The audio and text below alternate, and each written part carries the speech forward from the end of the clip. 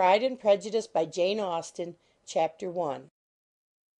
It is a truth universally acknowledged that a single man in possession of a good fortune must be in want of a wife.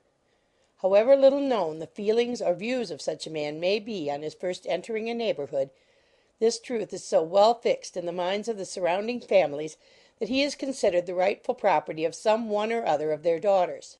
"My dear Mr. Bennet," said his lady to him one day, "have you heard that Netherfield Park is let at last?" Mr. Bennet replied that he had not.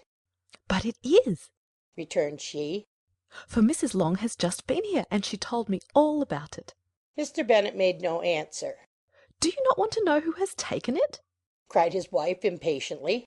You want to tell me, and I have no objection to hearing it. This was invitation enough.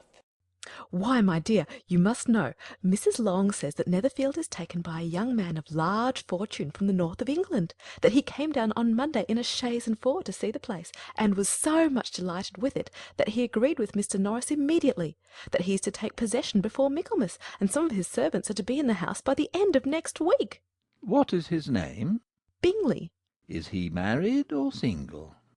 "Oh, single, my dear, to be sure. A single man of large fortune, 4,000 or 5,000 a year. What a fine thing for our girls!" How so? How can it affect them? "My dear Mr. Bennet," replied his wife, "how can you be so tiresome? You must know that I am thinking of his marrying one of them." Is that his design in settling here? "Design? Nonsense! How can you talk so? But it is very likely that he may fall in love with one of them, and therefore you must visit him as soon as he comes." I see no occasion for that. You and the girls may go, or you may send them by themselves, which perhaps will be still better, for as you are as handsome as any of them, Mr. Bingley may like you the best of the party. "My dear, you flatter me. I certainly have had my share of beauty, but I do not pretend to be anything extraordinary now. When a woman has 5 grown-up daughters, she ought to give over thinking of her own beauty." In such cases, a woman has not often much beauty to think of. "But, my dear, you must indeed go and see Mr. Bingley when he comes into the neighbourhood." It is more than I engage for, I assure you. "But consider your daughters. Only think what an establishment it would be for one of them. Sir William and Lady Lucas are determined to go merely on that account, for in general, you know, they visit no newcomers. Indeed, you must go, for it will be impossible for us to visit him if you do not." You are over-scrupulous, surely. I dare say Mr. Bingley will be very glad to see you, and I will send a few lines by you to assure him of my hearty consent to his marrying whichever he chooses of the girls, though I must throw in a good word for my little Lizzie.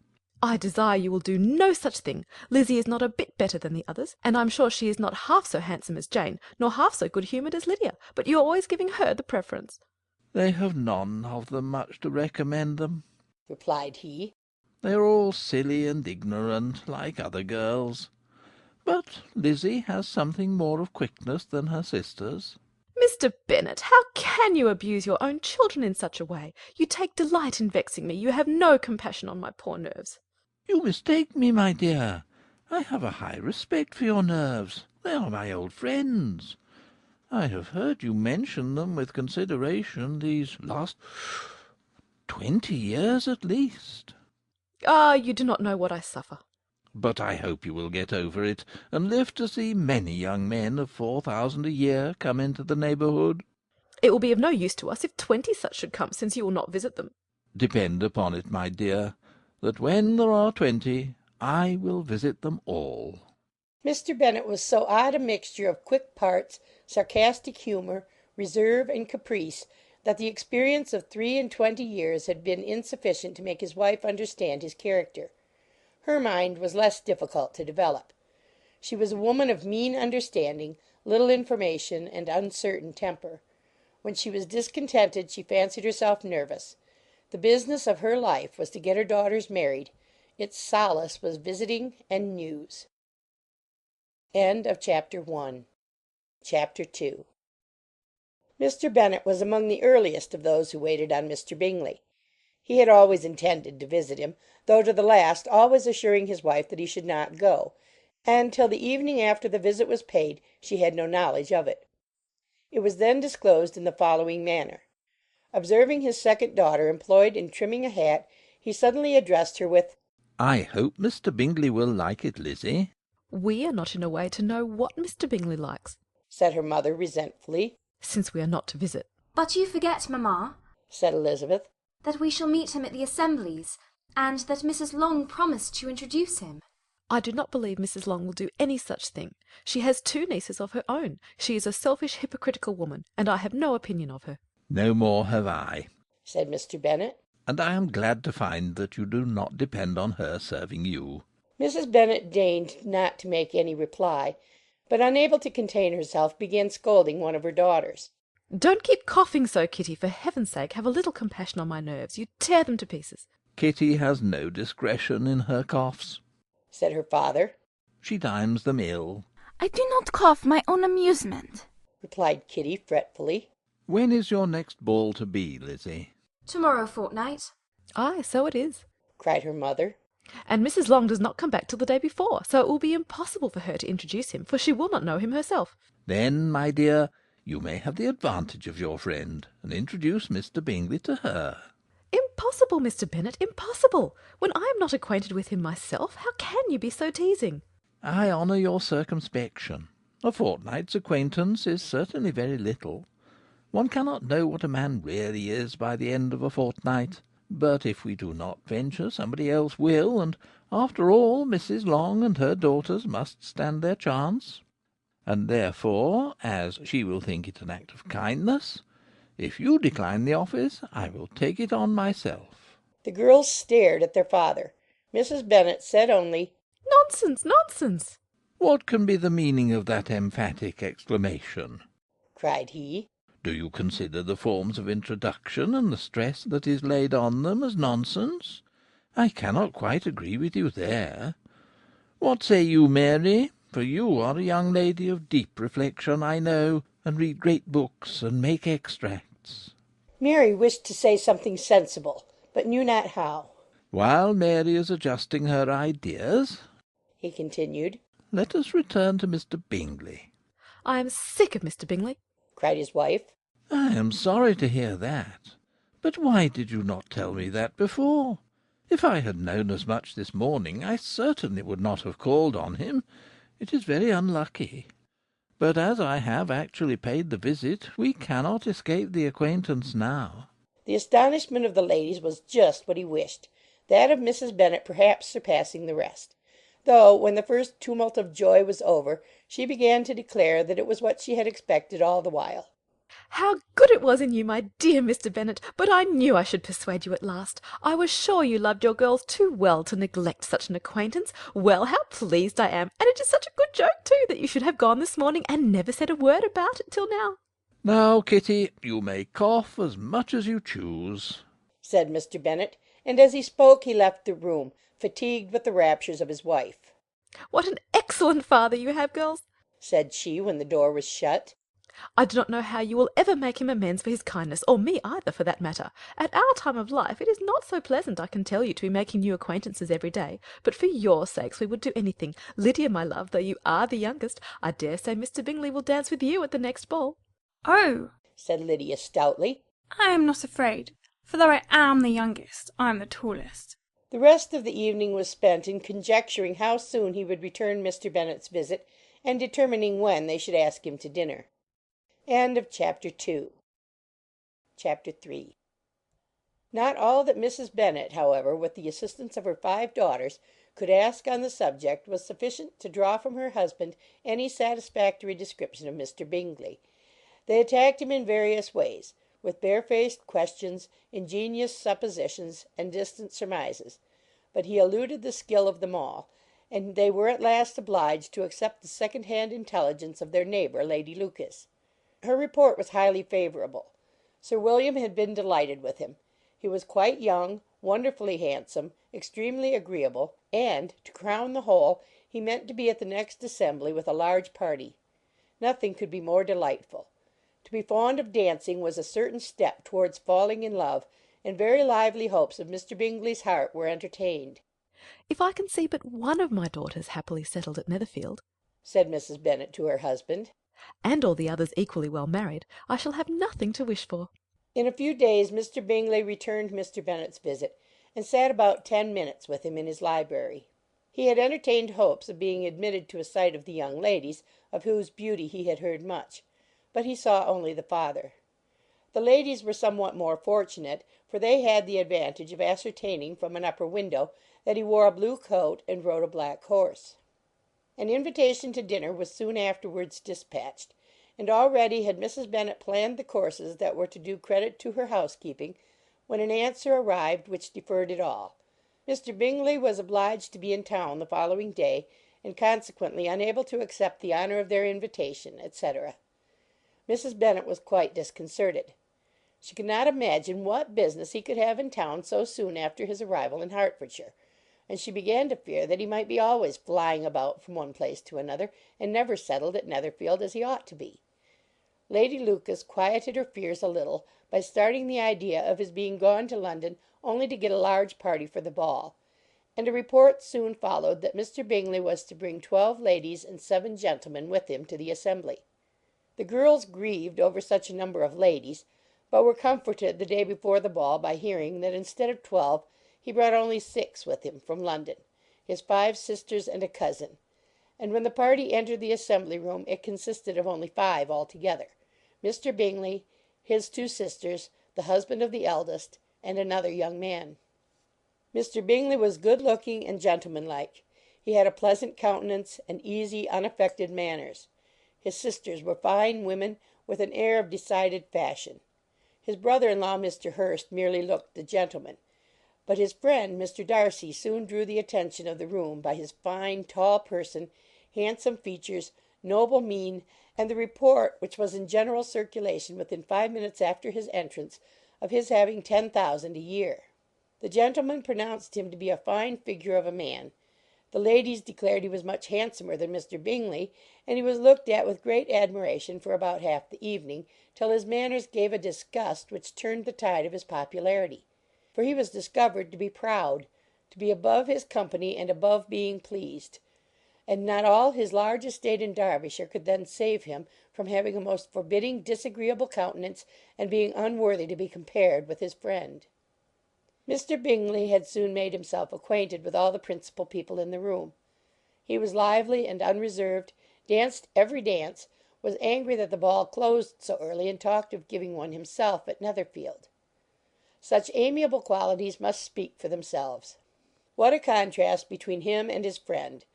Mr. Darcy danced only once with Mrs. Hurst and once with Miss Bingley, declined being introduced to any other lady, and spent the rest of the evening in walking about the room, speaking occasionally to one of his own party.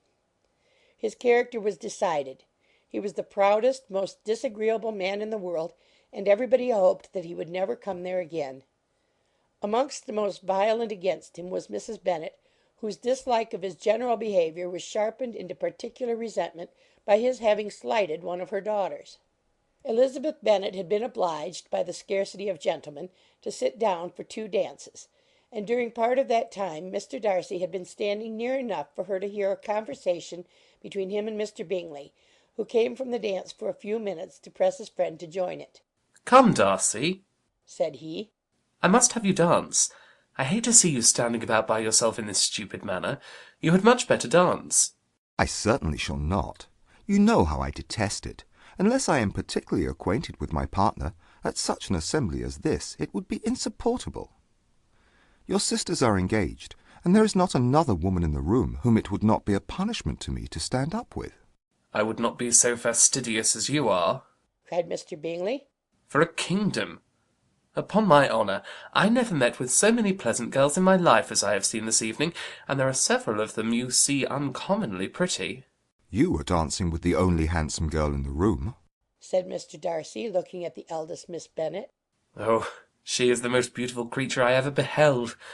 But there is one of her sisters sitting down just behind you, who is very pretty, and I dare say very agreeable. Do let me ask my partner to introduce you." "Which do you mean?"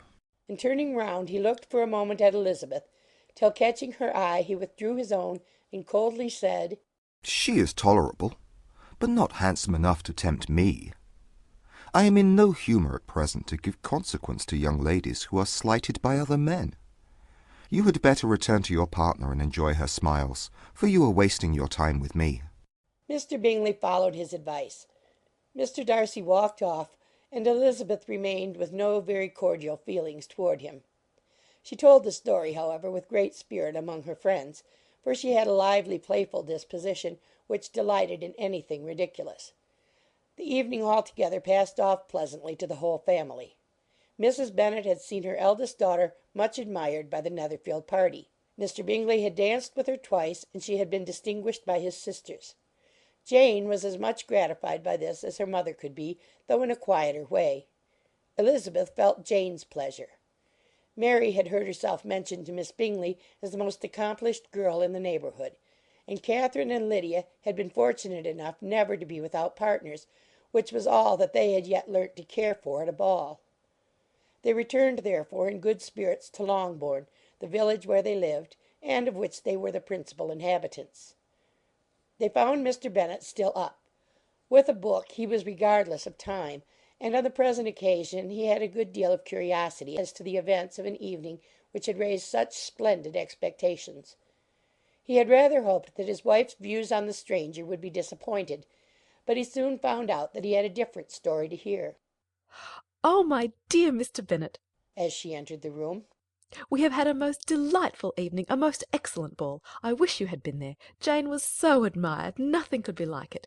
Everybody said how well she looked, and Mr. Bingley thought her quite beautiful, and danced with her twice. Only think of that, my dear! He actually danced with her twice, and she was the only creature in the room that he asked a second time. First of all he asked Miss Lucas. I was so vexed to see him stand up with her, but however he did not admire her at all. Indeed, nobody can, you know, and he seemed quite struck with Jane as she was going down the dance. So he inquired who she was, and got introduced, and asked her for the two next. Then the 2/3 he danced with Miss King, and the 2/4 with Maria Lucas, and the 2/5 with Jane again, and the 2/6 with Lizzie, and the Boulanger. If he had any compassion for me, cried her husband impatiently, he would not have danced half so much. For God's sake, say no more of his partners. Oh, that he had sprained his ankle in the first dance! Oh, my dear, I am quite delighted with him. He is so excessively handsome, and his sisters are charming women. I never in my life saw anything more elegant than their dresses. I dare say the lace on Mrs. Hurst's gown—" Here she was interrupted again. Mr. Bennet protested against any description of finery. She was therefore obliged to seek another branch of the subject, and related with much bitterness of spirit and some exaggeration the shocking rudeness of Mr. Darcy. "But I can assure you," she added, "that Lizzie does not lose much by not suiting his fancy, for he is a most disagreeable, horrid man, not at all worth pleasing, so high and so conceited that there was no enduring him. He walked here and he walked there, fancying himself so very great. Not handsome enough to dance with. I wish you had been there, my dear, to have given him one of your set-downs. I quite detest the man." End of chapter 3. Chapter 4. When Jane and Elizabeth were alone, the former, who had been cautious in her praise of Mr. Bingley before, expressed to her sister just how very much she admired him. "He is just what a young man ought to be," said she. "Sensible, good-humoured, lively, and I never saw such happy manners, so much ease with such perfect good breeding." He is also handsome, replied Elizabeth, which a young man ought likewise to be if he possibly can. His character is thereby complete. "I was very much flattered by his asking me to dance a second time. I did not expect such a compliment." Did not you? I did for you. But that is one great difference between us. Compliments always take you by surprise, and me never. What could be more natural than his asking you again? He could not help seeing that you were about 5 times as pretty as every other woman in the room. No thanks to his gallantry for that.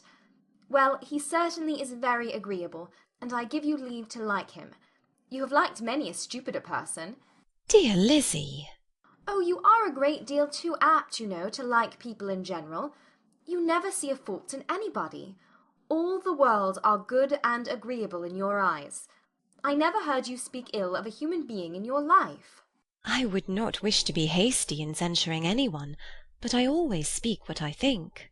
"I know you do, and it is that which makes the wonder. with your good sense, to be so honestly blind to the follies and nonsense of others? Affectation of candour is common enough, one meets with it everywhere. But to be candid without ostentation or design, to take the good of everybody's character and make it still better, and say nothing of the bad, belongs to you alone. And so you like this man's sisters too, do you? Their manners are not equal to his. Certainly not, at first. But they are very pleasing women when you converse with them. Miss Bingley is to live with her brother and keep his house, and I am much mistaken if we shall not find a very charming neighbour in her. Elizabeth listened in silence, but was not convinced.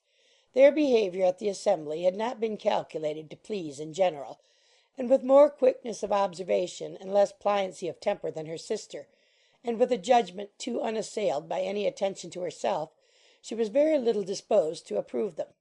They were in fact very fine ladies, not deficient in good humour when they were pleased, nor in the power of making themselves agreeable when they chose it, but proud and conceited. They were rather handsome, had been educated in one of the first private seminaries in town, had a fortune of £20,000, were in the habit of spending more than they ought, and of associating with people of rank, and were therefore in every respect entitled to think well of themselves and meanly of others.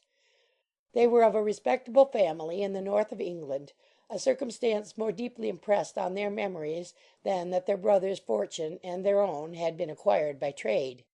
Mr. Bingley inherited property to the amount of nearly £100,000 from his father, who had intended to purchase an estate, but did not live to do it. Mr. Bingley intended it likewise, and sometimes made choice of his county, but as he was now provided with a good house and the liberty of a manor, it was doubtful to many of those who best knew the easiness of his temper whether he might not spend the remainder of his days at Netherfield, and leave the next generation to purchase. His sisters were anxious for his having an estate of his own, but though he was now only established as a tenant, Miss Bingley was by no means unwilling to preside at his table, nor was Mrs. Hurst, who had married a man of more fashion than fortune, less disposed to consider his house as her home when it suited her.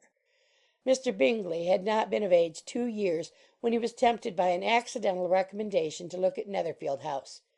He did look at it, and into it, for half an hour, was pleased with the situation in the principal rooms, satisfied with what the owner said in its praise, and took it immediately. Between him and Darcy there was a very steady friendship, in spite of great opposition of character.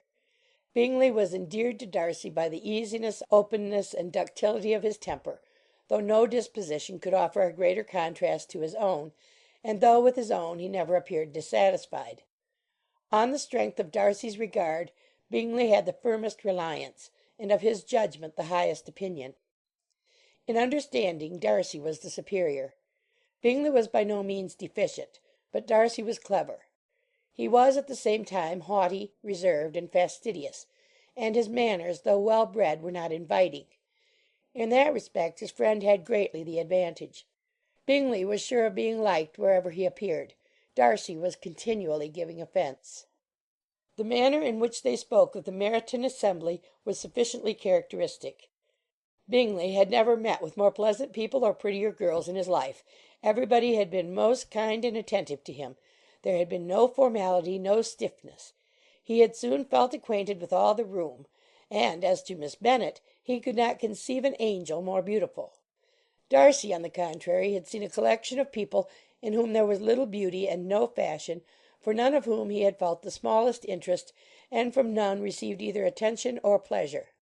Miss Bennet he acknowledged to be pretty, but she smiled too much.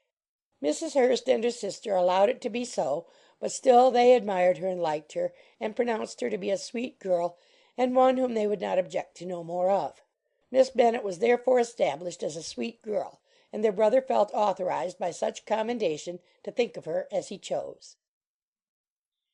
Chapter 5. Within a short walk of Longbourn lived a family with whom the Bennets were particularly intimate.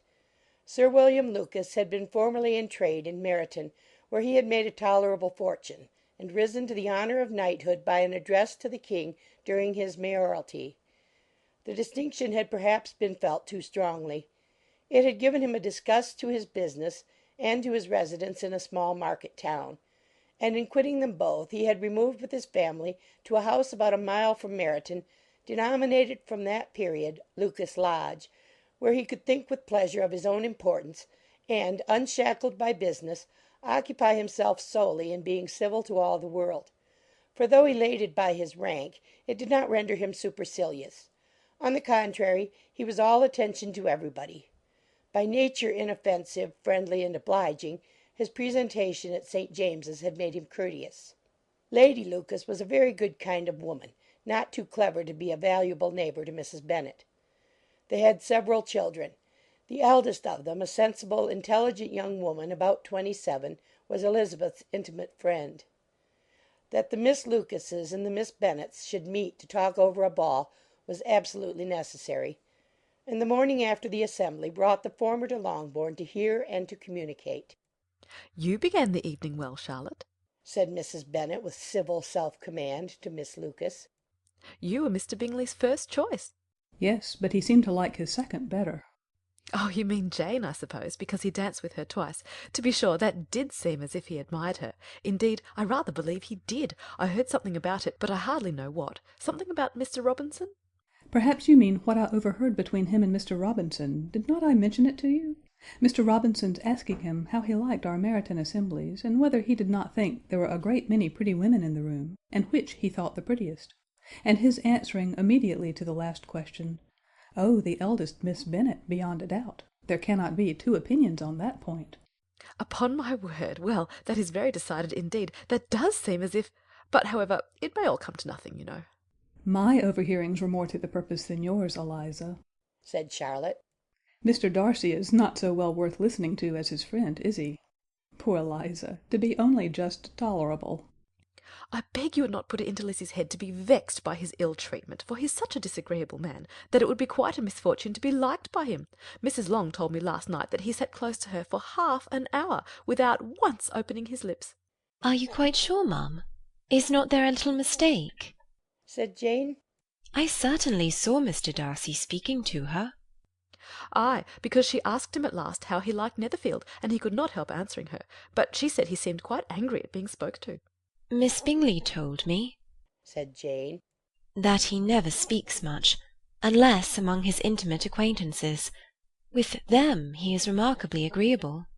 "I do not believe a word of it, my dear. If he had been so very agreeable he would have talked to Mrs. Long. But I can guess how it was. Everybody says that he is eat up with pride, and I dare say he had heard somehow that Mrs. Long does not keep a carriage, and had come to the ball in a hack chaise." "I do not mind his not talking to Mrs. Long," said Miss Lucas. "but I wish he had danced with Eliza." "Another time, Lizzie," said her mother. "I would not dance with him if I were you." I believe, ma'am, I may safely promise you never to dance with him." "His pride," said Miss Lucas, "does not offend me so much as pride often does, because there is an excuse for it. One cannot wonder that so very fine a young man, with family, fortune, everything in his favour, should think highly of himself. If I may so express it, he has a right to be proud." "That is very true," replied Elizabeth, "and I could easily forgive his pride if he had not mortified mine." "Pride," observed Mary, who piqued herself upon the solidity of her reflections, "is a very common failing, I believe. By all that I have ever read, I am convinced that it is very common indeed, that human nature is particularly prone to it, and that there are very few of us who do not cherish a feeling of self-complacency on the score of some quality or other, real or imaginary. Vanity and pride are different things, though the words are often used synonymously. A person may be proud without being vain. Pride relates more to our opinion of ourselves, vanity to what we would have others think of us." "If I were as rich as Mr. Darcy," cried a young Lucas who came with his sisters, "I should not care how proud I was. I would keep a pack of foxhounds, and drink a bottle of wine a day." "Then you would drink a great deal more than you ought," said Mrs. Bennet. "and if I were to see you at it, I should take away your bottle directly." The boy protested that she should not. She continued to declare that she would, and the argument ended only with the visit. End of chapter 5. Chapter 6. The ladies of Longbourn soon waited on those of Netherfield. The visit was soon returned in due form. Miss Bennet's pleasing manners grew on the good will of Mrs. Hurst and Miss Bingley; and though the mother was found to be intolerable, and the younger sisters not worth speaking to, a wish of being better acquainted with them was expressed towards the two eldest. By Jane this attention was received with the greatest pleasure, but Elizabeth still saw superciliousness in their treatment of everybody, hardly excepting even her sister, and could not like them, though their kindness to Jane, such as it was, had a value, as arising in all probability from the influence of their brother's admiration. It was generally evident whenever they met that he did admire her, and to her it was equally evident that Jane was yielding to the preference which she had begun to entertain for him from the first, and was in a way to be very much in love. But she considered with pleasure that it was not likely to be discovered by the world in general, since Jane united with great strength of feeling, a composure of temper, and a uniform cheerfulness of manner which would guard her from the suspicions of the impertinent. She mentioned this to her friend Miss Lucas. "It may perhaps be pleasant," replied Charlotte, "to be able to impose on the public in such a case, but it is sometimes a disadvantage to be so very guarded. If a woman conceals her affection with the same skill from the object of it, she may lose the opportunity of fixing him, and it will then be but poor consolation to believe the world equally in the dark. There is so much of gratitude or vanity in almost every attachment that it is not safe to leave any to itself. We can all begin freely; a slight preference is natural enough, but there are very few of us who have heart enough to be really in love without encouragement. In 9 cases out of 10 a woman had better show more affection than she feels. Bingley likes your sister undoubtedly, but he may never do more than like her if she does not help him on." But she does help him on, as much as her nature will allow. If I can perceive her regard for him, he must be a simpleton indeed not to discover it too. "Remember, Eliza, that he does not know Jane's disposition as you do." But if a woman is partial to a man, and does not endeavour to conceal it, he must find it out. "Perhaps he must, if he sees enough of her. But, though Bingley and Jane meet tolerably often, it is never for many hours together, and as they always see each other in large mixed parties, it is impossible that every moment should be employed in conversing together. Jane should therefore make the most of every half hour in which she can command his attention. When she is secure of him, there will be more leisure for falling in love as much as she chooses." Your plan is a good one, replied Elizabeth, where nothing is in question but the desire of being well married, and if I were determined to get a rich husband, or any husband, I dare say I should adopt it. But these are not Jane's feelings. She is not acting by design. As yet she cannot even be certain of the degree of her own regard, nor of its reasonableness. She has known him only a fortnight. She danced 4 dances with him at Meryton. She saw him one morning at his own house, and has since dined with him in company 4 times. This is not quite enough to make her understand his character. "Not as you represent it. Had she merely dined with him, she might only have discovered whether he had a good appetite.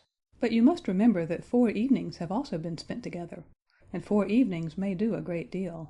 Yes, these 4 evenings have enabled them to ascertain that they both like 21 better than commerce, but with respect to any other leading characteristic, I do not imagine that much has been unfolded. "Well," said Charlotte, "I wish Jane success with all my heart, and if she were married to him tomorrow, I should think she had as good a chance of happiness as if she were to be studying his character for a 12-month. Happiness in marriage is entirely a matter of chance. If the dispositions of the parties are ever so well known to each other, or ever so similar beforehand, it does not advance their felicity in the least. They always continue to grow sufficiently unlike afterwards to have their share of vexation, and it is better to know as little as possible of the defects of the person with whom you are to pass your life." You make me laugh, Charlotte, but it is not sound. You know it is not sound, and that you would never act in this way yourself. Occupied in observing Mr. Bingley's attentions to her sister, Elizabeth was far from suspecting that she was herself becoming an object of some interest in the eyes of his friend. Mr. Darcy had at first scarcely allowed her to be pretty. He had looked at her without admiration at the ball, and when they next met he looked at her only to criticise. But no sooner had he made it clear to himself and his friends that she hardly had a good feature in her face, than he began to find it was rendered uncommonly intelligent by the beautiful expression of her dark eyes. To this discovery succeeded some others equally mortifying. Though he had detected with a critical eye more than one failure of perfect symmetry in her form, he was forced to acknowledge her figure to be light and pleasing, and in spite of his asserting that her manners were not those of the fashionable world, he was caught by their easy playfulness. Of this she was perfectly unaware. To her he was only the man who made himself agreeable nowhere, and who had not thought her handsome enough to dance with. He began to wish to know more of her, and, as a step towards conversing with her himself, attended to her conversation with others. His doing so drew her notice. It was at Sir William Lucas's, where a large party were assembled. "What does Mr. Darcy mean," said she to Charlotte, "by listening to my conversation with Colonel Forster?" That is a question which Mr. Darcy only can answer. "But if he does it any more, I shall certainly let him know that I see what he is about. He has a very satirical eye, and if I do not begin by being impertinent myself, I shall soon grow afraid of him." On his approaching them soon afterwards, though without seeming to have any intention of speaking, Miss Lucas defied her friend to mention such a subject to him, which immediately provoking Elizabeth to do it, she turned to him and said, "Did you not think, Mr. Darcy, that I expressed myself uncommonly well just now, when I was teasing Colonel Forster to give us a ball at Meryton?" With great energy.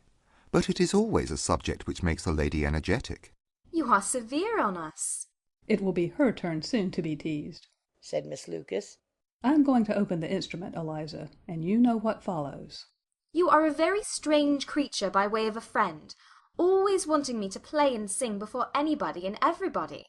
If my vanity had taken a musical turn, you would have been invaluable.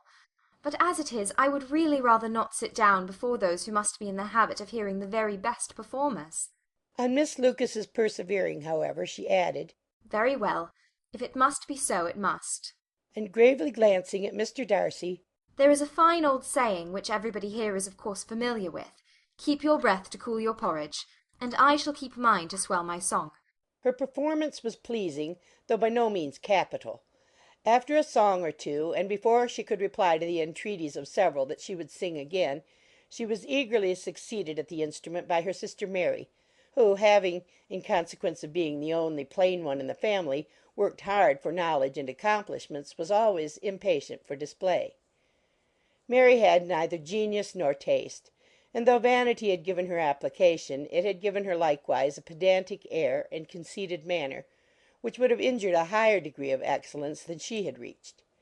Elizabeth, easy and unaffected, had been listened to with much more pleasure, though not playing half so well, and Mary, at the end of a long concerto, was glad to purchase praise and gratitude by Scotch and Irish airs at the request of her younger sisters, who, with some of the Lucases and 2 or 3 officers, joined eagerly in dancing at one end of the room. Mr. Darcy stood near them in silent indignation at such a mode of passing the evening to the exclusion of all conversation, and was too much engrossed by his thoughts to perceive that Sir William Lucas was his neighbour till Sir William thus began. "What a charming amusement for young people this is, Mr. Darcy. There's nothing like dancing, after all. I consider it as one of the first refinements of polished society." Certainly, sir. And it has the advantage also of being in vogue amongst the less polished societies of the world. Every savage can dance. Sir William only smiled. "Your friend performs delightfully," he continued after a pause, on seeing Bingley join the group. "and I doubt not that you are adept in the science yourself, Mr. Darcy." You saw me dance at Meryton, I believe, sir. "Yes, indeed, and received no inconsiderable pleasure from the sight. Do you often dance at St. James's?" Never, sir. "Do you not think it would be a proper compliment to the place?" It is a compliment which I never pay to any place if I can avoid it. "You have a house in town, I conclude?" Mr. Darcy bowed. "I had once had some thought of fixing in town myself, for I am fond of superior society, but I did not feel quite certain that the air of London would agree with Lady Lucas." He paused in hopes of an answer, but his companion was not disposed to make any, and Elizabeth at that instant moving towards them, he was struck with the action of doing a very gallant thing, and called out to her, "My dear Miss Eliza, why are you not dancing? Mr. Darcy, you must allow me to present this young lady to you as a very desirable partner." And taking her hand, he would have given it to Mr. Darcy, who, though extremely surprised, was not unwilling to receive it, when she instantly drew back, and said, with some discomposure, to Sir William, "Indeed, sir, I have not the least intention of dancing. I entreat you not to suppose that I moved this way in order to beg for a partner." Mr. Darcy, with grave propriety, requested to be allowed the honour of her hand, but in vain. Elizabeth was determined. Nor did Sir William at all shake her purpose by his attempt at persuasion. You excel so much in the dance, Miss Eliza, that it is cruel to deny me the happiness of seeing you. And though this gentleman dislikes the amusement in general, he can have no objection, I am sure, to oblige us for 1/2 hour. "Mr. Darcy is all politeness," said Elizabeth, smiling. He is, indeed. But considering the inducement, my dear Miss Eliza, we cannot wonder at his complaisance, for who would object to such a partner? Elizabeth looked archly and turned away. Her resistance had not injured her with the gentleman, and he was thinking of her with some complacency when thus accosted by Miss Bingley. "I can guess the subject of your reverie." I should imagine not. "You are considering how insupportable it would be to pass many evenings in this manner, in such society. And indeed I am quite of your opinion. I was never more annoyed. The insipidity and yet the noise, the nothingness and yet the self-importance of all those people. What will I give to hear your strictures on them?" Your conjecture is totally wrong, I assure you. My mind was more agreeably engaged. I have been meditating on the very great pleasure which a pair of fine eyes in the face of a pretty woman can bestow. Miss Bingley immediately fixed her eyes on his face, and desired he would tell her what lady had the credit of inspiring such reflections. Mr. Darcy replied with great intrepidity, Miss Elizabeth Bennet. "Miss Elizabeth Bennet?" repeated Miss Bingley. "I am all astonishment. How long has she been such a favourite? And pray when am I to wish you joy?" That is exactly the question which I expected you to ask. A lady's imagination is very rapid. It jumps from admiration to love, from love to matrimony, in a moment. I knew you would be wishing me joy. "Nay, if you're serious about it, I shall consider the matter is absolutely settled. You will be having a charming mother-in-law indeed, and of course she will always be at Pemberley with you." He listened to her with perfect indifference while she chose to entertain herself in this manner, and as his composure convinced her that all was safe, her wit flowed long. Chapter 7. Mr. Bennet's property consisted almost entirely in an estate of 2,000 a year, which, unfortunately for his daughters, was entailed, in default of heirs male, on a distant relation; and their mother's fortune, though ample for her situation in life, could but ill supply the deficiency of his. Her father had been an attorney in Meryton, and had left her £4,000. She had a sister married to a Mr. Phillips, who had been a clerk to their father, and succeeded him in the business, and a brother settled in London in a respectable line of trade. The village of Longbourn was only 1 mile from Meryton, a most convenient distance for the young ladies, who were usually tempted thither 3 or 4 times a week to pay their duty to their aunt and to a milliner's shop just over the way. The 2 youngest of the family, Catherine and Lydia, were particularly frequent in these attentions. Their minds were more vacant than their sisters', and when nothing better offered, a walk to Meryton was necessary to amuse their morning hours and furnish conversation for the evening. And however bare of news the country in general might be, they always contrived to learn some from their aunt. At present, indeed, they were well supplied both with news and happiness by the recent arrival of a militia regiment in the neighbourhood. It was to remain the whole winter, and Meryton was the headquarters. Their visits to Mrs. Phillips were now productive of the most interesting intelligence. Every day added something to their knowledge of the officers' names and connections. Their lodgings were not long a secret, and at length they began to know the officers themselves. Mr. Phillips visited them all, and this opened to his nieces a store of felicity unknown before. They could talk of nothing but officers, and Mr. Bingley's large fortune, the mention of which gave animation to their mother, was worthless in their eyes when opposed to the regimentals of an ensign. After listening one morning to their effusions on this subject, Mr. Bennet coolly observed, From all that I can collect by your manner of talking, you must be two of the silliest girls in the country. I have suspected it for some time, but now I am convinced." Catherine was disconcerted and made no answer, but Lydia, with perfect indifference, continued to express her admiration of Captain Carter, and her hope of seeing him in the course of the day, as he was going the next morning to London.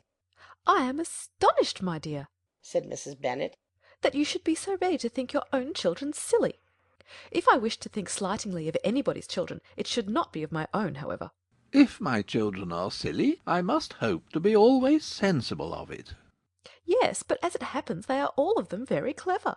This is the only point, I flatter myself, on which we do not agree.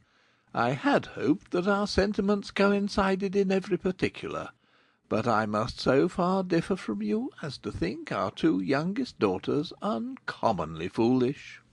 "My dear Mr. Bennet, you must not expect such girls to have the sense of their father and mother. When they get to our age, I dare say they will not think about officers any more than we do. I remember the time when I liked a red coat myself very well, and indeed so I do still at my heart, and if a smart young colonel with 5,000 or 6,000 a year should want one of my girls, I should not say nay to him, and I thought Colonel Forster looked very becoming the other night at Sir William's in his regimentals." Mamma, cried Lydia, my aunt says that Colonel Forster and Captain Carter do not go so often to Miss Watson's as they did when they first came. She sees them now very often standing in Clark's library. Mrs. Bennet was prevented replying by the entrance of the footman with a note for Miss Bennet.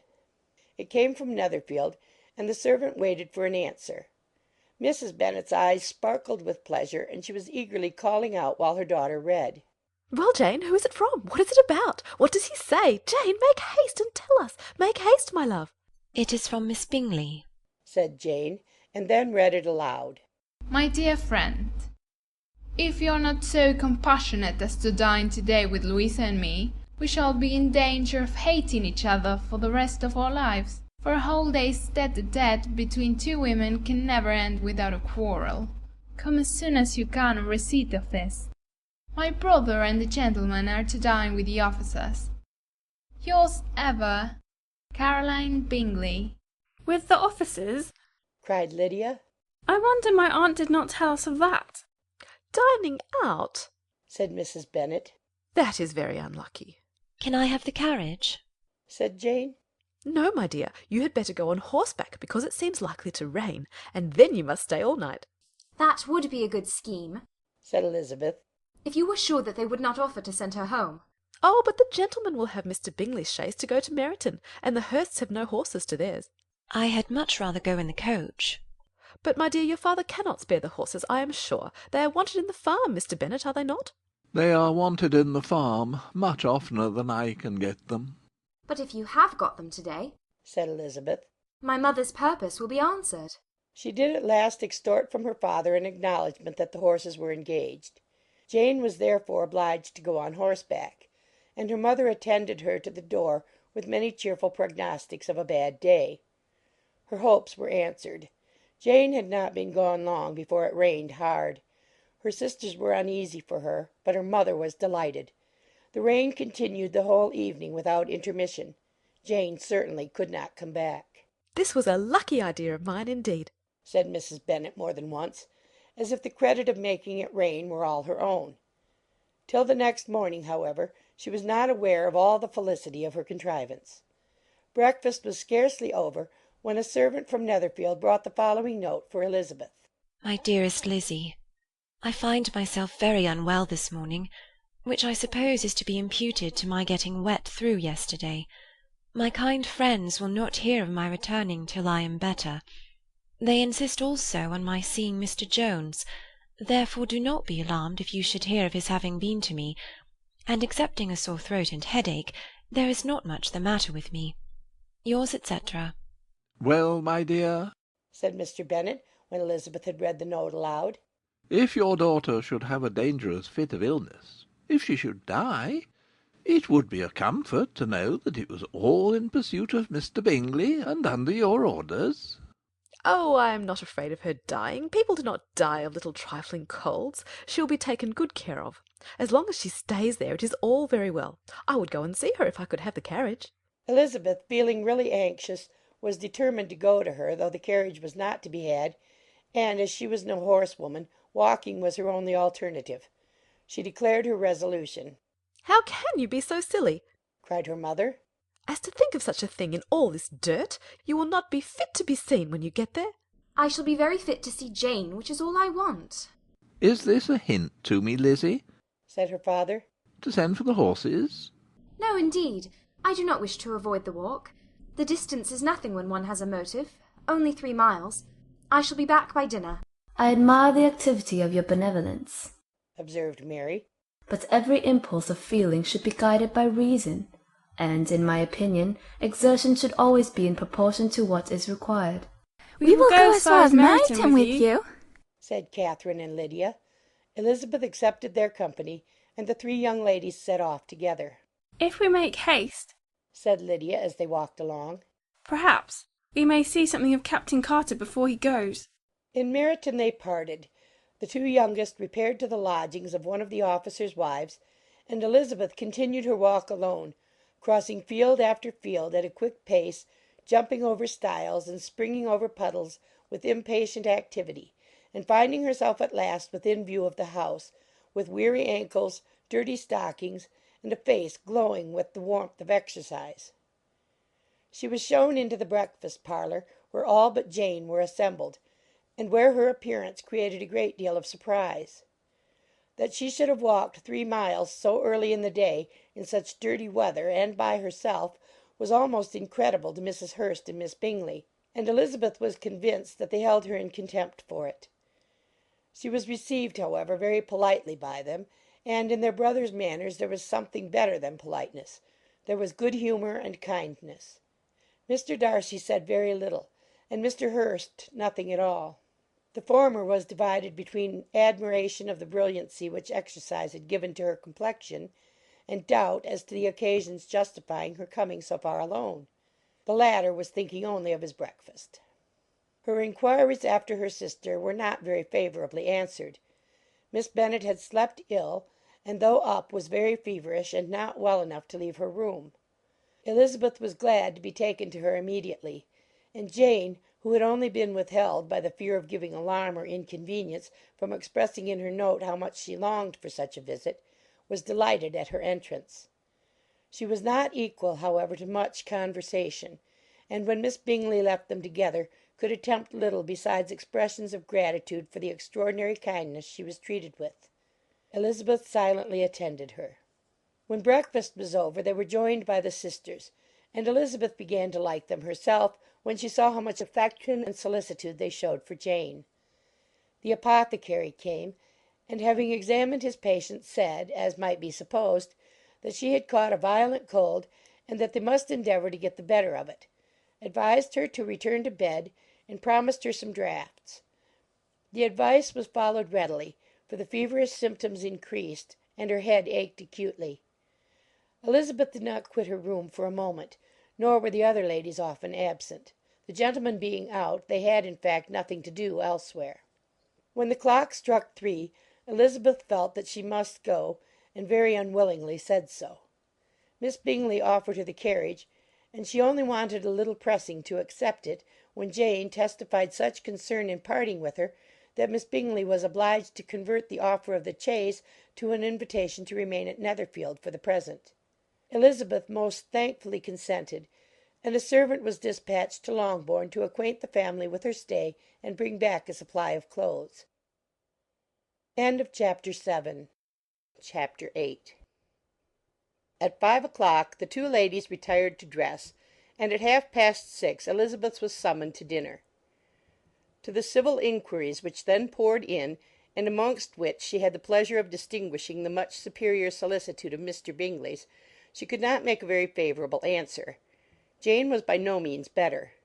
The sisters, on hearing this, repeated 3 or 4 times how much they were grieved, how shocking it was to have a bad cold, and how excessively they disliked being ill themselves, and then thought no more of the matter, and their indifference towards Jane, when not immediately before them, restored Elizabeth to the enjoyment of all her former dislike. Their brother, indeed, was the only one of the party whom she could regard with any complacency. His anxiety for Jane was evident, and his attentions to herself most pleasing, and they prevented her feeling herself so much an intruder as she believed she was considered by the others. She had very little notice from any but him. Miss Bingley was engrossed by Mr. Darcy, her sister scarcely less so, and as for Mr. Hurst, by whom Elizabeth sat, he was an indolent man, who lived only to eat, drink, and play at cards, who, when he found her to prefer a plain dish to a ragout, had nothing to say to her. When dinner was over, she returned directly to Jane, and Miss Bingley began abusing her as soon as she was out of the room. Her manners were pronounced to be very bad indeed, a mixture of pride and impertinence. She had no conversation, no style, no beauty. Mrs. Hurst thought the same, and added, "She has nothing, in short, to recommend her but being an excellent walker. I shall never forget her appearance this morning. She really looked almost wild." She did indeed, Louisa. I could hardly keep my countenance. Very nonsensical to come at all. Why must she be scampering about the country because her sister had a cold? Her hair so untidy, so blowsy. Yes, and her petticoat. I hope you saw her petticoat. 6 inches deep in mud, I am absolutely certain, and the gown which had been let down to hide it not doing its office. Your picture may be very exact, Louisa, said Bingley, but this was all lost upon me. I thought Miss Elizabeth Bennet looked remarkably well when she came down into the room this morning. Her dirty petticoat quite escaped my notice. You observe it, Mr. Darcy, I am sure, said Miss Bingley, and I am inclined to think that you would not wish to see your sister make such an exhibition. Certainly not. To walk 3 miles, or 4 miles, or 5 miles, or whatever it is, above her ankles in dirt, and alone, quite alone. What could she mean by it? It seems to me to show an abominable sort of conceited independence, a most country town indifference to decorum. It shows an affection for her sister that is very pleasing, said Bingley. I am afraid, Mr. Darcy, observed Miss Bingley in a half-whisper, that this adventure has rather affected your admiration of her fine eyes. Not at all, he replied. They were brightened by the exercise. A short pause followed this speech, and Mrs. Hurst began again. I have an excessive regard for Miss Jane Bennet. She is really a very sweet girl, and I wish with all my heart she were well settled. But with such a father and mother, and such low connections, I am afraid there is no chance of it. I think I have heard you say that their uncle is an attorney at Meryton. Yes, and they have another, who lives somewhere near Cheapside. That is capital, added her sister, and they both laughed heartily. If they had uncles enough to fill all Cheapside, cried Bingley, it would not make them one jot less agreeable. But it must very materially lessen their chance of marrying men of any consideration in the world, replied Darcy. To this speech Bingley made no answer, but his sisters gave it their hearty assent, and indulged their mirth for some time at the expense of their dear friend's vulgar relations. With a renewal of tenderness, however, they returned to her room on leaving the dining-parlour, and sat with her till summoned to coffee. She was still very poorly, and Elizabeth would not quit her at all till late in the evening, when she had the comfort of seeing her sleep, and when it seemed to her rather right than pleasant that she should go downstairs herself. On entering the drawing-room she found the whole party at loo, and was immediately invited to join them.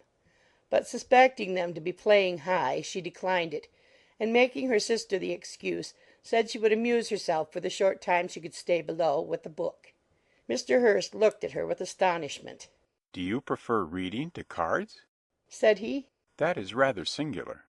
Miss Eliza Bennet, said Miss Bingley, despises cards. She is a great reader, and has no pleasure in anything else. I deserve neither such praise nor such censure, cried Elizabeth. I am not a great reader, and I have pleasure in many things. In nursing your sister I am sure you have pleasure, said Bingley, and I hope it will soon be increased by seeing her quite well. Elizabeth thanked him from her heart, and then walked towards the table where a few books were lying. He immediately offered to fetch her others, all that his library afforded. And I wish my collection were larger for your benefit and my own credit. But I am an idle fellow, and though I have not many, I have more than I ever looked into. Elizabeth assured him that she could suit herself perfectly with those in the room. I am astonished, said Miss Bingley, that my father should have left so small a collection of books. What a delightful library you have at Pemberley, Mr. Darcy. It ought to be good, he replied. It has been the work of many generations. And then you have added so much to it yourself. You're always buying books. I cannot comprehend the neglect of a family library in such days as these. Neglect? I am sure you neglect nothing that can add to the beauties of that noble place. Charles, when you build your house, I wish it may be half as delightful as Pemberley. I wish it may. But I would really advise you to make your purchase in that neighbourhood, and take Pemberley for a kind of model. There is not a finer county in England than Derbyshire. With all my heart I will buy Pemberley itself if Darcy will sell it. I am talking of possibilities, Charles. Upon my word, Caroline, I should think it more possible to get Pemberley by purchase than by imitation. Elizabeth was so much caught with what passed as to leave her very little attention for her book, and soon laying it wholly aside, she drew near the card-table and stationed herself between Mr. Bingley and his eldest sister to observe the game. Is Miss Darcy much grown since the spring? said Miss Bingley. Will she be as tall as I am? I think she will. She is now about Miss Elizabeth Bennet's height, or rather taller. How I long to see her again! I never met with anybody who delighted me so much. Such a countenance, such manners, and so extremely accomplished for her age. Her performance on the pianoforte is exquisite. It is amazing to me, said Bingley, how young ladies can have patience to be so very accomplished as they all are. All young ladies accomplished? My dear Charles, what do you mean? Yes, all of them, I think. They all paint tables, cover screens, and net purses. I scarcely know any one who cannot do all this, and I am sure I never heard a young lady spoken of for the first time without being informed that she was very accomplished. Your list of the common extent of accomplishments, said Darcy, has too much truth. The word is applied to many a woman who deserves it no otherwise than by netting a purse or covering a screen. But I am very far from agreeing with you in your estimation of ladies in general. I cannot boast of knowing more than half a dozen, in the whole range of my acquaintance, that are really accomplished.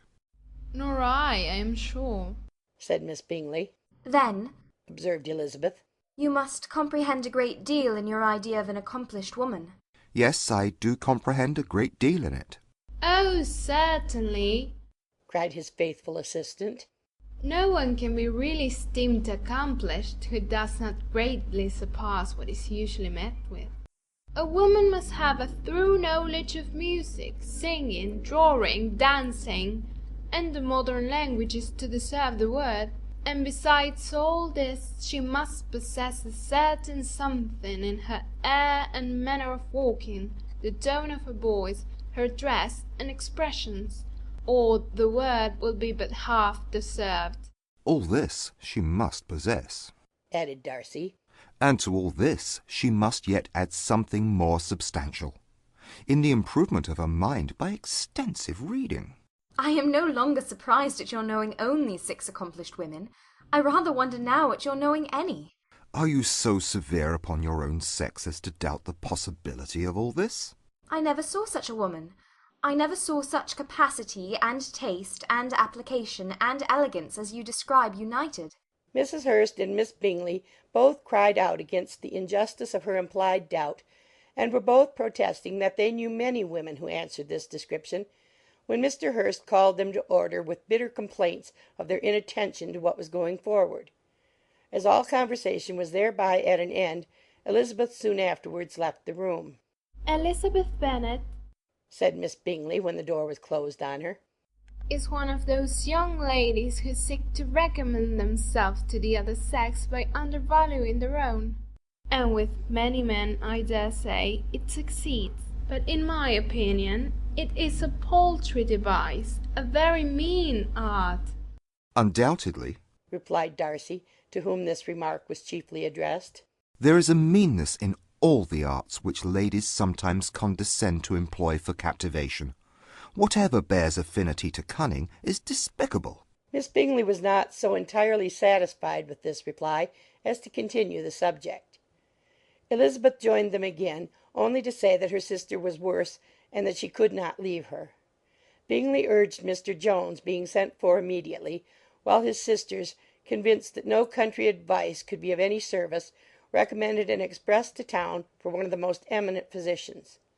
This she would not hear of, but she was not so unwilling to comply with their brother's proposal, and it was settled that Mr. Jones should be sent for early in the morning if Miss Bennet were not decidedly better. Bingley was quite uncomfortable. His sisters declared that they were miserable. They solaced their wretchedness, however, by duets after supper, while he could find no better relief to his feelings than by giving his housekeeper directions that every attention might be paid to the sick lady and her sister. Chapter 9.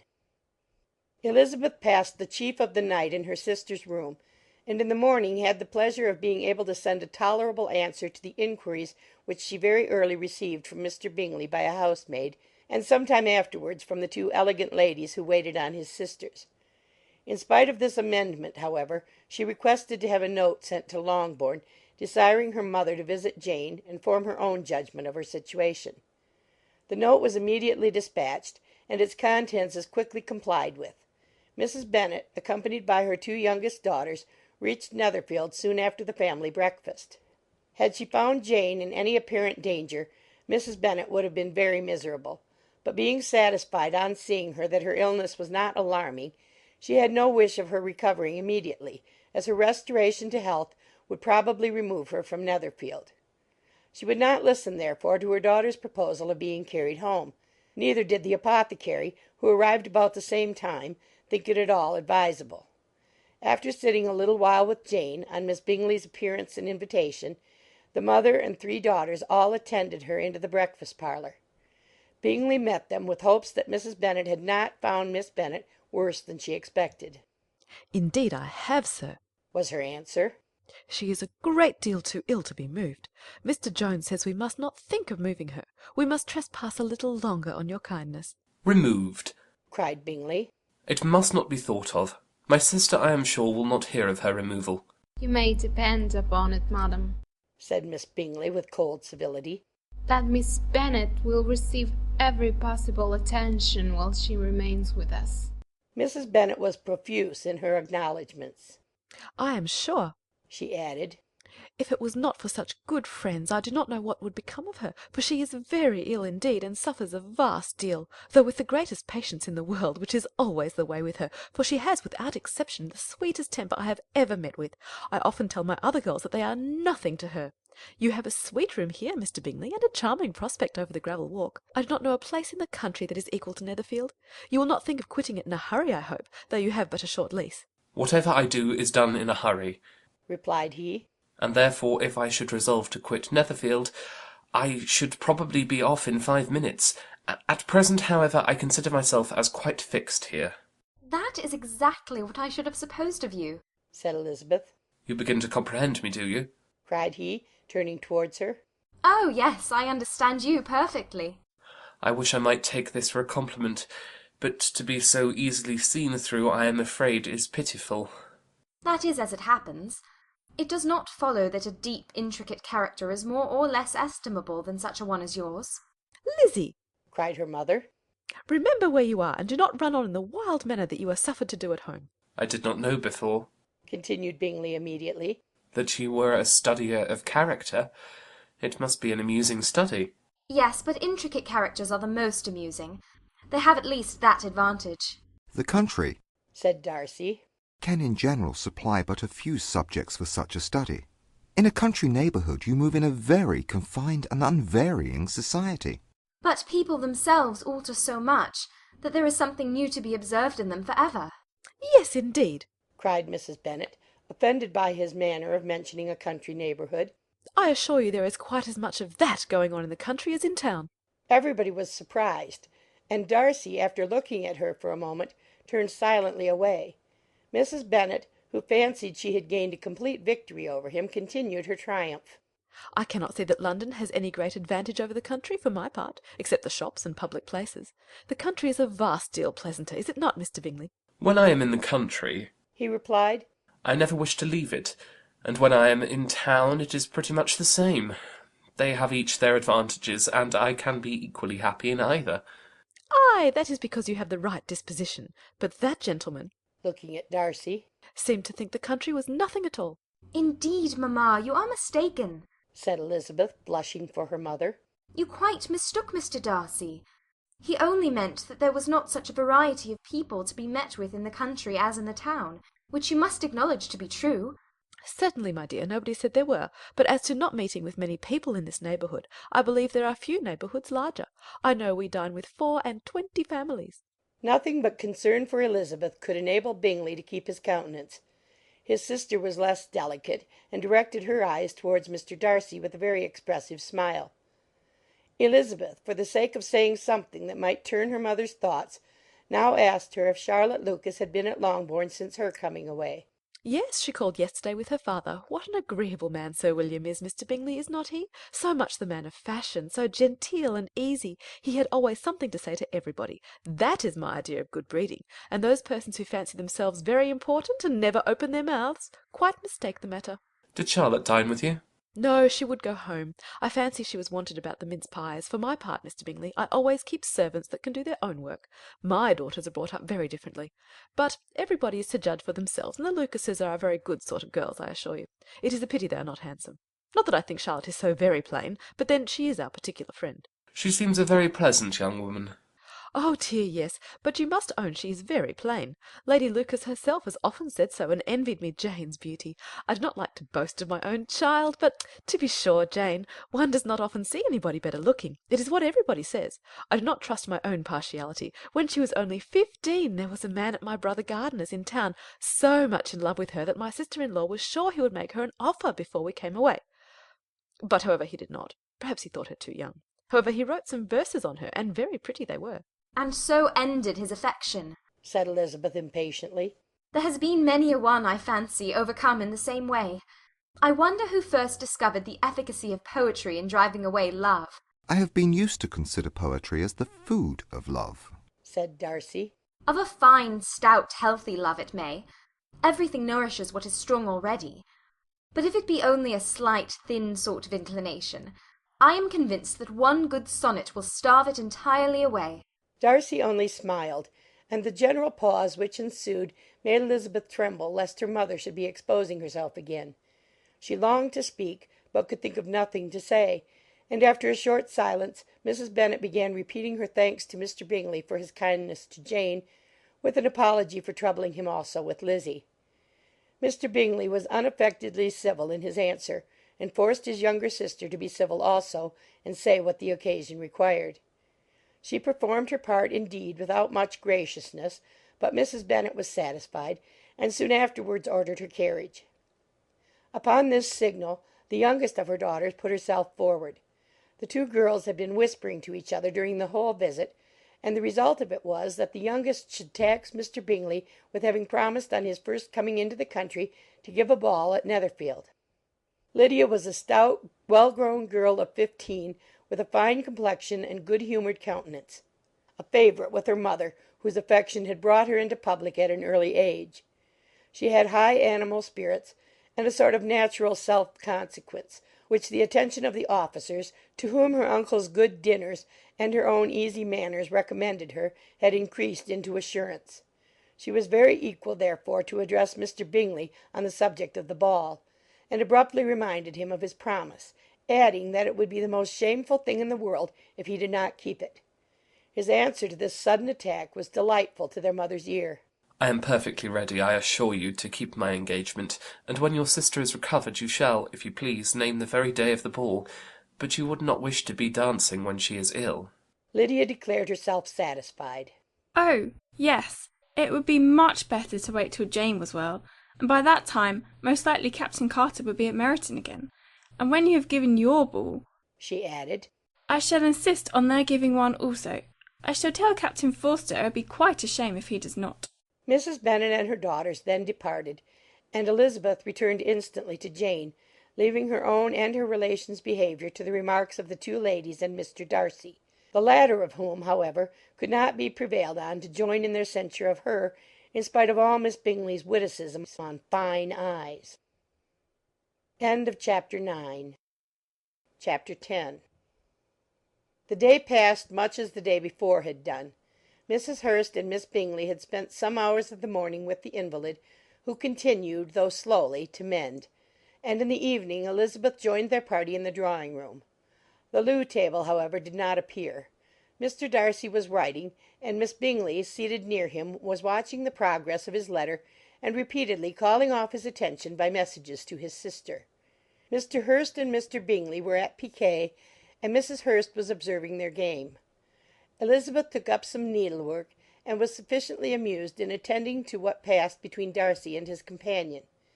The perpetual commendations of the lady, either on his handwriting, or on the evenness of his lines, or on the length of his letter, with the perfect unconcern with which her praises were received, formed a curious dialogue, and was exactly in union with her opinion of each.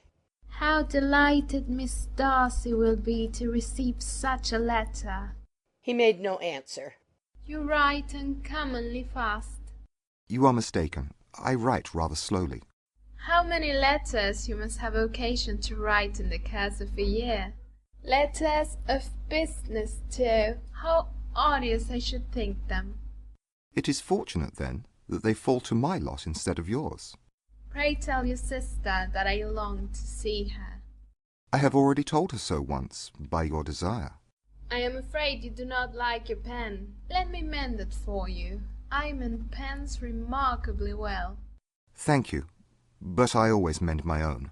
How can you contrive to write so even? He was silent. Tell your sister I am delighted to hear of her improvement on the harp, and pray let her know that I am quite in raptures with her beautiful little design for a table, and I think it infinitely superior to Miss Grantley's. Will you give me leave to defer your raptures till I write again? At present I have not room to do them justice. Oh, it is of no consequence. I shall see her in January. But do you always write such charming long letters to her, Mr. Darcy? They are generally long, but whether always charming, it is not for me to determine. It is a rule with me that a person who can write a long letter with ease cannot write ill. That will not do for a compliment to Darcy, Caroline, cried her brother. Because he does not write with ease. He studies too much for words of 4 syllables. Do you not, Darcy? My style of writing is very different from yours. Oh! cried Miss Bingley. Charles writes in the most careless way imaginable. He leaves out half his words and blots the rest. My ideas flow so rapidly that I have not time to express them, by which means my letters sometimes convey no ideas at all to my correspondents. Your humility, Mr. Bingley, said Elizabeth, must disarm reproof. Nothing is more deceitful, said Darcy, than the appearance of humility. It is often only carelessness of opinion, and sometimes an indirect boast. And which of the two do you call my little recent piece of modesty? The indirect boast, for you are really proud of your defects in writing, because you consider them as proceeding from a rapidity of thought and carelessness of execution, which, if not estimable, you think at least highly interesting. The power of doing anything with quickness is always prized much by the possessor, and often without any attention to the imperfection of the performance. When you told Mrs. Bennet this morning that if you ever resolved upon quitting Netherfield you should be gone in 5 minutes, you meant it to be a sort of panegyric, of compliment to yourself. And yet what is there so very laudable in a precipitance which must leave very necessary business undone, and can be of no real advantage to yourself or any one else? Nay, cried Bingley, this is too much, to remember at night all the foolish things that were said in the morning, and yet upon my honour I believe what I said of myself to be true, and I believe it at this moment. At least, therefore, I did not assume the character of needless precipitance merely to show off before the ladies. I dare say you believed it. But I am by no means convinced that you would be gone with such celerity. Your conduct would be quite as dependent on chance as that of any man I know. And if, as you were mounting your horse, a friend were to say, "Bingley, you had better stay till next week," you would probably do it. You would probably not go, and at another word might stay a month. You have only proved by this, cried Elizabeth, that Mr. Bingley did not do justice to his own disposition. You have shown him off now much more than he did himself. I am exceedingly gratified, said Bingley, by your converting what my friend says into a compliment of the sweetness of my temper. But I am afraid you are giving it a turn which that gentleman did by no means intend, for he would certainly think better of me if under such a circumstance I were to give a flat denial and ride off as fast as I could. Would Mr. Darcy then consider the rashness of your original intentions as atoned for by your obstinacy in adhering to it? Upon my word, I cannot exactly explain the matter. Darcy must speak for himself. You expect me to account for opinions which you choose to call mine, but which I have never acknowledged. Allowing the case, however, to stand according to your representation, you must remember, Miss Bennet, that the friend who is supposed to desire his return to the house, and the delay of his plan, has merely desired it, asked it without offering one argument in favour of its propriety. To yield readily, easily, to the persuasion of a friend is no merit with you. To yield without conviction is no compliment to the understanding of either. You appear to me, Mr. Darcy, to allow nothing for the influence of friendship and affection. A regard for the requester would often make one readily yield to a request, without waiting for arguments to reason one into it. I am not particularly speaking of such a case as you have supposed about Mr. Bingley. We may as well wait, perhaps, till the circumstance occurs before we discuss the discretion of his behaviour thereupon. But in general and ordinary cases between friend and friend, where one of them is desired by the other to change a resolution of no very great moment, should you think ill of that person for complying with the desire, without waiting to be argued into it? Will it not be advisable, before we proceed on this subject, to arrange with rather more precision the degree of importance which is to appertain to this request, as well as the degree of intimacy subsisting between the parties? By all means, cried Bingley. Let us hear all the particulars, not forgetting their comparative height and size, for that will have more weight in the argument of Miss Bennet than you may be aware of. I assure you that if Darcy were not such a great tall fellow in comparison with myself, I should not pay him half so much deference. I declare I do not know a more awful object than Darcy, on particular occasions, and in particular places, at his own house especially, and of a Sunday evening, when he has nothing to do. Mr. Darcy smiled, but Elizabeth thought she could perceive that he was rather offended, and therefore checked her laugh. Miss Bingley warmly resented the indignity he had received in an expostulation with her brother for talking such nonsense. "I see your design, Bingley," said his friend. "You dislike an argument, and want to silence this." Perhaps I do. Arguments are too much like disputes. If you and Miss Bennet will defer yours till I am out of the room, I shall be very thankful, and then you may say whatever you like of me. What you ask, said Elizabeth, is no sacrifice on my side, and Mr. Darcy had much better finish his letter. Mr. Darcy took her advice and did finish his letter. When that business was over, he applied to Miss Bingley and Elizabeth for an indulgence of some music. Miss Bingley moved with some alacrity to the pianoforte, and after a polite request that Elizabeth would lead the way, which the other as politely and more earnestly negatived, she seated herself. Mrs. Hurst sang with her sister, and while they were thus employed, Elizabeth could not help observing, as she turned over some music books that lay on the instrument, how frequently Mr. Darcy's eyes were fixed on her.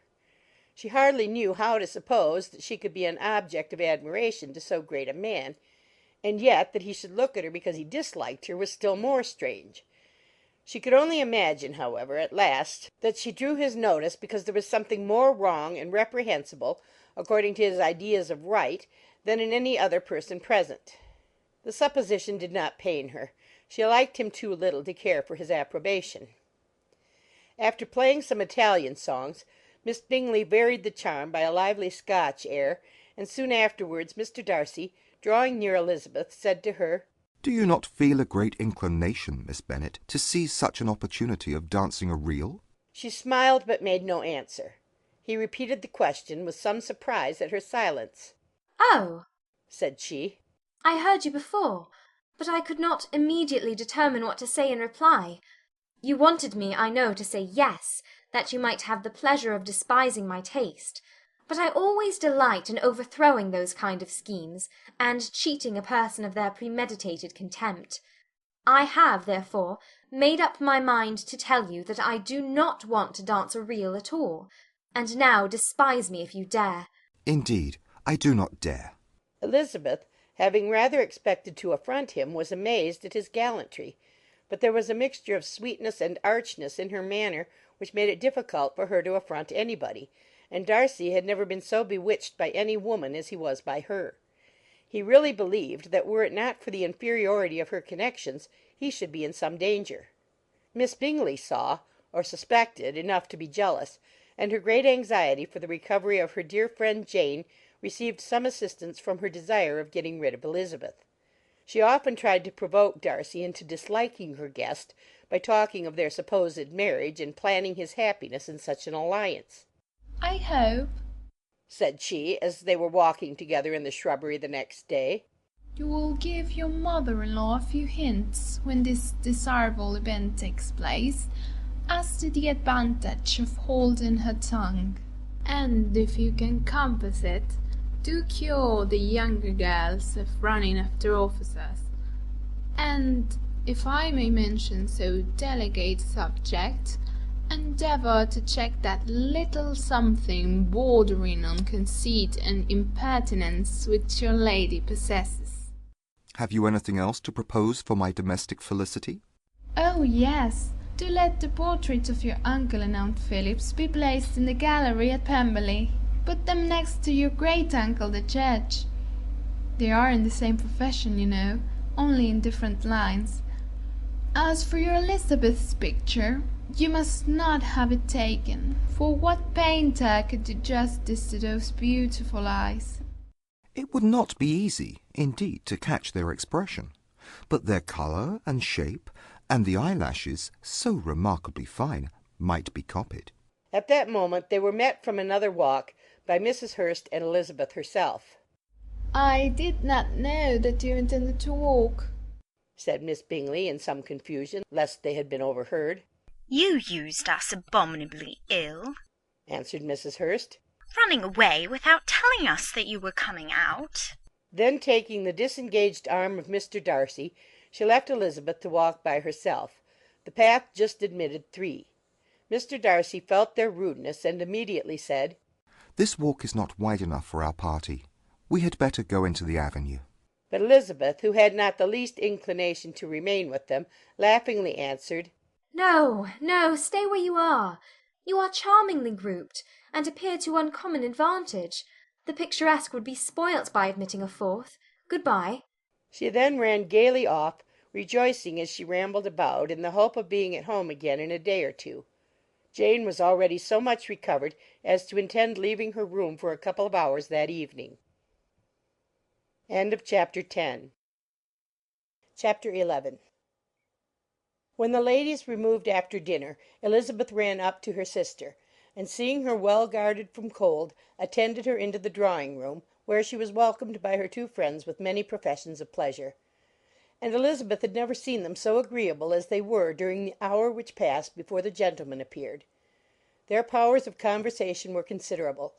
They could describe an entertainment with accuracy, relate an anecdote with humour, and laugh at their acquaintance with spirit. But when the gentlemen entered, Jane was no longer the first object.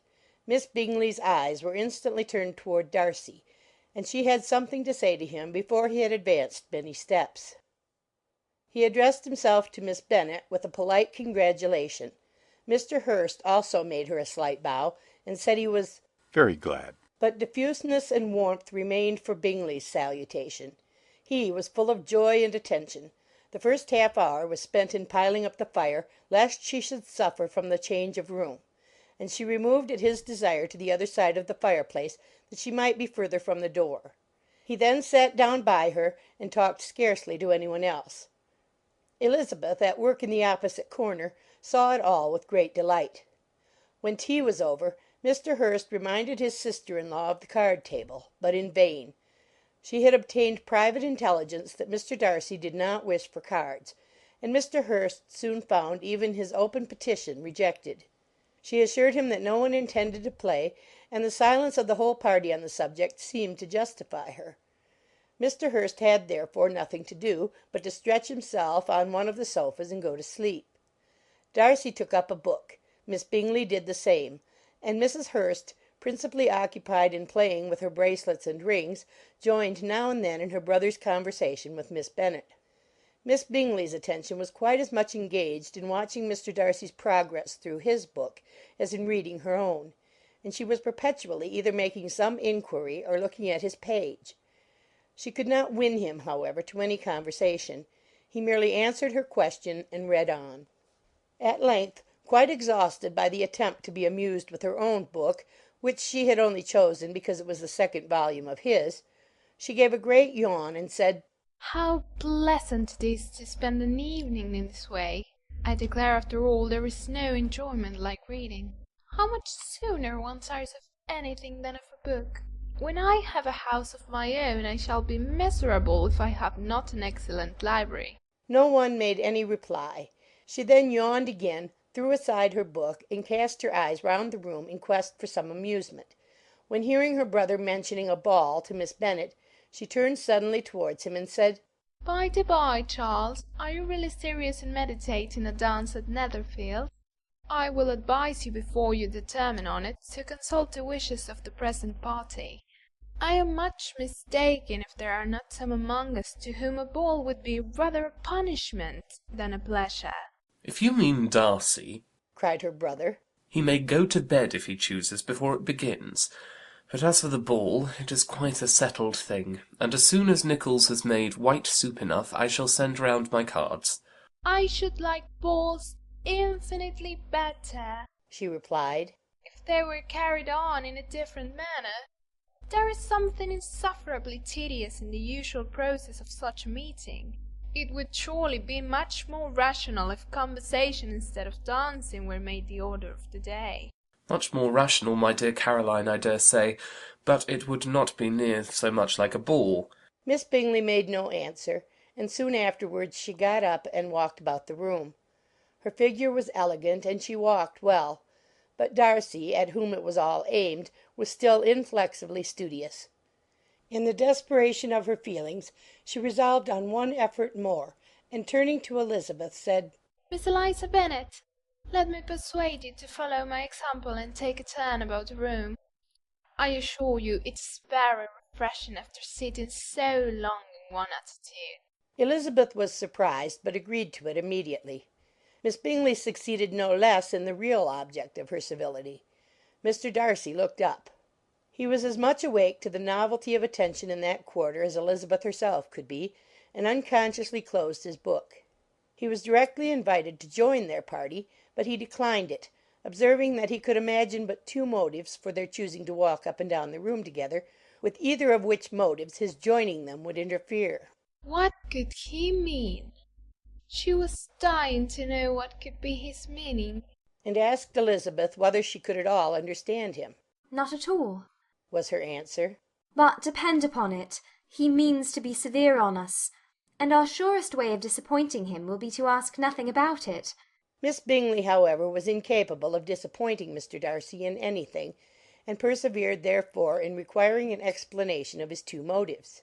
"I have not the smallest objection to explaining them," said he, as soon as she allowed him to speak.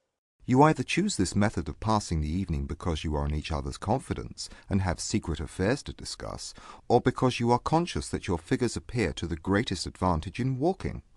If the first, I would be completely in your way, and if the second, I can admire you much better as I sit by the fire." "Oh, shocking!" cried Miss Bingley. "I never heard anything so abominable. How shall we punish him for such a speech?" "Nothing so easy, if you have but the inclination," said Elizabeth. "We can all plague and punish one another. Tease him, laugh at him. Intimate as you are, you must know how it is to be done." "But upon my honour, I do not. I do assure you that my intimacy has not yet taught me that.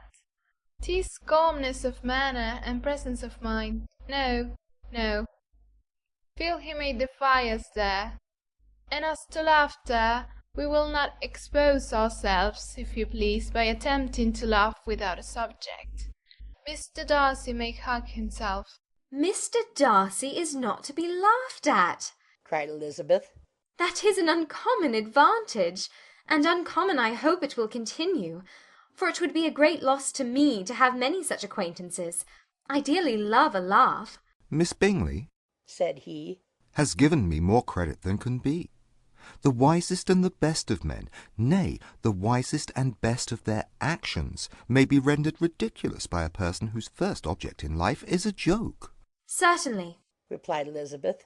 There are such people, but I hope I am not one of them. I hope I never ridicule what is wise and good. Follies and nonsense, whims and inconsistencies do divert me, I own, and I laugh at them whenever I can. But these, I suppose, are precisely what you are without. Perhaps that is not possible for anyone, but it has been the study of my life to avoid those weaknesses which often expose a strong understanding to ridicule. Such as vanity and pride.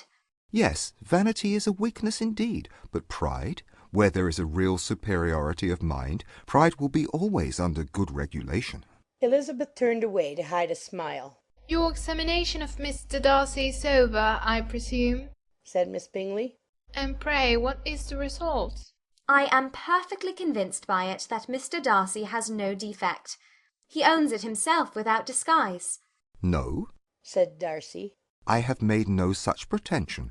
I have faults enough, but they are not, I hope, of understanding. My temper I dare not vouch for. It is, I believe, too little yielding, certainly too little for the convenience of the world. I cannot forget the follies and vices of others so soon as I ought, nor their offences against myself. My feelings are not puffed about with every attempt to move them. My temper would perhaps be called resentful. My good opinion once lost is lost forever. That is a failing indeed, cried Elizabeth. Implacable resentment is a shade in a character. But you have chosen your fault well. I really cannot laugh at it. You are safe from me. There is, I believe, in every disposition a tendency to some particular evil, a natural defect, which not even the best education can overcome. And your defect is to hate everybody. And yours, he replied with a smile, is wilfully to misunderstand them. Do let us have a little music, cried Miss Bingley, tired of a conversation in which she had no share. Louisa, you will not mind my waking Mr. Hurst? Her sister had not the smallest objection, and the pianoforte was opened, and Darcy, after a few moments' recollection, was not sorry for it. He began to feel the danger of paying Elizabeth too much attention. End of chapter 11. Chapter 12. In consequence of an agreement between the sisters, Elizabeth wrote the next morning to their mother to beg that the carriage might be sent for them in the course of the day. But Mrs. Bennet, who had calculated on her daughters remaining at Netherfield till the following Tuesday, which would exactly finish Jane's week, could not bring herself to receive them with pleasure before. Her answer, therefore, was not propitious, at least not to Elizabeth's wishes, for she was impatient to get home. Mrs. Bennet sent them word that they could not possibly have the carriage before Tuesday, and in her postscript it was added that if Mr. Bingley and his sister pressed them to stay longer, she could spare them very well.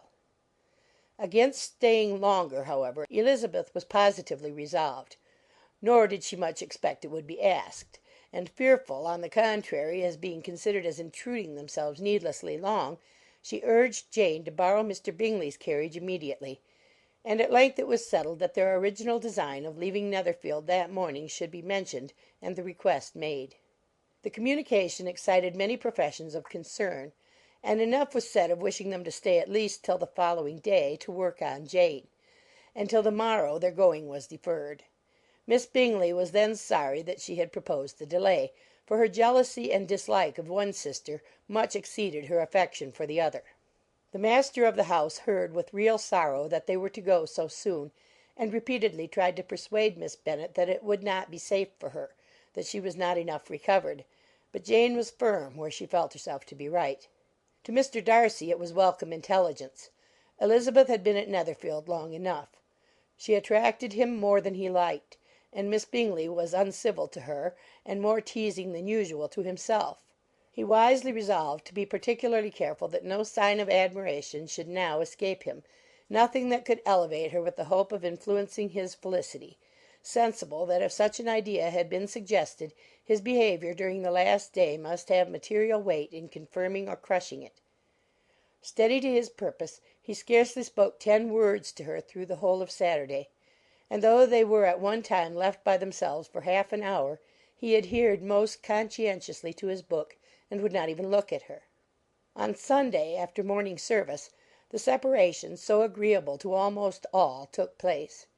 Miss Bingley's civility to Elizabeth increased at last very rapidly, as well as her affection for Jane, and when they parted, after assuring the latter of the pleasure it would always give her to see her either at Longbourn or Netherfield, and embracing her most tenderly, she even shook hands with the former.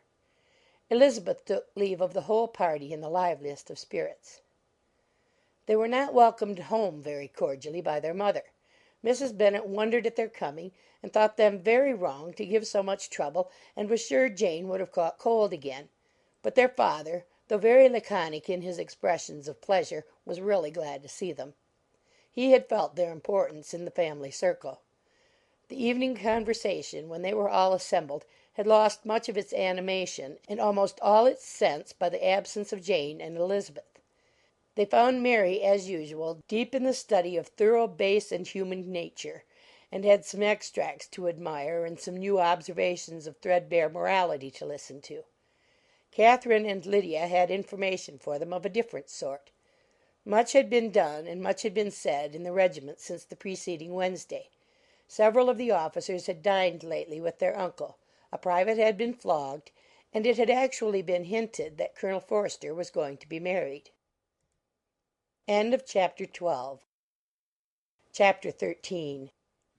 "I hope, my dear," said Mr. Bennet to his wife, as they were at breakfast the next morning, "that you have ordered a good dinner to-day, because I have reason to expect an addition to our family party." Who do you mean, my dear? I know of nobody that is coming, I am sure, unless Charlotte Lucas should happen to call in, and I hope my dinners are good enough for her. I do not believe she often sees such at home. The person of whom I speak is a gentleman and a stranger. Mrs. Bennet's eyes sparkled. A gentleman and a stranger? It is Mr. Bingley, I am sure. Well, I am sure I shall be extremely glad to see Mr. Bingley, but, good Lord, how unlucky! There is not a bit of fish to be got to-day. Lydia, my love, ring the bell. I must speak to Hill this moment. It is not Mr. Bingley, said her husband. It is a person whom I never saw in the whole course of my life. This roused a general astonishment, and he had the pleasure of being eagerly questioned by his wife and his 5 daughters at once. After amusing himself some time with their curiosity, he thus explained. About a month ago I received this letter, and about a fortnight ago I answered it, for I thought it a case of some delicacy, and requiring early attention. It is from my cousin, Mr. Collins, who, when I am dead, may turn you all out of this house as soon as he pleases. Oh, my dear, cried his wife, I cannot bear to hear that mentioned. Pray do not talk of that odious man. I do think it is the hardest thing in the world that your estate should be entailed away from your own children, and I am sure if I had been you, I should have tried long ago to do something or other about it. Jane and Elizabeth tried to explain to her the nature of an entail. They had often attempted to do it before, but it was a subject on which Mrs. Bennet was beyond the reach of reason, and she continued to rail bitterly against the cruelty of settling an estate away from a family of 5 daughters in favour of a man whom nobody cared anything about. It certainly is a most iniquitous affair, said Mr. Bennet, and nothing can clear Mr. Collins from the guilt of inheriting Longbourn. But if you will listen to his letter, you may perhaps be a little softened by his manner of expressing himself. No, that I am sure I shall not, and I think it is very impertinent of him to write to you at all, and very hypocritical. I hate such false friends. Why could he not keep on quarrelling with you as his father did before him? Why, indeed, he does seem to have had some filial scruples on that head, as you will hear. Hunsford, near Westerham, Kent, 15th of October, Dear Sir, the disagreement subsisting between yourself and my late honoured father always gave me much uneasiness, and since I have had the misfortune to lose him, I have frequently wished to heal the breach. But for some time I was kept back by my own doubts, fearing lest it might seem disrespectful to his memory for me to be on good terms with any one with whom it had always pleased him to be at variance. There, Mrs. Bennet. My mind, however, is now made up on the subject, for having received ordination at Easter, I have been so fortunate as to be distinguished by the patronage of the Right Honourable Lady Catherine de Bourgh, widow of Sir Louis de Bourgh, whose bounty and beneficence has preferred me to the valuable rectory of this parish, where it shall be my earnest endeavour to demean myself with grateful respect towards her ladyship, and be ever ready to perform those rites and ceremonies which are instituted by the Church of England. As a clergyman, moreover, I feel it my duty to promote and establish the blessing of peace in all families within the reach of my influence, and on these grounds I flatter myself that my present overtures are highly commendable, and that the circumstance of my being next in the entail of Longbourn estate will be kindly overlooked on your side, and not lead you to reject the offered olive branch. I cannot be otherwise than concerned at being the means of injuring your amiable daughters, and beg leave to apologize for it, as well as to assure you of my readiness to make them every possible amends. But of this hereafter. If you should have no objection to receive me into your house, I propose myself the satisfaction of waiting on you and your family Monday, November 18th, by 4 o'clock, and shall probably trespass on your hospitality till the Sunday se'nnight following, which I can do without any inconvenience, as Lady Catherine is far from objecting to my occasional absence on a Sunday, provided that some other clergyman is engaged to do the duty of the day.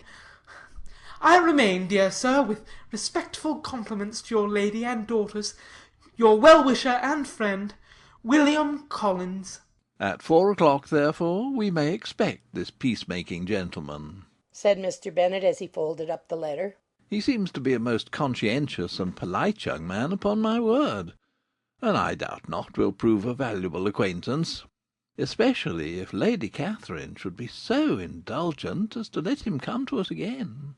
There is some sense in what he says about the girls, however, and if he is disposed to make them any amends, I shall not be the person to discourage him. Though it is difficult, said Jane, to guess in what way he can mean to make us the atonement he thinks our due. The wish is certainly to his credit. Elizabeth was chiefly struck by his extraordinary deference for Lady Catherine, and his kind intention of christening, marrying, and burying his parishioners whenever it were required. He must be an oddity, I think, said she. I cannot make him out. There is something very pompous in his style. And what can he mean by apologizing for being next in the entail? We cannot suppose he would help it if he could. Could he be a sensible man, sir? No, my dear, I think not. I have great hopes of finding him quite the reverse. There is a mixture of servility and self-importance in his letter which promises well. I am impatient to see him. In point of composition, said Mary, the letter does not seem defective. The idea of the olive branch perhaps is not wholly new, yet I think it is well expressed. To Catherine and Lydia, neither the letter nor its writer were in any degree interesting. It was next to impossible that their cousin should come in a scarlet coat, and it was now some weeks since they had received pleasure from the society of a man in any other colour. As for their mother, Mr. Collins's letter had done away with much of her ill will, and she was preparing to see him with a degree of composure which astonished her husband and daughters. Mr. Collins was punctual to his time, and was received with great politeness by the whole family. Mr. Bennet indeed said little, but the ladies were ready enough to talk, and Mr. Collins seemed neither in need of encouragement nor inclined to be silent himself. He was a tall, heavy-looking young man of 25. His air was grave and stately, and his manners were very formal. He had not been long seated before he complimented Mrs. Bennet on having so fine a family of daughters, said he had heard much of their beauty, but that in this instance fame had fallen short of the truth, and added that he did not doubt her seeing them all in due time disposed of in marriage. This gallantry was not much to the taste of some of his hearers, but Mrs. Bennet, who quarrelled with no compliments, answered most readily. You are very kind, I am sure, and I wish with all my heart it may prove so, for else they will be destitute enough. Things are settled so oddly. You allude, perhaps, to the entail of this estate? Ah, sir, I do indeed. It is a grievous affair to my poor girls, you must confess. Not that I mean to find fault with you, for such things I know are all chance in this world. There is no knowing how estates will go when once they come to be entailed. I am very sensible, madam, of the hardship to my fair cousins, and could say much on the subject, but that I am cautious of appearing forward and precipitate. But I can assure the young ladies that I come prepared to admire them. At present I will not say more, but perhaps when we are better acquainted. He was interrupted by a summons to dinner, and the girls smiled on each other. They were not the only objects of Mr. Collins's admiration. The hall, the dining-room, and all its furniture were examined and praised, and his commendation of everything would have touched Mrs. Bennet's heart but for the mortifying supposition of his viewing it all as his own future property. The dinner, too, in its turn, was highly admired, and he begged to know to which of his fair cousins the excellency of its cooking was owing. But he was set right there by Mrs. Bennet, who assured him with some asperity that they were very well able to keep a good cook, and that her daughters had nothing to do in the kitchen. He begged pardon for having displeased her. In a softened tone she declared herself not at all offended, but he continued to apologize for about a quarter of an hour. Chapter 14.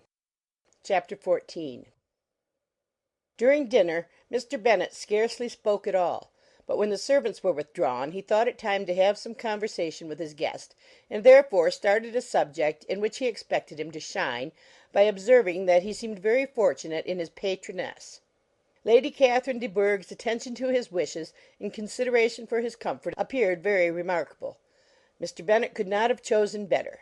Mr. Collins was eloquent in her praise. The subject elevated him to more than usual solemnity of manner, and with the most important aspect he protested that he had never in his life witnessed such behaviour in a person of rank, such affability and condescension as he had himself experienced from Lady Catherine. She had been graciously pleased to approve of both of the discourses which he had already had the honour of preaching before her. She had also asked him twice to dine at Rosings, and had sent for him only the Saturday before, to make up the pool of quadrille in the evening. Lady Catherine was reckoned proud by many people he knew, but he had never seen anything but affability in her. She had always spoken to him as she would to any other gentleman. She made not the smallest objection to his joining in the society of the neighbourhood, nor to his leaving the parish occasionally for a week or two to visit his relations.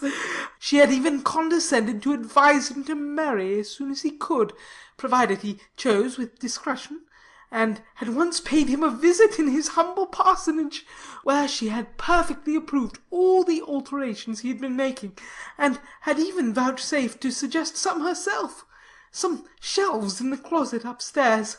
That is all very proper and civil, I am sure, said Mrs. Bennet. And I dare say she is a very agreeable woman. It is a pity that great ladies in general are not more like her. Does she live near you, sir? The garden in which stands my humble abode is separated only by a lane from Rosings Park, her ladyship's residence. I think you said she was a widow, sir? Has she any family? She has only one daughter, the heiress of Rosings, and a very extensive property. Ah, said Mrs. Bennet, shaking her head. Then she is better off than many girls. And what sort of a young lady is she? Is she handsome? She is a most charming young lady indeed. Lady Catherine herself says that, in point of true beauty, Miss de Bourgh is far superior to the handsomest of her sex, because there is that in her features which marks the young lady of distinguished birth. She is unfortunately of a sickly constitution, which has prevented her from making that progress in many accomplishments which she could not have otherwise failed of, as I am informed by the lady who superintended her education, and who still resides with them. But she is perfectly amiable, and often condescends to drive by my humble abode in her little phaeton and ponies. Has she been presented? I do not remember her name among the ladies at court. Her indifferent state of health unhappily prevents her being in town, and by that means, as I told Lady Catherine one day, has deprived the British court of its brightest ornaments. Her ladyship seemed pleased with the idea, and you may imagine that I am happy on every occasion to offer those little delicate compliments which are always acceptable to ladies. I have more than once observed to Lady Catherine that her charming daughter seemed born to be a duchess, and that the most elevated rank, instead of giving her consequence, would be adorned by her. These are the kind of little things which please her ladyship, and it is a sort of attention which I conceive myself peculiarly bound to pay. You judge very properly, said Mr. Bennet. And it is happy for you that you possess the talent of flattering with delicacy. May I ask whether these pleasing attentions proceed from the impulse of the moment, or are the result of previous study? They arise chiefly from what is passing at the time, and though I sometimes amuse myself with suggesting and arranging such little elegant compliments as may be adapted to ordinary occasions, I always wish to give them as unstudied an air as possible. Mr. Bennet's expectations were fully answered. His cousin was as absurd as he had hoped, and he listened to him with the keenest enjoyment, maintaining at the same time the most resolute composure of countenance, and, except in an occasional glance at Elizabeth, requiring no partner in his pleasure. By tea time, however, the dose had been enough, and Mr. Bennet was glad to take his guest into the drawing room again, and when tea was over, glad to invite him to read aloud to the ladies. Mr. Collins readily assented, and a book was produced. But on beholding it, for everything announced it to be from a circulating library, he started back, and begging pardon, protested that he never read novels. Kitty stared at him, and Lydia exclaimed. Other books were produced, and after some deliberation he chose Fordyce's Sermons. Lydia gaped as he opened the volume, and before he had, with very monotonous solemnity, read 3 pages, she interrupted him with, "Do you know, mamma, that my Uncle Phillips talks of turning away Richard, and if he does, Colonel Forster will hire him. My aunt told me herself on Saturday. I shall walk to Meryton to-morrow to hear more about it, and to ask when Mr. Denny comes back from town." Lydia was bid by her 2 eldest sisters to hold her tongue, but Mr. Collins, much offended, laid aside his book and said, I have often observed how little young ladies are interested by books of a serious stamp, though written solely for their benefit. It amazes me, I confess, for certainly there can be nothing so advantageous to them as instruction. But I will no longer importune my young cousin. Then, turning to Mr. Bennet, he offered himself as his antagonist at backgammon. Mr. Bennet accepted the challenge, observing that he acted very wisely in leaving the girls to their own trifling amusements. Mrs. Bennet and her daughters apologized most civilly for Lydia's interruption, and promised that it should not occur again if he would resume his book. But Mr. Collins, after assuring them that he bore his young cousin no ill will, and should never resent her behaviour as any affront, seated himself at another table with Mr. Bennet, and prepared for backgammon. Chapter 15. Mr. Collins was not a sensible man, and the deficiency of nature had been but little assisted by education or society, the greatest part of his life having been spent under the guidance of an illiterate and miserly father. And though he belonged to one of the universities, he had merely kept the necessary terms, without forming at it any useful acquaintance. The subjection in which his father had brought him up had given him originally great humility of manner, but it was now a good deal counteracted by the self-conceit of a weak head, living in retirement, and the consequential feelings of early and unexpected prosperity. A fortunate chance had recommended him to Lady Catherine de Bourgh when the living of Hunsford was vacant, and the respect which he felt for her high rank, and his veneration for her as his patroness, mingling with a very good opinion of himself, of his authority as a clergyman, and his right as a rector, made him altogether a mixture of pride and obsequiousness, self-importance and humility. Having now a good house and a very sufficient income, he intended to marry, and in seeking a reconciliation with the Longbourn family he had a wife in view, as he meant to choose one of the daughters if he found them as handsome and amiable as they were represented by common report. This was his plan of amends, of atonement, for inheriting their father's estate, and he thought it an excellent one, full of eligibility and suitableness, and excessively generous and disinterested on his own part. His plan did not vary on seeing them. Miss Bennet's lovely face confirmed his views, and established all his strictest notions of what was due to seniority, and for the first evening she was his settled choice.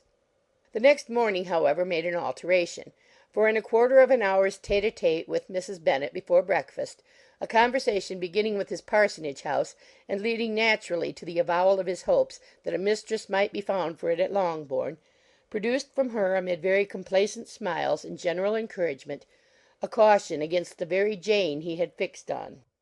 As to her younger daughters, she could not take upon her to say, she could not positively answer, but she did not know of any preposition. Her eldest daughter, she must just mention, she felt it incumbent on her to hint, was very likely to be soon engaged. Mr. Collins had only to change from Jane to Elizabeth, and it was soon done. Done while Mrs. Bennet was stirring the fire. Elizabeth, equally next to Jane in birth and beauty, succeeded her, of course. Mrs. Bennet treasured up the hint, and trusted that she might soon have two daughters married, and the man whom she could not bear to speak of the day before was now high in her good graces. Lydia's intention of walking to Meryton was not forgotten. Every sister except Mary agreed to go with her, and Mr. Collins was to attend them, at the request of Mr. Bennet, who was most anxious to get rid of him, and have his library to himself, for thither Mr. Collins had followed him after breakfast, and there he would continue, nominally engaged with one of the largest folios in the collection, but really talking to Mr. Bennet, with little cessation, of his house and garden at Hunsford. Such doings discomposed Mr. Bennet exceedingly.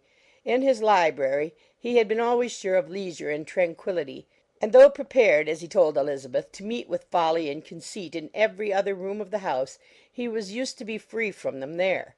His civility, therefore, was most prompt in inviting Mr. Collins to join his daughters in their walk, and Mr. Collins, being in fact much better fitted for a walker than a reader, was extremely pleased to close his large book and go.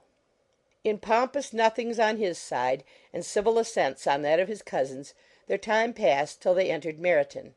The attention of the younger ones was then no longer to be gained by him. Their eyes were immediately wandering up in the street in quest of the officers, and nothing less than a very smart bonnet indeed, or a really new muslin in a shop window, could recall them. But the attention of every lady was soon caught by a young man whom they had never seen before, of most gentlemanlike appearance, walking with another officer on the other side of the way. The officer was the very Mr. Denny concerning whose return from London Lydia came to inquire, and he bowed as they passed. All were struck with the stranger's air, all wondered who he could be, and Kitty and Lydia, determined if possible to find out, led the way across the street under pretence of wanting something in an opposite shop, and fortunately had just gained the pavement when the two gentlemen, turning back, had reached the same spot. Mr. Denny addressed them directly, and entreated permission to introduce his friend, Mr. Wickham, who had returned with him the day before from town, and he was happy to say had accepted a commission in their corps. This was exactly as it should be, for the young man wanted only regimentals to make him completely charming. His appearance was greatly in his favour. He had all the best part of beauty, a fine countenance, a good figure, and very pleasing address. The introduction was followed up on his side by a happy readiness of conversation, a readiness at the same time perfectly correct and unassuming, and the whole party were still standing and talking together very agreeably when the sound of horses drew their notice, and Darcy and Bingley were seen riding down the street. On distinguishing the ladies of the group, the two gentlemen came directly towards them, and began the usual civilities. Bingley was the principal spokesman, and Miss Bennet the principal object. He was then, he said, on his way to Longbourn on purpose to inquire after her. Mr. Darcy corroborated it with a bow, and was beginning to determine not to fix his eyes on Elizabeth, when they were suddenly arrested by the sight of the stranger, and Elizabeth, happening to see the countenance of both as they looked at each other, was all astonishment at the effect of the meeting. Both changed colour. One looked white, the other red. Mr. Wickham, after a few moments, touched his hat, a salutation which Mr. Darcy just deigned to return. What could be the meaning of it? It was impossible to imagine. It was impossible not to long to know. In another minute Mr. Bingley, but without seeming to have noticed what passed, took leave and rode on with his friend. Mr. Denny and Mr. Wickham walked with the young ladies to the door of Mr. Phillips's house, and then made their bows, in spite of Miss Lydia's pressing entreaties that they should come in, and even in spite of Mrs. Phillips's throwing up the parlour window and loudly seconding the invitation. Mrs. Phillips was always glad to see her nieces, and the two eldest, from their recent absence, were particularly welcome, and she was eagerly expressing her surprise at their sudden return home, which, as their own carriage had not fetched them, she should have known nothing about if she had not happened to see Mr. Jones's shop-boy in the street, who had told her that they were not to send any more drafts to Netherfield because the Miss Bennets were come away, when her civility was claimed towards Mr. Collins by Jane's introduction of him. She received him with her very best politeness, which he returned with as much more, apologizing for his intrusion, without any previous acquaintance with her, which he could not help flattering himself, however, might be justified by his relationship to the young ladies who introduced him to her notice. Mrs. Phillips was quite awed by such an excess of good breeding, but her contemplation of one stranger was soon put to an end by exclamations and inquiries about the other, of whom, however, she could only tell her nieces what they already knew, that Mr. Denny had brought him from London, and that he was to have a lieutenant's commission in the shire. She had been watching him the last hour, she said, as he walked up and down the street, and had Mr. Wickham appeared, Kitty and Lydia would certainly have continued the occupation; but unluckily no one passed windows now except a few of the officers, who, in comparison with the stranger, were become stupid, disagreeable fellows. Some of them were to dine with the Phillipses the next day, and their aunt promised to make her husband call on Mr. Wickham and give him an invitation also, if the family from Longbourn would come in the evening. This was agreed to, and Mrs. Phillips protested that they would have a nice comfortable noisy game of lottery tickets, and a little bit of hot supper afterwards. The prospect of such delights was very cheering, and they parted in mutual good spirits. Mr. Collins repeated his apologies in quitting the room, and was assured with unwearying civility that they were perfectly needless. As they walked home, Elizabeth related to Jane what she had seen pass between the two gentlemen; but though Jane would have defended either or both had they appeared to be in the wrong, she could no more explain such behaviour than her sister. Mr. Collins, on his return, highly gratified Mrs. Bennet by admiring Mrs. Phillips's manners and politeness. He protested that, except Lady Catherine and her daughter, he had never seen a more elegant woman, for she had not only received him with the utmost civility, but even pointedly included him in her invitation for the next evening, although utterly unknown to her before; something, he supposed, might be attributed to his connection with them, but yet he had never met with so much attention in the whole course of his life. Chapter 16. As no objection was made to the young people's engagement with their aunt, and all Mr. Collins's scruples of leaving Mr. and Mrs. Bennet for a single evening during his visit were most steadily resisted, the coach conveyed him and his 5 cousins at a suitable hour to Meryton, and the girls had the pleasure of hearing, as they entered the drawing-room, that Mr. Wickham had accepted their uncle's invitation, and was then in the house. When this information was given, and they had all taken their seats, Mr. Collins was at leisure to look around him and admire; and he was so much struck with the size and furniture of the apartment that he declared he might almost have supposed himself in the small summer breakfast parlour at Rosings, a comparison that did not at first convey much gratification, but when Mrs. Phillips understood from him what Rosings was, and who was its proprietor, when she had listened to the description of only one of Lady Catherine's drawing-rooms, and found that the chimney-piece alone had cost £800, she felt all the force of the compliment, and would hardly have resented a comparison with the housekeeper's room. In describing to her all the grandeur of Lady Catherine and her mansion, with occasional digressions in praise of his own humble abode, and the improvements it was receiving, he was happily employed until the gentlemen joined them, and he found in Mrs. Phillips a very attentive listener, whose opinion of his consequence increased with what she heard, and who was resolving to retail it all among her neighbours as soon as she could. To the girls, who could not listen to their cousin, and who had nothing to do but to wish for an instrument, and examine their own indifferent imitations of china on the mantelpiece, the interval of waiting appeared very long. It was over at last, however. The gentleman did approach, and when Mr. Wickham walked into the room, Elizabeth felt that she had neither been seeing him before nor thinking of him since with the smallest degree of unreasonable admiration. The officers of the shire were in general a very creditable, gentlemanlike set, and the best of them were of the present party. But Mr. Wickham was as far beyond them all in person, countenance, air, and walk, as they were superior to the broad-faced, stuffy Uncle Phillips breathing port wine who followed them into the room.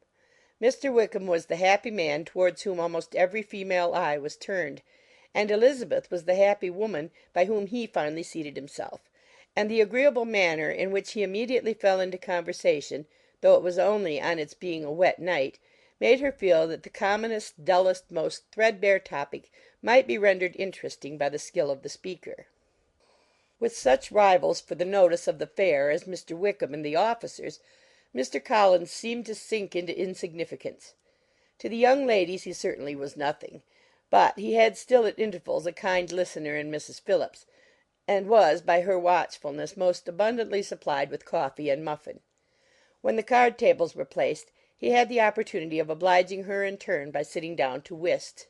"I know little of the game at present," said he, "but I shall be glad to improve myself, for in my situation in life—" Mrs. Phillips was very glad for his compliance, but could not wait for his reason. Mr. Wickham did not play at whist, and with ready delight was he received at the other table between Elizabeth and Lydia. At first there seemed danger of Lydia's engrossing him entirely, for she was a most determined talker, but being likewise extremely fond of lottery tickets, she soon grew too much interested in the game, too eager in making bets and exclaiming after prizes, to have attention for any one in particular. Allowing for the common demands of the game, Mr. Wickham was therefore at leisure to talk to Elizabeth, and she was very willing to hear him, though what she chiefly wished to hear she could not hope to be told, the history of his acquaintance with Mr. Darcy. She dared not even mention that gentleman. Her curiosity, however, was unexpectedly relieved. Mr. Wickham began the subject himself. He inquired how far Netherfield was from Meryton, and after receiving her answer, asked, in a hesitating manner, how long Mr. Darcy had been staying there. "About a month," said Elizabeth, and then, unwilling to let the subject drop, added, "He is a man of very large property in Derbyshire, I understand." "Yes," replied Mr. Wickham. "his estate there is a noble one, a clear 10,000 per annum. You could not have met with a person more capable of giving you certain information on that head than myself, for I have been connected with his family in a particular manner from my infancy." Elizabeth could not but look surprised. "You may well be surprised, Miss Bennet, at such an assertion, after seeing, as you probably might, the very cold manner of our meeting yesterday. Are you much acquainted with Mr. Darcy?" "As much as I ever wished to be," cried Elizabeth very warmly. "I have spent 4 days in the same house with him, and I think him very disagreeable." "I have no right to give my opinion," said Wickham, "as to his being agreeable or otherwise. I am not qualified to form one. I have known him too long and too well to be a fair judge. It is impossible for me to be impartial. But I believe your opinion of him would in general astonish, and perhaps you would not express it quite so strongly anywhere else. Here you are in your own family." "Upon my word, I say no more here than I might say in any house in the neighbourhood, except Netherfield. He is not at all liked in Hertfordshire. Everybody is disgusted with his pride. You will not find him more favourably spoken of by any one." "I cannot pretend to be sorry," said Wickham, after a short interruption, "that he, or that any man should not be estimated beyond their deserts. But with him I believe it does not often happen. The world is blinded by his fortune and consequence, or frightened by his high and imposing manners, and sees him only as he chooses to be seen." "I should take him, even on my slight acquaintance, to be an ill-tempered man." Wickham only shook his head. "I wonder," said he, at the next opportunity of speaking, "whether he is likely to be in this country much longer." "I do not at all know, but I heard nothing of his going away when I was at Netherfield. I hope your plans in favour of the shire will not be affected by his being in the neighbourhood." "Oh no, it is not for me to be driven away by Mr. Darcy. If he wishes to avoid seeing me, he must go. We are not on friendly terms, and it always gives me pain to meet him, but I have no reason for avoiding him, but what I might proclaim before all the world, a sense of very great ill usage, and most painful regrets at his being what he is. His father, Miss Bennet, the late Mr. Darcy, was one of the best men that ever breathed, and the truest friend I ever had. And I can never be in company with this Mr. Darcy without being grieved to the soul by 1,000 tender recollections. His behaviour to myself has been scandalous, but I verily believe I could forgive him anything and everything rather than his disappointing the hopes and disgracing the memory of his father. Elizabeth found the interest of the subject increase, and listened with all her heart, but the delicacy of it prevented further inquiry. Mr. Wickham began to speak on more general topics. Meryton, the neighbourhood, the society, appearing highly pleased with all that he had yet seen, and speaking of the latter with gentle but very intelligible gallantry. It was the prospect of constant society and good society, he added, which was my chief inducement to enter the shire. I knew it to be a most respectable, agreeable corps, and my friend Denny tempted me further by his account of their present quarters, and the very great attentions and excellent acquaintances Meryton had procured them. Society, I own, is necessary to me.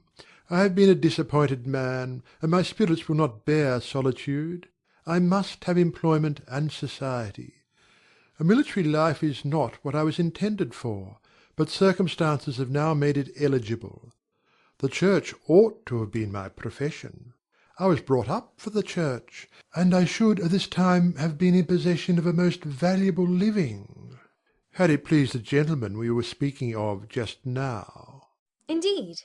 Yes, the late Mr. Darcy bequeathed me the next presentation of the best living in his gift. He was my godfather, and excessively attached to me. I cannot do justice to his kindness. He meant to provide for me amply, and thought he had done it. But when the living fell, it was given elsewhere. Good heavens! cried Elizabeth. But how could that be? How could his will be disregarded? Why did you not seek legal redress? There was just such an informality in the terms of the bequest as to give me no hope from law. A man of honour could not have doubted the intention, but Mr. Darcy chose to doubt it, or to treat it as a merely conditional recommendation, and to assert that I had forfeited all claim to it by extravagance, imprudence, in short, anything and nothing. Certain it is that the living became vacant 2 years ago, exactly as I was of an age to hold it, and that it was given to another man, and no less certain is it that I cannot accuse myself of having really done anything to deserve to lose it. I have a warm, unguarded temper, and I may have spoken my opinion of him, and to him, too freely. I can recall nothing worse. But the fact is that we are very different sort of men, and that he hates me. This is quite shocking. He deserves to be publicly disgraced. Some time or other he will be, but it shall not be by me. Till I can forget his father, I can never defy or expose him. Elizabeth honoured him for such feelings, and thought him handsomer than ever as he expressed them. But what, said she, after a pause, can have been his motive? What can have induced him to behave so cruelly? A thorough, determined dislike of me, a dislike which I cannot but attribute in some measure to jealousy. Had the late Mr. Darcy liked me less, his son might have borne with me better, but his father's uncommon attachment to me irritated him, I believe, very early in life. He had not a temper to bear the sort of competition in which we stood, the sort of preference which was often given me. I had not thought Mr. Darcy so bad as this. Though I have never liked him, I had not thought so very ill of him. I had supposed him to be despising his fellow creatures in general, but did not suspect him of descending to such malicious revenge, such injustice, such inhumanity as this. After a few minutes' reflection, however, she continued, I do remember his boasting one day at Netherfield of the implacability of his resentments, of his having an unforgiving temper. His disposition must be dreadful. I will not trust myself on the subject. replied Wickham. I can hardly be just to him. Elizabeth was again deep in thought, and after a time exclaimed, To treat in such a manner the godson, the friend, the favourite of his father. She could have added, A young man, too, like you, whose very countenance may vouch for your being amiable. But she contented herself with, And one, too, who had probably been his companion from childhood, connected together, as I think you said, in the closest manner. We were born in the same parish, within the same park. The greatest part of our youth was passed together, inmates of the same house, sharing the same amusements, objects of the same parental care.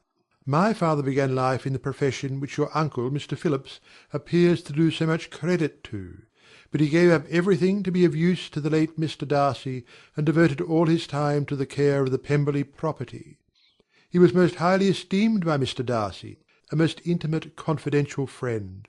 Mr. Darcy often acknowledged himself to be under the greatest obligations to my father's active superintendence; and when, immediately before my father's death, Mr. Darcy gave him a voluntary promise of providing for me, I am convinced that he felt it to be as much a debt of gratitude to him as of his affection to myself. How strange! cried Elizabeth. How abominable! I wonder that the very pride of this Mr. Darcy has not made him just to you, if from no better motive, that he should not have been too proud to be dishonest, for dishonesty I must call it. It is wonderful, replied Wickham, for almost all his actions may be traced to pride, and pride has often been his best friend. It has connected him nearer with virtue than with any other feeling.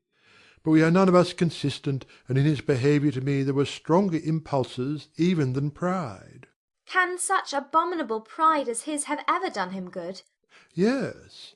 It has often led him to be liberal and generous, to give his money freely, to display hospitality, to assist his tenants, and to relieve the poor. Family pride and filial pride, for he is very proud of what his father was, have done this. Not to appear to disgrace his family, to degenerate from the popular qualities, or lose the influence of the Pemberley house, is a powerful motive. He has also brotherly pride, which, with some brotherly affection, makes him a very kind and careful guardian of his sister, and you will hear him generally cried up as the most attentive and best of brothers. What sort of girl is Miss Darcy? He shook his head. I wish I could call her amiable. It gives me pain to speak ill of a Darcy, but she is too much like her brother, very, very proud. As a child she was affectionate and pleasing, and extremely fond of me, and I have devoted hours and hours to her amusement. But she is nothing to me now. She is a handsome girl, about 15 or 16, and, I understand, highly accomplished. Since her father's death her home has been London, where a lady lives with her and superintends her education. After many pauses and many trials of other subjects, Elizabeth could not help reverting once more to the first, and saying, I am astonished at his intimacy with Mr. Bingley. How can Mr. Bingley, who seems good humour itself, and is, I really believe, truly amiable, be in friendship with such a man? How can they suit each other? Do you know Mr. Bingley? Not at all. He is a sweet-tempered, amiable, charming man. He cannot know what Mr. Darcy is. Probably not. But Mr. Darcy can please where he chooses. He does not want abilities. He can be a conversable companion if he thinks it worth his while. Among those who are at all his equals in consequence, he is a very different man from what he is to the less prosperous. His pride never deserts him, but with the rich he is liberal-minded, just, sincere, rational, honourable, and perhaps agreeable, allowing something for fortune and figure. The whist party soon afterwards breaking up, the players gathered round the other table, and Mr. Collins took his station between his cousin Elizabeth and Mrs. Phillips. The usual inquiries as to his success was made by the latter. It had not been very great. He had lost every point. But when Mrs. Phillips began to express her concern thereupon, he assured her with much earnest gravity that it was not of the least importance, that he considered the money as a mere trifle, and begged that she would not make herself uneasy. I know very well, madam, said he, that when persons sit down to a card table they must take their chances of these things, and happily I am not in such circumstances as to make 5 shillings any object. There are undoubtedly many who could not say the same, but, thanks to Lady Catherine de Bourgh, I am removed far beyond the necessity of regarding little matters." Mr. Wickham's attention was caught, and after observing Mr. Collins for a few moments, he asked Elizabeth in a low voice whether her relation was very intimately acquainted with the family of de Bourgh. "Lady Catherine de Bourgh," she replied, "has very lately given him a living. I hardly know how Mr. Collins was first introduced to her notice, but he certainly has not known her long." You know, of course, that Lady Catherine de Bourgh and Lady Anne Darcy were sisters, consequently that she is aunt to the present Mr. Darcy. "No, indeed I did not. I knew nothing at all of Lady Catherine's connections. I never heard of her existence till the day before yesterday." Her daughter, Miss de Bourgh, will have a very large fortune, and it is believed that she and her cousin will unite the 2 estates. This information made Elizabeth smile, as she thought of poor Miss Bingley. Vain indeed must be all her attentions, vain and useless her affection for his sister and her praise of himself, if he were already self-destined for another. "Mr. Collins," said she, "speaks highly both of Lady Catherine and her daughter, but from some particulars that he has related of her ladyship, I suspect his gratitude misleads him, and that, in spite of her being his patroness, she is an arrogant, conceited woman." I believe her to be both in a great degree, replied Wickham. I have not seen her for many years, but I very well remember that I never liked her, and that her manners were dictatorial and insolent. She has a reputation of being remarkably sensible and clever, but I rather believe she derives part of her abilities from her rank and fortune, part from her authoritative manner, and the rest from the pride for her nephew, who chooses that everyone connected with him should have an understanding of the first class.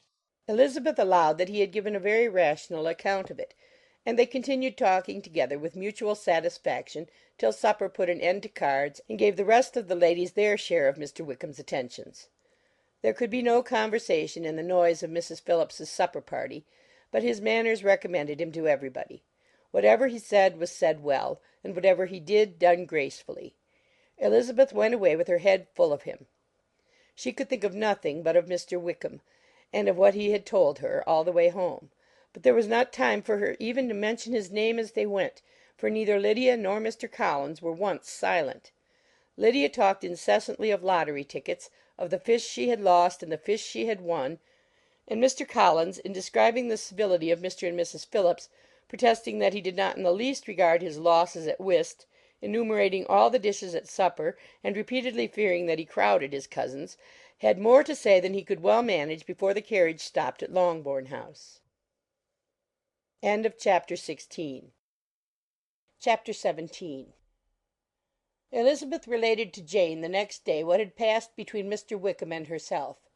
Jane listened with astonishment and concern. She knew not how to believe that Mr. Darcy could be so unworthy of Mr. Bingley's regard, and yet it was not in her nature to question the veracity of a young man of such amiable appearance as Wickham. The possibility of his having endured such unkindness was enough to interest all her tender feelings, and nothing remained therefore to be done but to think well of them both, to defend the conduct of each, and throw into the account of accident or mistake whatever could not be otherwise explained.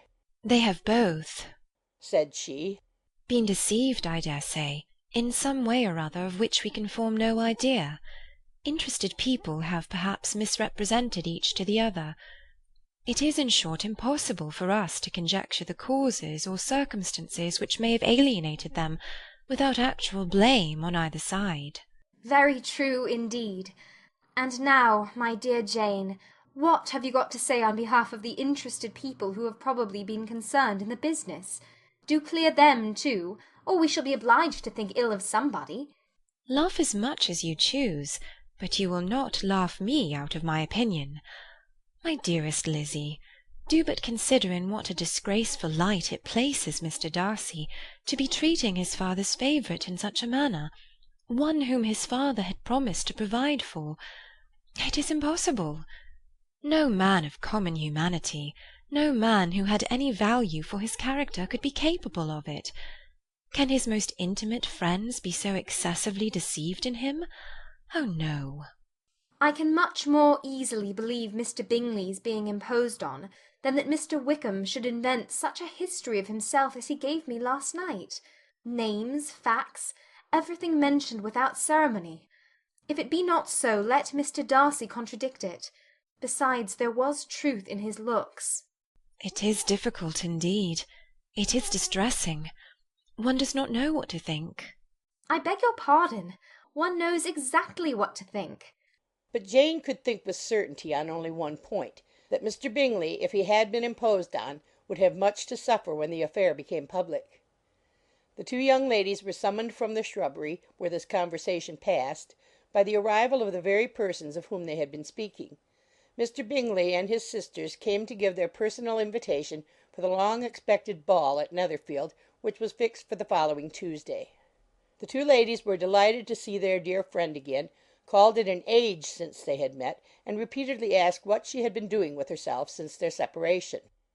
To the rest of the family they paid little attention, avoiding Mrs. Bennet as much as possible, saying not much to Elizabeth, and nothing at all to the others. They were soon gone again, rising from their seats with an activity which took their brother by surprise, and hurrying off as if eager to escape from Mrs. Bennet's civilities. The prospect of the Netherfield ball was extremely agreeable to every female of the family. Mrs. Bennet chose to consider it as given in compliment to her eldest daughter, and was particularly flattered by receiving the invitation from Mr. Bingley himself instead of a ceremonious card. Jane pictured to herself a happy evening in the society of her two friends, and the attentions of her brother; and Elizabeth thought with pleasure of dancing a great deal with Mr. Wickham, and of seeing a confirmation of everything in Mr. Darcy's look and behaviour. The happiness anticipated by Catherine and Lydia depended less on any single event or any particular person, for though they each, like Elizabeth, meant to dance half the evening with Mr. Wickham, he was by no means the only partner who could satisfy them, and a ball was at any rate a ball, and even Mary could assure her family that she had no disinclination for it. "While I can have my mornings to myself," said she, "it is enough. I think it is no sacrifice to join occasionally in evening engagements. Society has claims on us all, and I profess myself one of those who consider intervals of recreation and amusement as desirable for everybody." Elizabeth's spirits were so high on this occasion, that though she did not often speak unnecessarily to Mr. Collins, she could not help asking him whether he intended to accept Mr. Bingley's invitation, and if he did, whether he would think it proper to join in the evening's amusement; and she was rather surprised to find that he entertained no scruple whatever on that head, and was very far from dreading a rebuke, either from the Archbishop or Lady Catherine de Bourgh, by venturing to dance. "I am by no means of the opinion, I assure you," said he, "that a ball of this kind, given by a young man of character to respectable people, can have any evil tendency, and I am so far from objecting to dancing myself, that I shall hope to be honoured with the hands of all my fair cousins in the course of the evening.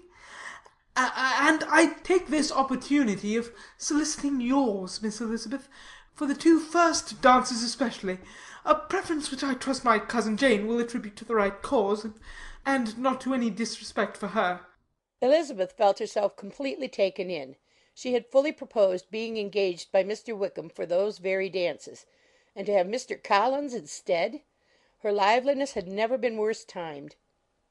There was no help for it, however. Mr. Wickham's happiness and her own were perforce delayed a little longer, and Mr. Collins's proposal accepted with as good a grace as she could. She was not the better pleased with his gallantry from the idea it suggested of something more. It now first struck her that she was selected from among her sisters as worthy of being mistress of Hunsford Parsonage, and of assisting to form a quadrille table at Rosings in the absence of more eligible visitors. The idea soon reached to conviction, as she observed his increasing civilities toward herself, and heard his frequent attempt at a compliment on her wit and vivacity, and though more astonished than gratified herself by this effect of her charms, it was not long before her mother gave her to understand that the probability of their marriage was extremely agreeable to her. Elizabeth, however, did not choose to take the hint. being well aware that a serious dispute must be the consequence of any reply. Mr. Collins might never make the offer, and till he did, it was useless to quarrel about him. If there had not been a Netherfield ball to prepare for and talk of, the younger Miss Bennets would have been in a very pitiable state at this time, for, from the day of the invitation to the day of the ball, there was such a succession of rain as prevented their walking to Meryton once. No aunt, no officers, no news could be sought after. The very shoe roses for Netherfield were got by proxy. Even Elizabeth might have found some trial of her patience in weather which totally suspended the improvement of her acquaintance with Mr. Wickham, and nothing less than a dance on Tuesday could have made such a Friday, Saturday, Sunday, and Monday endurable to Kitty and Lydia. End of chapter 17. Chapter 18. Till Elizabeth entered the drawing-room at Netherfield, and looked in vain for Mr. Wickham among the cluster of red coats there assembled, a doubt of his being present had never occurred to her. The certainty of meeting him had not been checked by any of those recollections that might not unreasonably have alarmed her. She had dressed with more than usual care, and prepared in the highest spirits for the conquest of all that remained unsubdued of his heart, trusting that it was not more than might be won in the course of the evening. But in an instant arose the dreadful suspicion of his being purposely omitted for Mr. Darcy's pleasure in the Bingleys' invitation to the officers. And though this was not exactly the case, the absolute fact of his absence was pronounced by his friend Denny, to whom Lydia eagerly applied, and who told them that Wickham had been obliged to go to town on business the day before, and was not yet returned, adding, with a significant smile, "I do not imagine his business would have called him away just now, if he had not wanted to avoid a certain gentleman here." This part of his intelligence, though unheard by Lydia, was caught by Elizabeth, and as it assured her that Darcy was not less answerable for Wickham's absence than if her first surmise had been just, every feeling of displeasure against the former was so sharpened by immediate disappointment, that she could hardly reply with tolerable civility to the polite inquiries which he directly afterwards approached to make. Attendance, forbearance, patience with Darcy, was injury to Wickham. She was resolved against any sort of conversation with him, and turned away with a degree of ill humour which she could not wholly surmount even in speaking to Mr. Bingley, whose blind partiality provoked her. But Elizabeth was not formed for ill humour, and though every prospect of her own was destroyed for the evening, it could not dwell long on her spirits; and having told all her griefs to Charlotte Lucas, whom she had not seen for a week, she was soon able to make a voluntary transition to the oddities of her cousin, and to point him out to her particular notice. The first two dances, however, brought a return of distress. They were dances of mortification. Mr. Collins, awkward and solemn, apologizing instead of attending, and often moving wrong without being aware of it, gave her all the shame and misery which a disagreeable partner for a couple of dances can give. The moment of her release from him was ecstasy. She danced next with an officer, and had the refreshment of talking of Wickham, and of hearing that he was universally liked. When those dances were over, she returned to Charlotte Lucas, and was in conversation with her when she found herself suddenly addressed by Mr. Darcy, who took her so much by surprise in his application for her hand, that, without knowing what she did, she accepted him. He walked away again immediately, and she was left to fret over her own want of presence of mind. Charlotte tried to console her. "I dare say you will find him very agreeable." Heaven forbid! That would be the greatest misfortune of all. To find a man agreeable whom one is determined to hate. Do not wish me such an evil. When the dancing recommenced, however, and Darcy approached to claim her hand, Charlotte could not help cautioning her in a whisper not to be a simpleton, and allow her fancy for Wickham to make her appear unpleasant in the eyes of a man 10 times his consequence. Elizabeth made no answer, and took her place in the set, amazed at the dignity to which she was arrived in being allowed to stand opposite to Mr. Darcy, and reading in her neighbours' looks their equal amazement in beholding it. They stood for some time without speaking a word, and she began to imagine that their silence was to last through the 2 dances, and at first was resolved not to break it, till suddenly fancying that it would be the greater punishment to her partner to oblige him to talk, she made some slight observation on the dance. He replied, and was again silent. After a pause of some minutes, she addressed him a second time with, It is your turn to say something now, Mr. Darcy. I talked about the dance, and you ought to make some sort of remark on the size of the room, or the number of couples. He smiled and assured her that whatever she wished him to say should be said. Very well. That reply will do for the present. Perhaps by and by I may observe that private balls are much pleasanter than public ones. But now we may be silent. Do you talk by rule, then, while you are dancing? Sometimes. One must speak a little, you know. It would look odd to be entirely silent for half an hour together, and yet for the advantage of some, conversation ought to be so arranged as that they may have the trouble of saying as little as possible. Are you consulting your own feelings in the present case, or do you imagine that you are gratifying mine? Both, replied Elizabeth archly. For I have always seen a great similarity in the turn of our minds.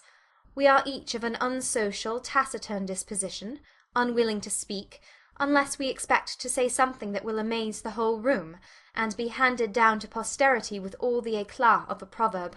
This is no very striking resemblance of your own character, I am sure, said he. How near it may be to mine, I cannot pretend to say. You think it a faithful portrait, undoubtedly. I must not decide on my own performance. He made no answer, and they were again silent till they had gone down the dance, when he asked her if she and her sisters did not very often walk to Meryton. She answered in the affirmative, and, unable to resist the temptation, added, When you met us there the other day, we had just been forming a new acquaintance. The effect was immediate.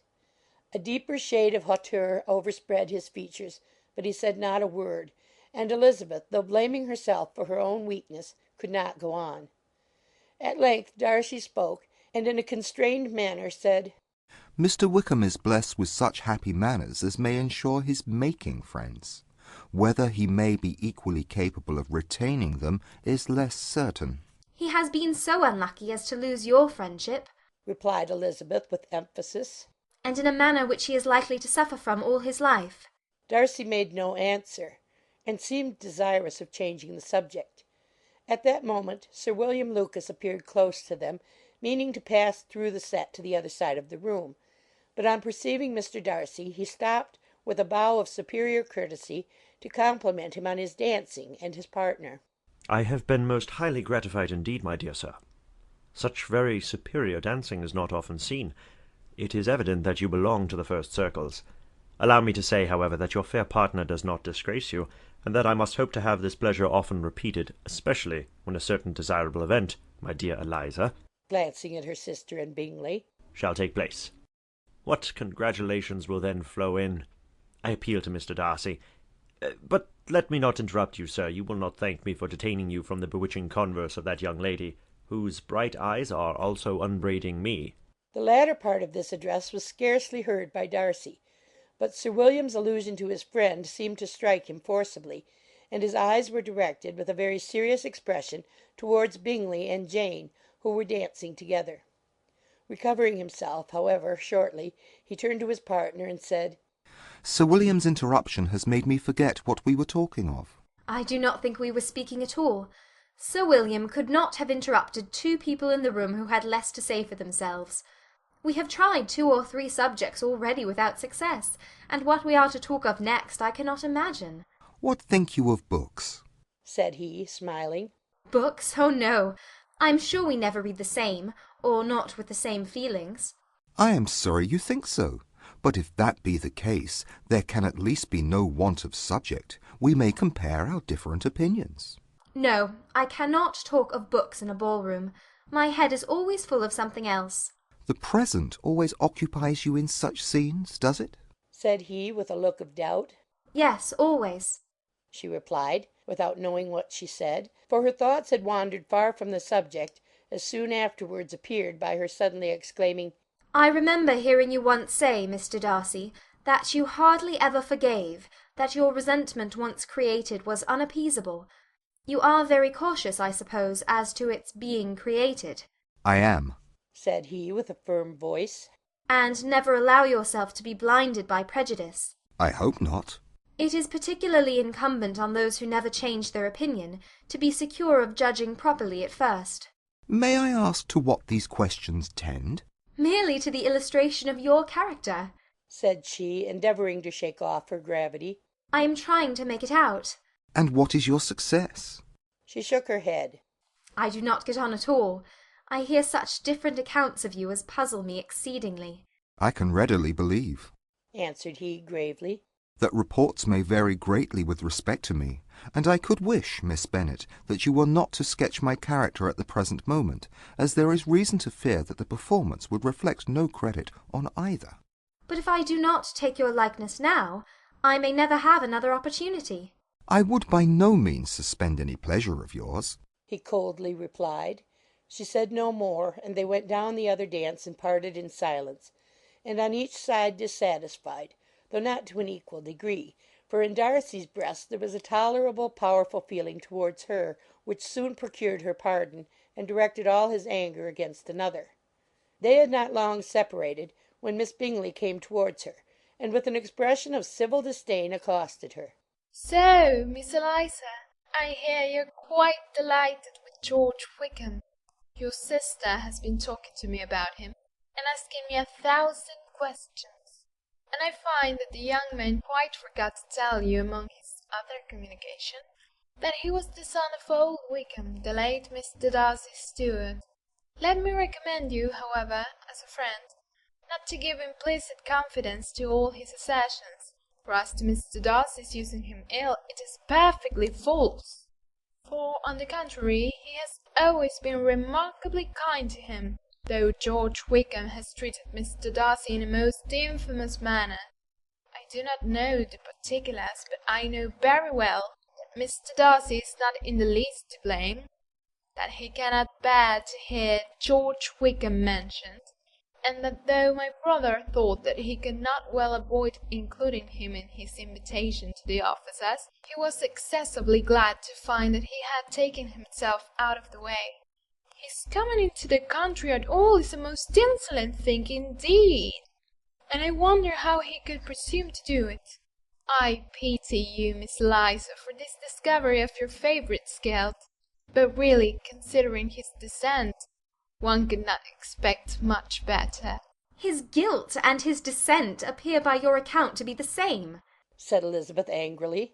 For I've heard you accuse him of nothing worse than of being the son of Mr. Darcy's steward, and of that I can assure you he informed me himself.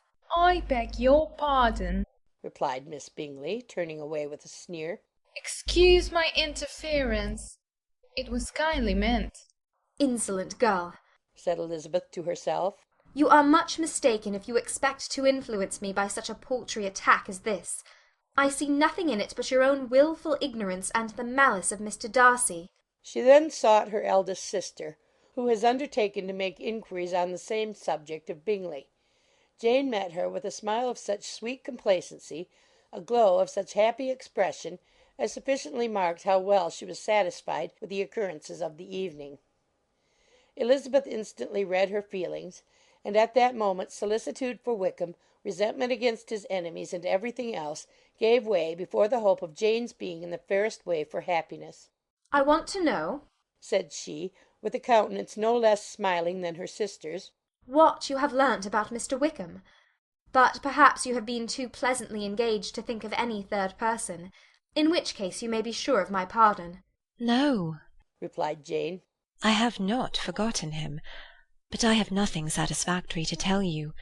Mr. Bingley does not know the whole of his history, and is quite ignorant of the circumstances which have principally offended Mr. Darcy, but he will vouch for the good conduct, the probity and honour of his friend, and is perfectly convinced that Mr. Wickham has deserved much less attention from Mr. Darcy than he has received, and I am sorry to say by his account as well as his sister's, Mr. Wickham is by no means a respectable young man. I am afraid he has been very imprudent, and has deserved to lose Mr. Darcy's regard. Mr. Bingley does not know Mr. Wickham himself? No, he never saw him till the other morning at Meryton. This account, then, is what he has received from Mr. Darcy. I am satisfied. But what does he say of the living? He does not exactly recollect the circumstances, though he has heard them from Mr. Darcy more than once, but he believes that it was left to him conditionally only. I have not a doubt of Mr. Bingley's sincerity, said Elizabeth warmly. but you must excuse my not being convinced by assurances only. Mr. Bingley's defence of his friend was a very able one, I dare say, but since he is unacquainted with several parts of the story, and has learnt the rest from that friend himself, I shall venture to still think of both gentlemen as I did before. She then changed the discourse to one more gratifying to each, and on which there could be no difference of sentiment. Elizabeth listened with delight to the happy though modest hopes which Jane entertained of Mr. Bingley's regard, and said all in her power to heighten her confidence in it. On their being joined by Mr. Bingley himself, Elizabeth withdrew to Miss Lucas, to whose inquiry after the pleasantness of her last partner she had scarcely replied, before Mr. Collins came up to them, and told her with great exultation that he had just been so fortunate as to make a most important discovery. "I have found out," said he, "by a singular accident, that there is now in the room a near relation of my patroness. I happened to overhear the gentleman himself mentioning to the young lady who does the honours of the house the names of his cousin Miss de Bourgh, and of her mother Lady Catherine. How wonderfully these sort of things occur! Who would have thought of my meeting with perhaps a nephew of Lady Catherine de Bourgh in this assembly?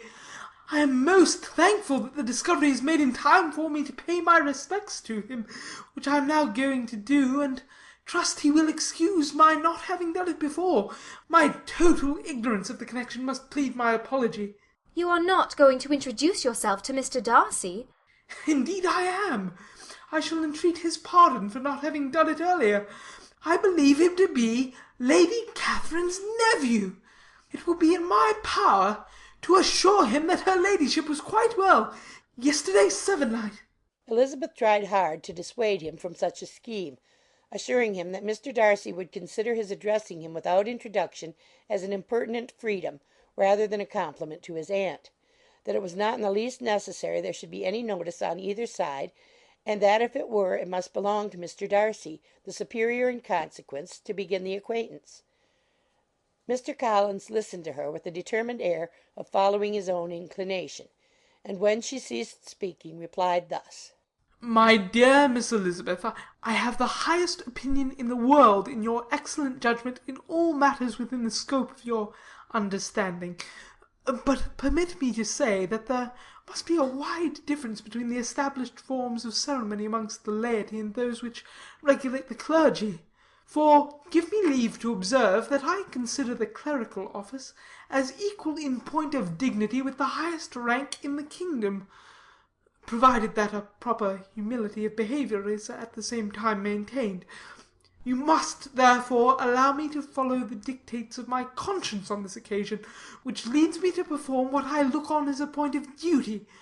Pardon me for neglecting to profit by your advice, which on every other subject shall be my constant guide, though in the case before us I consider myself more fitted by education and habitual study to decide on what is right than a young lady like yourself." And with a low bow he left her to attack Mr. Darcy, whose reception of his advances she eagerly watched, and whose astonishment at being so addressed was very evident. Her cousin prefaced his speech with a solemn bow, and though she could not hear a word of it, she felt as if hearing it all, and saw in the motion of his lips the words "Apology, Hunsford," and "Lady Catherine de Bourgh." It vexed her to see him expose himself to such a man. Mr. Darcy was eyeing him with unrestrained wonder, and when at last Mr. Collins allowed him time to speak, replied with an air of distant civility. Mr. Collins, however, was not discouraged from speaking again, and Mr. Darcy's contempt seemed abundantly increasing with the length of his second speech, and at the end of it he only made him a slight bow and moved another way. Mr. Collins then returned to Elizabeth. "I have no reason, I assure you," said he, "to be dissatisfied with my reception. Mr. Darcy seemed much pleased with the attention. He answered me with the utmost civility, and even paid me the compliment of saying that he was so well convinced of Lady Catherine's discernment as to be certain she could never bestow a favour unworthily. It was really a very handsome thought. Upon the whole, I am much pleased with him." As Elizabeth had no longer any interest of her own to pursue, she turned her attention almost entirely on her sister and Mr. Bingley, and the train of agreeable reflections which her observations gave birth to, made her perhaps almost as happy as Jane. She saw her in idea settled in that very house, in all the felicity which a marriage of true affection could bestow, and she felt capable, under such circumstances, of endeavouring even to like Bingley's two sisters. Her mother's thoughts, she plainly saw, were bent the same way, and she determined not to venture near her, lest she might hear too much. When they sat down to supper, therefore, she considered it a most unlucky perverseness which placed them within one of each other, and deeply was she vexed to find that her mother was talking to that one person, Lady Lucas, freely, openly, and of nothing else but her expectation that Jane would soon be married to Mr. Bingley. It was an animating subject, and Mrs. Bennet seemed incapable of fatigue while enumerating the advantages of the match. His being such a charming young man, and so rich, and living but 3 miles from them, were the first points of self-gratulation. And then it was such a comfort to think how fond the two sisters were of Jane, and to be certain that they must desire the connection as much as she could do. It was moreover such a promising thing for her younger daughters, as Jane's marrying so greatly must throw them in the way of other rich men, and lastly, it was so pleasant at her time of life to be able to consign her single daughters to the care of their sister, that she might not be obliged to go into company more than she liked. It was necessary to make this circumstance a matter of pleasure, because on such occasions it is the etiquette, but no one was less likely than Mrs. Bennet to find comfort in staying home at any period of her life. She concluded with many good wishes that Lady Lucas might soon be equally fortunate, though evidently and triumphantly believing there was no chance of it. In vain did Elizabeth endeavour to check the rapidity of her mother's words, or persuade her to describe her felicity in a less audible whisper, for, to her inexpressible vexation, she could perceive that the chief of it was overheard by Mr. Darcy, who sat opposite to them. Her mother only scolded her for being nonsensical. "What is Mr. Darcy to me, pray, that I should be afraid of him? I am sure we owe him no such particular civility as to be obliged to say nothing he may not like to hear." For heaven's sake, madam, speak lower. What advantage can it be for you to offend Mr. Darcy? You will never recommend yourself to his friend by so doing. Nothing that she could say, however, had any influence. Her mother would talk of her views in the same intelligible tone. Elizabeth blushed and blushed again with shame and vexation. She could not help frequently glancing her eye at Mr. Darcy, though every glance convinced her of what she dreaded. For though he was not always looking at her mother, she was convinced that his attention was invariably fixed by her. The expression of his face changed gradually from indignant contempt to a composed and steady gravity. At length, however, Mrs. Bennet had no more to say, and Lady Lucas, who had been long yawning at the repetition of delights which she saw no likelihood of sharing, was left to the comforts of cold ham and chicken. Elizabeth now began to revive. But not long was the interval of tranquillity, for when supper was over, singing was talked of, and she had the mortification of seeing Mary, after very little entreaty, preparing to oblige the company. By many significant looks and silent entreaties did she endeavour to prevent such a proof of complaisance, but in vain. Mary would not understand them. Such an opportunity of exhibiting was delightful to her, and she began her song. Elizabeth's eyes were fixed on her with most painful sensations, and she watched her progress through the several stanzas with an impatience which was very ill rewarded at their close. For Mary, on receiving amongst the thanks of the table the hint of a hope that she might be prevailed on to favour them again, after the pause of half a minute began another. Mary's powers were by no means fitted for such a display. Her voice was weak, and her manner affected. Elizabeth was in agonies. She looked at Jane to see how she bore it, but Jane was very composedly talking to Bingley. She looked at his two sisters, and saw them making signs of derision at each other, and at Darcy, who continued, however, imperturbably grave. She looked at her father to entreat his interference lest Mary should be singing all night. He took the hint, and when Mary had finished her second song, said aloud, "That will do extremely well, child. You have delighted us long enough. Let the other young ladies have time to exhibit." Mary, though pretending not to hear, was somewhat disconcerted, and Elizabeth, sorry for her, and sorry for her father's speech, was afraid her anxiety had done no good. Others of the party were now applied to. "If I," said Mr. Collins, "were so fortunate as to be able to sing, I should have great pleasure, I am sure, in obliging the company with an air, for I consider music as a very innocent diversion, and perfectly compatible with the profession of a clergyman.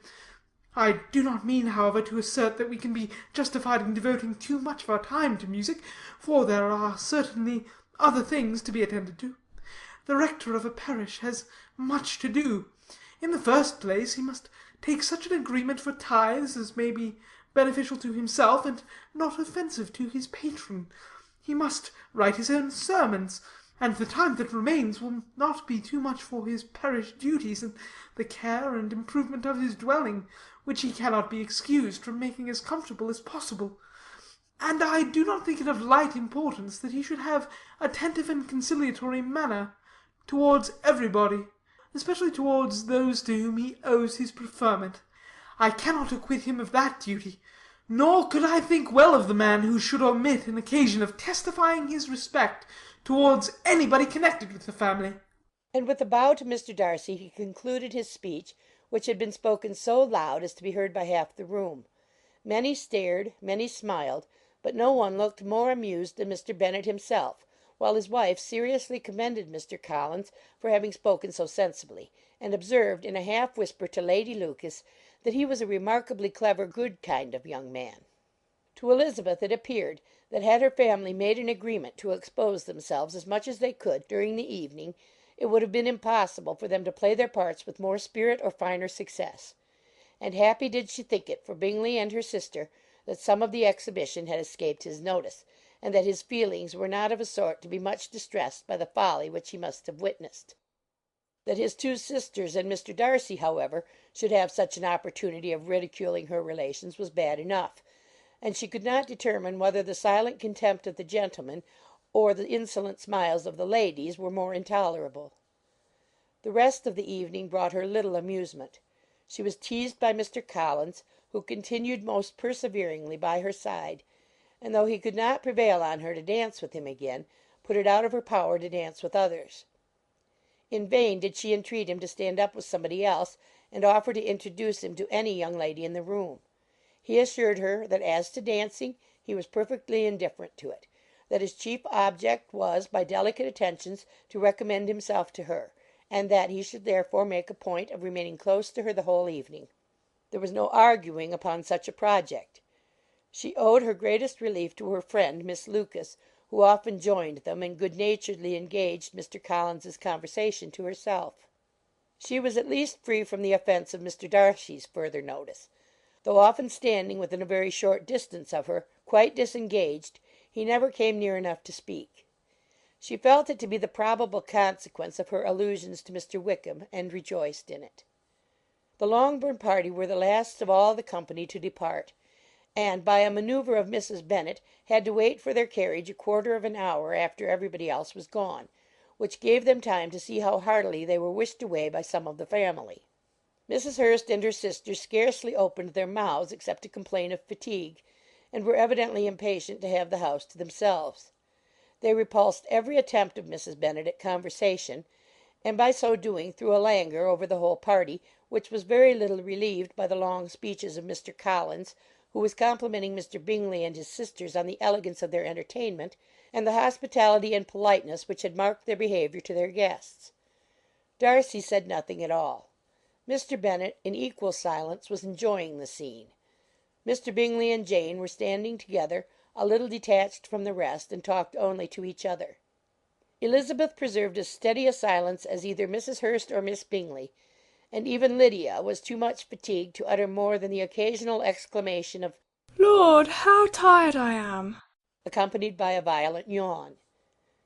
When at length they arose to take leave, Mrs. Bennet was most pressingly civil in her hope of seeing the whole family soon at Longbourn, and addressed herself especially to Mr. Bingley, to assure him how happy he would make them by eating a family dinner with them at any time without the ceremony of a formal invitation. Bingley was all grateful pleasure, and he readily engaged for taking the earliest opportunity of waiting on her after his return from London, whither he was obliged to go the next day for a short time. Mrs. Bennet was perfectly satisfied, and quitted the house under the delightful persuasion that, allowing for the necessary preparations of settlements, new carriages, and wedding clothes, she should undoubtedly see her daughter settled at Netherfield in the course of 3 or 4 months. Of having another daughter married to Mr. Collins she thought with equal certainty, and with considerable though not equal pleasure. Elizabeth was the least dear to her of all her children, and though the man and the match were quite good enough for her, the worth of each was eclipsed by Mr. Bingley and Netherfield. Chapter 19. The next day opened a new scene at Longbourn. Mr. Collins made his declaration in form. Having resolved to do it without loss of time, as his leave of absence extended only to the following Saturday, and having no feelings of diffidence to make it distressing to himself even at the moment, he set about it in a very orderly manner, with all the observances which he supposed a regular part of the business. On finding Mrs. Bennet, Elizabeth, and one of the younger girls together, soon after breakfast, he addressed the mother in these words: "May I hope, madam, for your interest with your fair daughter Elizabeth, when I solicit for the honour of a private audience with her in the course of this morning?" Before Elizabeth had time for anything but a blush of surprise, Mrs. Bennet answered instantly: "Oh dear, yes, certainly. I'm sure Lizzie will be very happy. I'm sure she can have no objection. Come, Kitty, I want you upstairs." And gathering her work together, she was hastening away, when Elizabeth called out: "Dear madam, do not go. I beg you will not go. Mr. Collins must excuse me. He can have nothing to say to me that anybody need not hear. I am going away myself." "No, no, nonsense, Lizzie. I desire you to stay where you are." And upon Elizabeth seeming really, with vexed and embarrassed looks, about to escape, she added: "Lizzie, I insist upon your staying and hearing Mr. Collins." Elizabeth would not oppose such an injunction, and a moment's consideration making her also sensible that it would be wisest to get it over as soon and as quietly as possible, she sat down again, and tried to conceal, by incessant employment, the feelings which were divided between distress and aversion. Mrs. Bennet and Kitty walked off, and as soon as they were gone, Mr. Collins began: "Believe me, my dear Miss Elizabeth, that your modesty, so far from doing you any disservice, rather adds to your other perfections. You would have been less amiable in my eyes had there not been this little unwillingness. But allow me to assure you that I have your respected mother's permission for this address. You can hardly doubt the purport of my discourse, however your natural delicacy may lead you to dissemble. My attentions have been too marked to be mistaken. Almost as soon as I entered the house, I singled you out as the companion of my future life. But before I am run away with by my feelings on this subject, perhaps it would be advisable for me to state my reasons for marrying, and, moreover, for coming into Hertfordshire with the design of selecting a wife, as I certainly did." The idea of Mr. Collins, with all his solemn composure, being run away with by his feelings, made Elizabeth so near laughing that she could not use the short pause he allowed in any attempt to stop him further, and he continued: "My reasons for marrying are, first, that I think it is right for every clergyman in easy circumstances like myself to set the example of matrimony in his parish. Secondly, that I am convinced it will add very greatly to my happiness. And thirdly, which perhaps I ought to have mentioned earlier, that it is the particular advice and recommendation of the very noble lady whom I have the honour of calling patroness. Twice she has condescended to give me her opinion, unasked too, on this subject, and it was but the very Saturday night that I left Hunsford, between our pools at quadrille, while Mrs. Jenkinson was arranging Mr. Berg's footstool, that she said, 'Mr. Collins, you must marry. A clergyman like you must marry. Choose properly, choose a gentlewoman for my sake, and for your own, let her be an active, useful sort of person, not brought up high, but able to make a small income go a good way. This is my advice. Find such a woman as soon as you can, bring her to Hunsford, and I will visit her.'" Allow me, by the way, to observe, my fair cousin, that I do not reckon the notice and kindness of Lady Catherine de Bourgh as among the least of the advantages in my power to offer. You will find her manners beyond anything I can describe, and your wit and vivacity, I think, must be acceptable to her, especially when tempered with the silence and respect that her rank will inevitably excite. Thus much for my general intention in favour of matrimony. It remains to be told why my views were directed towards Longbourn instead of my own neighbourhood, where I can assure you there are many amiable young women. But the fact is, that being as I am to inherit this estate, after the death of your honoured father, who, however, may live many years longer, I could not satisfy myself without resolving to choose a wife from among his daughters, that the loss to them might be as little as possible, when the melancholy event takes place, which, however, as I've already said, may not be for several years. This has been my motive, my fair cousin, and I flatter myself it will not sink me in your esteem. And now nothing remains for me but to assure you in the most animated language of the violence of my affection. To fortune I am perfectly indifferent, and shall make no demand of that nature on your father, since I am well aware that it could not be complied with, and that £1,000 in the 4 per cents, which will not be yours till after your mother's decease, is all that you may ever be entitled to.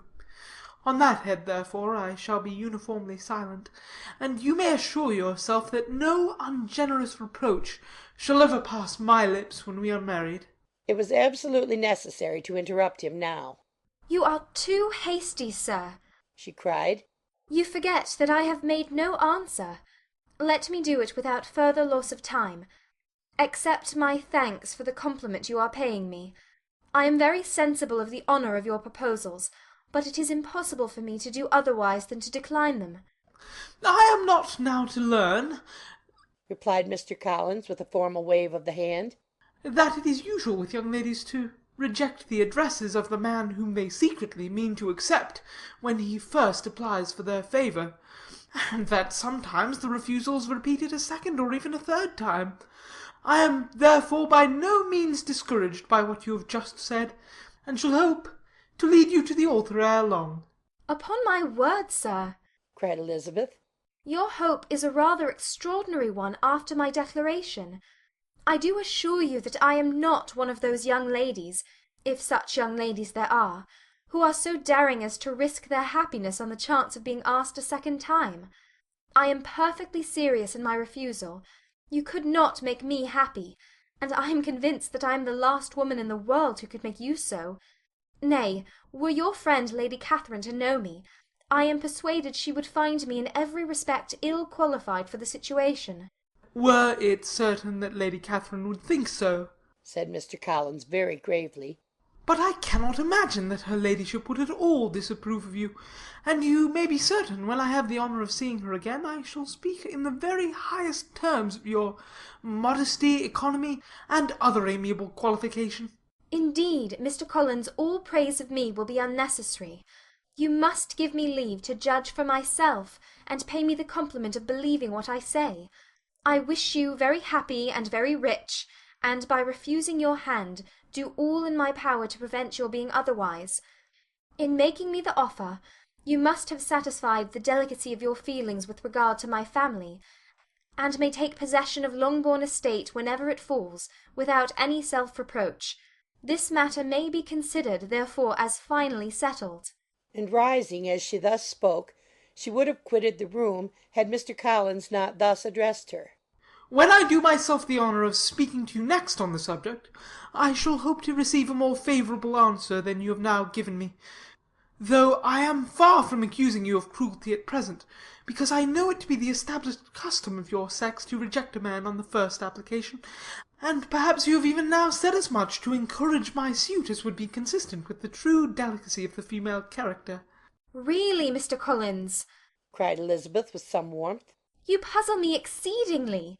If what I have hitherto said can appear to you in the form of encouragement, I know not how to express my refusal in such a way as to convince you of its being one. You must give me leave to flatter myself, my dear cousin, that your refusal of my addresses is merely words, of course. My reasons for believing it are briefly these.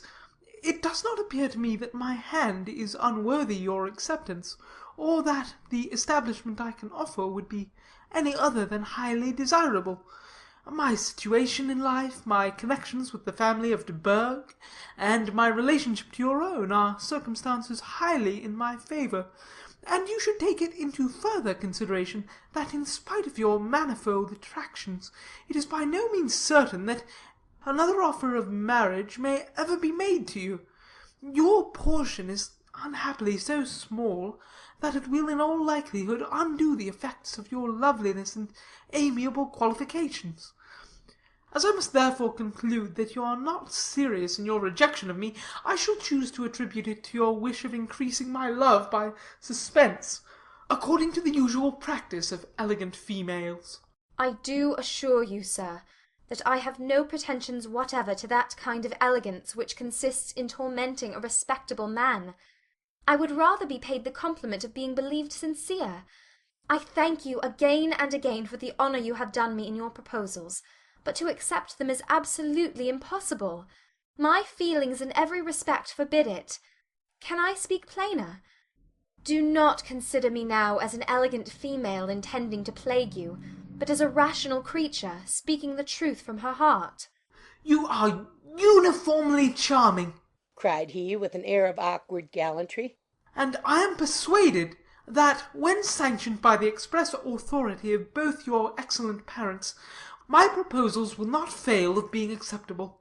To such perseverance in wilful self-deception Elizabeth would make no reply, and immediately and in silence withdrew, determined, if he persisted in considering her repeated refusals as flattering encouragement, to apply to her father, whose negative might be uttered in such a manner as to be decisive, and whose behaviour at least could not be mistaken for the affectation and coquetry of an elegant female.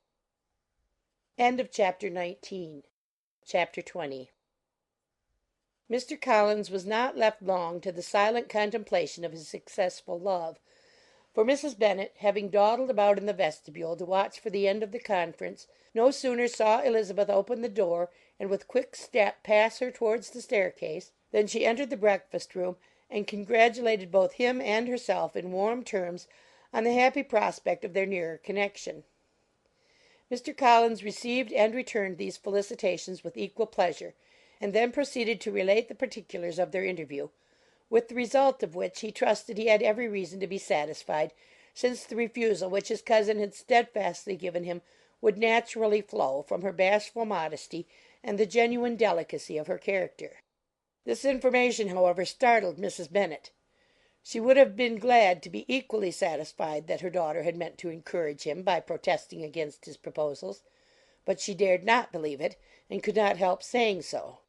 "But depend upon it, Mr. Collins," she added, "that Lizzie shall be brought to reason. I will speak to her about it directly. She is a very headstrong, foolish girl, and does not know her own interest, but I will make her know it." "Pardon me for interrupting you, madam," cried Mr. Collins, "but if she is really headstrong and foolish, I know not whether she would altogether be a very desirable wife to a man in my situation, who naturally looks for happiness in the marriage state.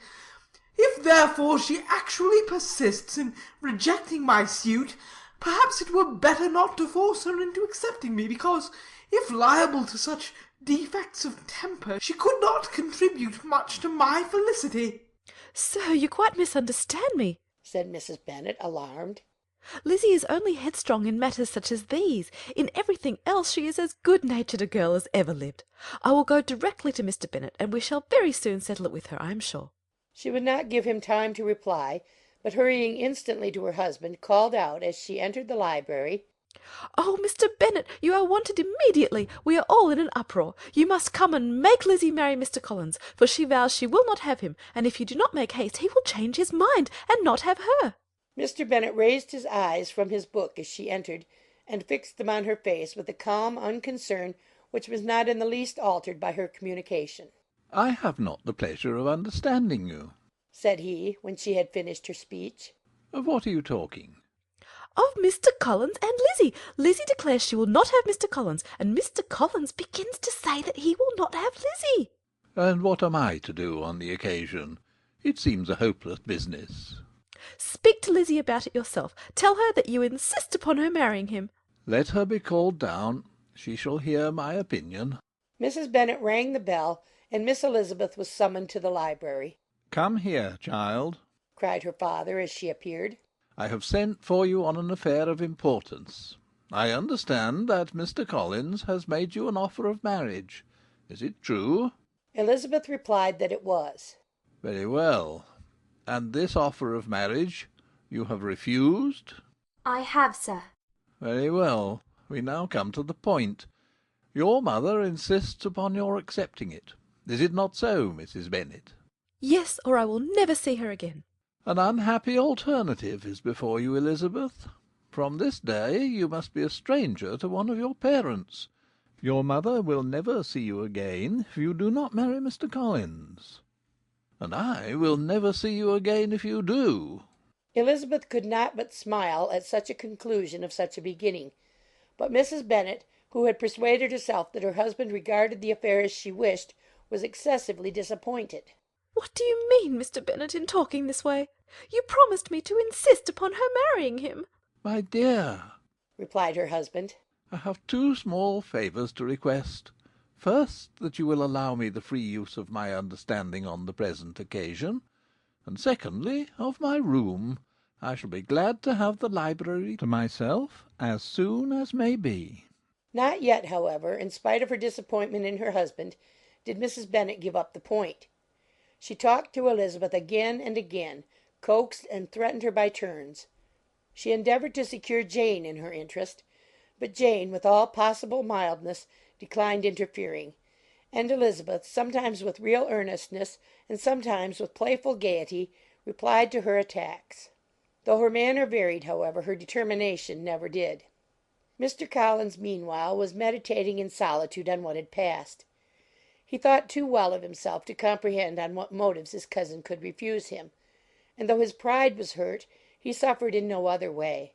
His regard for her was quite imaginary, and the possibility of her deserving her mother's reproach prevented his feeling any regret. While the family were in this confusion, Charlotte Lucas came to spend the day with them. She was met in the vestibule by Lydia, who, flying to her, cried in a half-whisper, "I am glad you are calm, for there is such fun here. What do you think has happened this morning? Mr. Collins has made an offer to Lizzie, and she will not have him." Charlotte hardly had time to answer before they were joined by Kitty, who came to tell the same news, and no sooner had they entered the breakfast-room, where Mrs. Bennet was alone, than she likewise began on the subject, calling on Miss Lucas for her compassion, and entreating her to persuade her friend Lizzie to comply with the wishes of all her family. Pray do, my dear Miss Lucas, she added in a melancholy tone, for nobody is on my side. Nobody takes part with me. I am cruelly used. Nobody feels for my poor nerves. Charlotte's reply was spared by the entrance of Jane and Elizabeth. Aye, there she comes, continued Mrs. Bennet, looking as unconcerned as may be, and caring no more for us than if we were at York, provided she can have her own way. But I tell you, Miss Lizzie, if you take it into your head to go on refusing every offer of marriage in this way, you will never get a husband at all, and I am sure I do not know who is to maintain you when your father is dead. I shall not be able to keep you, and so I warn you, I have done with you from this very day. I told you in the library, you know, that I should never speak to you again, and you will find me as good as my word. I have no pleasure in talking to undutiful children. Not that I have much pleasure indeed in talking to anybody. People who suffer as I do from nervous complaints can have no great inclination for talking. Nobody can tell what I suffer. But it is always so. Those who do not complain are never pitied. Her daughters listened in silence to this effusion, sensible that any attempt to reason with her or soothe her would only increase the irritation. She talked on, therefore, without interruption from any of them, till they were joined by Mr. Collins, who entered the room with an air more stately than usual, and on perceiving whom, she said to the girls, "Now I do insist upon it that you, all of you, hold your tongues, and let me and Mr. Collins have a little conversation together." Elizabeth passed quietly out of the room. Jane and Kitty followed, but Lydia stood her ground, determined to hear all she could, and Charlotte, detained first by the civility of Mr. Collins, whose inquiries after herself and all her family were very minute, and then by a little curiosity, satisfied herself with walking to the window and pretending not to hear. In a doleful voice Mrs. Bennet began the projected conversation. "Oh, Mr. Collins!" "My dear madam," replied he, "let us be for ever silent on this point. Far be it from me," he presently continued, in a voice that marked his displeasure, "to resent the behaviour of your daughter. Resignation to inevitable evils is the evil duty of us all, the peculiar duty of a young man who has been so fortunate as I have been in early preferment, and I trust I am resigned. Perhaps not the less so from my feeling a doubt of my positive happiness had my fair cousin honoured me with her hand, for I have often observed that resignation is never so perfect as when the blessing denied begins to lose somewhat of its value in our estimation. You will not, I hope, consider me as showing any disrespect to your family, my dear madam, by thus withdrawing my pretensions to your daughter's favour, without having paid yourself and Mr. Bennet the compliment of requesting you to interpose your authority in my behalf. My conduct may, I fear, be objectionable in having accepted my dismission from your daughter's lips instead of your own. But we are all liable to error. I have certainly meant well through the whole affair. My object has been to secure an amiable companion for myself, with due consideration for the advantage of all your family. And if my manner has been at all reprehensible, I here beg leave to apologize." Chapter 20. Chapter 21. The discussion of Mr. Collins's offer was now nearly at an end, and Elizabeth had only to suffer from the uncomfortable feelings necessarily attending it, and occasionally from some peevish allusions of her mother. As for the gentleman himself, his feelings were chiefly expressed, not by embarrassment or dejection, or by trying to avoid her, but by stiffness of manner and resentful silence.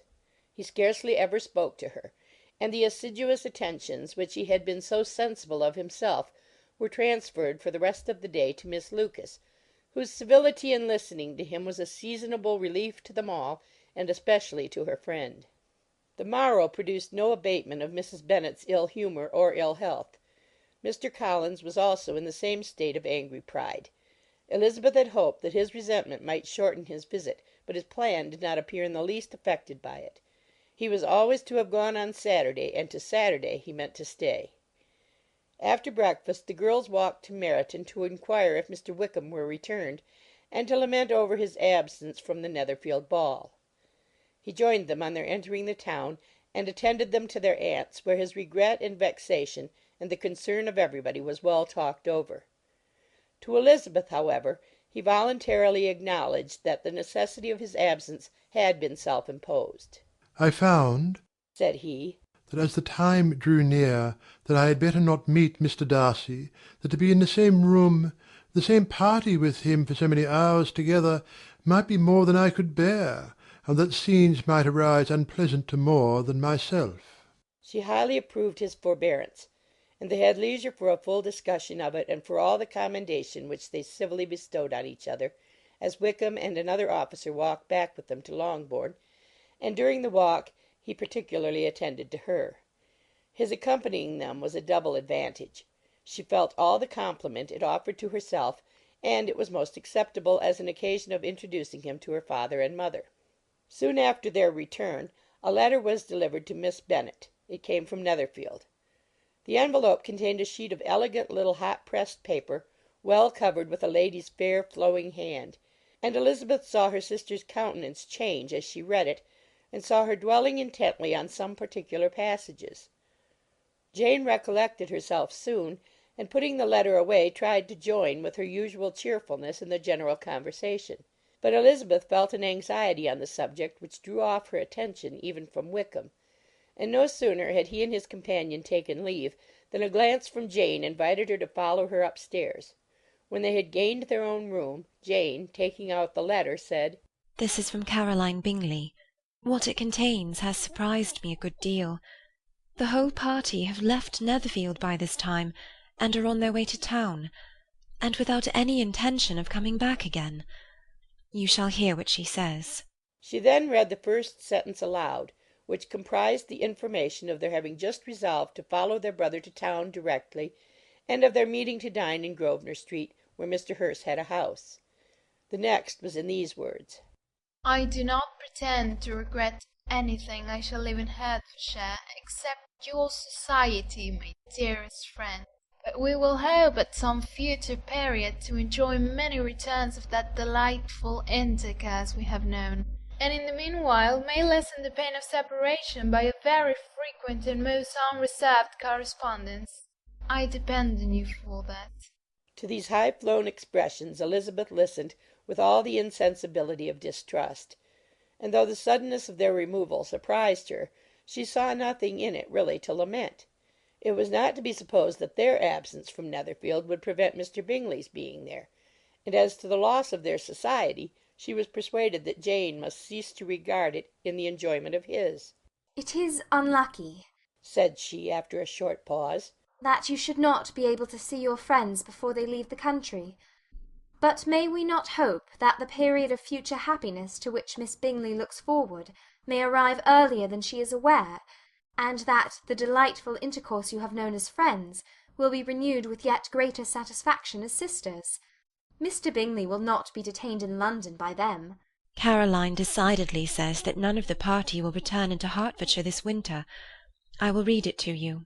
When my brother left us yesterday, he imagined that the business which took him to London might be concluded in 3 or 4 days. But as we are certain it cannot be so, and at the same time convinced that when Charles gets to town he will be in no hurry to leave it again, we have determined on following him thither, that he may not be obliged to spend his vacant hours in a comfortless hotel. Many of my acquaintances are already there for the winter. I wish that I could hear that you, my dearest friend, had any intention of making one of the crowd, but of that I despair. I sincerely hope your Christmas in Hertfordshire may abound in the gaieties which that season generally brings, and that your beaux will be so numerous as to prevent your feeling the last of the 3 of whom we shall deprive you. It is evident by this, added Jane, that he comes back no more this winter. It is only evident that Miss Bingley does not mean that he should. Why will you think so? It must be his own doing. He is his own master. But you do not know all. I will read you the passage which particularly hurts me. I will have no reserves from you. Mr. Darcy is impatient to see his sister, and, to confess the truth, we are scarcely less eager to meet her again. I really do not think Georgiana Darcy has her equal for beauty, elegance, and accomplishments, and the affection she inspires in Louisa and myself is heightened into something still more interesting, from the hope we dare entertain of her being hereafter our sister. I do not know whether I ever before mentioned to you my feelings on this subject, but I will not leave the country without confiding them, and I trust you will not esteem them unreasonable. My brother admires her greatly already. He will have frequent opportunity now of seeing her on the most intimate footing. Her relations all wish the connection as much as his own, and a sister's partiality is not misleading me, I think, when I call Charles most capable of engaging any woman's heart, with all the circumstances to favour an attachment, and nothing to prevent it. Am I wrong, my dearest Jane, in indulging the hope of an event which will secure the happiness of so many? What do you think of this sentence, my dear Lizzie? said Jane, as she finished it. Is it not clear enough? Does it not expressly declare that Caroline neither expects nor wishes me to be her sister, that she is perfectly convinced of her brother's indifference, and that if she suspects the nature of my feelings for him, she means most kindly to put me on my guard? Can there be any other opinion on the subject? Yes, there can, for mine is totally different. Will you hear it? Most willingly. You shall have it in a few words. Miss Bingley sees that her brother is in love with you, and wants him to marry Miss Darcy. She follows him to town in hope of keeping him there, and tries to persuade you that he does not care about you. Jane shook her head. Indeed, Jane, you ought to believe me. No one who has ever seen you together can doubt his affection. Miss Bingley, I am sure, cannot. She is not such a simpleton. Could she have seen half as much love in Mr. Darcy for herself, She would have ordered her wedding clothes. But the case is this. We are not rich enough or grand enough for them, and she is the more anxious to get Miss Darcy for her brother, from the notion that when there has been one intermarriage, she may have less trouble in achieving a second, in which there is certainly some ingenuity, and I dare say it would succeed if Mr. Berg were out of the way.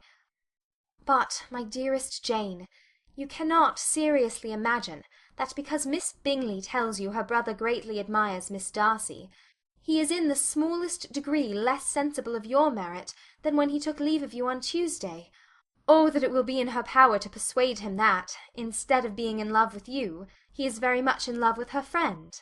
If we thought alike of Miss Bingley, replied Jane, your representation of all this might make me quite easy, but I know the foundation is unjust.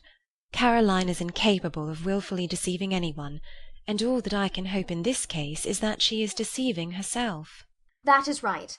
You could not have started a more happy idea, since you will not take comfort in mine. Believe her to be deceived by all means.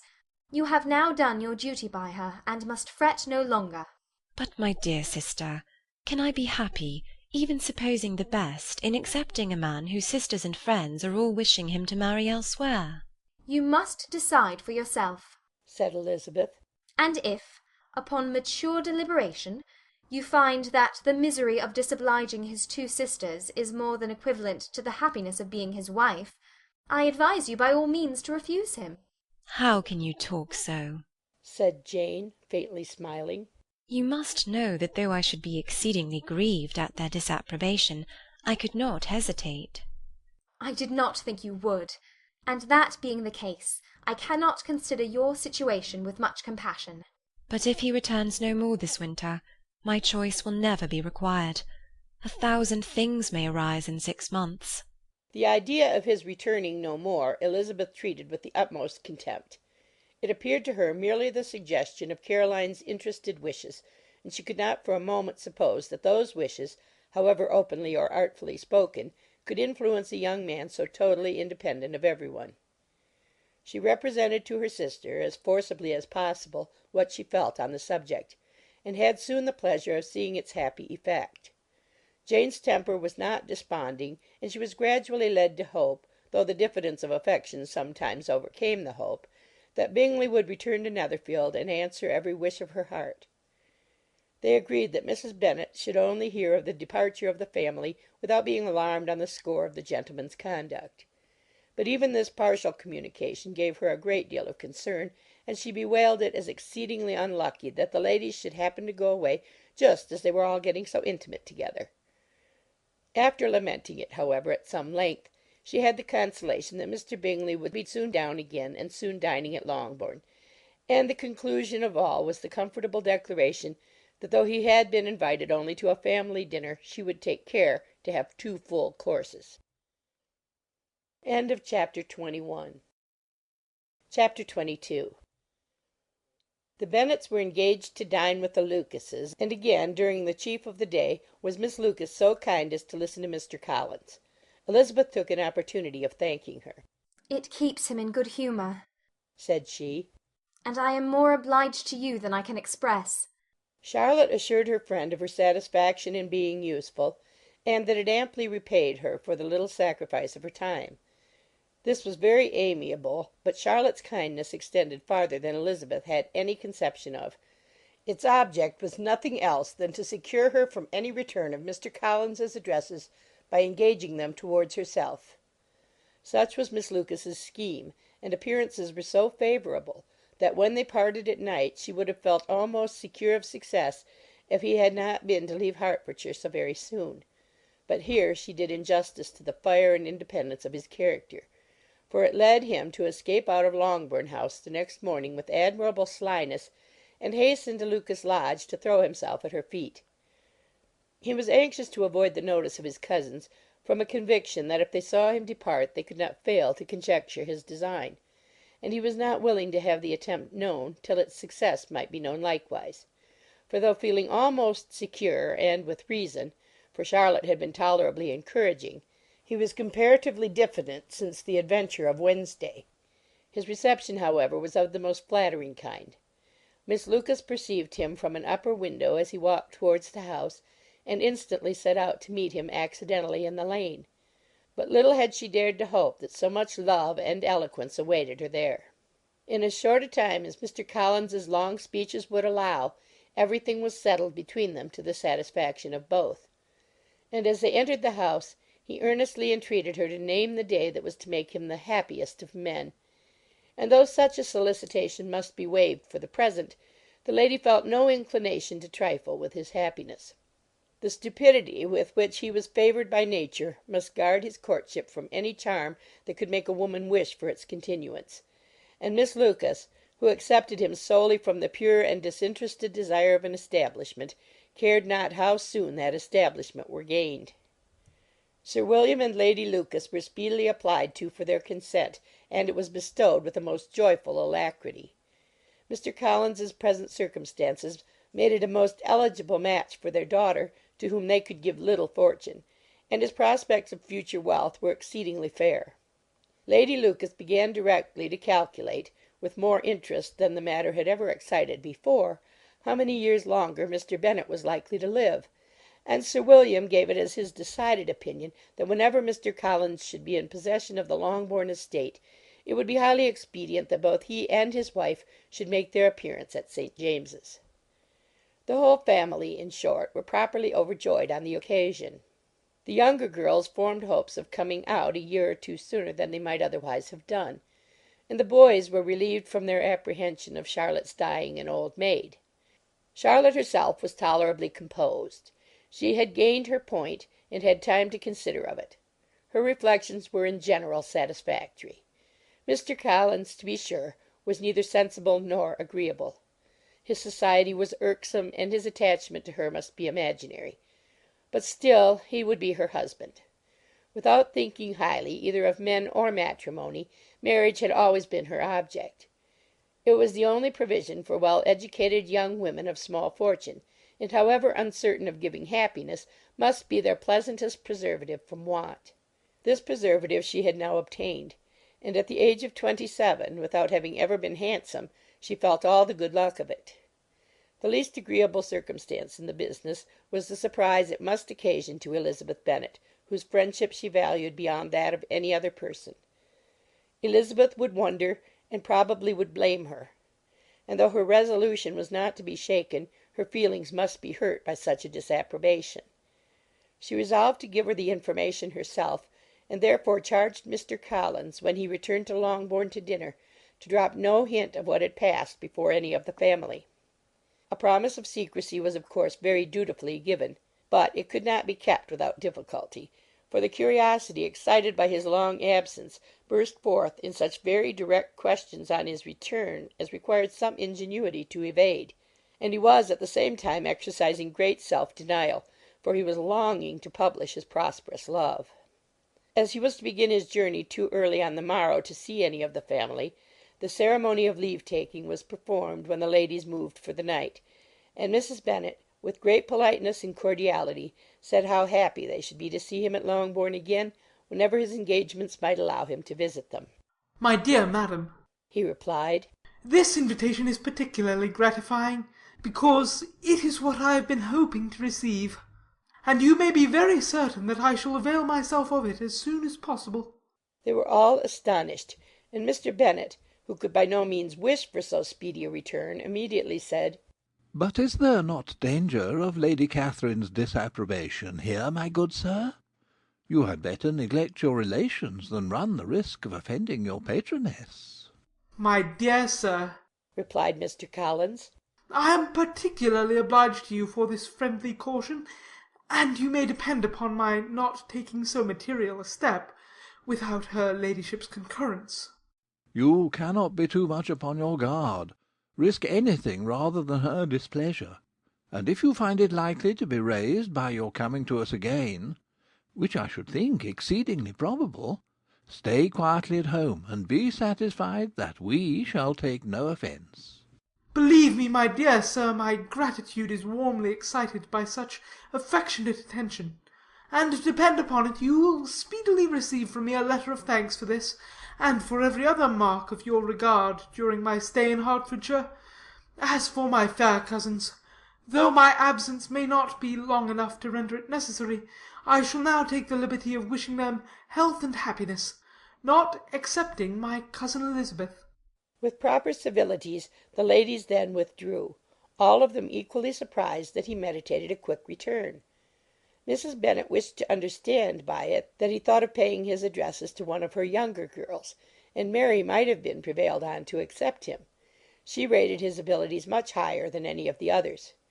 There was a solidity in his reflections which often struck her, and though by no means so clever as herself, she thought that if encouraged to read and improve himself by such an example as hers, he might become a very agreeable companion. But on the following morning every hope of this kind was done away. Miss Lucas called soon after breakfast, and in a private conference with Elizabeth related the event of the day before. The possibility of Mr. Collins's fancying himself in love with her friend had once occurred to Elizabeth within the last day or two, but that Charlotte could encourage him seemed almost as far from possibility as she could encourage him herself, and her astonishment was consequently so great as to overcome at first the bounds of decorum, and she could not help crying out, "Engaged to Mr. Collins! My dear Charlotte! Impossible!" The steady countenance which Miss Lucas had commanded in telling her story gave way to a momentary confusion here on receiving so direct a reproach; though, as it was no more than she expected, she soon regained her composure, and calmly replied, "Why should you be surprised, my dear Eliza? Do you think it incredible that Mr. Collins should be able to procure any woman's good opinion because he was not so happy as to succeed with you?" But Elizabeth had now recollected herself, and making a strong effort for it, was able to assure, with tolerable firmness, that the prospect of their relationship was highly grateful to her, and that she wished her all imaginable happiness. "I see what you are feeling," replied Charlotte. "You must be surprised, very much surprised, so lately as Mr. Collins was wishing to marry you. But when you have had time to think it over, I hope you will be satisfied with what I have done. I am not romantic, you know. I never was. I ask only a comfortable home, and considering Mr. Collins's character, connection, and situation in life, I am convinced that my chance of happiness with him is as fair as most people can boast on entering the marriage state." Elizabeth quietly answered, "Undoubtedly." And after an awkward pause they returned to the rest of the family. Charlotte did not stay much longer, and Elizabeth was then left to reflect on what she had heard. It was a long time before she became at all reconciled to the idea of so unsuitable a match. The strangeness of Mr. Collins's making 2 offers of marriage within 3 days was nothing in comparison of his being now accepted. She had always felt that Charlotte's opinion of matrimony was not exactly like her own, but she had not supposed it to be possible that, when called into action, she would have sacrificed every better feeling to worldly advantage. Charlotte, the wife of Mr. Collins, was a most humiliating picture, and to the pang of a friend disgracing herself and sunk in her esteem was added the distressing conviction that it was impossible for that friend to be tolerably happy in the lot she had chosen. Chapter 23. Elizabeth was sitting with her mother and sisters, reflecting on what she had heard, and doubting whether she was authorized to mention it, when Sir William Lucas himself appeared, sent by his daughter, to announce her engagement to the family.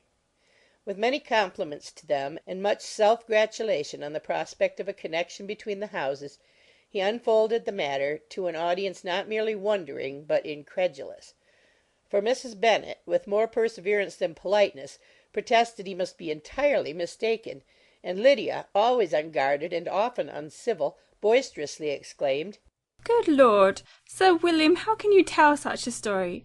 Do you not know that Mr. Collins wants to marry Lizzie?" Nothing less than the complaisance of a courtier could have borne without anger such treatment, but Sir William's good breeding carried him through it all, and though he begged leave to be positive as to the truth of his information, he listened to all their impertinence with the most forbearing courtesy. Elizabeth, feeling it incumbent on her to relieve him from so unpleasant a situation, now put herself forward to confirm his account, by mentioning her prior knowledge of it from Charlotte herself, and endeavoured to put a stop to the exclamations of her mother and sisters by the earnestness of her congratulations to Sir William, in which she was readily joined by Jane, and by making a variety of remarks on the happiness that might be expected from the match, the excellent character of Mr. Collins, and the convenient distance of Hunsford from London. Mrs. Bennet was, in fact, too much overpowered to say a great deal while Sir William remained. But no sooner had he left them than her feelings found a rapid vent. In the first place, she persisted in disbelieving the whole of the matter. Secondly, she was very sure that Mr. Collins had been taken in. Thirdly, she trusted that they would never be happy together. And fourthly, that the match might be broken off. Two inferences, however, were plainly deduced from the whole. One, that Elizabeth was the real cause of the mischief, and the other that she herself had been barbarously misused by them all. And on these two points she principally dwelt during the rest of the day. Nothing could console and nothing could appease her, nor did that day wear out her resentment. A week elapsed before she could see Elizabeth without scolding her. A month passed away before she could speak to Sir William or Lady Lucas without being rude, and many months were gone before she could at all forgive their daughter. Mr. Bennet's emotions were much more tranquil on the occasion, and such as he did experience he pronounced to be of a most agreeable sort, for it gratified him, he said, to discover that Charlotte Lucas, whom he had been used to think tolerably sensible, was as foolish as his wife and more foolish than his daughter.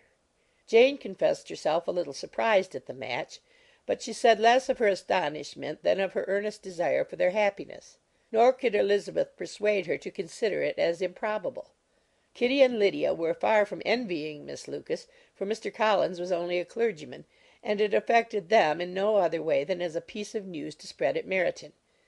Lady Lucas could not be insensible of triumph on being able to retort on Mrs. Bennet the comfort of having a daughter well married, and she called at Longbourn rather oftener than usual to say how happy she was, though Mrs. Bennet's sour looks and ill-natured remarks might have been enough to drive happiness away. Between Elizabeth and Charlotte there was a restraint which kept them mutually silent on the subject, and Elizabeth felt persuaded that no real confidence could ever subsist between them again. Her disappointment in Charlotte made her turn with fonder regard to her sister, of whose rectitude and delicacy she was sure her opinion could never be shaken, and for whose happiness she grew daily more anxious, as Bingley had now been gone a week, and nothing more was heard of his return. Jane had sent Caroline an early answer to her letter, and was counting the days till she might reasonably hope to hear again.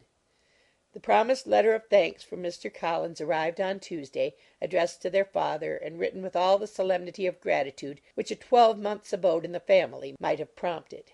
After discharging his conscience on that head, he proceeded to inform them, with many rapturous expressions, of his happiness in having obtained the affection of their amiable neighbour, Miss Lucas, and then explained that it was merely with the view of enjoying her society that he had been so ready to close with their kind wish of seeing him again at Longbourn, whither he hoped to be able to return on Monday fortnight, for Lady Catherine, he added, so heartily approved of his marriage that she wished it to take place as soon as possible, which he trusted would be an unanswerable argument with his amiable Charlotte to name an early day for making him the happiest of men. Mr. Collins's return into Hertfordshire was no longer a matter of pleasure to Mrs. Bennet. On the contrary, she was as much disposed to complain of it as her husband. It was very strange that he should come to Longbourn instead of to Lucas Lodge. It was also very inconvenient and exceedingly troublesome. She hated having visitors in the house, while her health was so indifferent, and lovers were of all people the most disagreeable. Such were the gentle murmurs of Mrs. Bennet, and they gave way only to the greater distress of Mr. Bingley's continued absence. Neither Jane nor Elizabeth were comfortable on this subject. Day after day passed away without bringing any other tidings of him than the report which shortly prevailed in Meryton of his coming no more to Netherfield the whole winter, a report which highly incensed Mrs. Bennet, and which she never failed to contradict as a most scandalous falsehood. Even Elizabeth began to fear, not that Bingley was indifferent, but that his sisters would be successful in keeping him away. Unwilling as she was to admit an idea so destructive of Jane's happiness and so dishonourable to the stability of her lover, she could not prevent its frequently occurring. The united efforts of his two unfeeling sisters and of his overpowering friend, assisted by the attractions of Miss Darcy and the amusements of London, might be too much, she feared, for the strength of his attachment. As for Jane, her anxiety under this suspense was of course more painful than Elizabeth's, but whatever she felt she was desirous of concealing. and between herself and Elizabeth, therefore, the subject was never alluded to. But as no such delicacy restrained her mother, an hour seldom passed in which she did not talk of Bingley, express her impatience for his arrival, or even require Jane to confess that if he did not come back she would think herself very ill-used. It needed all Jane's steady mildness to bear these attacks with tolerable tranquillity. Mr. Collins returned most punctually on Monday fortnight, but his reception at Longbourn was not quite so gracious as it had been on his first introduction. He was too happy, however, to need much attention, and luckily for the others the business of love-making relieved them from a great deal of his company. The chief of every day was spent by him at Lucas Lodge, and he sometimes returned to Longbourn only in time to make an apology for his absence before the family went to bed. Mrs. Bennet was really in a most pitiable state. The very mention of anything concerning the match threw her into an agony of ill-humour, and wherever she went she was sure of hearing it talked of. The sight of Miss Lucas was odious to her. As her successor in that house, she regarded her with jealous abhorrence. Whenever Charlotte came to see them, she concluded her to be anticipating the hour of possession, and whenever she spoke in a low voice to Mr. Collins, was convinced that they were talking of the Longbourn estate, and resolving to turn herself and her daughters out of the house as soon as Mr. Bennet were dead. She complained bitterly of all this to her husband. "Indeed, Mr. Bennet," said she, "it is very hard to think that Charlotte Lucas should ever be mistress of this house, that I should be forced to make way for her, and live to see her take my place in it." My dear, do not give way to such gloomy thoughts. Let us hope for better things. Let us flatter ourselves that I may be the survivor. This was not very consoling to Mrs. Bennet, and therefore, instead of making any answer, she went on as before. "I cannot bear to think that they should have all this estate. If it was not for the entail, I should not mind it." What should you not mind? "I should not mind anything at all." Let us be thankful that you are preserved from a state of such insensibility. "I can never be thankful, Mr. Bennet, for anything about the entail. How anyone could have the conscience to entail away an estate from one's own daughters, I cannot understand. And all for the sake of Mr. Collins, too. Why should he have it more than anybody else?" I leave it to yourself to determine, said Mr. Bennet. Chapter 24. Miss Bingley's letter arrived and put an end to doubt. The very first sentence conveyed the assurance of their being all settled in London for the winter, and concluded with her brother's regret at not having had time to pay his respects to his friends in Hertfordshire before he left the country. Hope was over, entirely over, and when Jane could attend to the rest of the letter, she found little, except the professed affection of the writer, that could give her any comfort. Miss Darcy's praise occupied the chief of it. Her many attractions were again dwelt on, and Caroline boasted joyfully of their increasing intimacy, and ventured to predict the accomplishment of the wishes which had been unfolded in her former letter. She wrote also with great pleasure of her brother's being an inmate of Mr. Darcy's house, and mentioned with raptures some plans of the latter with regard to new furniture. Elizabeth, to whom Jane very soon communicated the chief of all this, heard it in silent indignation. Her heart was divided between concern for her sister and resentment against all others. To Caroline's assertion of her brother's being partial to Miss Darcy she paid no credit. That he was really fond of Jane she doubted no more than she had ever done, and much as she had always been disposed to like him, she could not think without anger, hardly without contempt, on that easiness of temper, that want of proper resolution, which now made him the slave of his designing friends, and led him to sacrifice of his own happiness to the caprice of their inclination.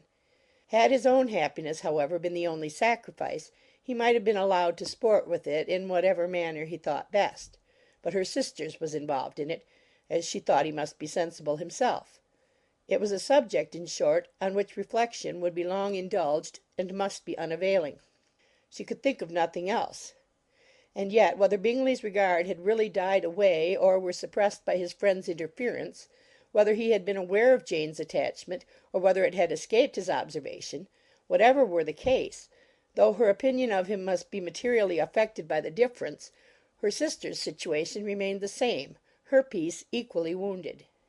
A day or two passed before Jane had courage to speak of her feelings to Elizabeth, But at last, on Mrs. Bennet's leaving them together, after a longer irritation than usual about Netherfield and its master, she could not help saying, "Oh, that my dear mother had more command over herself! She can have no idea of the pain she gives me by her continual reflections on him. But I will not repine. It cannot last long.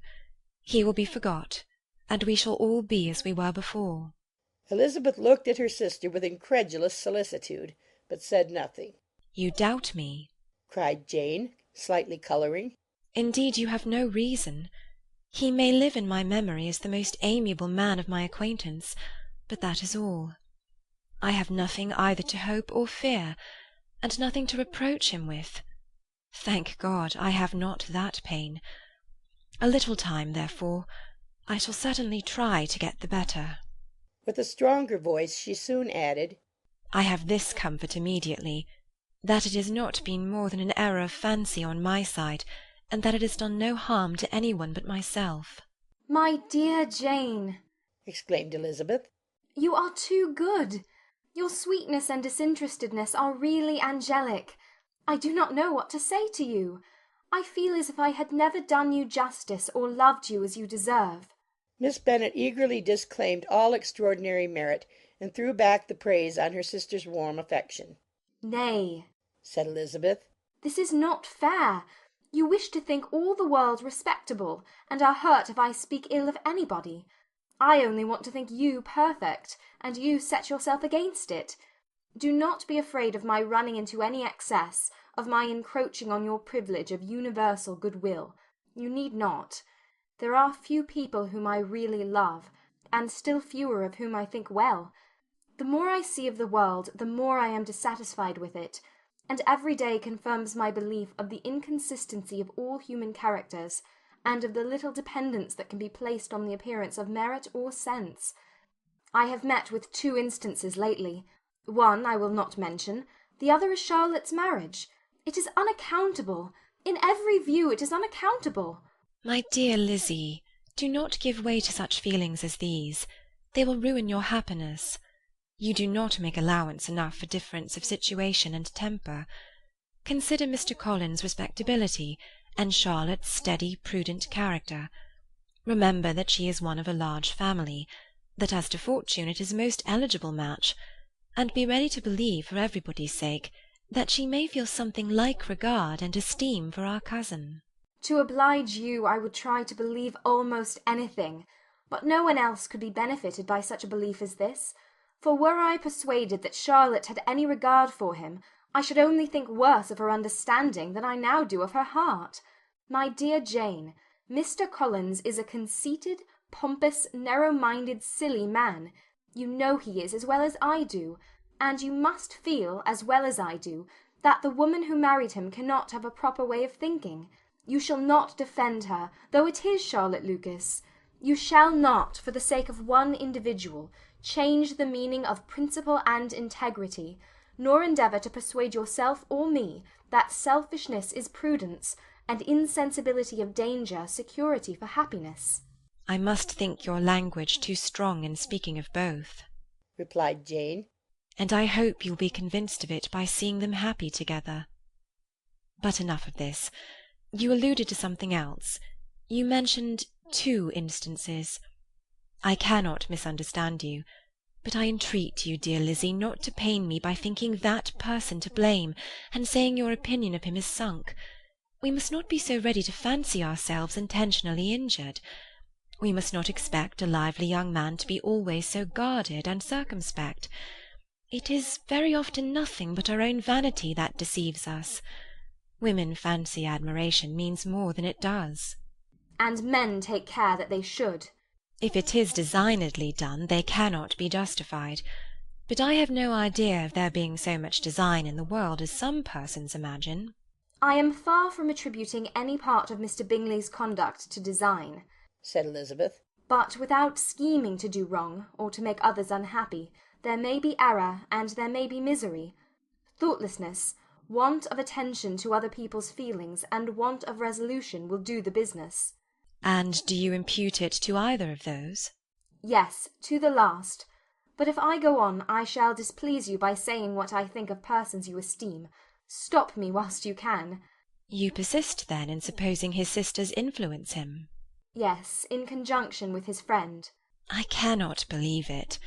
Why should they try to influence him? They can only wish his happiness, and if he is attached to me, no other woman can secure it. Your first position is false. They may wish many things besides his happiness. They may wish his increase of wealth and consequence. They may wish him to marry a girl who has all the importance of money, great connections, and pride. Beyond a doubt they do wish him to choose Miss Darcy, replied Jane. But this may be from better feelings than you are supposing. They have known her much longer than they have known me. No wonder they love her better.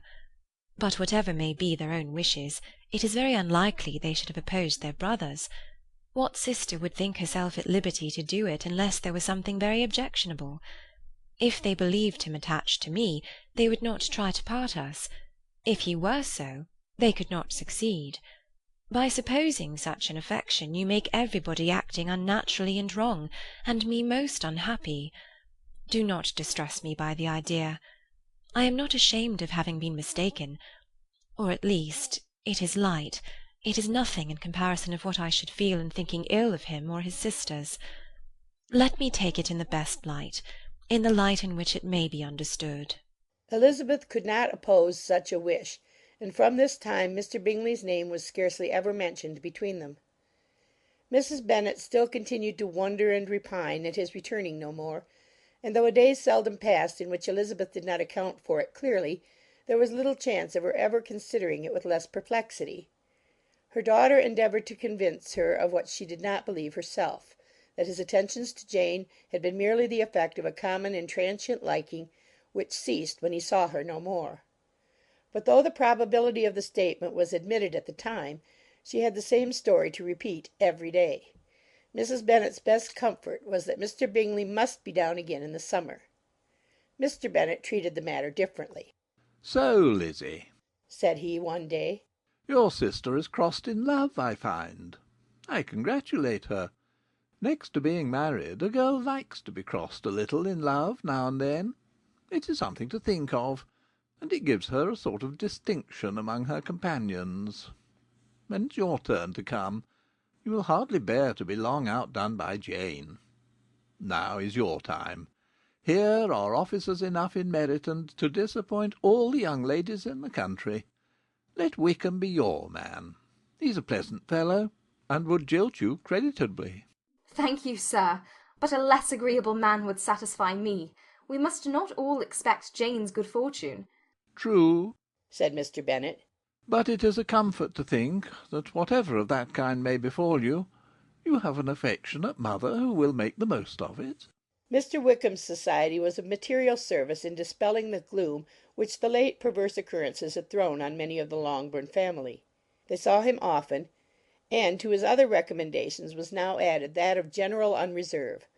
The whole of what Elizabeth had already heard, his claims on Mr. Darcy, and all that he had suffered from him, was now openly acknowledged and publicly canvassed, and everybody was pleased to know how much they had always disliked Mr. Darcy before they had known anything of the matter. Miss Bennet was the only creature who could suppose there might be any extenuating circumstances in the case unknown to the society of Hertfordshire. Her mild and steady candour always pleaded for allowances, and urged the possibility of mistakes. But by everybody else Mr. Darcy was condemned as the worst of men. Chapter 25. After a week spent in professions of love and schemes of felicity, Mr. Collins was called from his amiable Charlotte by the arrival of Saturday. The pain of separation, however, might be alleviated on his side by preparations for the reception of his bride, as he had reason to hope that shortly after his return into Hertfordshire the day would be fixed that was to make him the happiest of men. He took leave of his relations at Longbourn with as much solemnity as before, wished his fair cousins health and happiness again, and promised their father another letter of thanks. On the following Monday Mrs. Bennet had the pleasure of receiving her brother and his wife, who came as usual to spend the Christmas at Longbourn. Mr. Gardiner was a sensible, gentlemanlike man, greatly superior to his sister, as well by nature as education. The Netherfield ladies would have had difficulty in believing that a man who lived by trade and within view of his own warehouses could have been so well bred and agreeable. Mrs. Gardiner, who was several years younger than Mrs. Bennet and Mrs. Phillips, was an amiable, intelligent, elegant woman, and a great favourite with all her Longbourn nieces. Between the two eldest and herself especially there subsisted a particular regard. They had frequently been staying with her in town. The first part of Mrs. Gardiner's business on her arrival was to distribute her presents and describe the newest fashions. When this was done she had a less active part to play. It became her turn to listen. Mrs. Bennet had many grievances to relate, and much to complain of. They had all been very ill used since she last saw her sister. 2 of her girls had been upon the point of marriage, and after all there was nothing in it. I do not blame Jane, she continued, for Jane would have got Mr. Bingley if she could. But Lizzie, oh, sister, it is very hard to think that she might have been Mr. Collins's wife by this time, had it not been for her own perverseness. He made her an offer in this very room, and she refused him. The consequence of it is that Lady Lucas will have a daughter married before I have, and that the Longbourn estate is just as much entailed as ever. The Lucases are very artful people indeed, sister. They are all for what they can get. I am sorry to say it of them, but so it is. It makes me very nervous and poorly to be thwarted so in my own family, and to have neighbours who think of themselves before anybody else. However, your coming just at this time is the greatest of comforts, and I am very glad to hear what you tell us of long sleeves. Mrs. Gardiner, to whom the chief of this news had been given before in the course of Jane and Elizabeth's correspondence with her, made her sister a slight answer, and, in compassion to her nieces, turned the conversation. When alone with Elizabeth afterwards, she spoke more on the subject. "It seems likely to have been a desirable match for Jane," said she. "I am sorry it went off, but these things happen so often. A young man, such as you describe Mr. Bingley, so easily falls in love with a pretty girl for a few weeks, and when accident separates them, so easily forgets her, that these sort of inconsistencies are very frequent." "An excellent consolation in its way," said Elizabeth. "but it will not do for us. We do not suffer by accident. It does not often happen that the interference of friends will persuade a young man of independent fortune to think no more of a girl whom he was violently in love with only a few days before." "But that expression of violently in love is so hackneyed, so doubtful, so indefinite, that it gives me very little idea. It is as often applied to feelings which arise from a half-hour's acquaintance as to a real strong attachment. Pray, how violent was Mr. Bingley's love?" "I never saw a more promising inclination. He was growing quite inattentive to other people, and wholly engrossed by her. Every time they met it was more decided and remarkable. At his own ball he offended 2 or 3 young ladies by not asking them to dance, and I spoke to him twice myself without receiving an answer. Could there be finer symptoms? Is not general incivility the very essence of love?" "Oh, yes, of that kind of love which I suppose him to have felt. Poor Jane! I am sorry for her, because with her disposition she may not get over it immediately. It had better have happened to you, Lizzie. You would have laughed yourself out of it sooner. But do you think she would be prevailed upon to go back with us? Change of scene might be of service, and perhaps a little relief from home may be as useful as anything." Elizabeth was exceedingly pleased with this proposal, and felt persuaded of her sister's ready acquiescence. "I hope," added Mrs. Gardiner, "that no consideration with regard to this young man will influence her. We live in so different a part of town, all our connections are so different, and, as you well know, we go out so little, that it is very improbable that they should meet at all, unless he really comes to see her." "And that is quite impossible, for he is now in the custody of his friend, and Mr. Darcy would no more suffer him to call on Jane in such a part of London. My dear aunt, how could you think of it? Mr. Darcy may perhaps have heard of such a place as Gracechurch Street, but he would hardly think a month's ablution enough to cleanse him from its impurities were he once to enter it, and depend upon it, Mr. Bingley never stirs without him." "So much the better. I hope they will not meet at all. But does not Jane correspond with his sister? She will not be able to help calling." "She will drop the acquaintance entirely." But in spite of the certainty in which Elizabeth affected to place this point, as well as the still more interesting one of Bingley's being withheld from seeing Jane, she felt a solicitude on the subject which convinced her, on examination, that she did not consider it entirely hopeless. It was possible, and sometimes she thought it probable, that his affection might be reanimated, and the influence of his friends successfully combated by the more natural influence of Jane's attractions. Miss Bennet accepted her aunt's invitation with pleasure, and the Bingleys were no otherwise in her thoughts at the same time than as she hoped, by Caroline's not living in the same house with her brother, she might occasionally spend a morning with her without any danger of seeing him. The Gardiners stayed a week at Longbourn, and what with the Phillipses, the Lucases, and the officers, there was not a day without its engagement. Mrs. Bennet had so carefully provided for the entertainment of her brother and sister that they did not once sit down to a family dinner.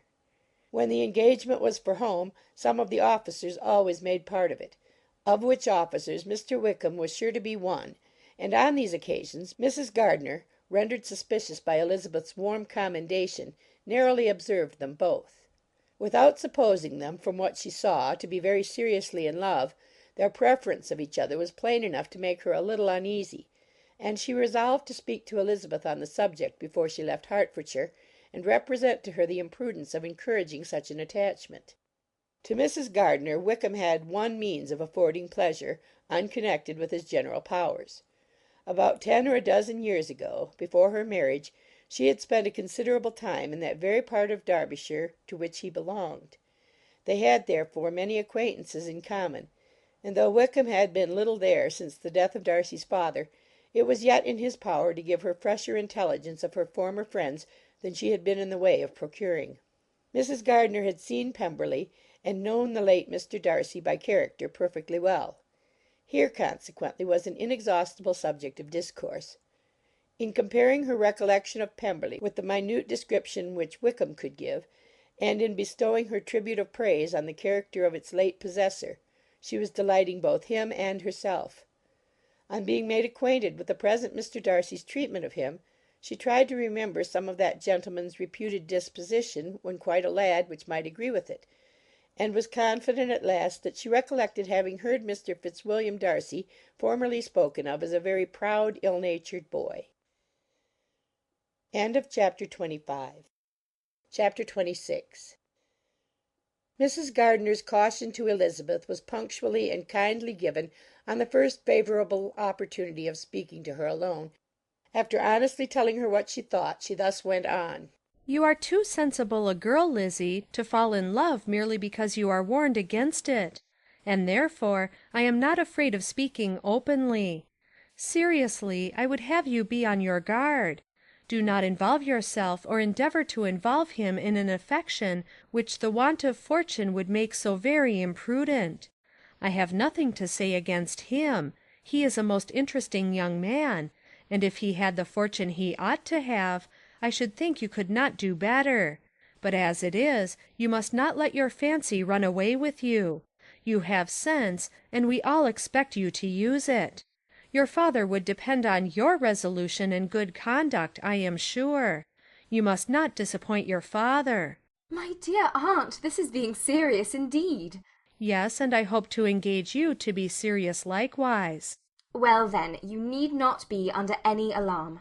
I will take care of myself, and of Mr. Wickham too. He shall not be in love with me if I can prevent it. Elizabeth, you are not serious now. I beg your pardon. I will try again. At present I am not in love with Mr. Wickham. No, I certainly am not. But he is, beyond all comparison, the most agreeable man I ever saw, and if he becomes really attached to me, I believe it will be better that he should not. I see the imprudence of it. Oh, that abominable Mr. Darcy! My father's opinion of me does me the greatest honour, and I should be miserable to forfeit it. My father, however, is partial to Mr. Wickham. In short, my dear aunt, I should be very sorry to be the means of making any of you unhappy, but since we see every day that where there is affection, young people are seldom withheld by immediate want of fortune from entering into engagements with each other, how can I promise to be wiser than so many of my fellow creatures if I am tempted? Or how am I even to know that it would be wisdom to resist? All that I can promise you, therefore, is not to be in a hurry. I will not be in a hurry to believe myself his first object. When I am in company with him, I will not be wishing. In short, I will do my best. Perhaps it will be as well if you discourage his coming here so very often. At least, you should not remind your mother of inviting him. As I did the other day, said Elizabeth with a conscious smile. Very true. It will be wise in me to refrain from that. But do not imagine that he is always here so often. It is on your account that he has been so frequently invited this week. You know my mother's ideas as to the necessity of constant company for her friends. But really, and upon my honour, I will try to do what I think to be the wisest, and now I hope you are satisfied. Her aunt assured her that she was, and Elizabeth, having thanked her for the kindness of her hints, they parted, a wonderful instance of advice being given on such a point without being resented. Mr. Collins returned into Hertfordshire soon after it had been quitted by the Gardiners and Jane, but as he took up his abode with the Lucases, his arrival was no great inconvenience to Mrs. Bennet. His marriage was now fast approaching, and she was at length so far resigned as to think it inevitable, and even repeatedly to say, in an ill-natured tone, that she wished they might be happy. Thursday was to be the wedding day, and on Wednesday Miss Lucas paid her farewell visit, and when she rose to take leave, Elizabeth, ashamed of her mother's ungracious and reluctant good wishes, and sincerely affected herself, accompanied her out of the room. As they went downstairs together, Charlotte said, I shall depend on hearing from you very often, Eliza. That you certainly shall. And I have another favour to ask you. Will you come and see me? We shall often meet, I hope, in Hertfordshire. I am not likely to leave Kent for some time. Promise me, therefore, to come to Hunsford. Elizabeth could not refuse, though she foresaw little pleasure in the visit. My father and Maria are coming to me in March, added Charlotte, and I hope you will consent to be of the party. Indeed, Eliza, you will be as welcome as either of them. The wedding took place. The bride and bridegroom set off for Kent from the church door, and everybody had as much to say or to hear on the subject as usual. Elizabeth soon heard from her friend, and their correspondence was as regular and frequent as it had ever been. That it should be equally unreserved was impossible. Elizabeth could never address her without feeling that all the comfort of intimacy was over, and though determined not to slacken as a correspondent, it was for the sake of what had been rather than what was. Charlotte's first letters were received with a good deal of eagerness. There could not but be curiosity to know how she would speak of her new home, how she would like Lady Catherine, and how happy she would dare pronounce herself to be. Though, when the letters were read, Elizabeth felt that Charlotte expressed herself on every point exactly as she might have foreseen. She wrote cheerfully, seemed surrounded with comforts, and mentioned nothing which she could not praise. The house, furniture, neighbourhood, and roads were all to her taste, and Lady Catherine's behaviour was most friendly and obliging. It was Mr. Collins's picture of Hunsford and Rosings rationally softened, and Elizabeth perceived that she must wait for her own visit there to know the rest. Jane had already written a few lines to her sister to announce their safe arrival in London, and when she wrote again, Elizabeth hoped it would be in her power to say something of the Bingleys. Her impatience for this second letter was as well rewarded as impatience generally is. Jane had been a week in town without either seeing or hearing from Caroline. She accounted for it, however, by supposing that her last letter to her friend from Longbourn had by some accident been lost. My aunt, she continued, is going tomorrow into that part of the town, and I shall take the opportunity of calling in Grosvenor Street. She wrote again when the visit was paid and she had seen Miss Bingley. I did not think Caroline in spirits, were her words. But she was very glad to see me, and reproached me for giving her no notice of my coming to London. I was right, therefore. My last letter had never reached her. I inquired after their brother, of course. He was well, but so much engaged with Mr. Darcy that they scarcely ever saw him. I found that Miss Darcy was expected to dinner. I wish I could see her. My visit was not long, as Caroline and Mrs. Hurst were going out. I dare say I shall see them soon here. Elizabeth shook her head over this letter. It convinced her that accident only could discover to Mr. Bingley her sister's being in town. 4 weeks passed away, and Jane saw nothing of him. She endeavoured to persuade herself that she did not regret it, but she could no longer be blind to Miss Bingley's inattention.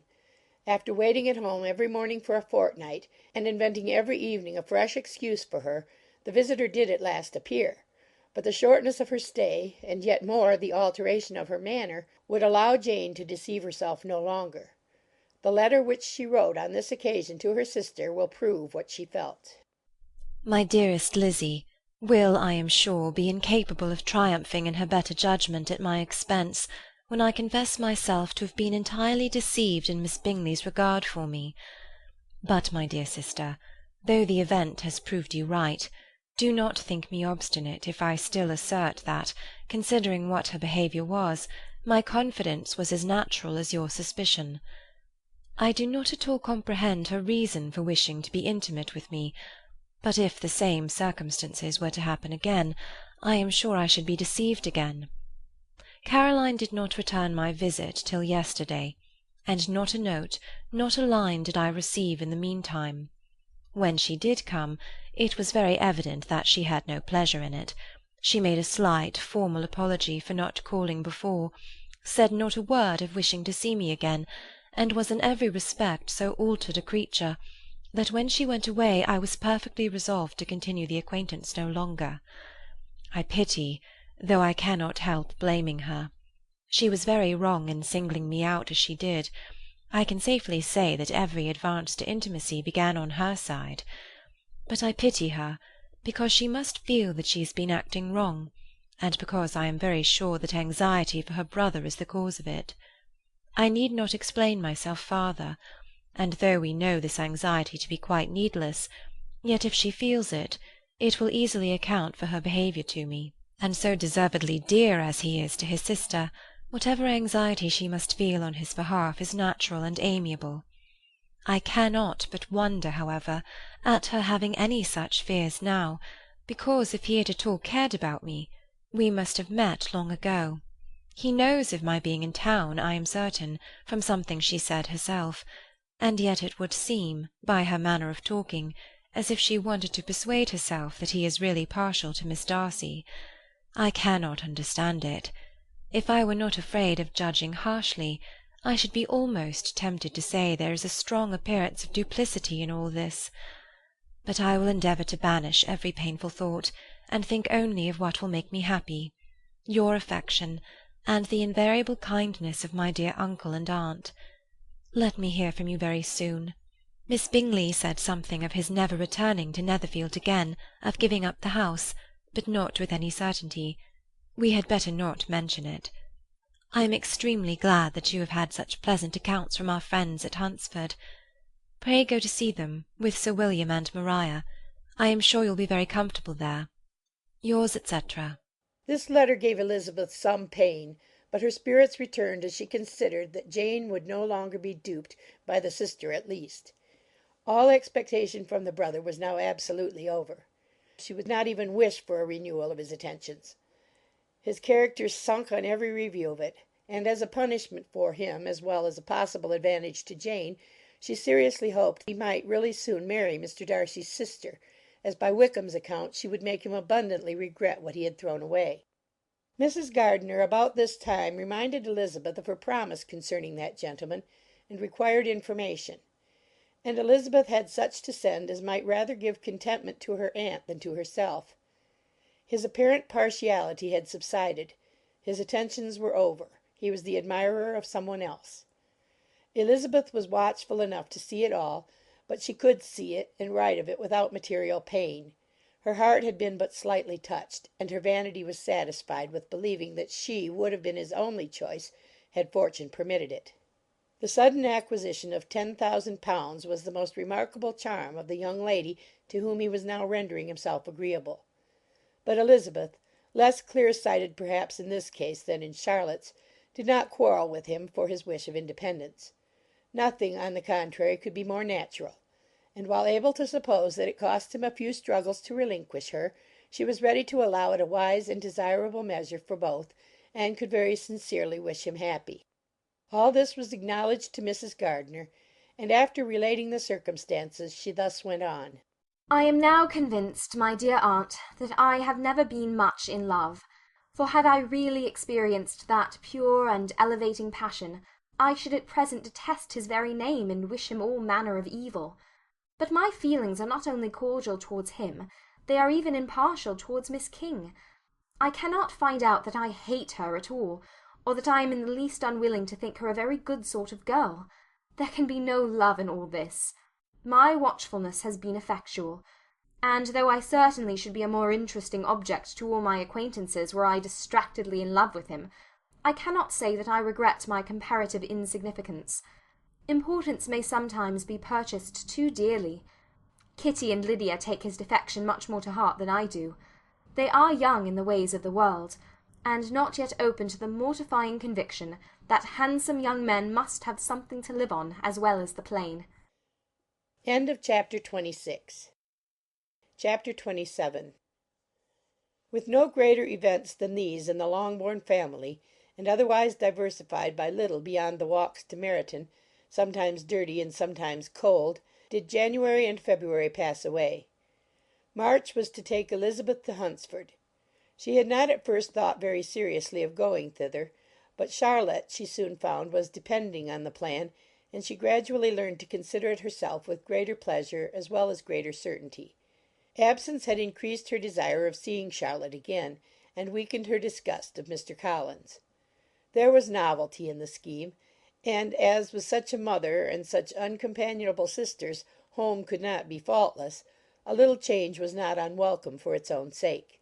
The journey would, moreover, give her a peep at Jane, and, in short, as the time grew near, she would have been very sorry for any delay.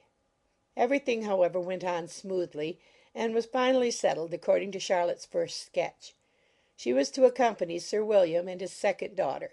The improvement of spending a night in London was added in time, and the plan became perfect as plan could be. The only pain was in leaving her father, who would certainly miss her, and who, when it came to the point, so little liked her going that he told her to write to him and almost promised to answer her letter. The farewell between herself and Mr. Wickham was perfectly friendly, on his side even more. His present pursuit could not make him forget that Elizabeth had been the first to excite and to deserve his attention, the first to listen and to pity, the first to be admired. And in his manner of bidding her adieu, wishing her every enjoyment, reminding her of what she was to expect in Lady Catherine de Bourgh, and trusting their opinion of her, their opinion of everybody, would always coincide, there was a solicitude, an interest which she felt must ever attach her to him with a most sincere regard. And she parted from him convinced that, whether married or single, he must always be her model of the amiable and pleasing. Her fellow travellers the next day were not of a kind to make her think him less agreeable. Sir William Lucas and his daughter Maria, a good-humoured girl, but as empty-headed as himself, had nothing to say that could be worth hearing, and were listened to with about as much delight as the rattle of the chaise. Elizabeth loved absurdities, but she had known Sir William's too long. He could tell her nothing new of the wonders of his presentation and knighthood, and his civilities were worn out, like his information. It was a journey of only 24 miles, and they began it so early as to be in Gracechurch Street by noon. As they drove to Mr. Gardiner's door, Jane was at a drawing-room window watching their arrival. When they entered the passage, she was there to welcome them, and Elizabeth, looking earnestly in her face, was pleased to see it healthful and lovely as ever. On the stairs were a troop of little boys and girls, whose eagerness for their cousin's appearance would not allow them to wait in the drawing-room, and whose shyness, as they had not seen her for a twelvemonth, prevented their coming lower. All was joy and kindness. The day passed most pleasantly away, the morning in bustle and shopping, and the evening at one of the theatres. Elizabeth then contrived to sit by her aunt. Their first object was her sister, and she was more grieved than astonished to hear, in reply to her minute inquiries, that though Jane always struggled to support her spirits, there were periods of dejection. It was reasonable, however, to hope that they would not continue long. Mrs. Gardiner gave her the particulars also of Miss Bingley's visit in Gracechurch Street, and repeated conversations occurring at different times between Jane and herself, which proved that the former had, from her heart, given up the acquaintance. Mrs. Gardiner then rallied her niece on Wickham's desertion, and complimented her on bearing it so well. "But, my dear Elizabeth," she added, "what sort of girl is Miss King? I should be sorry to think our friend mercenary." Pray, my dear aunt, What is the difference in matrimonial affairs between the mercenary and the prudent motive? Where does discretion end and avarice begin? Last Christmas you were afraid of his marrying me because it would be imprudent, and now, because he is trying to get a girl with only £10,000, you want to find out that he is mercenary. If you will only tell me what sort of girl Miss King is, I shall know what to think. She is a very good kind of girl, I believe. I know no harm of her. But he paid her not the smallest attention till her grandfather's death made her mistress of this fortune. No, why should he? If it were not allowable for him to gain my affections because I had no money, what occasion could there be for making love to a girl whom he did not care about and who was equally poor? But there seems an indelicacy in directing his attentions towards her so soon after this event. A man in distressed circumstances has not time for all those elegant decorums which other people may observe. If she does not object to it, why should we? Her not objecting does not justify him. It only shows her being deficient in something herself, sense or feeling. Well, cried Elizabeth, have it as you choose. He shall be mercenary, and she shall be foolish. No, Lizzie, that is what I do not choose. I should be sorry, you know, to think ill of a young man who has lived so long in Derbyshire. Oh, if that is all, I have a very poor opinion of young men who live in Derbyshire, and their intimate friends who live in Hertfordshire are not much better. I am sick of them all. Thank heaven I am going to-morrow, where I shall find a man who has not one agreeable quality, who has neither manner nor sense to recommend him. Stupid men are the only ones worth knowing after all. Take care, Lizzie. That speech savours strongly of disappointment. Before they were separated by the conclusion of the play, she had the unexpected happiness of an invitation to accompany her uncle and aunt in a tour of pleasure which they proposed taking in the summer.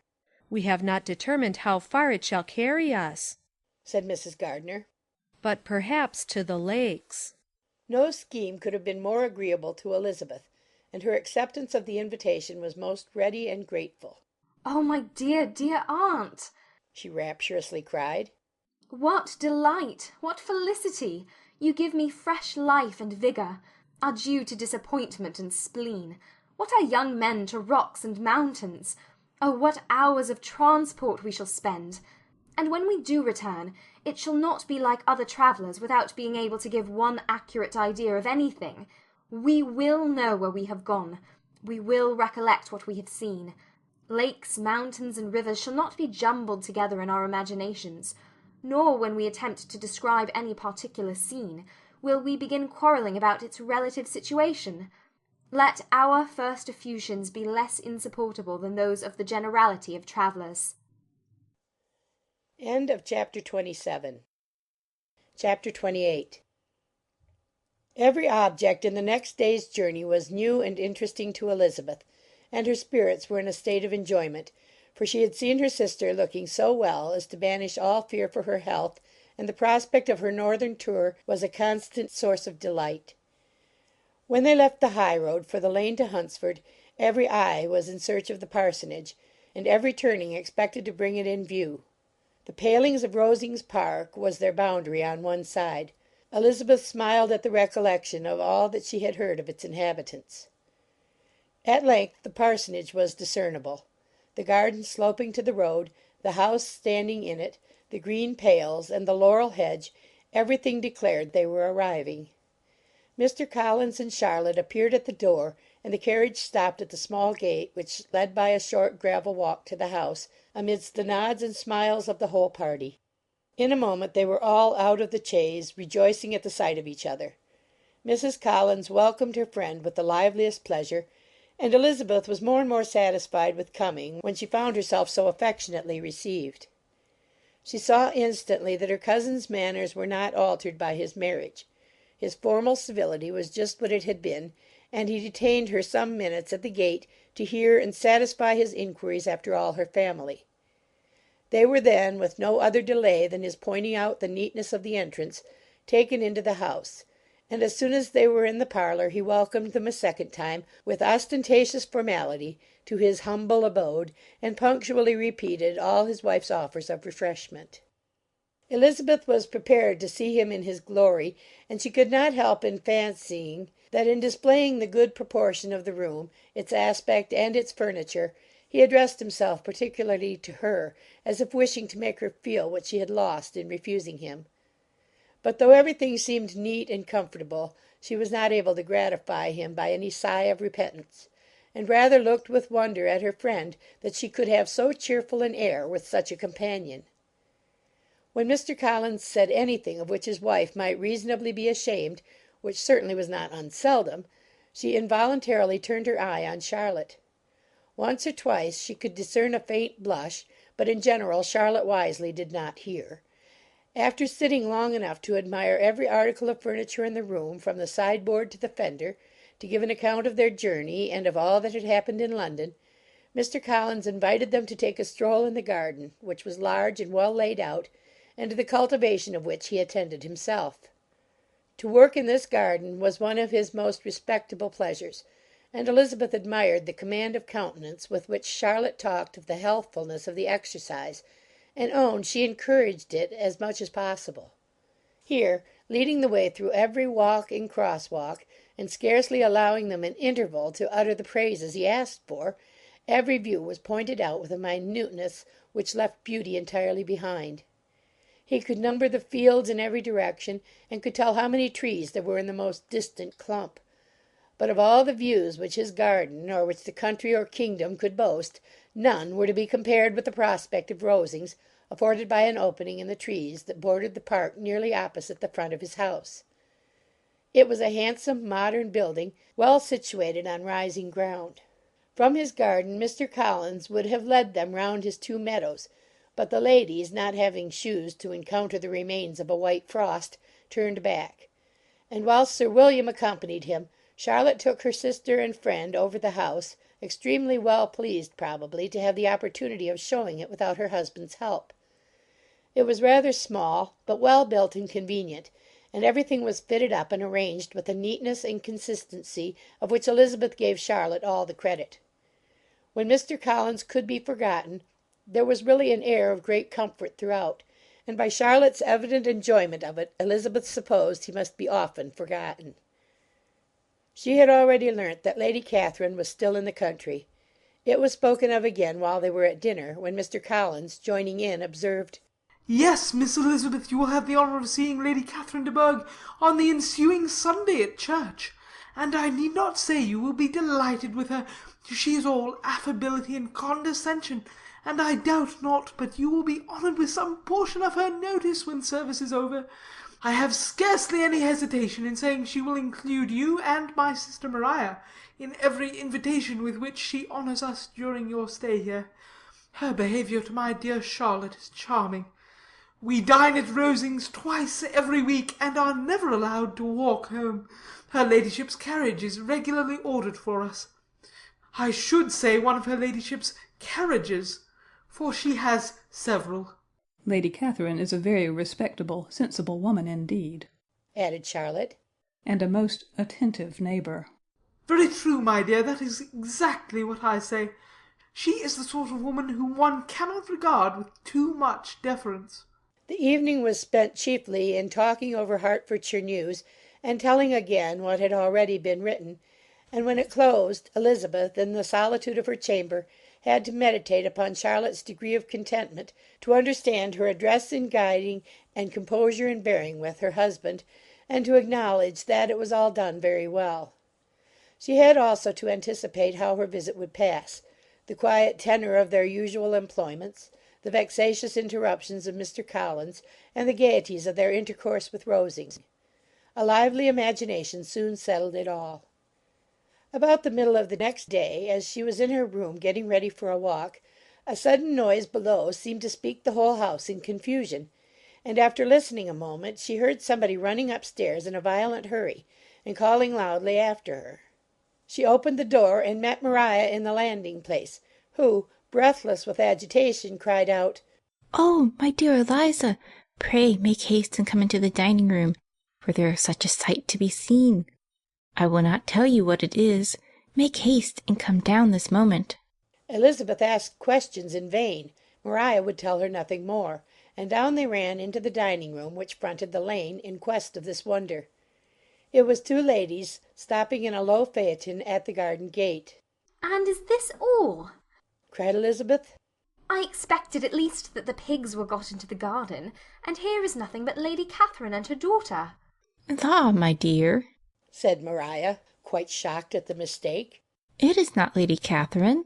The old lady is Mrs. Jenkinson, who lives with them. The other is Miss de Bourgh. Only look at her. She is quite a little creature. Who would have thought that she could be so thin and small?" "She is abominably rude to keep Charlotte out of doors in all this wind. Why does she not come in?" "Oh, Charlotte says she hardly ever does. It is the greatest of favours when Miss de Bourgh comes in." "I like her appearance," said Elizabeth, struck with other ideas. "She looks sickly and cross. Yes, she will do for him very well. She will make him a very proper wife." Mr. Collins and Charlotte were both standing at the gate in conversation with the ladies, and Sir William, to Elizabeth's high diversion, was stationed in the doorway in earnest contemplation of the greatness before him, and constantly bowing whenever Miss de Bourgh looked that way. At length there was nothing more to be said. The ladies drove on, and the others returned into the house. Mr. Collins no sooner saw the two girls than he began to congratulate them on their good fortune, which Charlotte explained by letting them know that the whole party was asked to dine at Rosings the next day. Chapter 28. Chapter 29. Mr. Collins's triumph, in consequence of this invitation, was complete. The power of displaying the grandeur of his patroness to his wondering visitors, and of letting them see her civility towards himself and his wife, was exactly what he had wished for, and that an opportunity of doing it should be given so soon was such an instance of Lady Catherine's condescension as he knew not how to admire enough. "I confess," said he, "that I should not have been at all surprised by her ladyship's asking us on a Sunday to drink tea and spend the evening at Rosings. I rather expected, from my knowledge of her affability, that it would happen. But who could have foreseen such an attention as this? Who could have imagined that we should receive an invitation to dine there? An invitation, moreover, including the whole party, so immediately after your arrival?" "I am the less surprised at what has happened," replied Sir William, "from that knowledge of what the manners of the really great are, which my situation in life has allowed me to acquire. About the court, such instances of elegant breeding are not uncommon." Scarcely anything was talked of the whole day or next morning but their visit to Rosings. Mr. Collins was carefully instructing them in what they were to expect, that the sight of such rooms, so many servants, and so splendid a dinner might not wholly overpower them. When the ladies were separating for the toilette, he said to Elizabeth, "Do not make yourself uneasy, my dear cousin, about your apparel. Lady Catherine is far from requiring that elegance of dress in us which becomes herself and her daughter. I would advise you merely to put on whatever of your clothes is superior to the rest. There is no occasion for anything more. Lady Catherine will not think the worse of you for being simply dressed. She likes to have the distinction of rank preserved." While they were dressing, he came 2 or 3 times to their different doors to recommend their being quick, as Lady Catherine very much objected to be kept waiting for her dinner.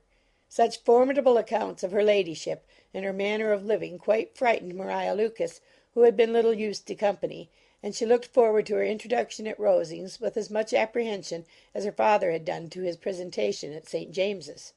As the weather was fine, they had a pleasant walk of about half a mile across the park. Every park has its beauty and its prospects, and Elizabeth saw much to be pleased with, though she could not be in such raptures as Mr. Collins expected the scene to inspire, and was but slightly affected by his enumeration of the windows in front of the house, and his relation of what the glazing altogether had originally cost Sir Louis de Bourgh. When they ascended the steps to the hall, Maria's alarm was every moment increasing, and even Sir William did not look perfectly calm. Elizabeth's courage did not fail her. She had heard nothing of Lady Catherine that spoke her awful from any extraordinary talents or miraculous virtue, and the mere stateliness of money or rank she thought she could witness without trepidation. From the entrance hall, of which Mr. Collins pointed out, with a rapturous air, the fine proportion and the finished ornaments, they followed the servants through an antechamber to the room where Lady Catherine, her daughter, and Mrs. Jenkinson were sitting. Her ladyship, with great condescension, arose to receive them, and as Mrs. Collins had settled it with her husband that the office of introduction should be hers, it was performed in a proper manner, without any of those apologies and thanks which he would have thought necessary.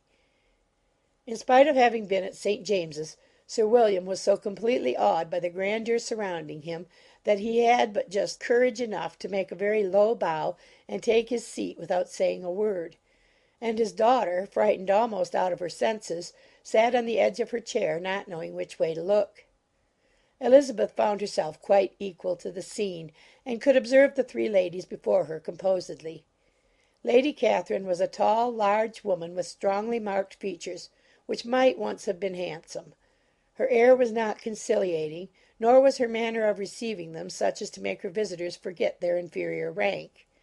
She was not rendered formidable by silence, but whatever she said was spoken in so authoritative a tone as marked her self-importance, and brought Mr. Wickham immediately to Elizabeth's mind, and from the observation of the day altogether she believed Lady Catherine to be exactly what he represented. When, after examining the mother, in whose countenance and deportment she soon found some resemblance of Mr. Darcy, she turned her eyes on the daughter, she could almost have joined in Maria's astonishment at her being so thin and so small. There was neither in figure nor face any likeness between the ladies. Miss de Bourgh was pale and sickly. Her features, though not plain, were insignificant, and she spoke very little, except in a low voice to Mrs. Jenkinson, in whose appearance there was nothing remarkable, and who was entirely engaged in listening to what she said, and placing a screen in the proper direction before her eyes. After sitting a few minutes, they were all sent to one of the windows to admire the view, Mr. Collins attending them to point out its beauties, and Lady Catherine kindly informing them that it was much better worth looking at in the summer. The dinner was exceedingly handsome, and there were all the servants and all the articles of plate which Mr. Collins had promised; and, as he had likewise foretold, he took his seat at the bottom of the table by her ladyship's desire, and looked as if he felt that life could furnish nothing greater. He carved and ate and praised with delighted alacrity, and every dish was commended, first by him and then by Sir William, who was now enough recovered to echo whatever his son-in-law said, in a manner which Elizabeth wondered Lady Catherine could bear. But Lady Catherine seemed gratified by their excessive admiration, and gave most gracious smiles, especially when any dish on the table proved a novelty to them. The party did not supply much conversation. Elizabeth was ready to speak whenever there was an opening, but she was seated between Charlotte and Miss de Bourgh, the former of whom was engaged in listening to Lady Catherine, and the latter said not a word to her all dinner time. Mrs. Jenkinson was chiefly employed in watching how little Miss de Bourgh ate, pressing her to try some other dish, and fearing she was indisposed. Maria thought speaking out of the question, and the gentlemen did nothing but eat and admire. When the ladies returned to the drawing-room, there was little to be done but to hear Lady Catherine talk, which she did without any intermission till coffee came in, delivering her opinion on every subject in so decisive a manner as proved that she was not used to have her judgment controverted. She inquired into Charlotte's domestic concerns familiarly and minutely, gave her a great deal of advice as to the management of them all, told her how everything ought to be regulated in so small a family as hers, and instructed her as to the care of her cows and her poultry. Elizabeth found that nothing was beneath this great lady's attention which could furnish her with an occasion of dictating to others. In the intervals of her discourse with Mrs. Collins, she addressed a variety of questions to Maria and Elizabeth, but especially to the latter, of whose connections she knew the least, and who she observed to Mrs. Collins was a very genteel, pretty kind of girl.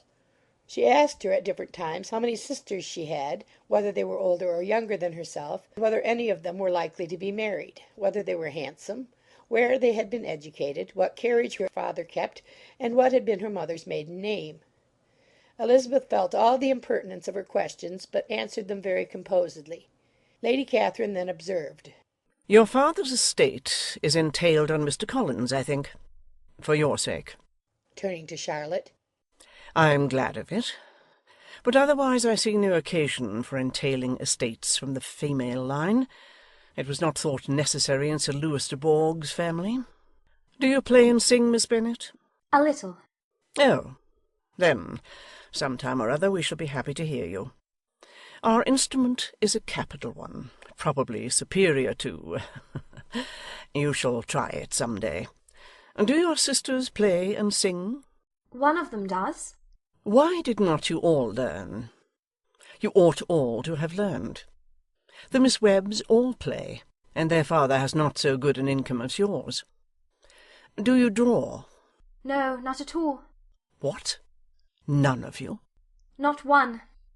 That is very strange, but I suppose you had no opportunity. Your mother should have taken you to town every spring for the benefit of masters. My mother would have had no objection, but my father hates London. Has your governess left you? We never had any governess. No governess? How is that possible? 5 daughters brought up at home without a governess. I never heard of such a thing. Your mother must have been quite a slave to your education. Elizabeth could hardly help smiling as she assured her that had not been the case. Then who taught you? Who attended to you? Without a governess, you must have been neglected. Compared with some families, I believe we were, but such of us as wished to learn never wanted the means. We were always encouraged to read, and had all the masters that were necessary. Those who chose to be idle certainly might. Ay, no doubt. But that is what a governess will prevent. And if I had known your mother, I should have advised her most strenuously to engage one.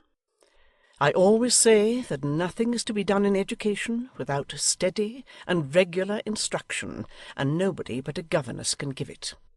It is wonderful how many families I have been the means of supplying in that way. I am always glad to get a young person well placed out. 4 nieces of Mrs. Jenkinson are most delightfully situated through my means, and it was but the other day that I recommended another young person who was merely accidentally mentioned to me, and the family are quite delighted with her. Mrs. Collins, did I tell you of Lady Metcalfe's calling yesterday to thank me? She finds Miss Pope a treasure. Lady Catherine, said she, you have given me a treasure. Are any of your younger sisters out, Miss Bennet? Yes, ma'am, all. All? What? All 5 out at once? Very odd. And you only the second. The younger ones out before the elder ones are married. Your younger sisters must be very young. Yes, my youngest is not 16. Perhaps she is full young to be much in company. But really, ma'am, I think it would be very hard upon younger sisters that they should not have their share of society and amusement, because the elder may not have the means or inclination to marry early. The last-born has as good a right to the pleasures of youth as the first, and to be kept back on such a motive, I think it would not be very likely to promote sisterly affection or delicacy of mind. Upon my word, said her ladyship. You give your opinion very decidedly for so young a person. Pray, what is your age? With 3 younger sisters grown up, replied Elizabeth, smiling. Your ladyship can hardly expect me to own it. Lady Catherine seemed quite astonished at not receiving a direct answer, and Elizabeth suspected herself to be the first creature who had ever dared to trifle with so much dignified impertinence. You cannot be more than 20, I am sure, therefore you need not conceal your age. I am not 21.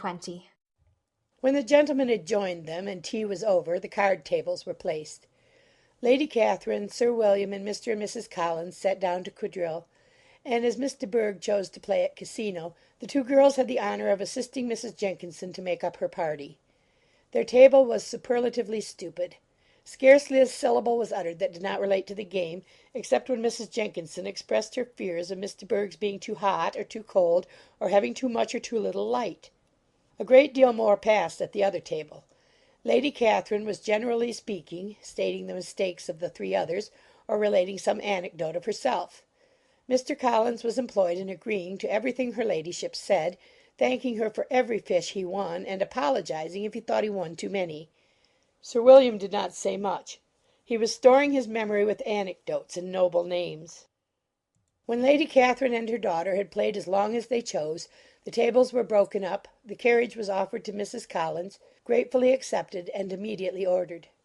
The party then gathered round the fire to hear Lady Catherine determine what weather they were to have on the morrow. From these instructions they were summoned by the arrival of the coach, and with many speeches of thankfulness on Mr. Collins's side, and as many bows on Sir William's, they departed. As soon as they had driven from the door, Elizabeth was called on by her cousin to give her opinion of all that she had seen at Rosings, which for Charlotte's sake she made more favourable than it really was. But her commendation, though costing her some trouble, could by no means satisfy Mr. Collins, and he was very soon obliged to take her ladyship's praise into his own hands. Chapter 30. Sir William stayed only a week at Hunsford, but his visit was long enough to convince him of his daughter's being most comfortably settled, and of her possessing such a husband and such a neighbour as were not often met with. While Sir William was with them, Mr. Collins devoted his morning to driving him out in his gig and showing him the country. But when he went away, the whole family returned to their usual employments, and Elizabeth was thankful to find that they did not see more of her cousin by the alteration, for the chief of the time between breakfast and dinner was now passed by him either at work in the garden, or in reading and writing and looking out of the window in his own book-room, which fronted the road. The room in which the ladies sat was backwards. Elizabeth had at first rather wondered that Charlotte should not prefer the dining-parlour for common use. It was a better sized room, and had a more pleasant aspect. But she soon saw that her friend had an excellent reason for what she did, for Mr. Collins would undoubtedly have been much less in his own apartment had they sat in one equally lively, and she gave Charlotte credit for the arrangement. From the drawing-room they could distinguish nothing in the lane, and were indebted to Mr. Collins for the knowledge of what carriages went along, and how often especially Miss de Bourgh drove by in her phaeton, which he never failed coming to inform them of, though it happened almost every day. She not unfrequently stopped at the parsonage and had a few minutes' conversation with Charlotte, but was scarcely ever prevailed upon to get out. Very few days passed in which Mr. Collins did not walk to Rosings, and not many in which his wife did not think it necessary to go likewise. Until Elizabeth recollected that there might be other family livings to be disposed of, she could not understand the sacrifice of so many hours. Now and then they were honoured with a call from her ladyship, and nothing escaped her observation that was passing in the room during these visits. She examined into their employments, looked at their work, and advised them to do it differently; found fault with the arrangement of the furniture, or detected the housemaid in negligence; and if she accepted any refreshment, seemed to do it only for the sake of finding out that Mrs. Collins's joints of meat were too large for her family. Elizabeth soon perceived that though this great lady was not in commission of the peace of the county, she was a most active magistrate in her own parish, the minutest concerns of which were carried to her by Mr. Collins, and whenever any of the cottagers were disposed to be quarrelsome, discontented, or too poor, she sallied forth into the village to settle their differences, silence their complaints, and scold them into harmony and plenty. The entertainment of dining at Rosings was repeated about twice a week, and allowing for the loss of Sir William, and there being only one card table in the evening, every such entertainment was the counterpart of the first. Their other engagements were few, as the style of living in the neighbourhood in general was beyond Mr. Collins's reach. This, however, was no evil to Elizabeth, and upon the whole she spent her time comfortably enough. There were half hours of pleasant conversation with Charlotte, and the weather was so fine for the time of year that she had often great enjoyment out of doors. Her favourite walk, and where she frequently went while the others were calling on Lady Catherine, was along the open grove which edged that side of the park where there was a nice sheltered path, which no one seemed to value but herself, and where she felt beyond the reach of Lady Catherine's curiosity. In this quiet way the first fortnight of her visit soon passed away. Easter was approaching, and the week preceding it was to bring an addition to the family at Rosings, which in so small a circle must be important. Elizabeth had heard soon after her arrival that Mr. Darcy was expected there in the course of a few weeks, and though there were not many of her acquaintances whom she did not prefer, his coming would furnish one comparatively new to look at in their Rosings parties, and she might be amused in seeing how hopeless Miss Bingley's designs on him were by his behaviour to his cousin, for whom he was evidently destined by Lady Catherine, who talked of his coming with the greatest satisfaction, spoke of him in terms of the highest admiration, and seemed almost angry to find that he had already been frequently seen by Miss Lucas and herself. His arrival was soon known at the parsonage, for Mr. Collins was walking the whole morning within view of the lodges opening into Hunsford Lane, in order to have the earliest assurance of it, and after making his bow as the carriage turned into the park, hurried home with the great intelligence. On the following morning he hastened to Rosings to pay his respects. There were two nephews of Lady Catherine to require them, for Mr. Darcy had brought with him a Colonel Fitzwilliam, the younger son of his uncle Lord Blank, and to the great surprise of all the party, when Mr. Collins returned, the gentleman accompanied him. Charlotte had seen them from her husband's room crossing the road, and immediately running into the other, told the girls what an honour they might expect, adding, I may thank you, Eliza, for this piece of civility. Mr. Darcy would never have come so soon to wait upon me. Elizabeth had scarcely time to disclaim all right to the compliment, before their approach was announced by the door-bell, and shortly afterwards the three gentlemen entered the room. Colonel Fitzwilliam, who led the way, was about 30, not handsome, but in person and address most truly the gentleman. Mr. Darcy looked just as he had been used to look in Hertfordshire, paid his compliments with his usual reserve to Mrs. Collins, and whatever might be his feelings toward her friend, met her with every appearance of composure. Elizabeth merely curtsied to him without saying a word. Colonel Fitzwilliam entered into conversation directly with the readiness and ease of a well-bred man, and talked very pleasantly. But his cousin, after having addressed a slight observation on the house and garden to Mrs. Collins, sat for some time without speaking to anybody.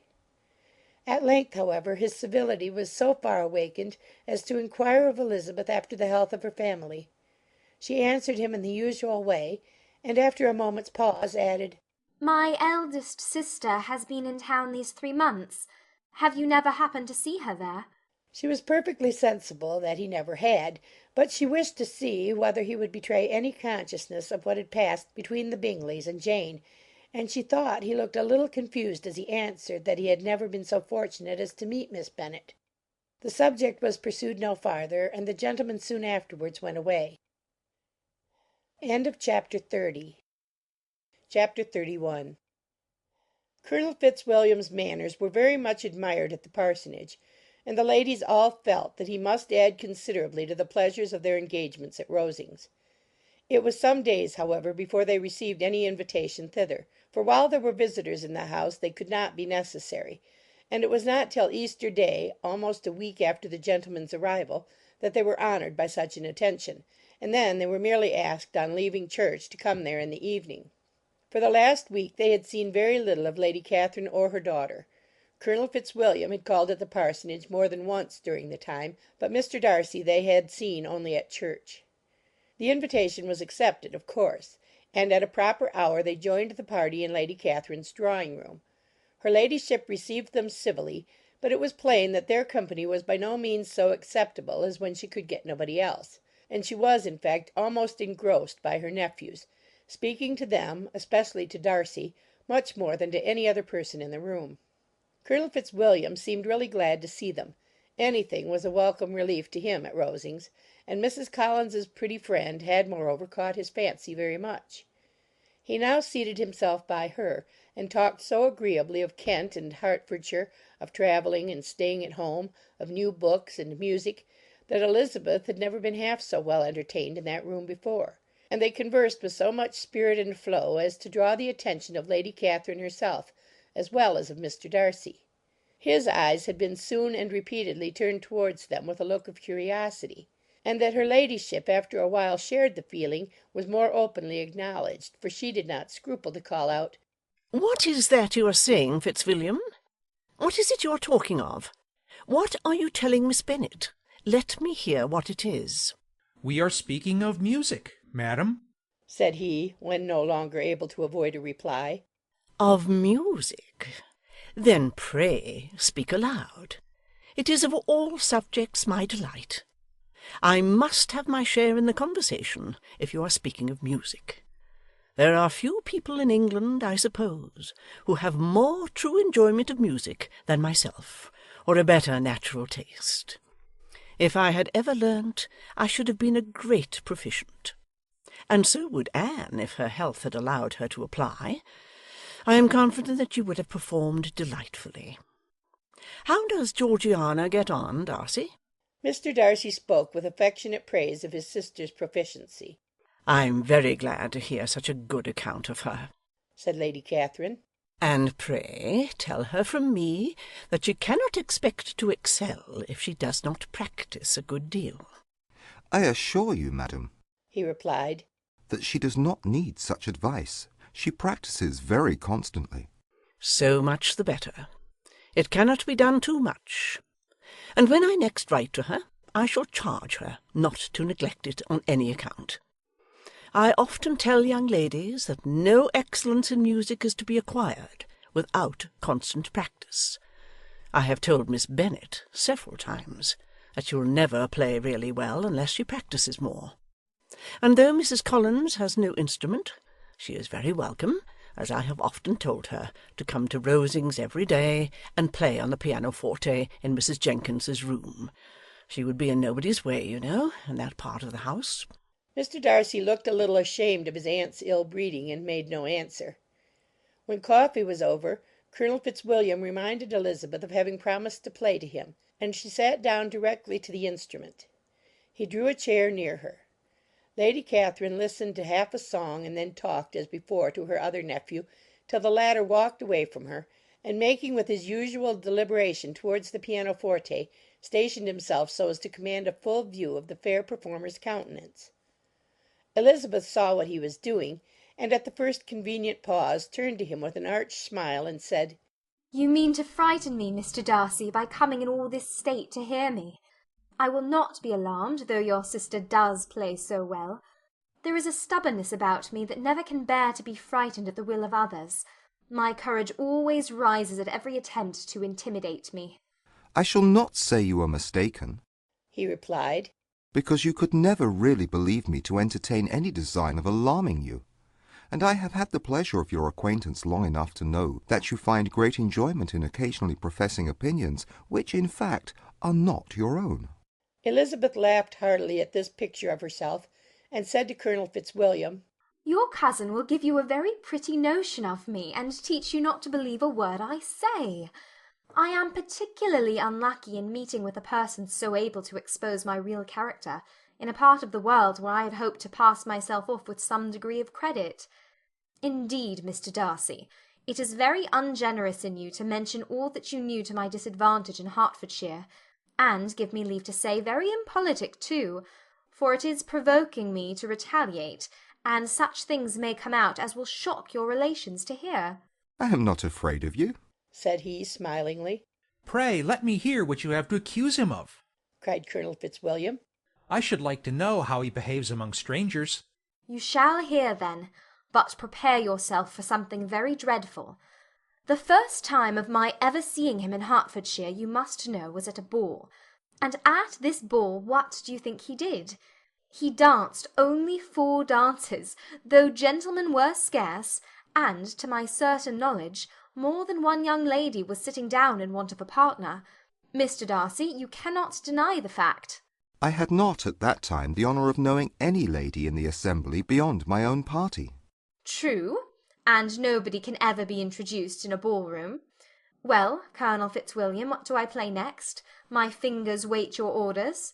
"Perhaps," said Darcy, "I should have judged better had I sought an introduction. But I am ill qualified to recommend myself to strangers." "Shall we ask your cousin the reason of this?" said Elizabeth, still addressing Colonel Fitzwilliam. "Shall we ask him why a man of sense and education, and who has lived in the world, is ill qualified to recommend himself to strangers?" "I can answer your question," said Fitzwilliam, "without applying to him. It is because he will not give himself the trouble." "I certainly have not the talent which some people possess," said Darcy, "of conversing easily with those I have never seen before. I cannot catch their tone of conversation, or appear interested in their concerns, as I often see done." "My fingers," said Elizabeth, "do not move over this instrument in the masterly manner which I see so many women's do. They have not the same force or rapidity, and do not produce the same expression. But then I have always supposed it to be my own fault, because I will not take the trouble of practising. It is not that I do not believe my fingers as capable as any other woman's of superior execution." Darcy smiled and said, You are perfectly right. You have employed your time much better. No one admitted to the privilege of hearing you can think anything wanting. We neither of us perform to strangers. Here they were interrupted by Lady Catherine, who called out to know what they were talking of. Elizabeth immediately began playing again. Lady Catherine approached, and after listening for a few minutes, said to Darcy, Miss Bennet would not play at all amiss if she practised more, and could have the advantage of a London master. She has a very good notion of fingering, though her taste is not equal to Anne's. Anne would have been a delightful performer had her health allowed her to learn. Elizabeth looked at Darcy to see how cordially he assented to his cousin's praise, but neither at that moment nor at any other could she discern any symptom of love, and from the whole of his behaviour to Miss de Bourgh she derived this comfort for Miss Bingley, that he might have been just as likely to marry her had she been his relation. Lady Catherine continued her remarks on Elizabeth's performance, mixing with them many instructions on execution and taste. Elizabeth received them with all the forbearance of civility, and at the request of the gentleman remained at the instrument till her ladyship's carriage was ready to take them all home. Chapter 32. Elizabeth was sitting by herself the next morning and writing to Jane while Mrs. Collins and Maria were gone on business into the village, when she was startled by a ring at the door, the certain signal of a visitor. As she had heard no carriage, she thought it not unlikely to be Lady Catherine, and under that apprehension was putting away her half-finished letter, that she might escape all impertinent questions, when the door opened, and to her very great surprise Mr. Darcy, and Mr. Darcy only, entered the room. He seemed astonished, too, on finding her alone, and apologized for his intrusion by letting her know that he had understood all the ladies were to be within. They then sat down, and when her inquiries after Rosings were made, seemed in danger of sinking into total silence. It was absolutely necessary, therefore, to think of something, and in this emergency, recollecting when she had seen him last in Hertfordshire, and feeling curious to know what he would say on the subject of their hasty departure, she observed, "How very suddenly you all quitted Netherfield last November, Mr. Darcy. It must have been a most agreeable surprise to Mr. Bingley to see you all after him so soon, for, if I recollect right, he went but the day before. He and his sisters were well, I hope, when you left London?" Perfectly so, thank you. She found that she was to receive no other answer, and after a short pause added, "I think I have understood that Mr. Bingley has not much idea of ever returning to Netherfield again." I have never heard him say so. But it is probable that he may spend very little of his time there in the future. He has many friends, and is at a time of life when friends and engagements are continually increasing. "If he means to be but little at Netherfield, it would be better for the neighbourhood that he should give up the place entirely, for then we might possibly get a settled family there. But perhaps Mr. Bingley did not take the house so much for the convenience of the neighbourhood as for his own, and we must expect him to keep it or quit it on the same principle." I should not be surprised, said Darcy, if he were to give it up as soon as any eligible purchase offers. Elizabeth made no answer. She was afraid of talking longer of his friend, and having nothing else to say, was now determined to leave the trouble of finding a subject to him. He took the hint, and soon began with, This seems a very comfortable house. Lady Catherine, I believe, did a great deal to it when Mr. Collins first came to Hunsford. "I believe she did, and I am sure she could not have bestowed her kindness on a more grateful object." Mr. Collins appears to be very fortunate in his choice of a wife. "Yes, indeed. His friends may well rejoice in his having met with one of the very few sensible women who would have accepted him, or have made him happy if they had. My friend has an excellent understanding, though I am not certain that I consider her marrying Mr. Collins as the wisest thing she ever did. She seems perfectly happy, however, and in a prudential light it is certainly a very good match for her." It must be very agreeable for her to be settled within so easy a distance of her own family and friends. "An easy distance, do you call it? It is nearly 50 miles. And what is 50 miles of good road? Little more than half a day's journey. Yes, I call it a very easy distance. "I should never have considered the distance as one of the advantages of the match," cried Elizabeth. "I should never have said Mrs. Collins was settled near her family." It is a proof of your own attachment to Hertfordshire. Anything beyond the very neighbourhood of Longbourn, I suppose, would appear far. As he spoke there was a sort of smile which Elizabeth fancied she understood. He must be supposing her to be thinking of Jane and Netherfield, and she blushed as she answered, I do not mean to say that a woman may not be settled too near her family. The far and the near must be relative and depend on many varying circumstances. Where there is fortune to make the expenses of travelling unimportant, distance becomes no evil. But that is not the case here. Mr. and Mrs. Collins have a comfortable income, but not such a one as will allow of frequent journeys, and I am persuaded my friend would not call herself near her family under less than half the present distance. Mr. Darcy drew his chair a little towards her and said, You cannot have a right to such very strong local attachment. You cannot have been always at Longbourn. Elizabeth looked surprised. The gentleman experienced some change of feeling. He drew back his chair, took a newspaper from the table, and glancing over it, said, in a colder voice, Are you pleased with Kent? A short dialogue on the subject of the country ensued, on either side calm and concise, and soon put an end to by the entrance of Charlotte and her sister, just returned from her walk. The tete-a-tete surprised them. Mr. Darcy related the mistake which had occasioned his intruding on Miss Bennet, and after sitting a few minutes longer without saying much to anybody, went away. What can be the meaning of this? Said Charlotte as soon as he was gone. My dear Eliza, he must be in love with you, or he would never have called us in this familiar way. But when Elizabeth told of his silence, it did not seem very likely, even to Charlotte's wishes, to be the case, and after various conjectures, they could at last only suppose his visit to proceed from the difficulty of finding anything to do, which was the more probable from the time of year. All field sports were over. Within doors there was Lady Catherine, books, and a billiard table, but gentlemen cannot always be within doors, and in the nearness of the parsonage, or the pleasantness of the walk to it, or of the people who lived in it, the two cousins found a temptation from this period of walking thither almost every day. They called at various times of the morning, sometimes separately, sometimes together, and now and then accompanied by their aunt. It was plain to them all that Colonel Fitzwilliam came because he had pleasure in their society, a persuasion which of course recommended him still more, and Elizabeth was reminded by her own satisfaction in being with him, as well as by his evident admiration of her former favourite, George Wickham. And though, in comparing them, she saw there was less captivating softness in Colonel Fitzwilliam's manners, she believed he might have the best informed mind. But why Mr. Darcy came so often to the parsonage it was more difficult to understand. It could not be for society, as he frequently sat there 10 minutes together without opening his lips, and when he did speak it seemed the effect of necessity rather than of choice, a sacrifice to propriety, not a pleasure to himself. He seldom appeared really animated. Mrs. Collins knew not what to make of him.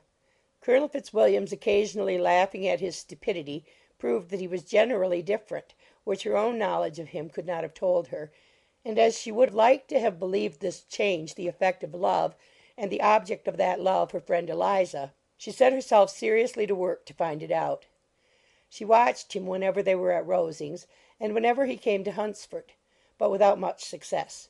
He certainly looked at her friend a great deal, but the expression of that look was disputable. It was an earnest, steadfast gaze, but she often doubted whether there were much admiration in it, and sometimes it seemed nothing but absence of mind. She had once or twice suggested to Elizabeth the possibility of his being partial to her, but Elizabeth always laughed at the idea, and Mrs. Collins did not think it right to press the subject, from the danger of raising expectations which might only end in disappointment. For, in her opinion, it admitted not of a doubt that all her friend's dislike would vanish if she could suppose him to be in her power. In her kind schemes for Elizabeth she sometimes planned her marrying Colonel Fitzwilliam. He was beyond comparison the most pleasant man. He certainly admired her, and his situation in life was most eligible. But, to counterbalance these advantages, Mr. Darcy had considerable patronage in the church, and his cousin could have none at all. Chapter 33. More than once did Elizabeth, in her ramble within the park, unexpectedly meet Mr. Darcy. She felt all the perverseness of the mischance that should bring him where no one else was brought, and, to prevent its ever happening again, took care to inform him at first that it was a favourite haunt of hers. How it could occur a second time, therefore, was very odd. Yet it did, and even a third. It seemed like wilful ill nature, or a voluntary penance, for on these occasions it was not merely a few formal inquiries and an awkward pause and then away, but he actually thought it necessary to turn back and walk with her. He never said a great deal, nor did she give herself the trouble of talking or of listening much, but it struck her in the course of their third rencontre that he was asking some odd unconnected questions about her pleasure in being at Hunsford, her love of solitary walks, and her opinion of Mr. and Mrs. Collins's happiness, and that in speaking of Rosings and her not perfectly understanding the house, he seemed to expect that whenever she came into Kent again she would be staying there too. His words seemed to imply it. Could he have Colonel Fitzwilliam in his thoughts? She supposed if he meant anything he must mean an allusion to what might arise in that quarter. It distressed her a little, and she was quite glad to find herself at the gate in the pales opposite the parsonage. She was engaged one day as she walked in perusing Jane's last letter, and dwelling on some passages which proved that Jane had not written in spirits, when instead of being again surprised by Mr. Darcy, she saw on looking up that Colonel Fitzwilliam was meeting her. Putting away the letter immediately, and forcing a smile, she said, "I did not know before that you ever walked this way." "I have been making a tour of the park," he replied, "as I generally do every year, and intend to close it with a call at the parsonage. Are you going much farther?" "No, I should have turned in a moment." And accordingly she did turn, and they walked towards the parsonage together.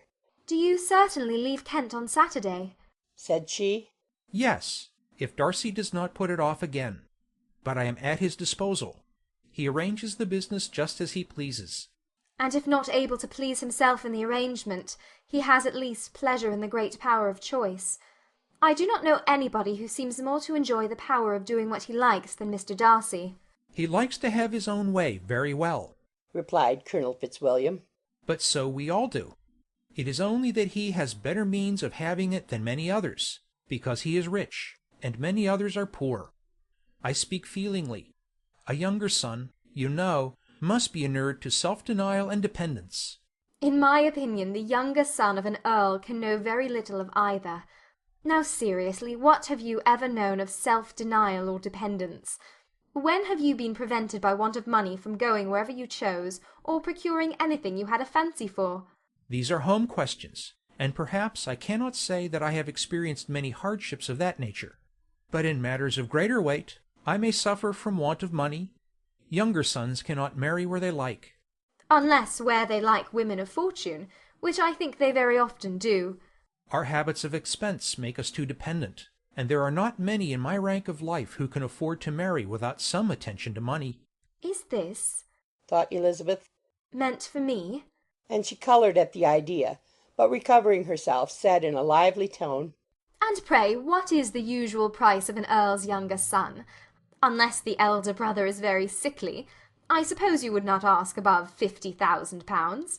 He answered her in the same style, and the subject dropped.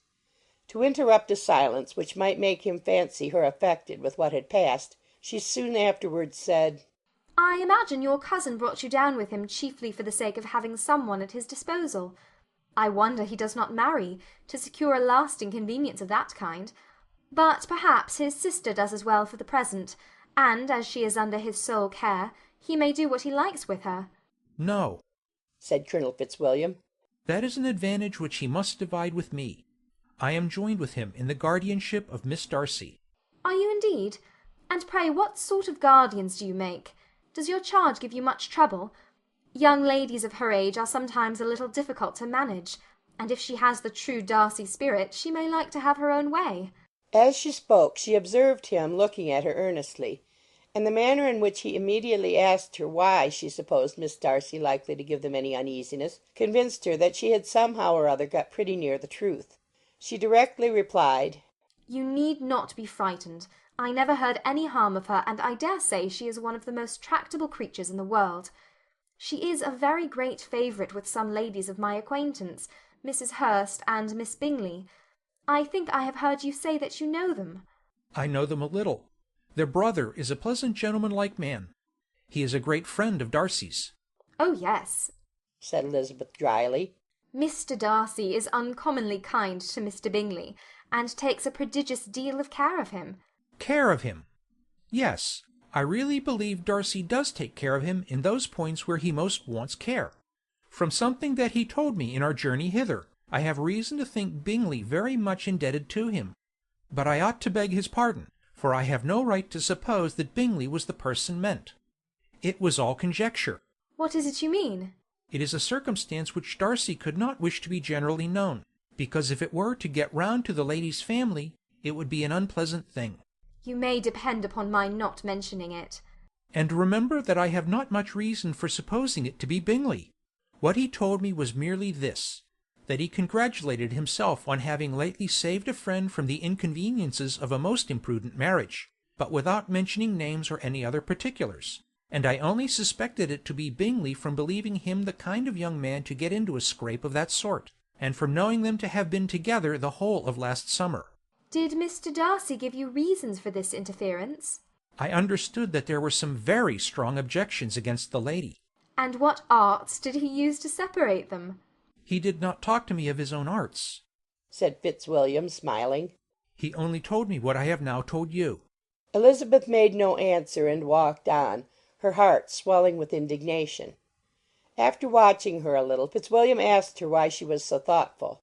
I am thinking of what you've been telling me, said she. Your cousin's conduct does not suit my feelings. Why was he to be the judge? You are rather disposed to call his interference officious? I do not see what right Mr. Darcy had to decide on the propriety of his friend's inclination, or why, upon his own judgment alone, he was to determine and direct in what manner his friend was to be happy. But, she continued, recollecting herself, as we know none of the particulars, it is not fair to condemn him. It is not to be supposed that there was much affection in the case. That is not an unnatural surmise, said Fitzwilliam. But it is a lessening of the honour of my friend's triumph, very sadly. This was spoken jestingly, but it appeared to her so just a picture of Mr. Darcy that she would not trust herself with an answer, and therefore, abruptly changing the conversation, talked on indifferent matters until they reached the parsonage. There, shut into her own room as soon as their visitor left them, she could think without interruption of all that she had heard. It was not to be supposed that any other people could be meant than those with whom she was connected. There could not exist in the world two men over whom Mr. Darcy could have such boundless influence. That he had been concerned in the measures taken to separate Bingley and Jane she had never doubted, but she had always attributed to Miss Bingley the principal design and arrangement of them. If his own vanity, however, did not mislead him, he was the cause. His pride and caprice were the cause of all that Jane had suffered, and still continued to suffer. He had ruined for a while every hope of happiness for the most affectionate, generous heart in the world, and no one could say how lasting an evil he might have inflicted. There were some very strong objections against the lady, were Colonel Fitzwilliam's words, and those strong objections probably were her having one uncle who was a country attorney and another who was in business in London. To Jane herself, she exclaimed. There could be no possibility of objection, all loveliness and goodness as she is, her understanding excellent, her mind improved, and her manners captivating. Neither could anything be urged against my father, who, though with some peculiarities, has abilities Mr. Darcy himself need not disdain, and respectability which he will probably never reach. When she thought of her mother, her confidence gave way a little, but she would not allow that any objections there had material weight with Mr. Darcy, whose pride, she was convinced, would receive a deeper wound from the want of importance in his friend's connections than from their want of sense, and she was quite decided at last that he had been partly governed by this worst kind of pride and partly by the wish of retaining Mr. Bingley for his sister. The agitation and tears which the subject occasioned brought on a headache, and it grew so much worse towards the evening that, added to her unwillingness to see Mr. Darcy, it determined her not to attend her cousins to Rosings, where they were engaged to drink tea. Mrs. Collins, seeing that she was really unwell, did not press her to go, and as much as possible prevented her husband from pressing her. But Mr. Collins could not conceal his apprehension of Lady Catherine's being rather displeased by her staying at home. Chapter 33 Chapter 34 When they were gone, Elizabeth, as if intending to exasperate herself as much as possible against Mr. Darcy, chose for her employment the examination of all the letters which Jane had written to her since her being in Kent. They contained no actual complaint, nor was there any revival of past occurrences, or any communication of present suffering. But in all, and in almost every line of each, there was a want of that cheerfulness which had been used to characterize her style, and which, proceeding from the serenity of a mind at ease with itself and kindly disposed towards every one, had been scarcely ever clouded. Elizabeth noticed every sentence conveying the idea of uneasiness, with an attention which it had hardly received on the first perusal. Mr. Darcy's shameful boast of what misery he had been able to inflict gave her a keener sense of her sister's sufferings. It was some consolation to think that his visit to Rosings was to end on the day after the next, and a still greater that in less than a fortnight she should herself be with Jane again, and enabled to contribute to the recovery of her spirits by all that affection could do. She could not think of Darcy's leaving Kent without remembering that his cousin was to go with him, but Colonel Fitzwilliam had made it clear that he had no intentions at all, and agreeable as he was, she did not mean to be unhappy about him. While settling this point, she was suddenly roused by the sound of the door-bell, and her spirits were a little fluttered by the idea of its being Colonel Fitzwilliam himself, who had once before called late in the evening, and might now come to inquire particularly after her. But this idea was soon banished, and her spirits were very differently affected, when, to her utter amazement, she saw Mr. Darcy walk into the room. In a hurried manner he immediately began an inquiry after her health, imputing his visit to a wish of hearing that she were better. She answered him with cold civility. He sat down for a few moments, and then getting up walked about the room. Elizabeth was surprised, but said not a word. After a silence of several minutes he came towards her in an agitated manner, and thus began. In vain I have struggled. It will not do. My feelings will not be repressed.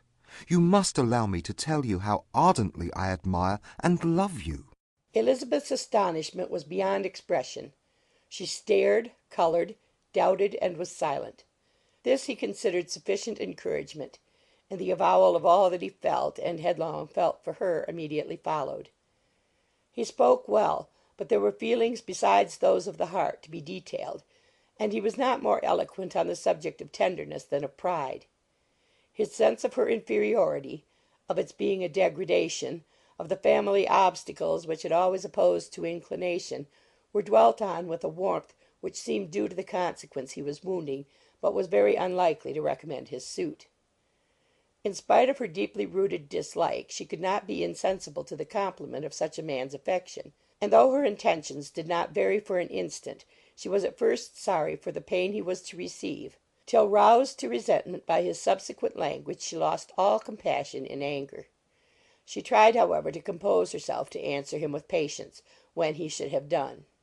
He concluded with representing to her the strength of that attachment which, in spite of all his endeavours, he had found impossible to conquer, and with expressing his hope that it would now be rewarded by her acceptance of his hand. As he said this, she could easily see that he had no doubt of a favourable answer. He spoke of apprehension and anxiety, but his countenance expressed real security. Such a circumstance could only exasperate further, and when he ceased the colour rose into her cheeks, and she said, "In such cases as this, it is, I believe, the established mode to express a sense of obligation for the sentiments avowed, however unequally they may be returned. It is natural that obligation should be felt, and if I could feel gratitude I would now thank you. But I cannot. I have never desired your good opinion, and you have certainly bestowed it most unwillingly. I am sorry to have occasioned pain to any one. It has been most unconsciously done, however, and I hope will be of short duration. The feelings which you tell me have long prevented the acknowledgment of your regard can have little difficulty in overcoming it after this explanation."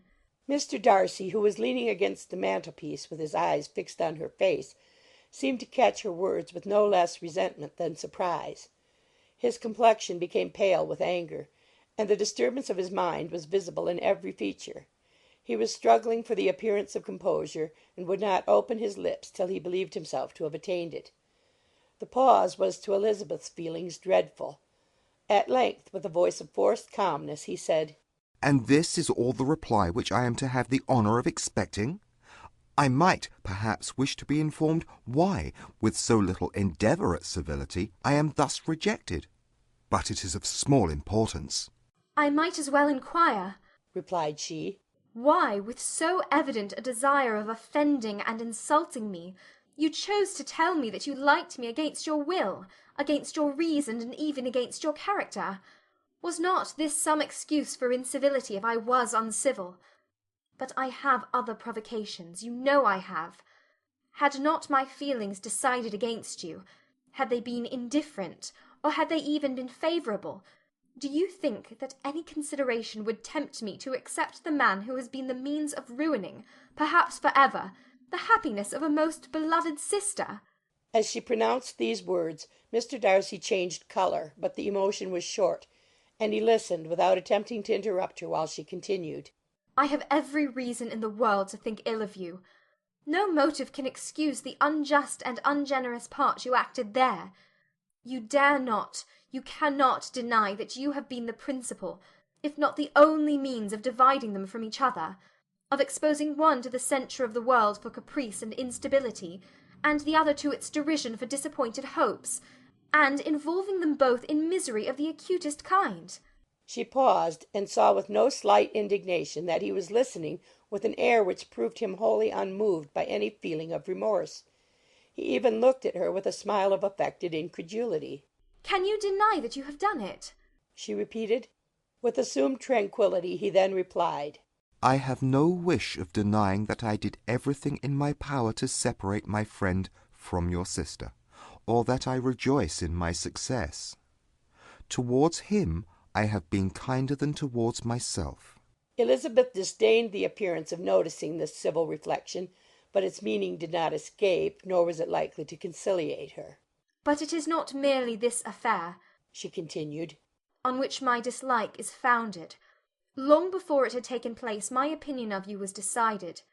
Your character was unfolded in the recital which I received many months ago from Mr. Wickham. On this subject what can you have to say? In what imaginary act of friendship can you here defend yourself? Or under what misrepresentation can you here impose upon others? "You take an eager interest in that gentleman's concerns," said Darcy in a less tranquil tone, and with a heightened colour. Who that knows what his misfortunes have been can help feeling an interest in him? "His misfortunes?" repeated Darcy contemptuously. "Yes, his misfortunes have been great indeed." "And of your infliction," cried Elizabeth with energy. "You have reduced him to his present state of poverty, comparative poverty. You have withheld the advantages which you must know to have been designed for him. You have deprived the best years of his life of that independence which was no less his due than his desert. You have done all this, and yet you can treat the mention of his misfortune with contempt and ridicule." "And this," cried Darcy, as he walked with quick steps across the room, "is your opinion of me? This is the estimation in which you hold me? I thank you for explaining it so fully. My faults, according to this calculation, are heavy indeed, but perhaps," added he, stopping in his walk and turning towards her, "these offences might have been overlooked had not your pride been hurt by my honest confession of the scruples that had long prevented my forming any serious design. These bitter accusations might have been suppressed had I, with greater policy, concealed my struggles, and flattered you into the belief of my being impelled by unqualified, unalloyed inclination, by reason, by reflection, by everything. But disguise of every sort is my abhorrence, nor am I ashamed of the feelings I related. They were natural and just. Could you expect me to rejoice in the inferiority of your connections? To congratulate myself on the hope of relations whose condition in life is so decidedly beneath my own?" Elizabeth felt herself growing more angry every moment, yet she tried to the utmost to speak with composure when she said, "You are mistaken, Mr. Darcy, if you suppose that the mode of your declaration affected me in any other way than as it spared me the concern which I might have felt in refusing you, had you behaved in a more gentlemanlike manner." She saw him start at this, but he said nothing, and she continued, You could not have made the offer of your hand in any possible way that would have tempted me to accept it. Again his astonishment was obvious, and he looked at her with an expression of mingled incredulity and mortification. She went on. From the very beginning, from the first moment, I may almost say, of my acquaintance with you, your manners, impressing me with the fullest belief of your arrogance, your conceit, and your selfish disdain of the feelings of others, was such to form the groundwork of disapprobation on which succeeding events have built so immovable a dislike.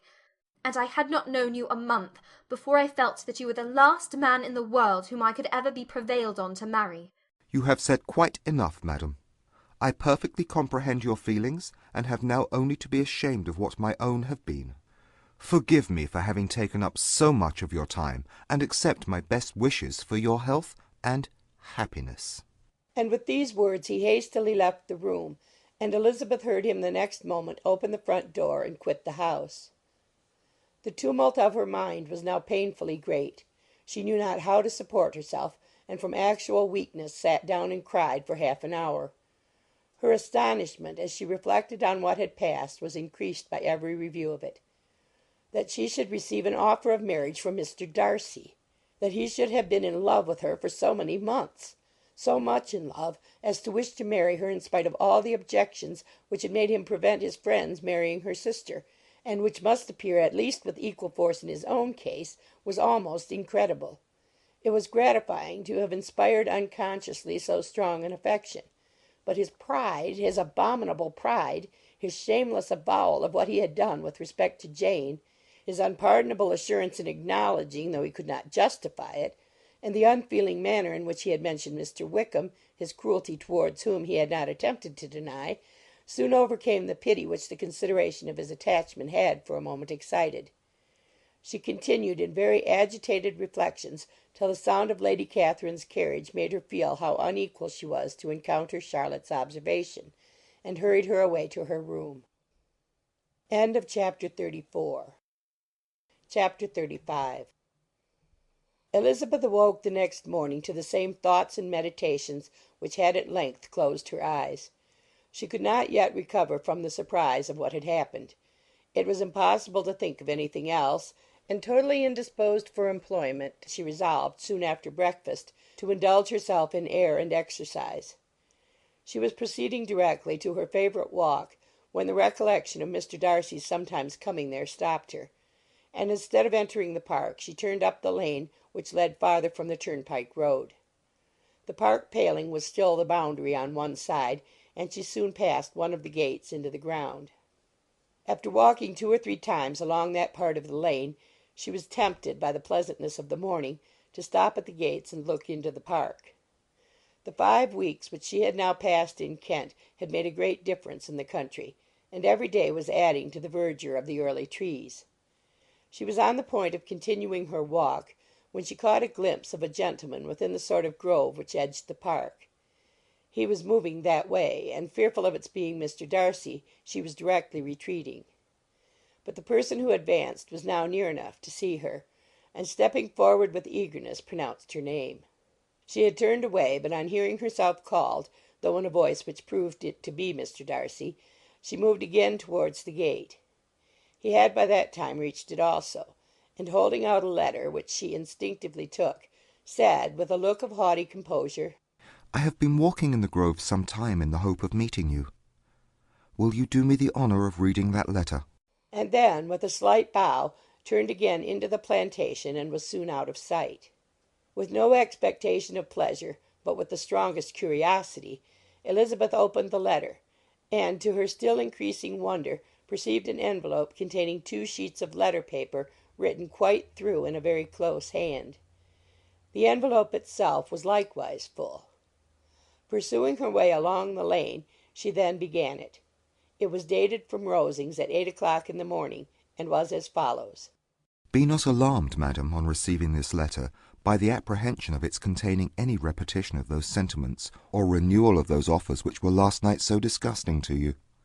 I write without any intention of paining you, or humbling myself, by dwelling on wishes which, for the happiness of both, cannot be too soon forgotten, and the effort which the formation and the perusal of this letter must occasion should have been spared, had not my character required it to be written and read.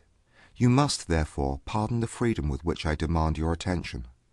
Your feelings, I know, will bestow it unwillingly, but I demand it of your justice. Two offences of a very different nature, and by no means of equal magnitude, you last night laid to my charge. The first mentioned was, that regardless of the sentiment of either, I had detached Mr. Bingley from your sister, and the other, that I had, in defiance of various claims, in defiance of honour and humanity, ruined the immediate prosperity and blasted the prospects of Mr. Wickham, wilfully and wantonly to have thrown off the companion of my youth, the acknowledged favourite of my father, a young man who had scarcely any other dependence than on our patronage, and who had been brought up to expect its exertion, would be a depravity, to which the separation of two young persons, whose affection could be the growth of only a few weeks, could bear no comparison. But from the severity of that blame which was last night so liberally bestowed, respecting each circumstance, I shall hope to be in the future secured, when the following account of my actions and their motives has been read. If, in the explanation of them, which is due to myself, I am under the necessity of relating feelings which may be offensive to yours, I can only say that I am sorry. The necessity must be obeyed, and further apology would be absurd. I had not been long in Hertfordshire before I saw, in common with others, that Bingley preferred your elder sister to any other young woman in the country. But it was not till the evening of the dance at Netherfield that I had any apprehension of his feeling a serious attachment. I had often seen him in love before. At that ball, while I had the honour of dancing with you, I was first made acquainted, by Sir William Lucas's accidental information, that Bingley's attentions to your sister had given rise to a general expectation of their marriage. He spoke of it as a certain event, of which the time alone could be undecided. From that moment I observed my friend's behaviour attentively, and I could then perceive that his partiality for Miss Bennet was beyond what I had ever witnessed in him. Your sister I also watched. Her look and manners were open, cheerful, and engaging as ever, but without any symptom of peculiar regard, and I remained convinced from the evening's scrutiny that though she received his attentions with pleasure, she did not invite them by any participation of sentiment. If you had not been mistaken here, I must have been in error. Your superior knowledge of your sister must make the latter probable. If it be so, if I had been misled by such error to inflict pain on her, your resentment has not been unreasonable. But I shall not scruple to assert that the serenity of your sister's countenance and air was such as might have given the most acute observer a conviction that, however amiable her temper, her heart was not likely to be easily touched. That I was desirous of believing her indifferent is certain, but I will venture to say that my investigation and decisions are not usually influenced by my hopes or fears. I did not believe her to be indifferent because I wished it. I believed it on impartial conviction, as truly as I wished it in reason. My objections to the marriage were not merely those which I last night acknowledged to have the utmost force of passion to put aside. In my own case, the want of connection could not be so great an evil to my friend as to me. But there were other causes of repugnance, causes which, though still existing, and existing to an equal degree in both instances, I had myself endeavoured to forget, because they were not immediately before me. These causes must be stated, though briefly. The situation of your mother's family, though objectionable, was nothing in comparison to the total want of propriety so frequently, so almost uniformly betrayed by herself, by your three younger sisters, and occasionally even by your father. Pardon me, it pains me to offend you, but amidst your concern for the defects of your nearest relations, and your displeasure at this representation of them, let it give you consolation to consider that, to have conducted yourself so as to avoid any share of the like censure, is praise no less generally bestowed on you and your elder sister, that it is honourable to the sense and disposition of both. I will only say farther, that from what passed that evening, my opinion of all parties was confirmed, and every inducement heightened which could have led me before to preserve my friend from what I esteemed a most unhappy connection. He left Netherfield for London on the day following, as you, I am certain, remember, with the design of soon returning. The part which I acted is now to be explained. His sister's uneasiness had been equally excited with my own. Our coincidence of feeling was soon discovered, and, alike sensible that no time was to be lost in detaching their brother, We shortly resolved on joining him directly in London. We accordingly went, and there I readily engaged in the office of pointing out to my friend the certain evils of such a choice. I described and enforced them earnestly. But, however this remonstrance might have staggered or delayed his determination, I do not suppose that it would ultimately have prevented the marriage, had it not been seconded by the assurance that I hesitated not in giving of your sister's indifference. He had before believed her to return his affection with sincere, if not with equal, regard. But Bingley has great natural modesty, with a stronger dependence on my judgment than on his own. To convince him, therefore, that he had deceived himself was no very difficult point. To persuade him against returning into Hertfordshire, when that conviction had been given, was scarcely the work of a moment. I cannot blame myself for having done thus much. There is but one part of my conduct in the whole affair on which I do not reflect with satisfaction. It is that I condescended to adopt the measures of art so far as to conceal from him your sister's being in town.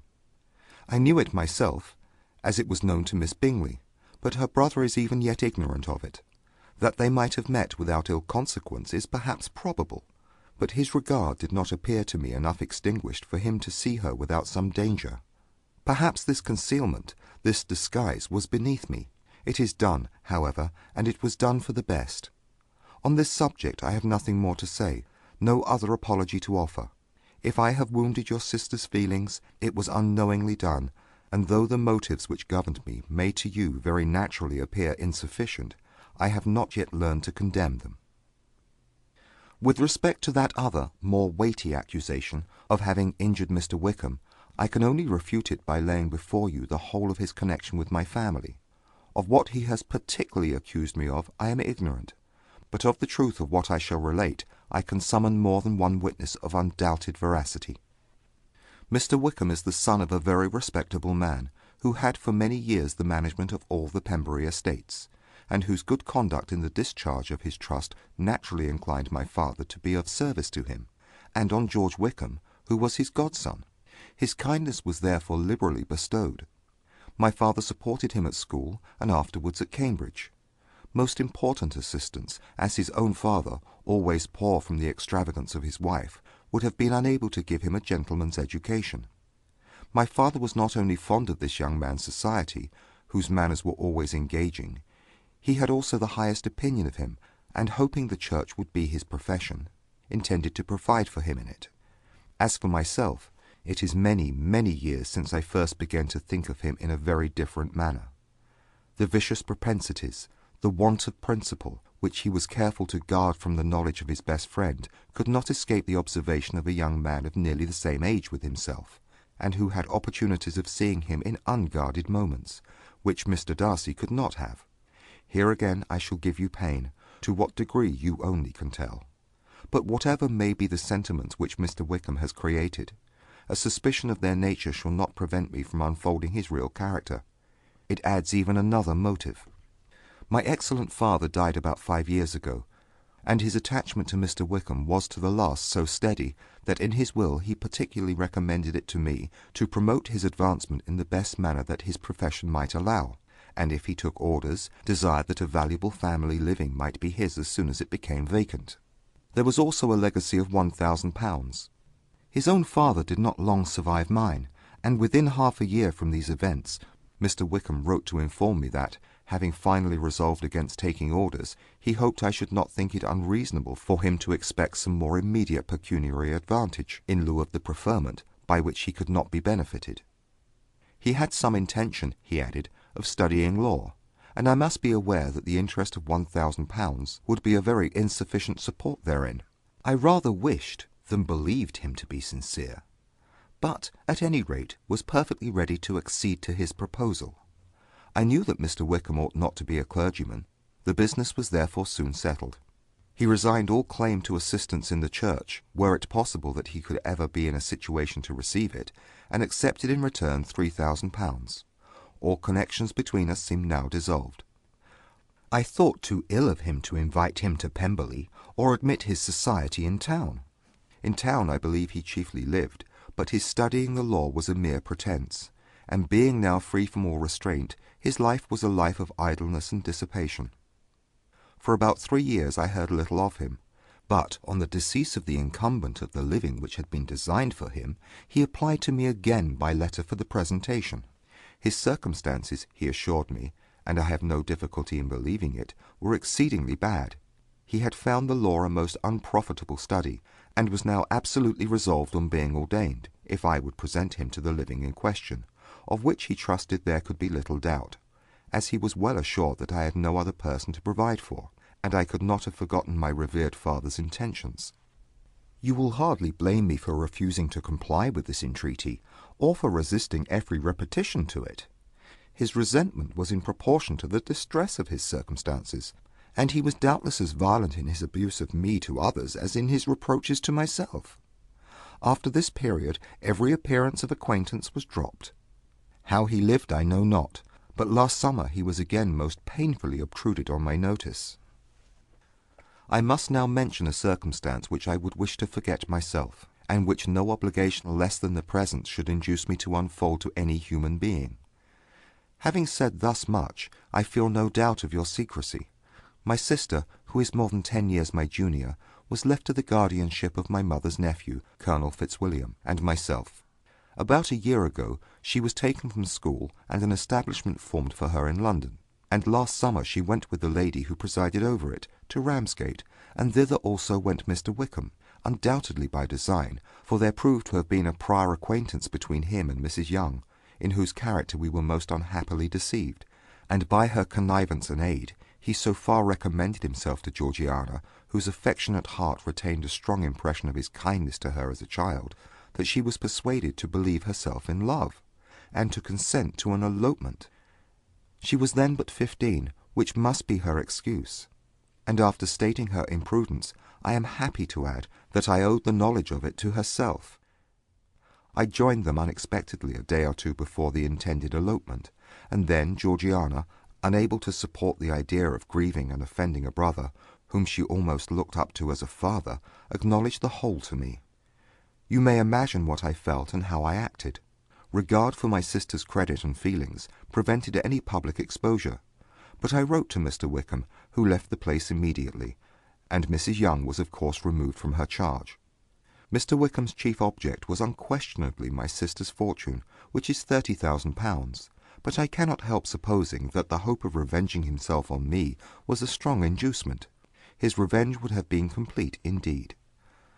This, madam, is a faithful narrative of every event in which we have been concerned together, and if you do not absolutely reject it as false, you will, I hope, acquit me henceforth of cruelty towards Mr. Wickham. I know not in what manner, under what form of falsehood he had imposed on you, but his success is not perhaps to be wondered at. Ignorant as you previously were of everything concerning either, detection could not be in your power, and suspicion certainly not in your inclination. You may possibly wonder why all this was not told you last night, but I was not then master enough of myself to know what could or ought to be revealed. For the truth of everything here related, I can appeal more particularly to the testimony of Colonel Fitzwilliam, who, from our near relationship and constant intimacy, and, still more, as one of the executors of my father's will, has been unavoidably acquainted with every particular of these transactions. If your abhorrence of me should make my assertions valueless, you cannot be prevented by the same cause from confiding in my cousin, and that there may be the possibility of consulting him. I shall endeavour to find some opportunity of putting this letter in your hands in the course of the morning. I will only add, God bless you. Fitzwilliam Darcy. End of chapter 35. Chapter 36.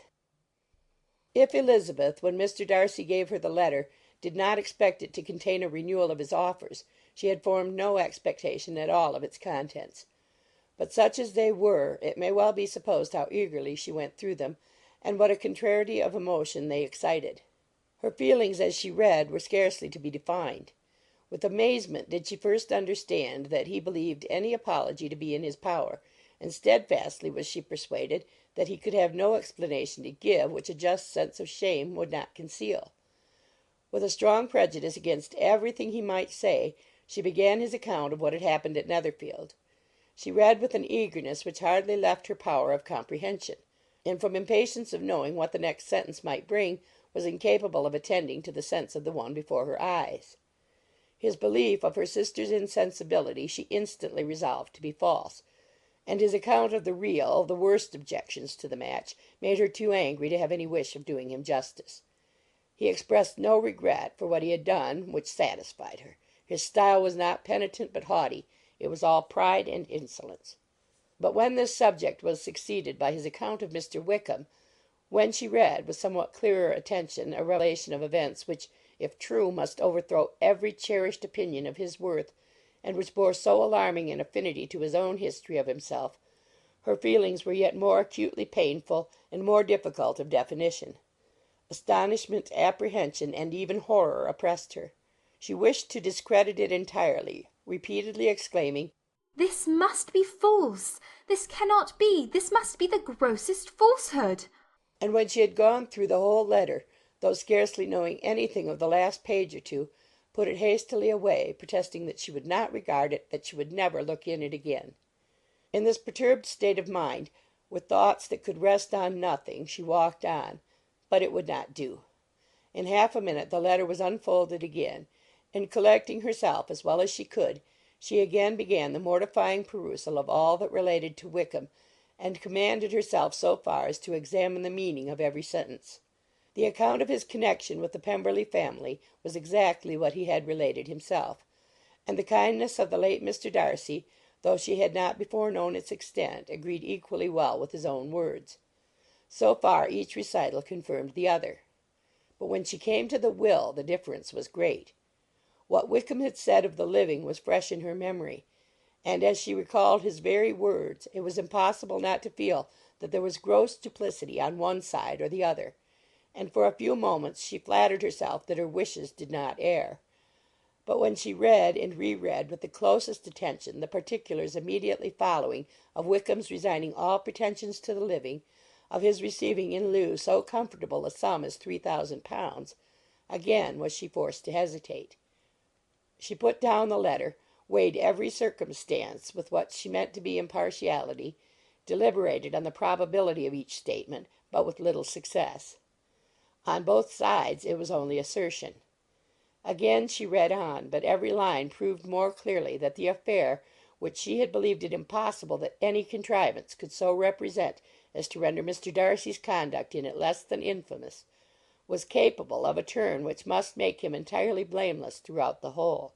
The extravagance and general profligacy which he scrupled not to lay at Mr. Wickham's charge exceedingly shocked her, the more so as she could bring no proof of its injustice. She had never heard of him before his entrance into the shire militia, in which he had engaged at the persuasion of the young man who, on meeting him accidentally in town, had there renewed a slight acquaintance. Of his former way of life nothing had been known in Hertfordshire but what he told himself.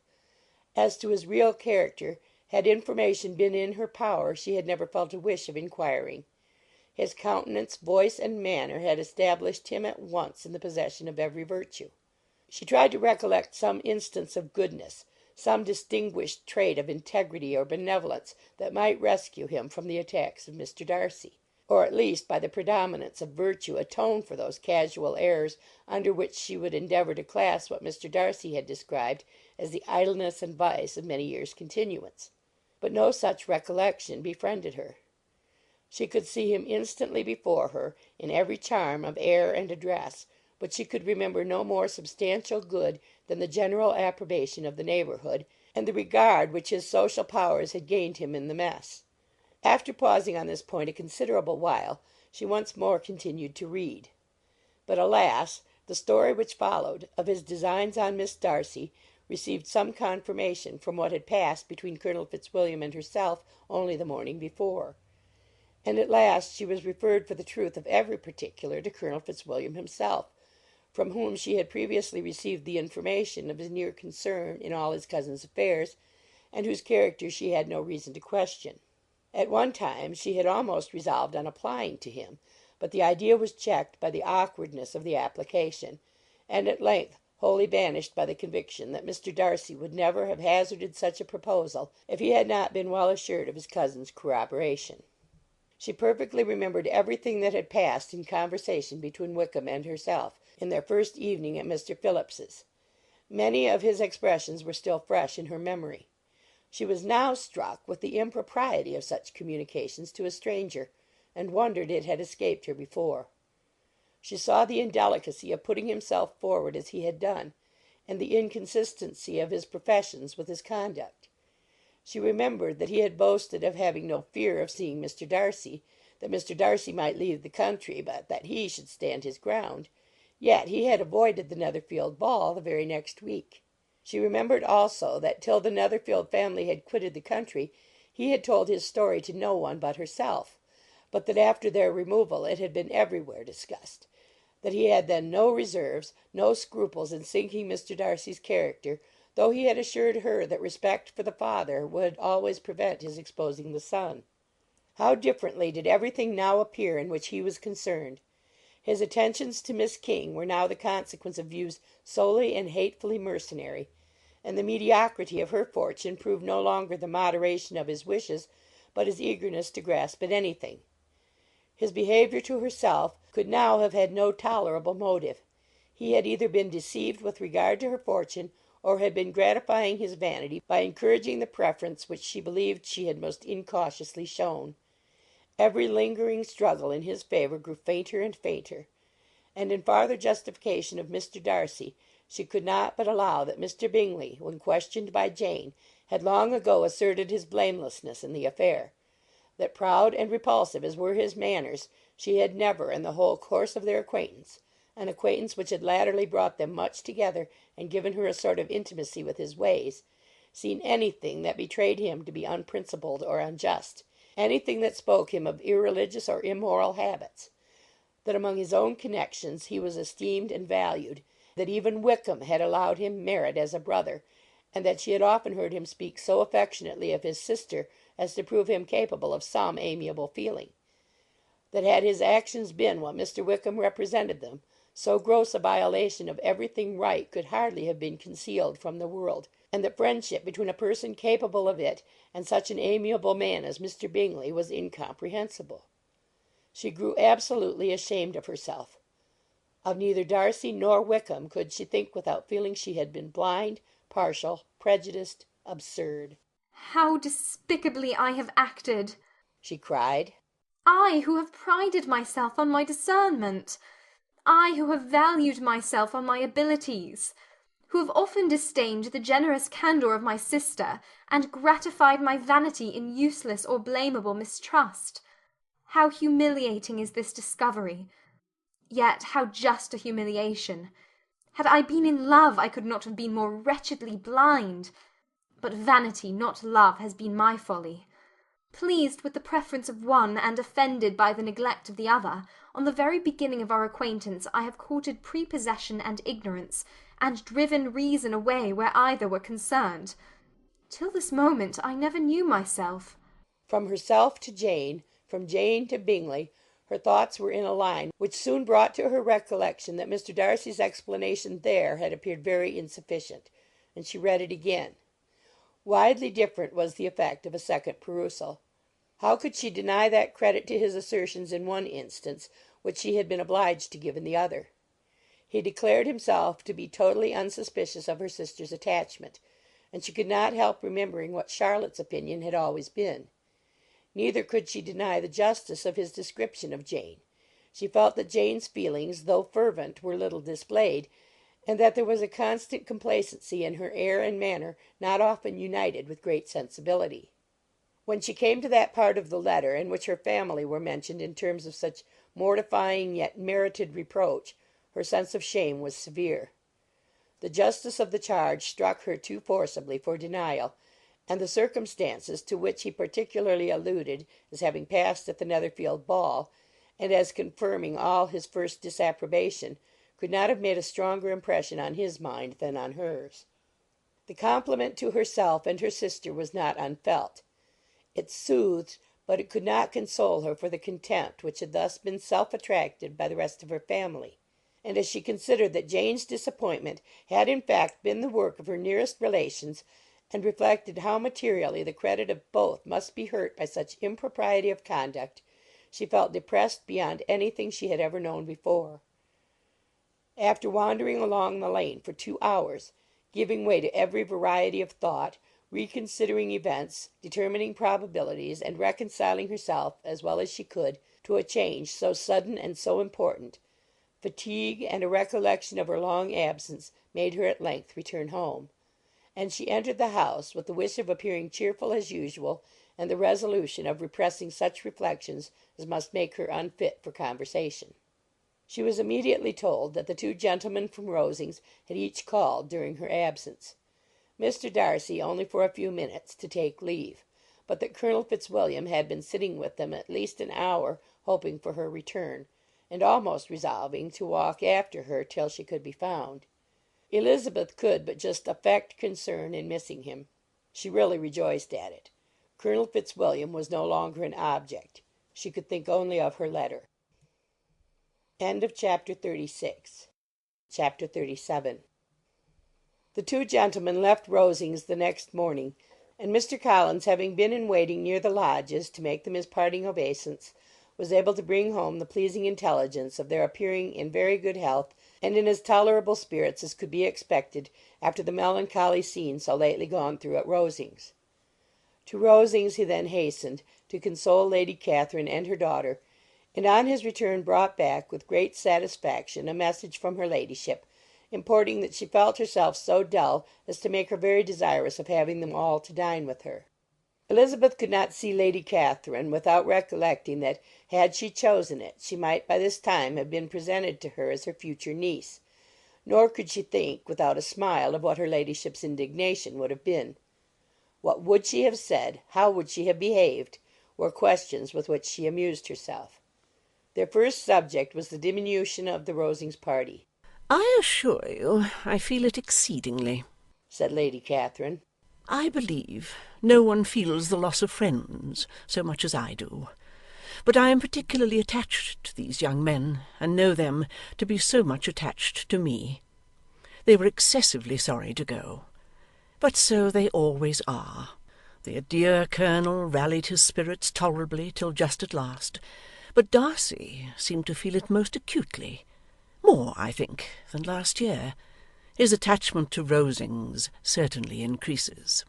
Mr. Collins had a compliment and an allusion to throw in here, which were kindly smiled on by the mother and daughter. Lady Catherine observed after dinner that Miss Bennet seemed out of spirits, and immediately accounting for it by herself, by supposing that she did not like to go home again so soon, she added, "But if that is the case, you must write to your mother and beg that you may stay a little longer. Mrs. Collins will be very glad of your company, I am sure." "I am much obliged to your ladyship for your kind invitation," replied Elizabeth, "but it is not in my power to accept it.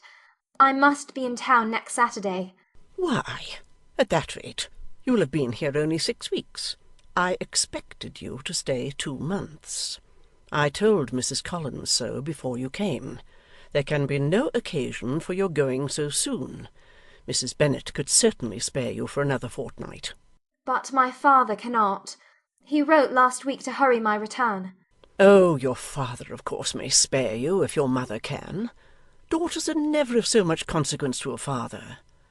And if you will stay another month complete, it will be in my power to take one of you as far as London, for I am going there early in June for a week. And as Dawson does not object to the barouche box, there will be very good room for one of you. And indeed, if the weather should happen to be cool, I should not object to taking you both, as you are neither of you large." "You are all kindness, madam, but I believe we must abide by our original plan." Lady Catherine seemed resigned. "Mrs. Collins, you must send a servant with them. You know I always speak my mind, and I cannot bear the idea of 2 young women travelling post by themselves. It is highly improper. You must contrive to send somebody. I have the greatest dislike in the world to that sort of thing. Young women should always be properly guarded and attended, according to their situation in life. When my niece Georgiana went to Ramsgate last summer, I made a point of her having 2 men servants go with her. Miss Darcy, the daughter of Mr. Darcy of Pemberley, and Lady Anne could not have appeared with propriety in a different manner. I'm excessively attentive to all those things. You must send John with the young ladies, Mrs. Collins. I am glad it occurred to me to mention it, for it would really be discreditable to you to let them go alone. My uncle is to send a servant for us. Oh, your uncle. He keeps a manservant, does he? I am very glad you have somebody who thinks of these things. Where shall you change horses? Oh, Bromley, of course. If you mention my name at the bell, you will be attended to. Lady Catherine had many other questions to ask respecting their journey, and as she did not answer them all herself, attention was necessary, which Elizabeth believed to be lucky for her, or with a mind so occupied she might have forgotten where she was. Reflection must be reserved for solitary hours. Whenever she was alone, she gave way to it as the greatest relief, and not a day went by without a solitary walk in which she might indulge in all the delight of unpleasant recollections. Mr. Darcy's letter she was in a fair way of soon knowing by heart.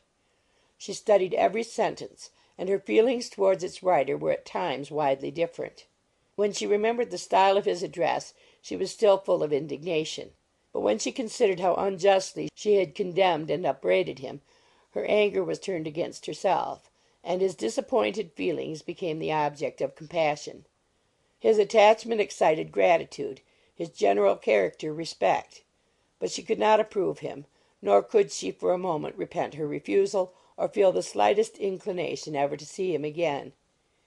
In her own past behaviour there was a constant source of vexation and regret, and in the unhappy defects of her family a subject of yet heavier chagrin. They were hopeless of remedy. Her father, contented with laughing at them, would never exert himself to restrain the wild giddiness of his youngest daughters, and her mother, with manners so far from right herself, was entirely insensible of the evil. Elizabeth had frequently united with Jane in an endeavour to check the imprudence of Catherine and Lydia, but while they were supported by their mother's indulgence, what chance could there be of improvement? Catherine, weak-spirited, irritable, and completely under Lydia's guidance, had been always affronted by their advice, and Lydia, self-willed and careless, would scarcely give them a hearing. They were ignorant, idle, and vain. While there was an officer in Meryton they would flirt with him, and while Meryton was within a walk of Longbourn they would be going there for ever. Anxiety on Jane's behalf was another prevailing concern, and Mr. Darcy's explanation, by restoring Bingley to all her former good opinion, heightened the sense of what Jane had lost. His affection was proved to have been sincere, and his conduct cleared of all blame, unless any could attach to the implicitness of his confidence in his friend. How grievous, then, was the thought that of a situation so desirable in every respect, so replete with advantage, so promising for happiness, Jane had been deprived by the folly and indecorum of her own family. When to these recollections was added the development of Wickham's character, it may be easily believed that the happy spirits, which had seldom been depressed before, were now so much affected as to make it almost impossible for her to appear tolerably cheerful. Their engagements at Rosings were as frequent during the last week of her stay as they had been at first. The very last evening was spent there, and her ladyship again inquired minutely into the particulars of their journey, gave them directions as to the best method of packing, and was so urgent on the necessity of placing gowns in the only right way, that Maria thought herself obliged on her return to undo all the work of the morning and pack her trunk afresh. When they parted, Lady Catherine, with great condescension, wished them a good journey, and invited them to come to Hunsford again next year, and Miss de Bourgh exerted herself so far as to curtsy and hold out her hand to both. Chapter 38. On Saturday morning Elizabeth and Mr. Collins met for breakfast a few minutes before the others appeared, and he took the opportunity of paying the parting civilities which he deemed indispensably necessary.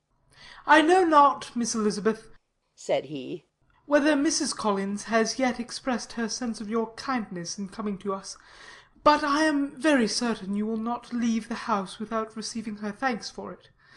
The favour of your company has been much felt, I assure you. We know how little there is to tempt any one to our humble abode. Our plain manner of living, our small rooms and few domestics, and the little we see of the world, must make Hunsford extremely dull to a young lady like yourself. But I hope you will believe us grateful for your condescension, and that we have done everything in our power to prevent your spending your time unpleasantly." Elizabeth was eager with her thanks and assurances of happiness. She had spent 6 weeks with great enjoyment, and the pleasure of being with Charlotte and the kind attentions she had received must make her feel the obliged. Mr. Collins was gratified, and with a more smiling solemnity replied, "It gives me great pleasure to hear that you have passed your time not disagreeably. We have certainly done our best, and most fortunately having it in our power to introduce you to very superior society, and from our connection with Rosings, the frequent means of varying the humble home scene, I think we may flatter ourselves that your Hunsford visit cannot have been entirely irksome. Our situation with regard to Lady Catherine's family is indeed the sort of extraordinary advantage and blessing which few can boast. You see on what a footing we are. You see how continually we are engaged there. In truth, I must acknowledge that, with all the disadvantages of this humble parsonage, I should not think any one abiding in it an object of compassion, while they are sharers of our intimacy at Rosings." Words were insufficient for the elevation of his feelings, and he was obliged to walk about the room, while Elizabeth tried to unite civility and truth in a few short sentences. "You may, in fact, carry a very favourable report of us into Hertfordshire, my dear cousin. I flatter myself, at least, that you will be able to do so. Lady Catherine's great attentions to Mrs. Collins you have been a daily witness of, and altogether I trust it does not appear that your friend has drawn an unfortunate. But on this point it will be as well to be silent. Only let me assure you, my dear Miss Elizabeth, that I can from my heart most cordially wish you equal felicity in marriage. My dear Charlotte and I have but one mind and one way of thinking. There is in everything a most remarkable resemblance of character and ideas between us. We seem to have been designed for each other." Elizabeth could safely say that it was a great happiness where that was the case, and with equal sincerity could add that she firmly believed and rejoiced in his domestic comforts. She was not sorry, however, to have the recital of them interrupted by the lady from whom they sprang. Poor Charlotte! It was melancholy to leave her to such society, but she had chosen it with her eyes open, and though evidently regretting that her visitors were to go, she did not seem to ask for compassion. Her home and her housekeeping, her parish and her poultry, and all their dependent concerns had not yet lost their charms. At length the chaise arrived. The trunks were fastened on, the parcels placed within, and it was pronounced to be ready.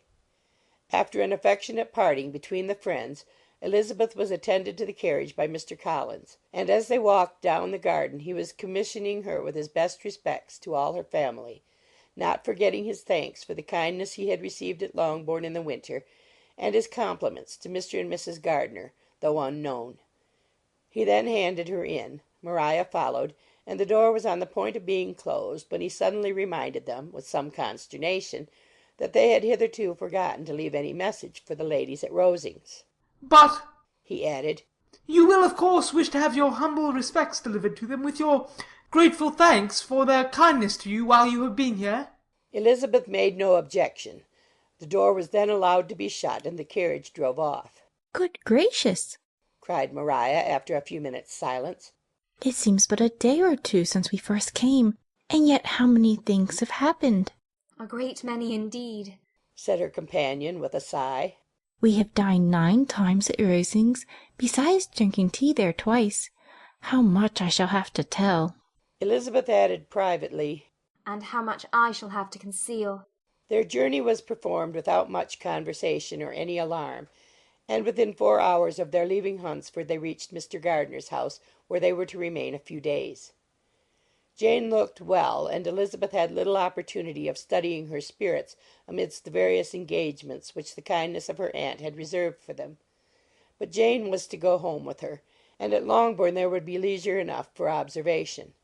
It was not without an effort, meanwhile, that she could wait even for Longbourn before she told her sister of Mr. Darcy's proposals. to know that she had the power of revealing what would so exceedingly astonish Jane, and must, at the same time, so highly gratify whatever of her own vanity she had not yet been able to reason away, was such a temptation to openness as nothing could have conquered but the state of indecision in which she remained as to the extent of what she should communicate, and her fear, if she once entered on the subject, of being hurried into repeating something of Bingley which might only grieve her sister further. Chapter 39. It was the second week in May in which the three young ladies set out together from Gracechurch Street for the town of in Hertfordshire, and as they drew near the appointed inn where Mr. Bennet's carriage was to meet them, they quickly perceived, in token of the coachman's punctuality, both Kitty and Lydia looking out of a dining-room upstairs. These two girls had been above an hour in the place, happily employed in visiting an opposite milliner, watching the sentinel on guard, and dressing a salad and cucumber. After welcoming their sisters, they triumphantly displayed a table set out with such cold meat as an inn larder usually affords, exclaiming, Is this not nice? Is not this an agreeable surprise? And we mean to treat you all, added Lydia. But you must lend us the money, for we have just spent ours at the shop out there. Then, showing her purchases, Look here, I have bought this bonnet. I do not think it is very pretty, but I thought I might as well buy it as not. I shall pull it to pieces as soon as I get home and see if I can make it up any better. And when her sisters abused it as ugly, she added, with perfect unconcern, Oh, but there were 2 or 3 much uglier in the shop, and when I have bought some prettier coloured satin to trim it with fresh, I think it will be very tolerable. Besides, it will not much signify what one wears this summer, after the shire have left Meryton, and they are going in a fortnight. Are they indeed? cried Elizabeth with the greatest satisfaction. They are going to be encamped near Brighton, and I do so want papa to take us all there for the summer. It would be such a delicious scheme, and I dare say it would hardly cost anything at all. Mamma would like to go too, of all things. Only think what a miserable summer else we shall have. Yes, thought Elizabeth. That would be a delightful scheme indeed, and completely do for us at once. Good heaven! Brighton, and a whole campful of soldiers, to us, who have been overset already by one poor regiment of militia, and the monthly balls of Meryton. Now, I have got some news for you, said Lydia as they sat down at table. What do you think? It is excellent news, capital news, about a certain person we all like. Jane and Elizabeth looked at each other, and the waiter was told he need not stay. Lydia laughed and said, Ay, that is just like your formality and discretion. You thought the waiter must not hear, as if he cared. I dare say he often hears worse things said than I am going to say. But he is an ugly fellow. I'm glad he is gone. I never saw such a long chin in my life. Well, but now for my news. It is about dear Wickham. Too good for the waiter, is it not? There is no danger of Wickham's marrying Mary King. There's for you. She has gone down to her uncle at Liverpool, gone to stay.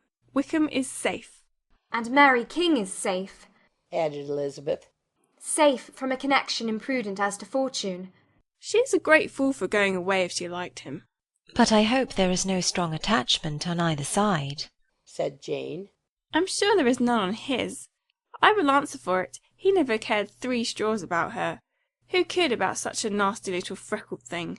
Elizabeth was shocked to think that, however incapable of such coarseness of expression herself, the coarseness of the sentiment was little other than her own breast had harboured and fancied liberal.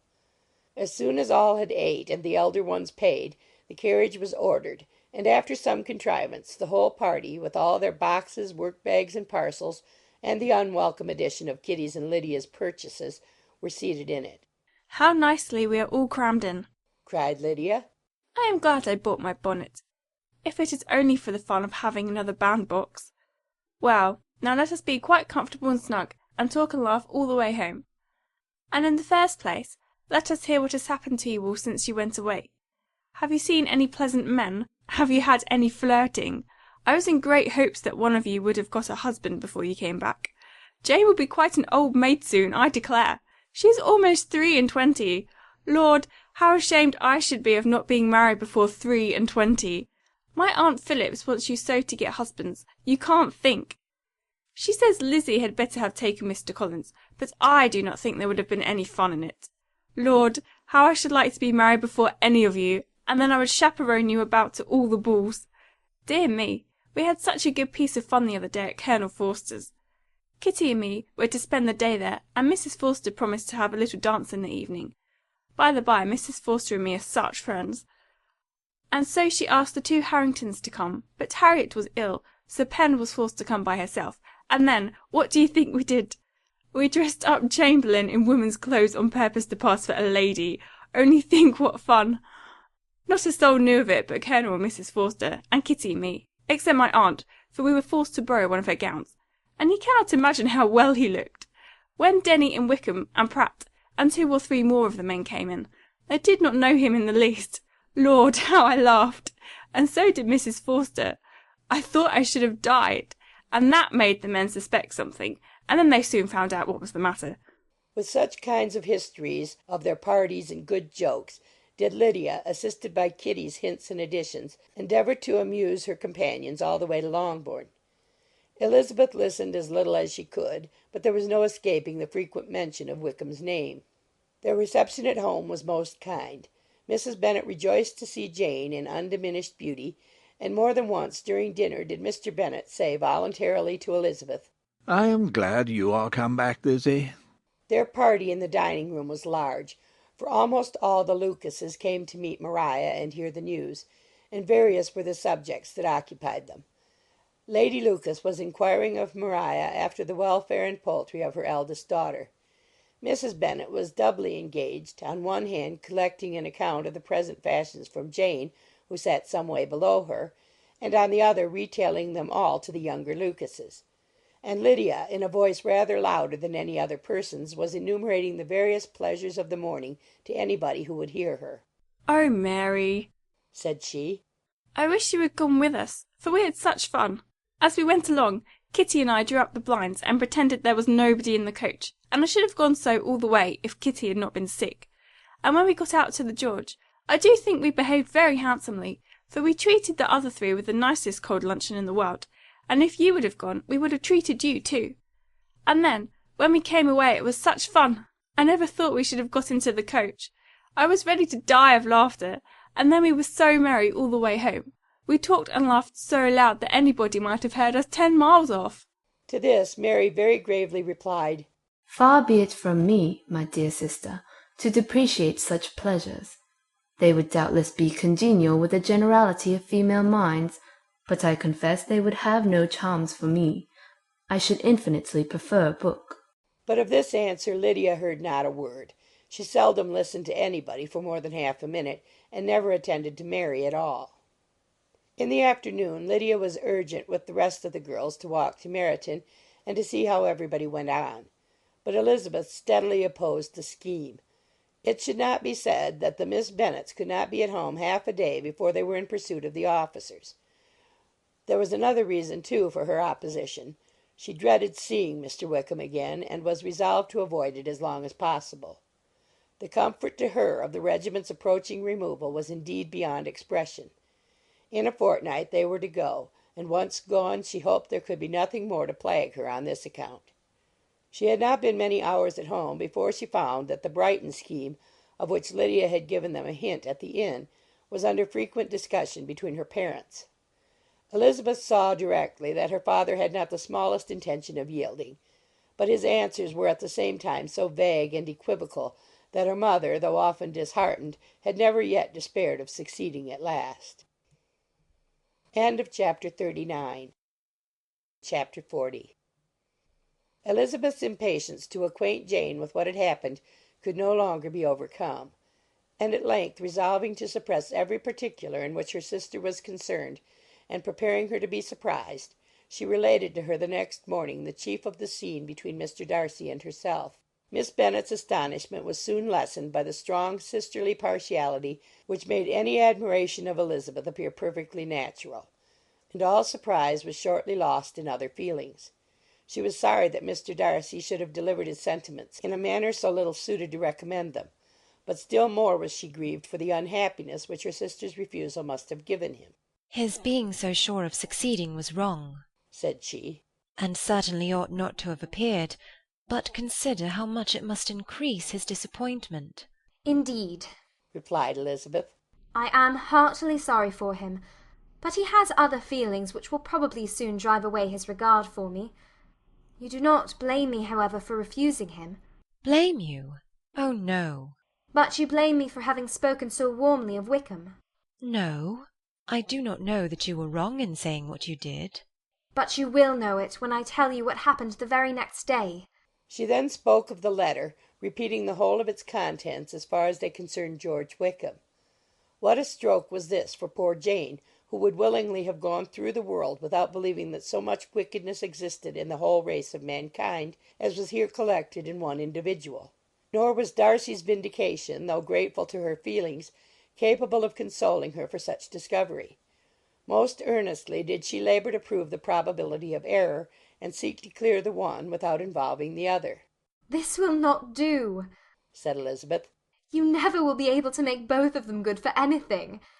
Take your choice, but you must be satisfied with only one.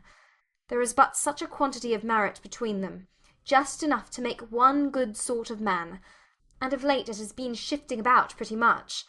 For my part, I am inclined to believe it all Darcy's, but you shall do as you choose. It was some time, however, before a smile could be extorted from Jane. I do not know when I have been more shocked, said she. Wickham's so very bad. It is almost past belief. And poor Mr. Darcy. Dear Lizzie, only consider what he must have suffered, such a disappointment, and with the knowledge of your ill opinion too, and having to relate such a thing of his sister. It is really too distressing. I am sure you must feel it so. Oh no, my regret and compassion are all done away by seeing you so full of both. I know you will do him such ample justice that I am growing every moment more unconcerned and indifferent. Your profusion makes me saving, and if you lament over him much longer, my heart will be as light as a feather. Poor Wickham! There is such an expression of goodness in his countenance, such an openness and gentleness in his manner. There certainly was some great mismanagement in the education of those two young men. One has got all the goodness, and the other all the appearance of it. I never thought Mr. Darcy so deficient in the appearance of it as you used to do. And yet I meant to be uncommonly clever in taking so decided a dislike to him without any reason. It is such a spur to one's genius, such an opening for wit, to have a dislike of that kind. One may be continually abusive without saying anything just, but one cannot always be laughing at a man without now and then stumbling on something witty. Lizzie, when you first read that letter, I am sure you could not treat the matter as you do now. Indeed I could not. I was uncomfortable enough, I may say unhappy, and with no one to speak to about what I felt, no Jane to comfort me and say that I had not been so very weak and vain and nonsensical as I knew I had. Oh, how I wanted you! How unfortunate that you should have used such very strong expressions in speaking of Wickham to Mr. Darcy, for now they do appear wholly undeserved. Certainly. But the misfortune of speaking with bitterness is a most natural consequence of the prejudices I had been encouraging. There is one point on which I want your advice. I want to be told whether I ought, or ought not, to make our acquaintances in general understand Wickham's character. Miss Bennet paused a little, and then replied, Surely there can be no occasion for exposing him so dreadfully. What is your opinion? That it ought not to be attempted. Mr. Darcy has not authorized me to make his communication public. On the contrary, every particular relative to his sister was meant to be kept as much as possible to myself, and if I endeavour to undeceive people as to the rest of his conduct, who will believe me? The general prejudice against Mr. Darcy is so violent that it would be the death of half the good people in Meryton to attempt to place him in an amiable light. I am not equal to it. Wickham will soon be gone, and therefore it will not signify to any one here what he really is. Some time hence it will all be found out, and then we may laugh at their stupidity in not knowing it before. At present I will say nothing about it. You are quite right. To have his errors made public might ruin him for ever.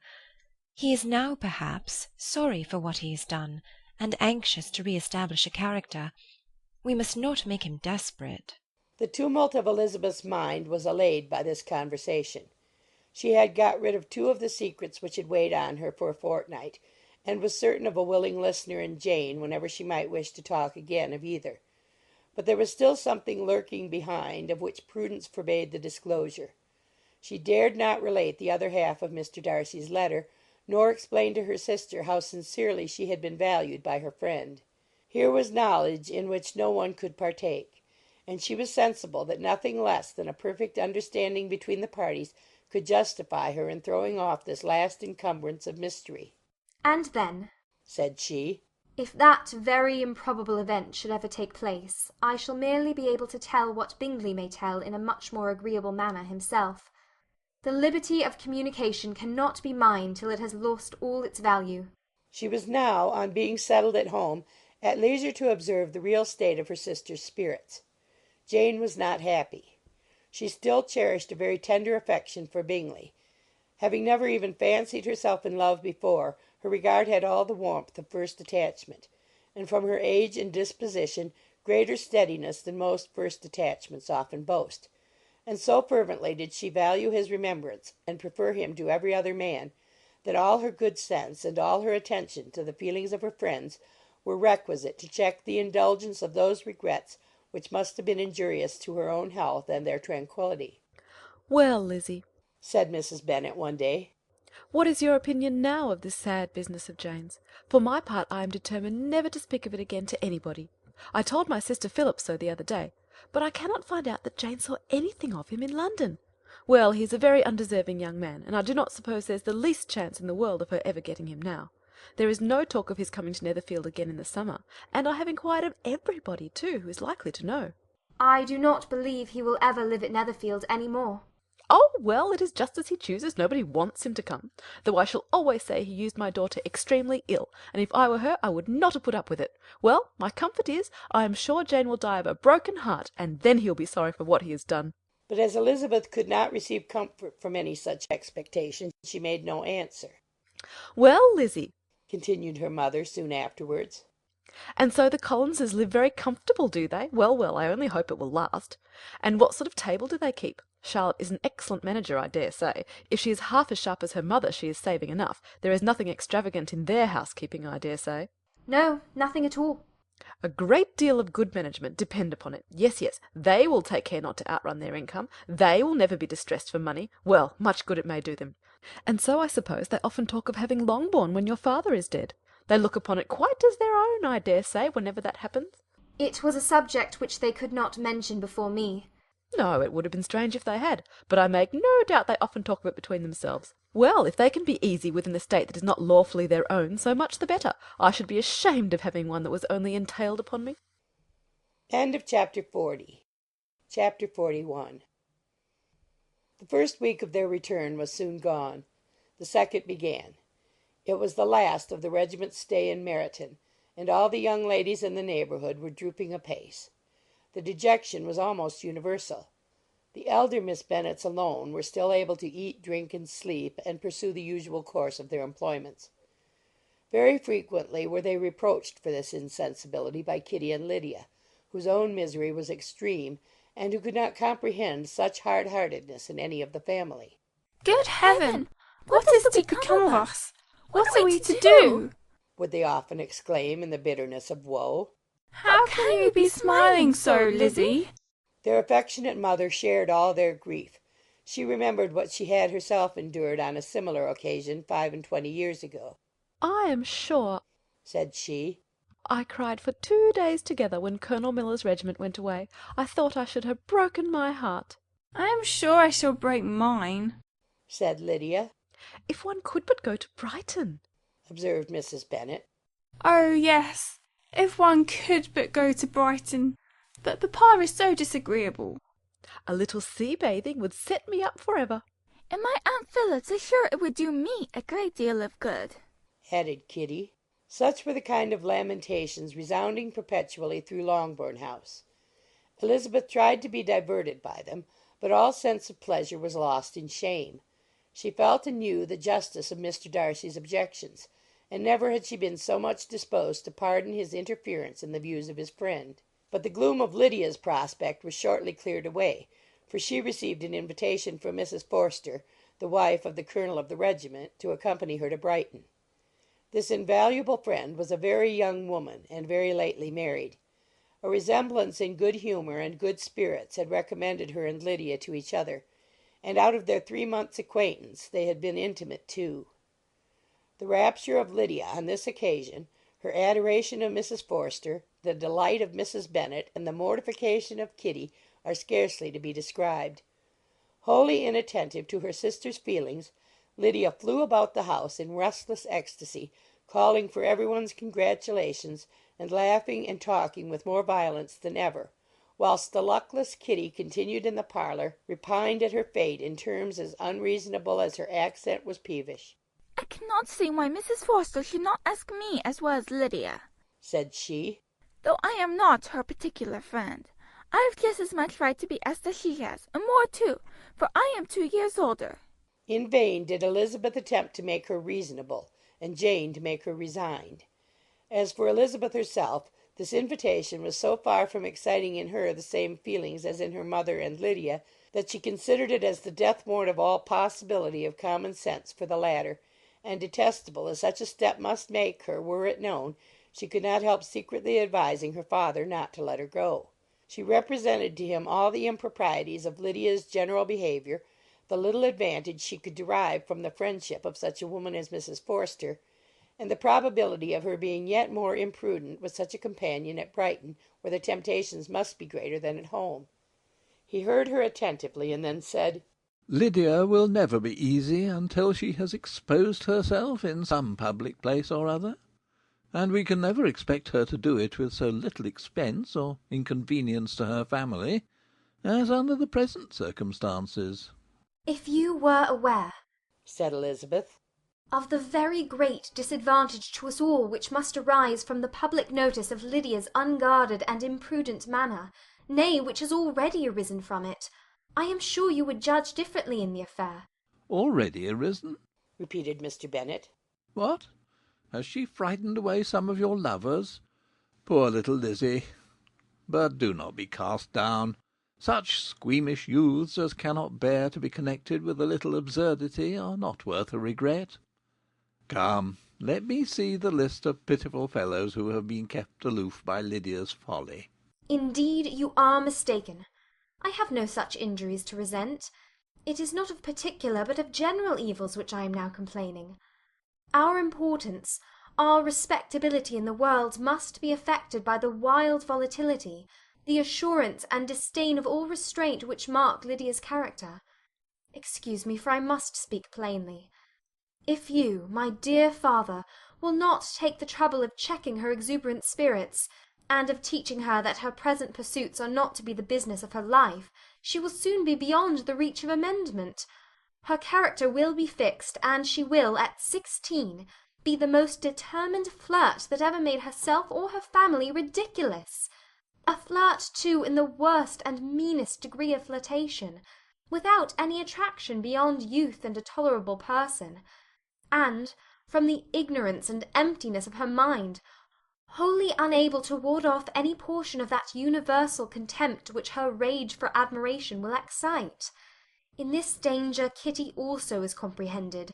She will follow wherever Lydia leads, vain, ignorant, idle, and absolutely uncontrolled. Oh, my dear father, can you suppose it possible that they will not be censured and despised wherever they are known, and that their sisters will not be often involved in the disgrace?"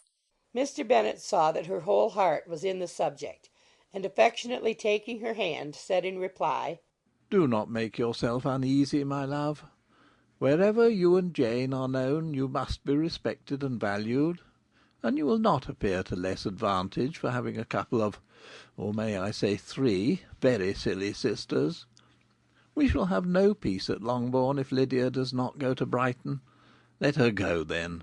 Colonel Forster is a sensible man, and will keep her out of any real mischief, and she is luckily too poor to be an object of prey to anybody. At Brighton she will be of less importance, even as a common flirt, than she has been here. The officers will find women better worth their notice. Let us hope, therefore, that her being there may teach her her own insignificance. At any rate, she cannot grow many degrees worse without authorizing us to lock her up for the rest of her life." With this answer Elizabeth was forced to be content, but her own opinion continued the same, and she left him disappointed and sorry. It was not in her nature, however, to increase her vexations by dwelling on them. She was confident of having performed her duty, and to fret over unavoidable evils, or augment them by anxiety, was no part of her disposition. Had Lydia and her mother known the substance of her conference with her father, their indignation would hardly have found expression in their united volubility. In Lydia's imagination a visit to Brighton comprised every possibility of earthly happiness. She saw, with the creative eye of fancy, the streets of that gay bathing place covered with officers. She saw herself the object of attention to tens and to scores of them at present unknown.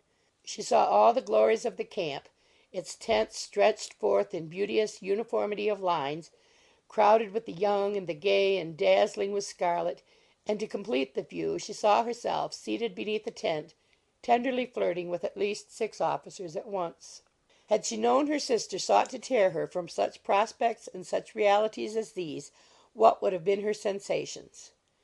They could have been understood only by her mother, who might have felt nearly the same. Lydia's going to Brighton was all that consoled her for her melancholy conviction of her husband's never intending to go there himself. But they were entirely ignorant of what had passed, and their raptures continued with little intermission to the very day of Lydia's leaving home. Elizabeth was now to see Mr. Wickham for the last time. Having been frequently in company with him since her return, agitation was pretty well over. The agitations of formal partiality entirely so. She had even learnt to detect, in the very gentleness which had first delighted her, an affectation and a sameness to disgust and weary. In his present behaviour to herself, moreover, she had a fresh source of displeasure, for the inclination he soon testified of renewing those intentions which had marked the early part of their acquaintance could only serve, after what had since passed, to provoke her. She lost all concern for him in finding herself thus selected as the object of such idle and frivolous gallantry, and while she steadily repressed it, could not but feel the reproof contained in his believing that however long and for whatever cause his attentions had been withdrawn, her vanity would be gratified and her preference secured at any time by their renewal. On the very last day of the regiment's remaining at Meryton, he dined, with other of the officers, at Longbourn, and so little was Elizabeth disposed to part from him in good humour, that on his making some inquiry as to the manner in which her time had passed at Hunsford, she mentioned Colonel Fitzwilliam's and Mr. Darcy's having both spent 3 weeks at Rosings, and asked him if he was acquainted with the former. He looked surprised, displeased, alarmed, but with a moment's recollection and a returning smile, replied that he had formerly seen him often, and after observing that he was a very gentlemanlike man, asked her how she had liked him. Her answer was warmly in his favour. With an air of indifference he soon afterwards added, "How long did you say he was at Rosings?" Nearly 3 weeks. "And you saw him frequently?" Yes, almost every day. "His manners are very different from his cousin's." Yes, very different. But I think Mr. Darcy improves upon acquaintance. "Indeed!" cried Mr. Wickham, with a look which did not escape her. "And pray, may I ask?" But checking himself, he added in a gayer tone, "Is it in address that he improves? Has he deigned to add aught of civility to his ordinary style? For I dare not hope," he continued, in a lower and more serious tone, "that he is improved in essentials." Oh, no, said Elizabeth. In essentials, I believe, he is very much what he ever was. While she spoke, Wickham looked as if scarcely knowing whether to rejoice over her words or to distrust their meaning. There was a something in her countenance which made him listen with an apprehensive and anxious attention, while she added, When I said that he improved on acquaintance, I did not mean that his mind or his manners were in a state of improvement, but that, from knowing him better, his disposition was better understood. Wickham's alarm now appeared in a heightened complexion and agitated look. For a few minutes he was silent, till, shaking off his embarrassment, he turned to her again, and said in the gentlest of accents, You who know so well my feeling towards Mr. Darcy will readily comprehend how sincerely I must rejoice that he is wise enough to assume even the appearance of what is right.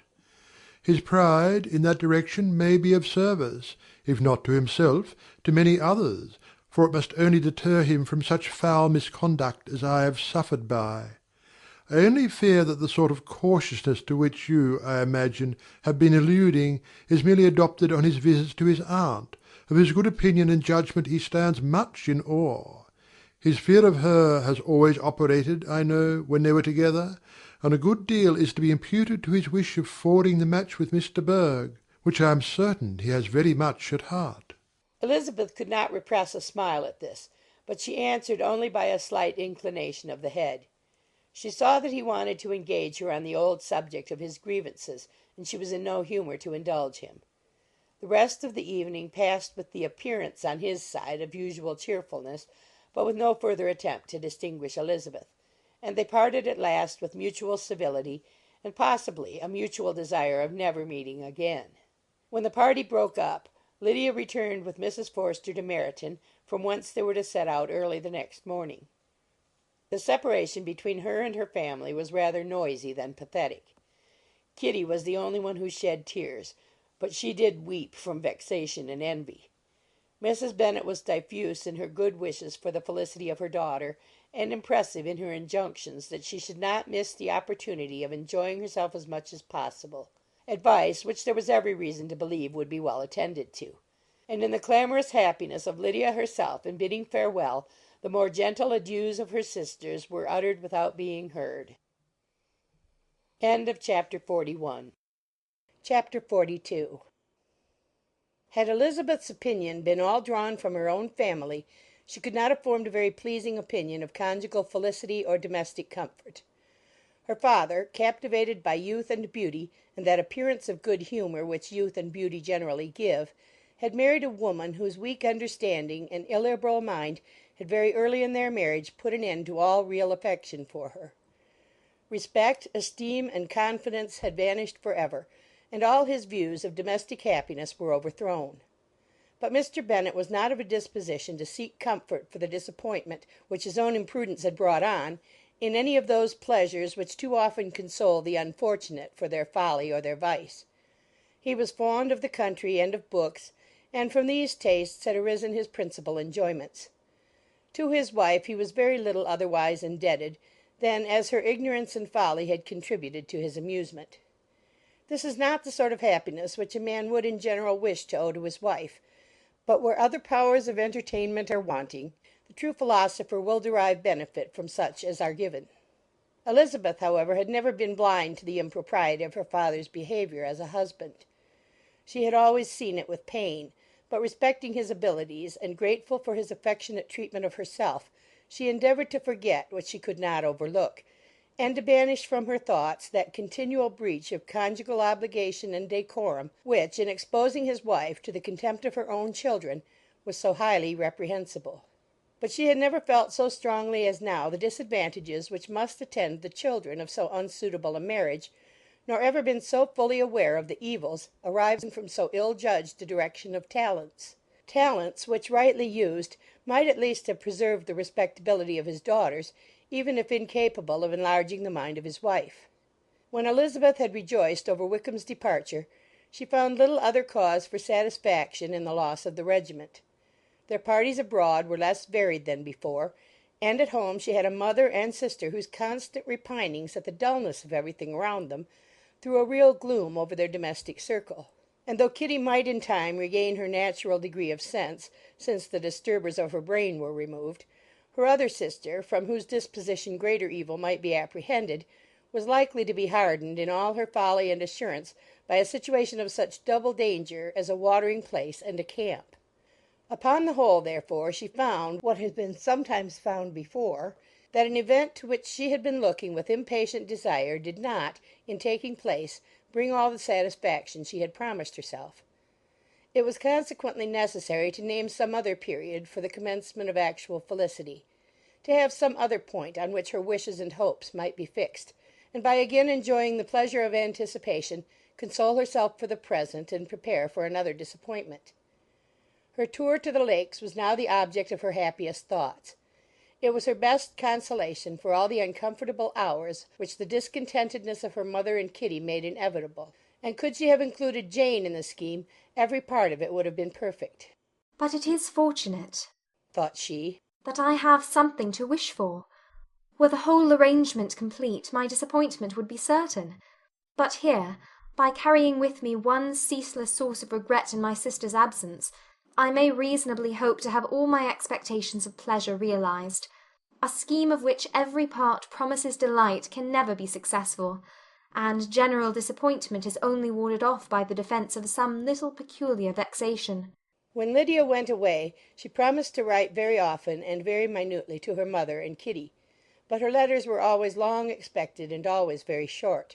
Those to her mother contained little else than that they were just returned from the library, where such and such officers had attended them, and where she had seen such beautiful ornaments as made her quite wild; that she had a new gown or a new parasol, which she would have described more fully, but was obliged to leave off in a violent hurry, as Mrs. Forster called her, and they were going off to the camp. And from her correspondence with her sister there was still less to be learnt, for her letters to Kitty, though rather longer, were much too full of lines under the words to be made public. After the first fortnight or 3 weeks of her absence, health, good humour, and cheerfulness began to reappear at Longbourn. Everything wore a happier aspect. The families who had been in town for the winter came back again, and summer finery and summer engagements arose. Mrs. Bennet was restored to her usual querulous serenity, and by the middle of June Kitty was so much recovered as to be able to enter Meryton without tears, an event of such happy promise as to make Elizabeth hope that by the following Christmas she might be so tolerably reasonable as not to mention an officer above once a day, unless, by some cruel and malicious arrangement at the War Office, another regiment should be quartered in Meryton. The time fixed for the beginning of their northern tour was now fast approaching, and a fortnight only was wanting of it, when a letter arrived from Mrs. Gardiner, which at once delayed its commencement and curtailed its extent. Mr. Gardiner would be prevented by business from setting out till a fortnight later in July, and must be in London again within a month; and as that left too short a period for them to go so far and see so much as they had proposed, or at least to see it with the leisure and comfort they had built on, they were obliged to give up the Lakes and substitute a more contracted tour, and according to the present plan were to go no farther northwards than Derbyshire. In that county there was enough to be seen to occupy the chief of their 3 weeks, and to Mrs. Gardiner it had a peculiarly strong attraction.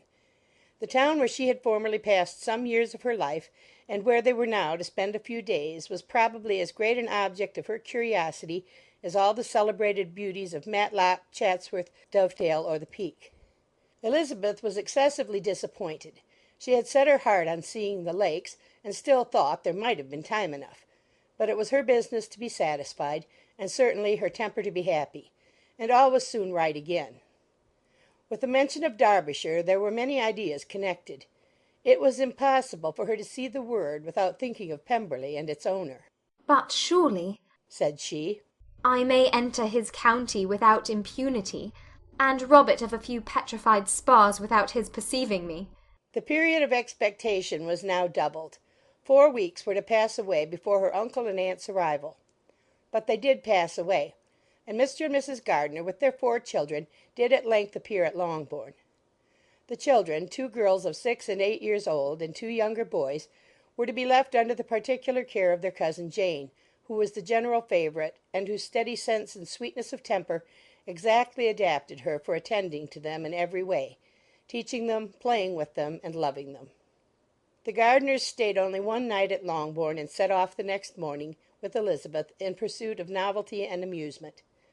One enjoyment was certain, that of suitableness of companions, a suitableness which comprehended health and temper to bear inconveniences, cheerfulness to enhance every pleasure, and affection and intelligence which might supply it among themselves if there were disappointments abroad. It is not the object of this work to give a description of Derbyshire, nor of any of the remarkable places through which their route thither lay. Oxford, Blenheim, Warwick, Kenilworth, Birmingham, etc., are sufficiently known. A small part of Derbyshire is all the present concern. To the little town of Lambton, the scene of Mrs. Gardiner's former residence, and where she had lately learned some acquaintance still remained, they bent their steps, after having seen all the principal wonders of the country; and within 5 miles of Lambton, Elizabeth found from her aunt that Pemberley was situated. It was not in their direct road, nor more than a mile or two out of it. In talking over their route the evening before, Mrs. Gardiner expressed an inclination to see the place again. Mr. Gardiner declared his willingness, and Elizabeth was applied to for her approbation. "My love, should you not like to see a place of which you have heard so much?" said her aunt. "A place, too, with which so many of your acquaintances are connected. Wickham passed all his youth there, you know." Elizabeth was distressed.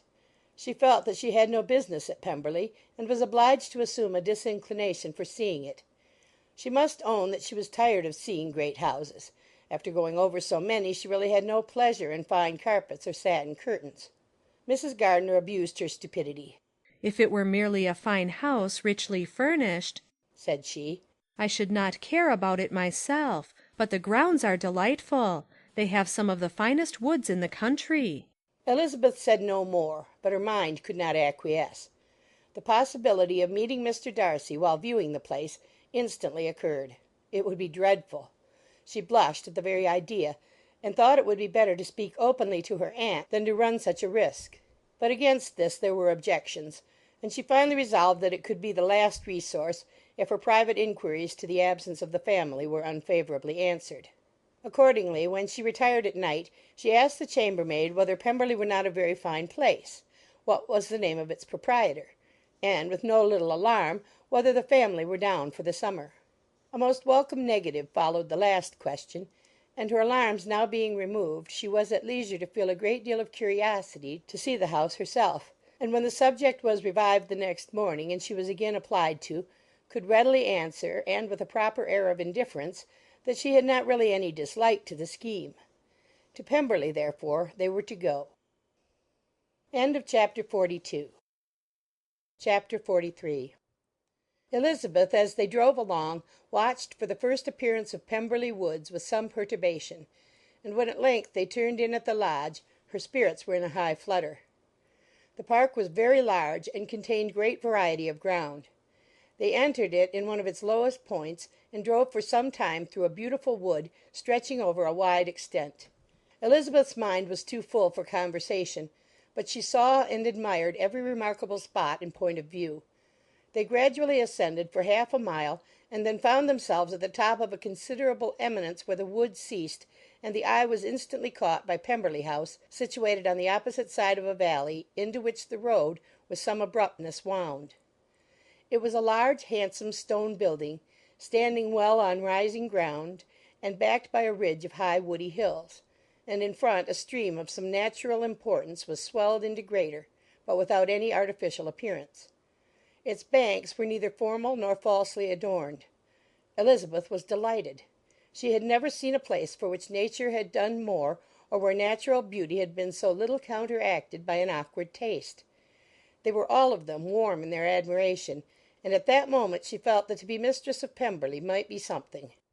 They descended the hill, crossed the bridge, and drove to the door, and while examining the nearer aspect of the house, all her apprehension of meeting its owner returned.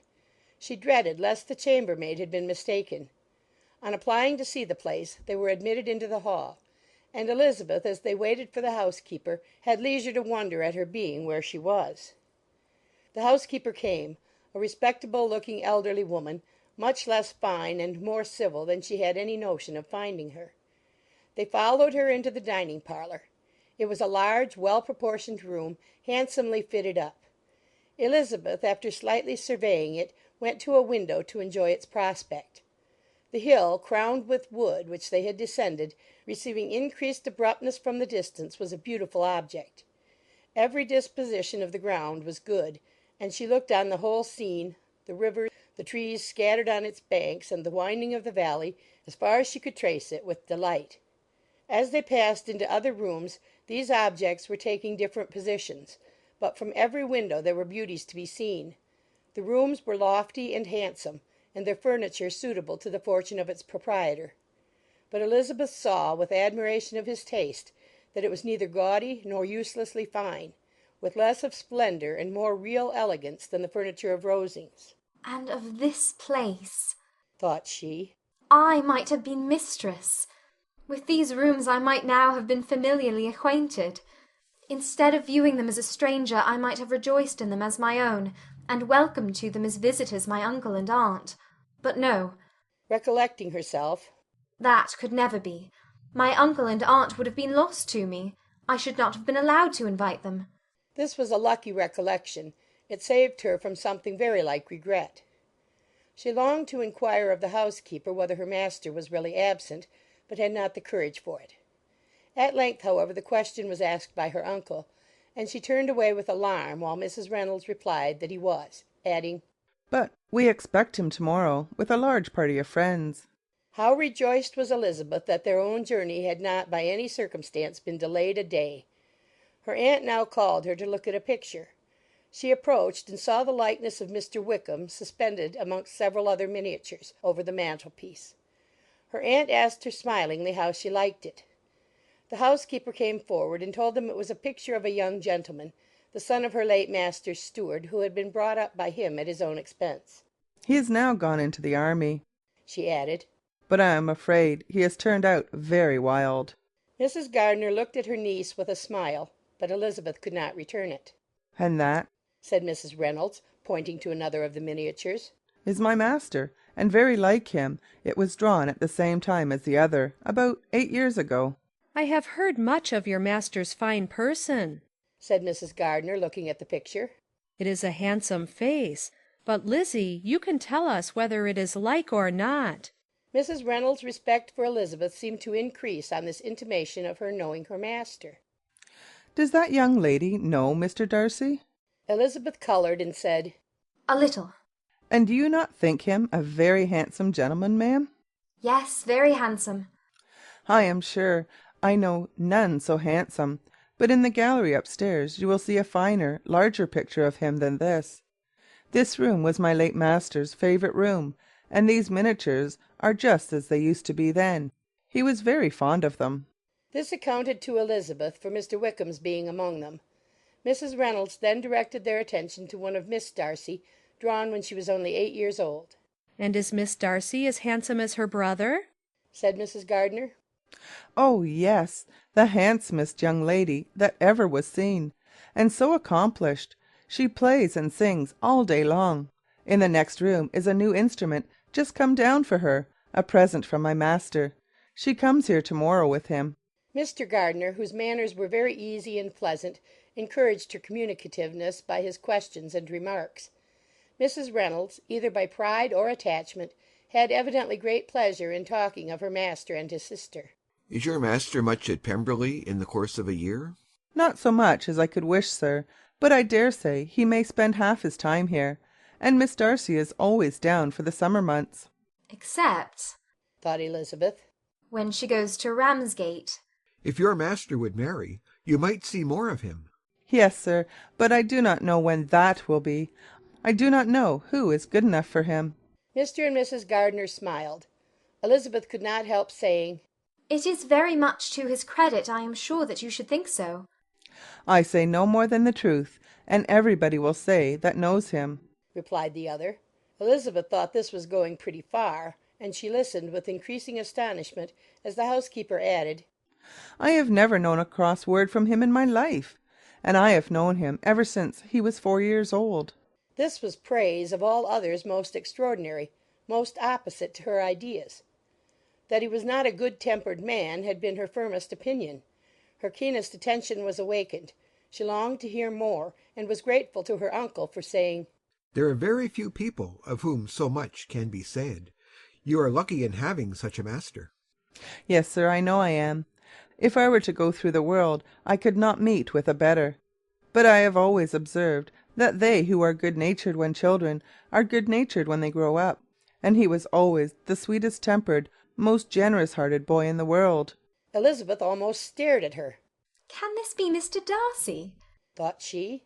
"His father was an excellent man," said Mrs. Gardiner. "Yes, ma'am, that he was indeed, and his son will be just like him, just as affable to the poor." Elizabeth listened, wondered, doubted, and was impatient for more. Mrs. Reynolds could interest her on no other point. She related the subjects of the pictures, the dimensions of the rooms, and the price of the furniture, in vain. Mr. Gardiner, highly amused by the kind of family prejudice to which he attributed her excessive commendation of her master, soon led again to the subject, and she dwelt with energy on his many merits as they proceeded together up the great staircase.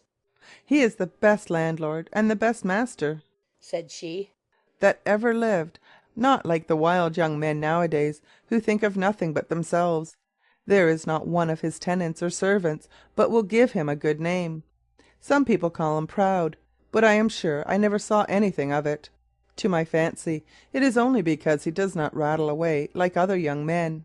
In what an amiable light does this place him, thought Elizabeth. This fine account of him, whispered her aunt as they walked, is not quite consistent with his behaviour to our poor friend. Perhaps we might be deceived. That is not very likely. Our authority was too good. On reaching the spacious lobby above, they were shown into a very pretty sitting-room, lately fitted up with greater elegance and lightness than the apartments below, and were informed that it was but just done to give pleasure to Miss Darcy, who had taken a liking to the room when last at Pemberley. He is certainly a good brother, said Elizabeth, as she walked towards one of the windows. Mrs. Reynolds anticipated Miss Darcy's delight when she should enter the room. "And this is always the way with him," she added. "Whatever can give his sister any pleasure is sure to be done in a moment. There is nothing he would not do for her." The picture gallery and 2 or 3 of the principal bedrooms were all that remained to be shown. In the former were many good paintings, but Elizabeth knew nothing of the art, and from such as had been already visible below she had willingly turned to look at some drawings of Miss Darcy's in crayons, whose subjects were usually more interesting and also more intelligible. In the gallery there were many family portraits, but they could have little to fix the attention of a stranger. Elizabeth walked in quest of the only face whose features would be known to her. At last it arrested her, and she beheld a striking resemblance to Mr. Darcy, with such a smile over the face as she remembered to have sometimes seen when he looked at her. She stood several minutes before the picture in earnest contemplation, and returned to it again before they quitted the gallery. Mrs. Reynolds informed them that it had been taken in his father's lifetime. There was certainly at this moment in Elizabeth's mind a more gentle sensation towards the original than she had ever felt at the height of their acquaintance. The commendation bestowed on him by Mrs. Reynolds was of no trifling nature. What praise is more valuable than the praise of an intelligent servant? As a brother, a landlord, a master, she considered how many people's happiness were in his guardianship. How much of pleasure or pain was it in his power to bestow? How much of good or evil must be done by him? Every idea that had been brought forward by the housekeeper was favourable to his character, and as she stood before the canvas on which he was represented, and fixed his eyes upon herself, she thought of his regard with a deeper sentiment of gratitude than it had ever raised before. She remembered its warmth, and softened its impropriety of expression. When all of the house that was open to general inspection had been seen, they returned downstairs, and taking leave of the housekeeper were consigned over to the gardener, who met them at the hall door. As they walked across the hall towards the river, Elizabeth turned back to look again. Her uncle and aunt stopped also, and while the former was conjecturing as to the date of the building, the owner of it himself suddenly came forward from the road which led behind it to the stables. They were within 20 yards of each other, and so abrupt was his appearance that it was impossible to avoid his sight. Their eyes instantly met, and the cheeks of both were overspread with the deepest blush. He absolutely started, and for a moment seemed immovable from surprise, but shortly recovering himself, advanced towards the party and spoke to Elizabeth, if not in terms of perfect composure, at least of perfect civility. She had instinctively turned away, but stopping on his approach, received his compliments with an embarrassment impossible to be overcome.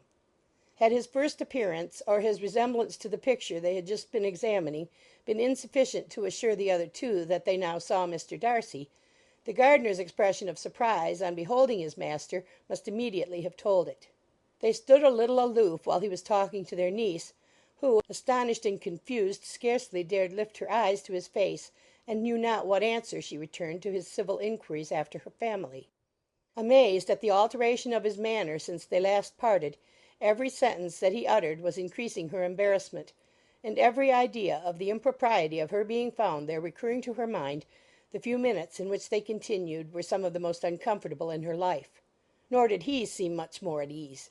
When he spoke, his accent had none of its usual sedateness, and he repeated his inquiries as to the time of her having left Longbourn, and of her having stayed in Derbyshire so often, and in so hurried a way, as plainly spoke the distraction of his thoughts.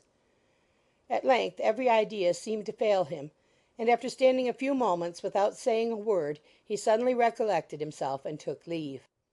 The others then joined her, and expressed admiration of his figure; but Elizabeth heard not a word, and, wholly engrossed by her own feelings, followed them in silence. She was overpowered by shame and vexation. Her coming there was the most unfortunate, the most ill-judged thing in the world. How strange it must appear to him! In what a disgraceful light might it not strike so vain a man! It might seem as if she had purposely thrown herself in his way again. Oh, why did she come? Or why did he thus come a day before he was expected? Had they been only 10 minutes sooner, they should have been beyond the reach of his discrimination, for it was plain that he was that moment arrived, that moment alighted from his horse or his carriage. She blushed again and again over the perverseness of the meeting. And his behaviour, so strikingly altered, what could it mean? That he should even speak to her was amazing, but to speak with such civility, to inquire after her family! Never in her life had she seen his manners so little dignified. Never had he spoken with such gentleness as on this unexpected meeting. What a contrast did it offer to his last address in Rosings Park, when he put his letter into her hand! She knew not what to think or how to account for it. They had now entered a beautiful walk by the side of the water, and every step was bringing forward a nobler fall of ground, or a finer reach of the woods to which they were approaching. But it was some time before Elizabeth was sensible of any of it, and though she answered mechanically to the repeated appeals of her uncle and aunt, and seemed to direct her eyes to such objects as they pointed out, she distinguished no part of the scene. Her thoughts were all fixed on that one spot of Pemberley House, whichever it might be, where Mr. Darcy then was. She longed to know what at the moment was passing in his mind, in what manner he thought of her, and whether, in defiance of everything, she was still dear to him. Perhaps he had been civil only because he felt himself at ease. Yet there had been that in his voice which was not like ease. Whether he had felt more of pain or of pleasure in seeing her, she could not tell, but he certainly had not seen her with composure. At length, however, the remarks of her companions on her absence of mind aroused her, and she felt the necessity of appearing more like herself. They entered the woods, and bidding adieu to the river for a while, ascended some of the higher grounds. When, in spots where the opening of the trees gave the eye power to wander, were many charming views of the valley, the opposite hills, with the long range of woods overspreading many, and occasionally part of the stream. Mr. Gardiner expressed the wish of going round the whole park, but feared it might be beyond a walk. With a triumphant smile they were told that it was 10 miles round. It settled the matter, and they pursued the accustomed circuit, which brought them again after some time in a descent among hanging woods to the edge of the water, and one of its narrowest parts. They crossed it by a simple bridge, in character with the general air of the scene. It was a spot less adorned than any they had yet visited, and the valley, here contracted into a glen, allowed room only for the stream and a narrow walk amidst the rough coppice-wood which bordered it. Elizabeth longed to explore its windings, but when they had crossed the bridge and perceived their distance from the house, Mrs. Gardiner, who was not a great walker, could go no farther, and thought only of returning to the carriage as quickly as possible. Her niece was, therefore, obliged to submit, and they took their way towards the house on the opposite side of the river, in the nearest direction. But their progress was slow, for Mr. Gardiner, though seldom able to indulge the taste, was very fond of fishing, and was so much engaged in watching the occasional appearance of some trout in the water, and talking to the man about them, that he advanced but little.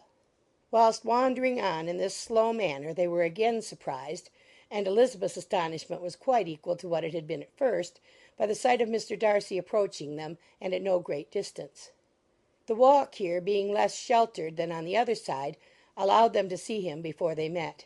Elizabeth, however astonished, was at least more prepared for an interview than before, and resolved to appear and to speak with calmness if he really intended to meet them. For a few moments, indeed, she felt that he would probably strike into some other path. The idea lasted while a turning in the walk concealed him from their view. The turning past, he was immediately before them. With a glance she saw that he had lost none of his recent civility, and to imitate his politeness she began, as they met, to admire the beauty of the place.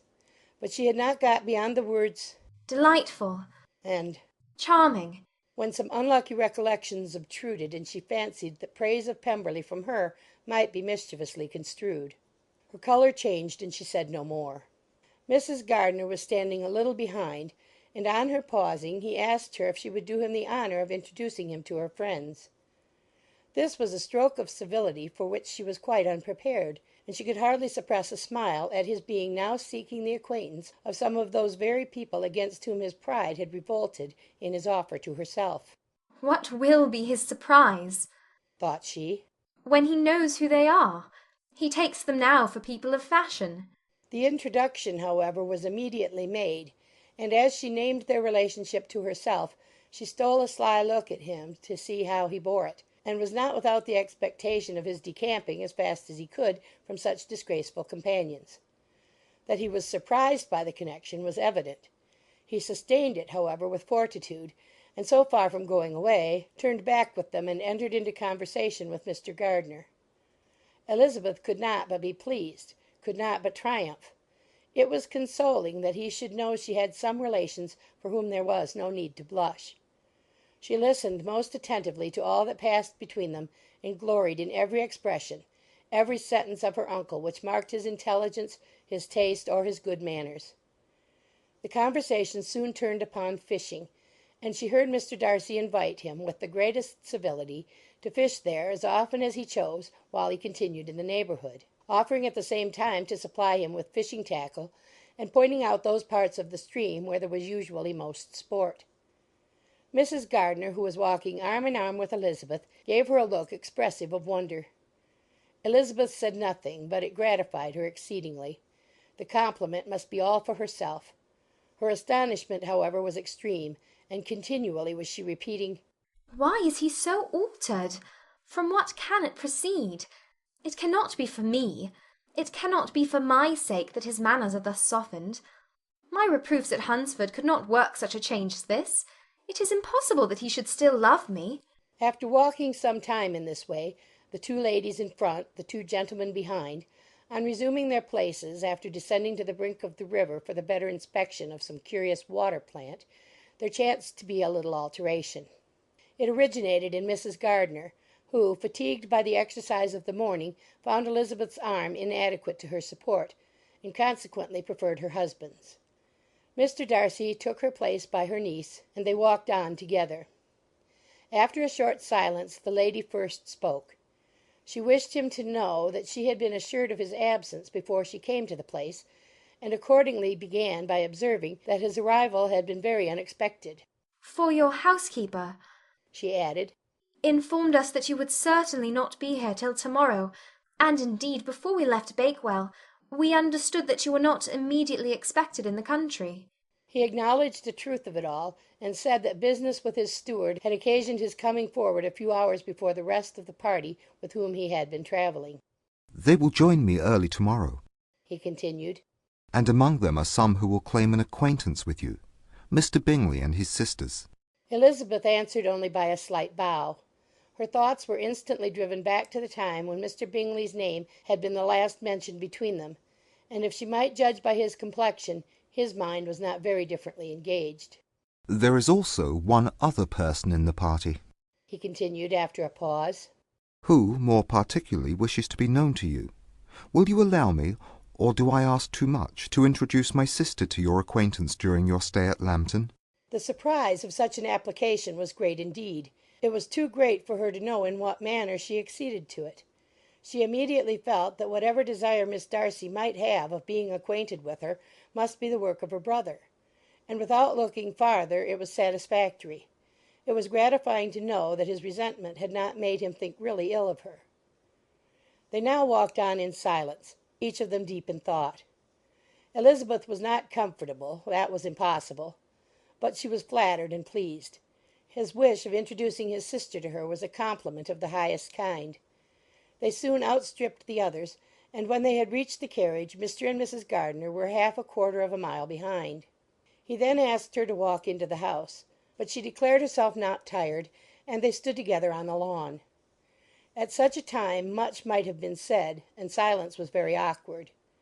She wanted to talk, but there seemed to be an embargo on every subject. At last she recollected that she had been travelling, and they talked of Matlock and Dove Dale with great perseverance. Yet time and her aunt moved slowly, and her patience and her ideas were nearly worn out before the tete-a-tete was over.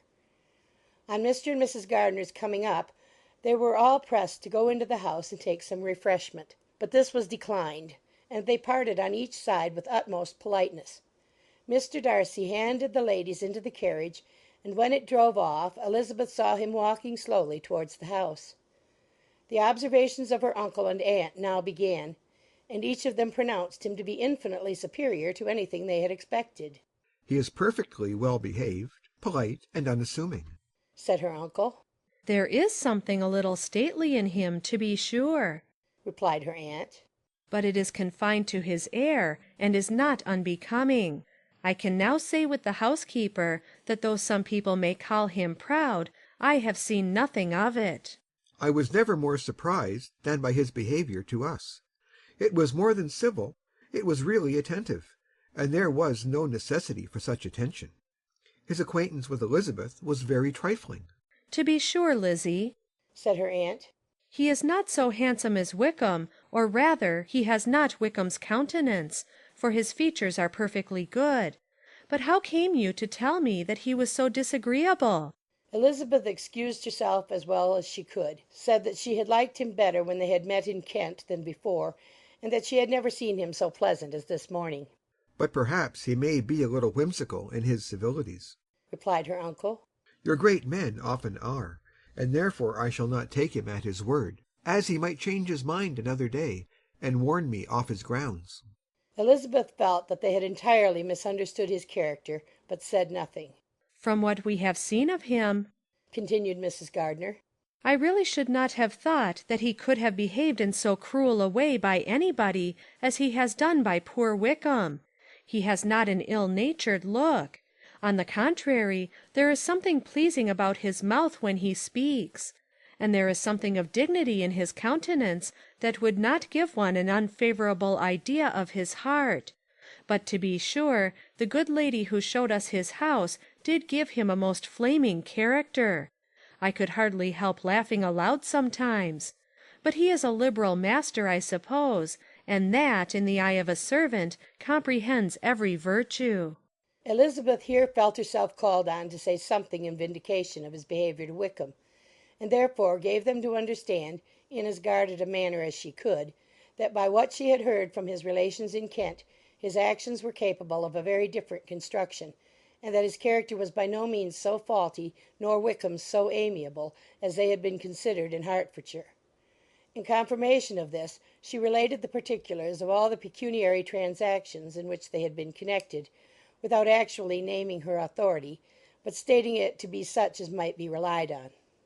Mrs. Gardiner was surprised and concerned, but as they were now approaching the scene of her former pleasures, every idea gave way to the charm of recollection, and she was too much engaged in pointing out to her husband all the interesting spots in its environs to think of anything else.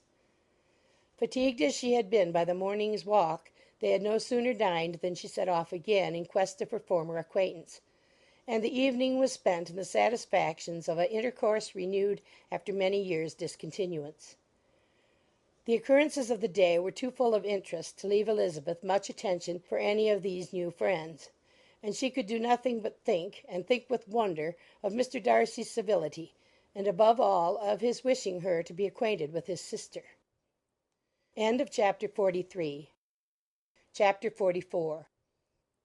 Elizabeth had settled it that Mr. Darcy would bring his sister to visit her the very day after her reaching Pemberley, and was consequently resolved not to be out of sight of the inn the whole of that morning.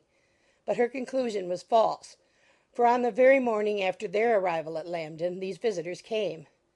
They had been walking about the place with some of their new friends, and were just returning to the inn to dress themselves for dining with the same family, when the sound of a carriage drew them to a window, and they saw a gentleman and a lady in a curricle driving up the street. Elizabeth, immediately recognizing the livery, guessed what it meant, and imparted no small degree of her surprise to her relations by acquainting them with the honour which she expected. Her uncle and aunt were all amazement, and the embarrassment of her manner as she spoke, joined to the circumstance itself, and many of the circumstances of the preceding day, opened to them a new idea on the business. Nothing had ever suggested it before, but they felt that there was no other way of accounting for such attentions from such a quarter than by supposing a partiality for their niece. While these newly born notions were passing in their heads, the perturbation of Elizabeth's feelings was at every moment increasing. She was quite amazed at her own discomposure, but amongst other causes of disquiet, she dreaded lest the partiality of the brother should have said too much in her favour, and more than commonly anxious to please, she naturally suspected that every power of pleasing would fail her. She retreated from the window, fearful of being seen, and as she walked up and down the room, endeavouring to compose herself, saw such looks of inquiring surprise in her uncle and aunt as made everything worse. Miss Darcy and her brother appeared, and this formidable introduction took place. With astonishment did Elizabeth see that her new acquaintance was at least as much embarrassed as herself. Since her being at Lambton she had heard that Miss Darcy was exceedingly proud, but the observation of a very few minutes convinced her that she was only exceedingly shy. She found it difficult to obtain even a word from her beyond a monosyllable.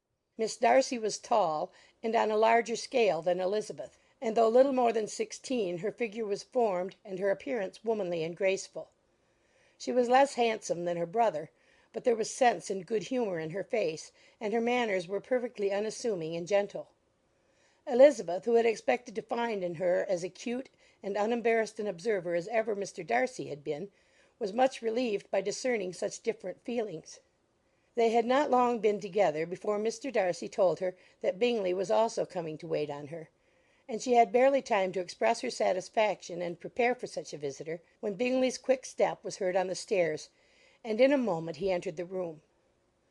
All Elizabeth's anger against him had been long done away, but had she still felt any, it could hardly have stood its ground against the unaffected cordiality with which he expressed himself on seeing her again. He inquired in a friendly though general way after her family, and looked and spoke with the same good-humoured ease that he had ever done. To Mr. and Mrs. Gardiner he was scarcely a less interesting personage than to herself. They had long wished to see him. The whole party before them, indeed, excited a lively attention. The suspicions which had just arisen of Mr. Darcy and their niece directed their observation towards each with an earnest though guarded inquiry, and they soon drew from those inquiries the full conviction that one of them at least knew what it was to love. Of the ladies' sensations they remained a little in doubt, but that the gentleman was overflowing with admiration was evident enough. Elizabeth on her side had much to do. She wanted to ascertain the feelings of each of her visitors. She wanted to compose her own, and to make herself agreeable to all; and in the latter object, where she feared most to fail, she was most sure of success; for those to whom she endeavoured to give pleasure were prepossessed in her favour. Bingley was ready, Georgiana was eager, and Darcy determined to be pleased. In seeing Bingley, her thoughts naturally flew to her sister, and oh, how ardently did she long to know whether any of his were directed in a like manner. Sometimes she could fancy that he talked less than on former occasions, and once or twice pleased herself with the notion that, as he looked at her, he was trying to trace a resemblance. But though this might be imaginary, she could not be deceived as to his behaviour to Miss Darcy, who had been set up as a rival to Jane. No look appeared on either side that spoke particular regard. Nothing occurred between them that could justify the hopes of his sister.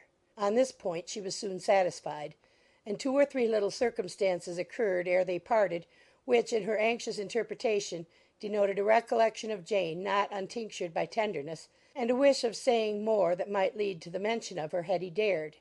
He observed to her, at a moment when the others were talking together, and in a tone which had something of real regret, that it was a very long time since he had had the pleasure of seeing her. And before she could reply, he added, It is above 8 months. We have not met since the 26th of November, when we were all dancing together at Netherfield. Elizabeth was pleased to find his memory so exact, and he afterwards took occasion to ask her, when unattended to by any of the rest, whether all her sisters were at Longbourn. There was not much in the question, nor in the preceding remark, but there was a look and a manner which gave them meaning. It was not often that she could turn her eyes on Mr. Darcy himself, but whenever she did catch a glimpse she saw an expression of general complacence, and in all that he said she heard an accent so removed from hauteur or disdain of his companions as convinced her that the improvement of manners which she had yesterday witnessed, however temporary its existence might prove, had at least outlived one day.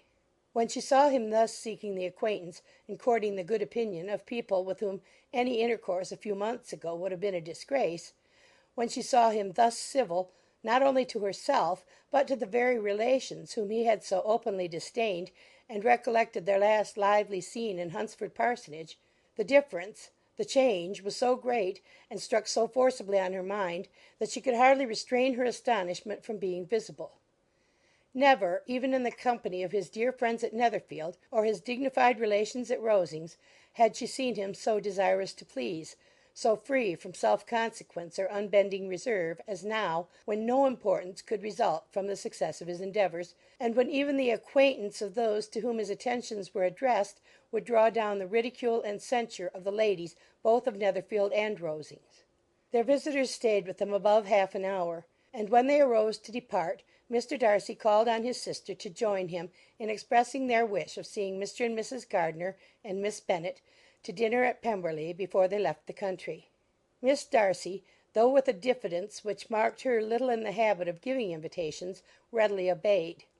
Mrs. Gardiner looked at her niece, desirous of knowing how she, whom the invitation most concerned, felt disposed as to its acceptance, but Elizabeth had turned away her head. Presuming, however, that this studied avoidance spoke rather a momentary embarrassment than any dislike of the proposal, and seeing in her husband, who was fond of society, a perfect willingness to accept it, she ventured to engage for her attendance, and the day after the next was fixed on. Bingley expressed great pleasure in the certainty of seeing Elizabeth again, having still a great deal to say to her, and many inquiries to make after all their Hertfordshire friends. Elizabeth, construing all this into a wish of hearing her speak of her sister, was pleased, and on this account, as well as some others, found herself, when their visitors left them, capable of considering the last half hour with some satisfaction, though while it was passing the enjoyment of it had been little. Eager to be alone, and fearful of inquiries or hints from her uncle and aunt, she stayed with them only long enough to hear their favourable opinion of Bingley, and then hurried away to dress. But she had no reason to fear Mr. and Mrs. Gardiner's curiosity. It was not their wish to force her communication. It was evident that she was much better acquainted with Mr. Darcy than they had before any idea of. It was evident that he was very much in love with her. They saw much to interest, but nothing to justify inquiry. Of Mr. Darcy it was now a matter of anxiety to think well, and as far as their acquaintance reached there was no fault to find. They could not be untouched by his politeness, and had they drawn his character from their own feelings and his servant's report, without any reference to any other account, the circle in Hertfordshire to which he was known would not have recognized it for Mr. Darcy.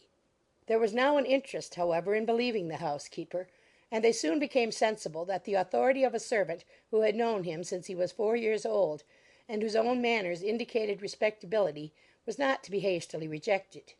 Neither had anything occurred in the intelligence of their Lambton friends that could materially lessen its weight. They had nothing to accuse him of but pride. Pride he probably had, and if not, it would certainly be imputed by the inhabitants of a small market town where the family did not visit. It was acknowledged, however, that he was a liberal man, and did much good among the poor. With respect to Wickham, the travellers soon found that he was not held there in much estimation, for though the chief of his concerns with the son of his patron were imperfectly understood, it was yet a well-known fact that on his quitting Derbyshire he had left many debts behind him which Mr. Darcy afterwards discharged. As for Elizabeth, her thoughts were at Pemberley this evening more than the last, and the evening, though as it passed it seemed long, was not long enough to determine her feelings towards one in that mansion, and she lay awake 2 whole hours endeavouring to make them out. She certainly did not hate him. No, hatred had vanished long ago, and she had almost as long been ashamed of ever feeling a dislike against him that could be so called.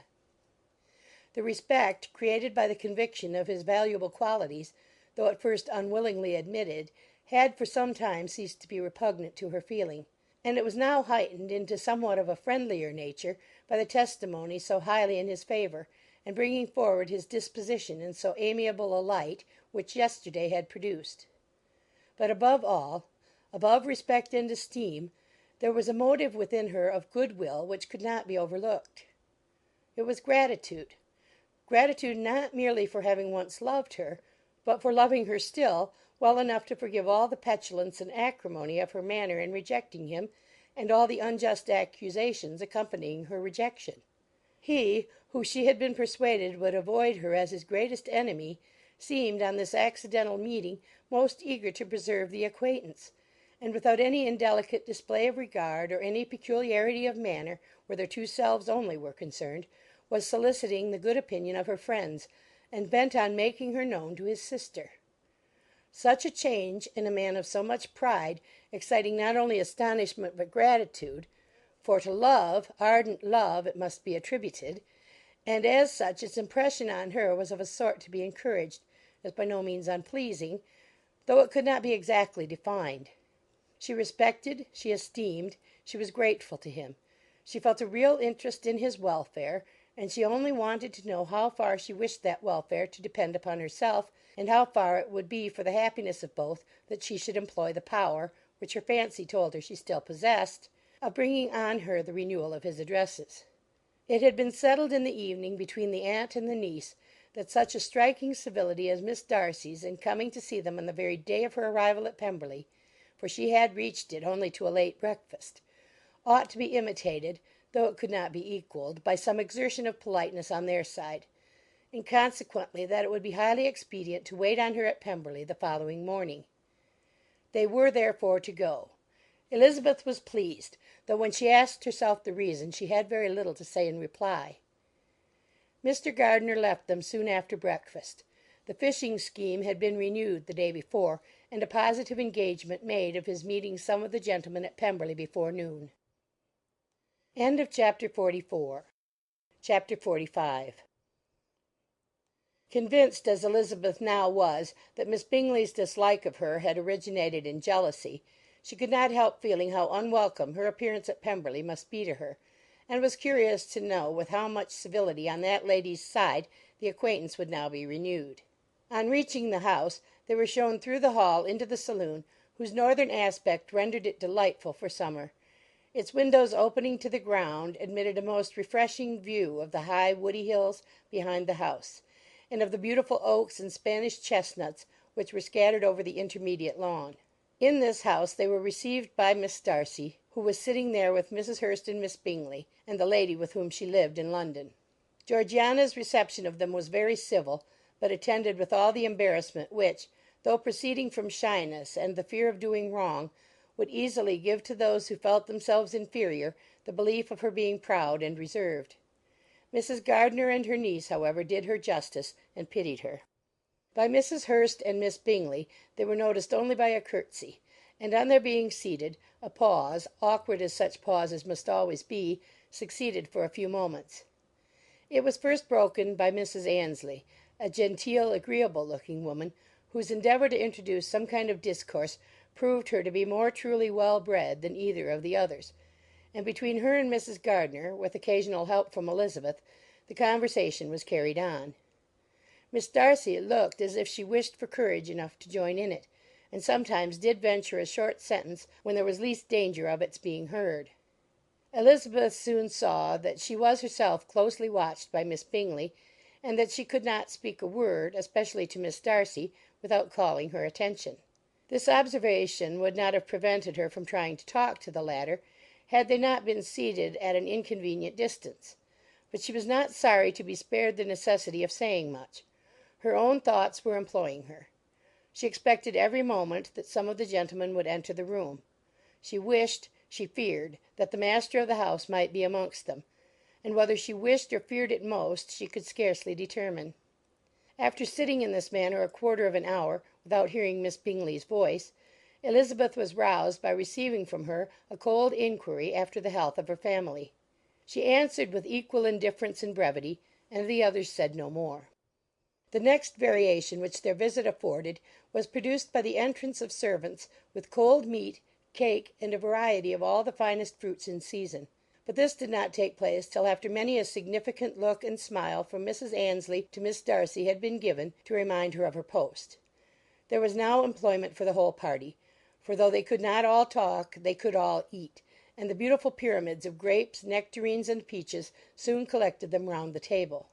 While thus engaged, Elizabeth had a fair opportunity of deciding whether she most feared or wished for the appearance of Mr. Darcy, by the feelings which prevailed on his entering the room; and then, though but a moment before she had believed her wishes to predominate, she began to regret that he came.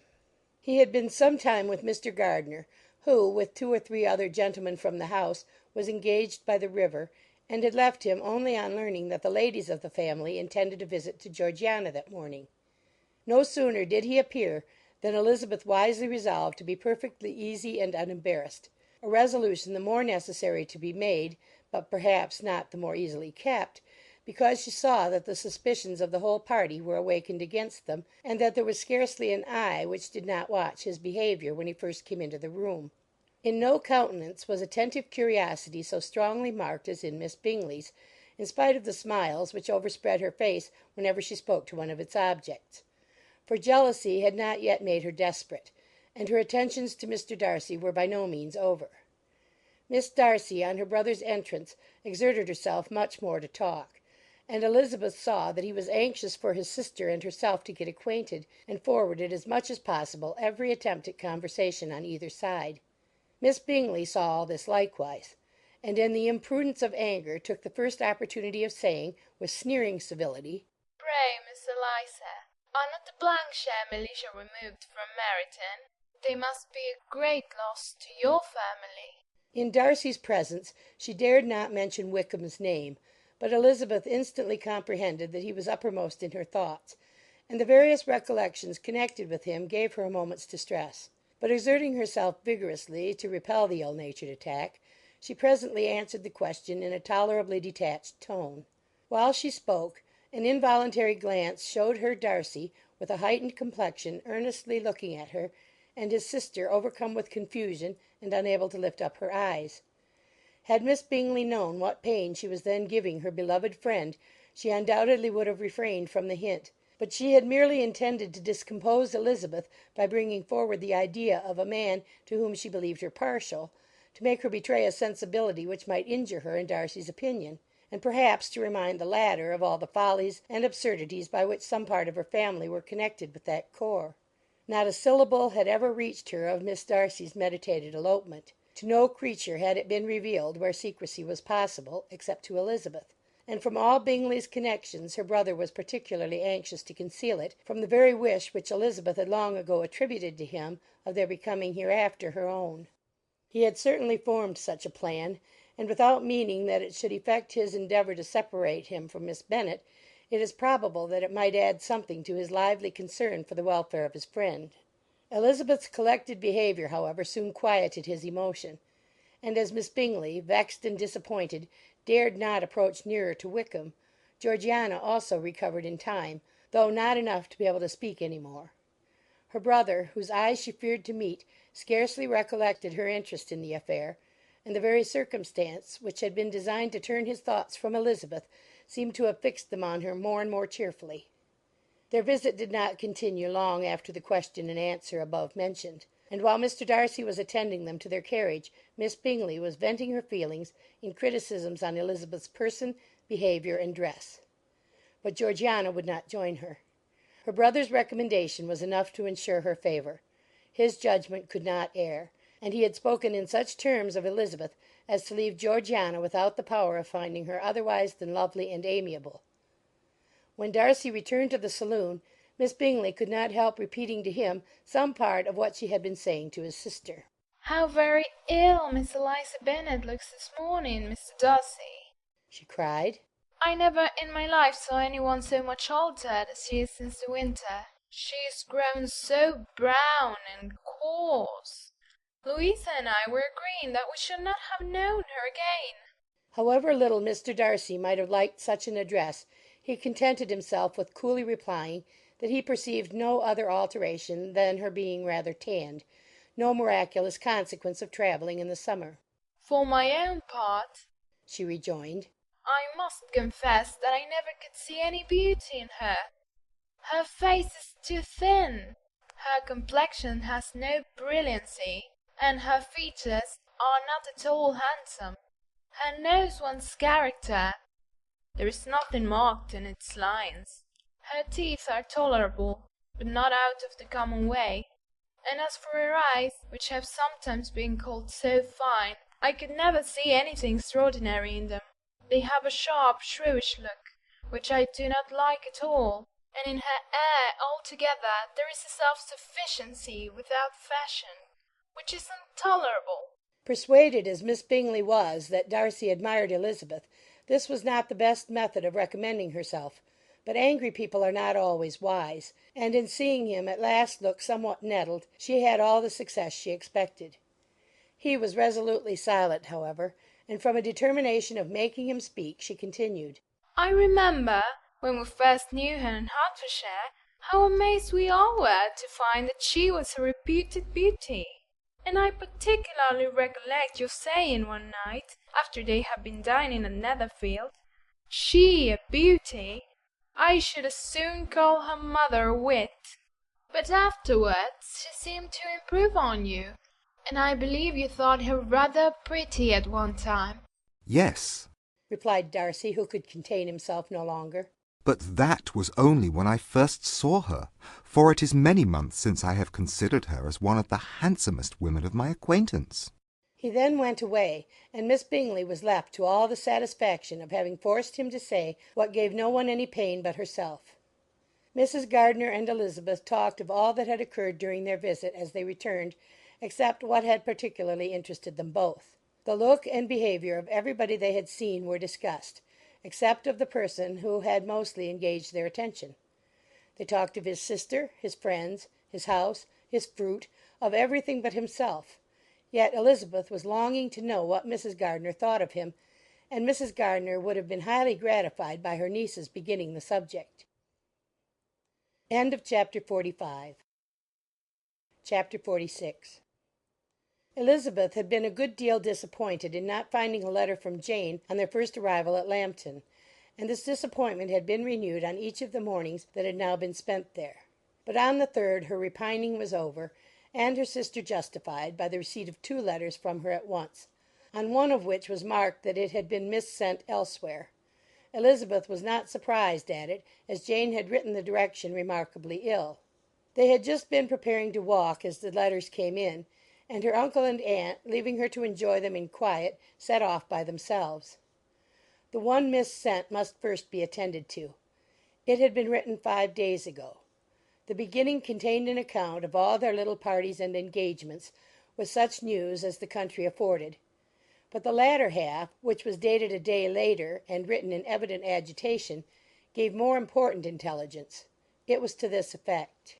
Since writing the above, dearest Lizzie, something has occurred of a most unexpected and serious nature, but I am afraid of alarming you.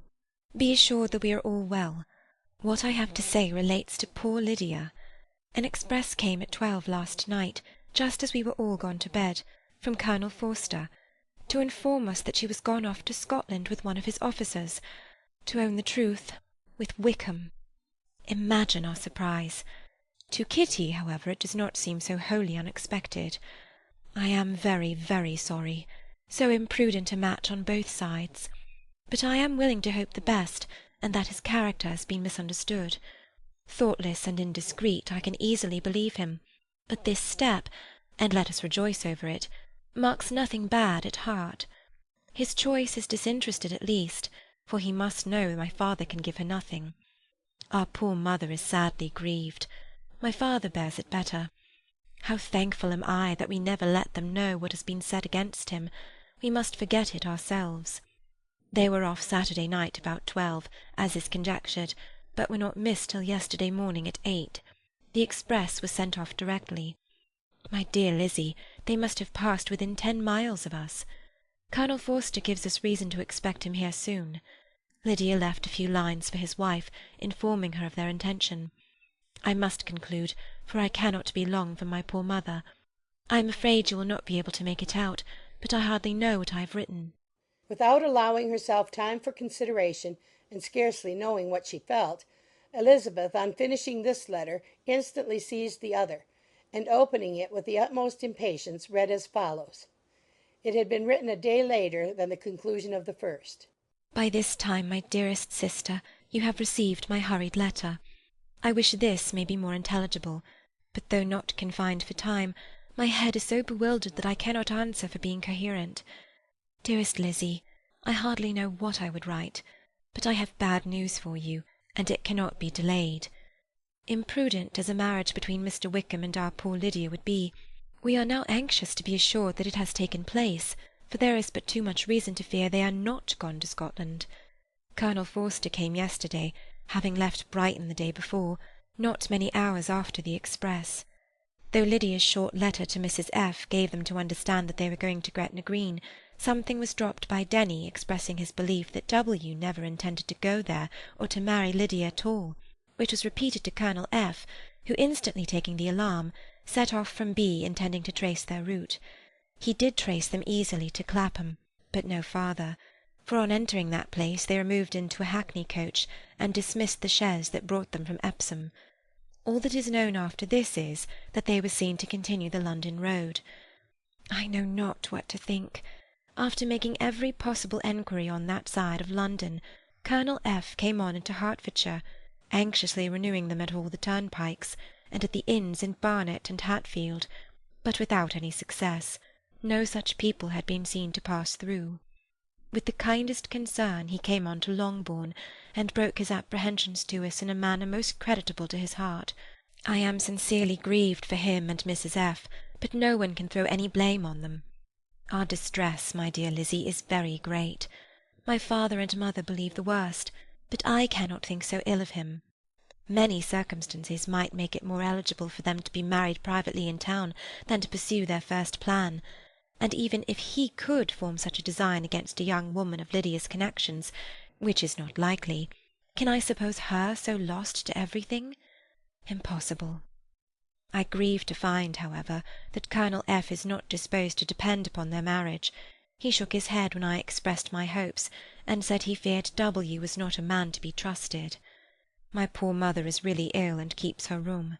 Could she exert herself, it would be better, but this is not to be expected. And as to my father, I never in my life saw him so affected.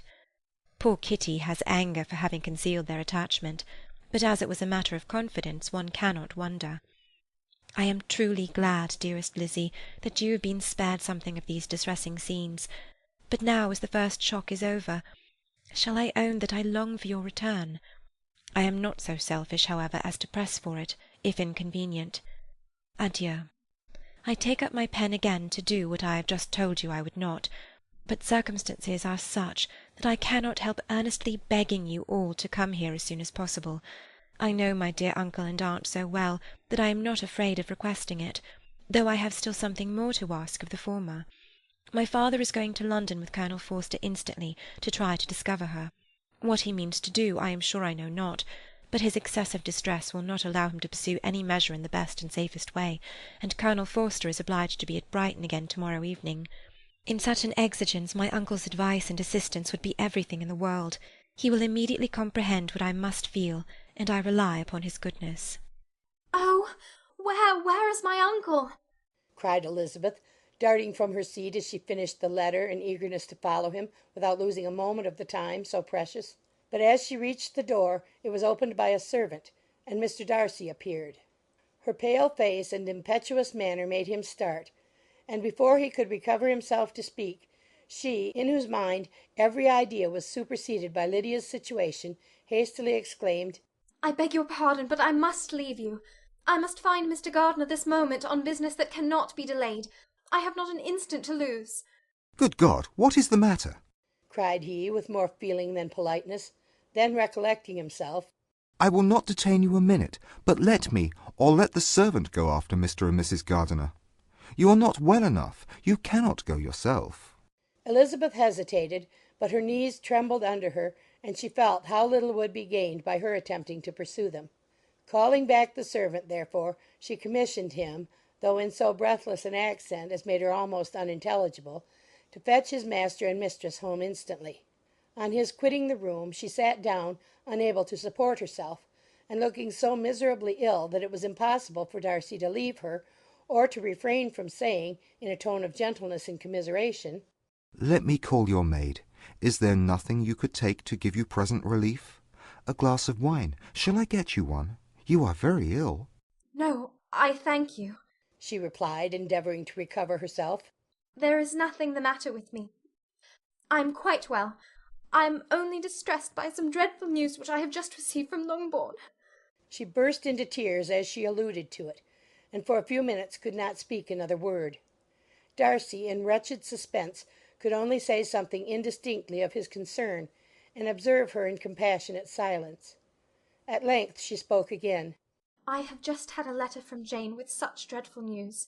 It cannot be concealed from anyone. My younger sister has left all her friends, has eloped, has thrown herself into the power of Mr. Wickham. They are gone off together from Brighton. You know him too well to doubt the rest. She has no money, no connections, nothing that can tempt him to. She is lost for ever. Darcy was fixed in astonishment. When I consider, she added, in a yet more agitated voice, that I might have prevented it, I who knew what he was. Had I but explained some part of it, only some part of what I learnt to my own family, had his character been known, this could not have happened. But it is all too late now. I am grieved indeed, cried Darcy. Grieved, shocked. But is it certain? Absolutely certain? Oh, yes. They left Brighton together on Sunday night and were traced almost to London, but not beyond. They are certainly not gone to Scotland. And what has been done? What has been attempted to recover her? My father has gone to London, and Jane has written to beg my uncle's immediate assistance, and we shall be off, I hope, in half an hour.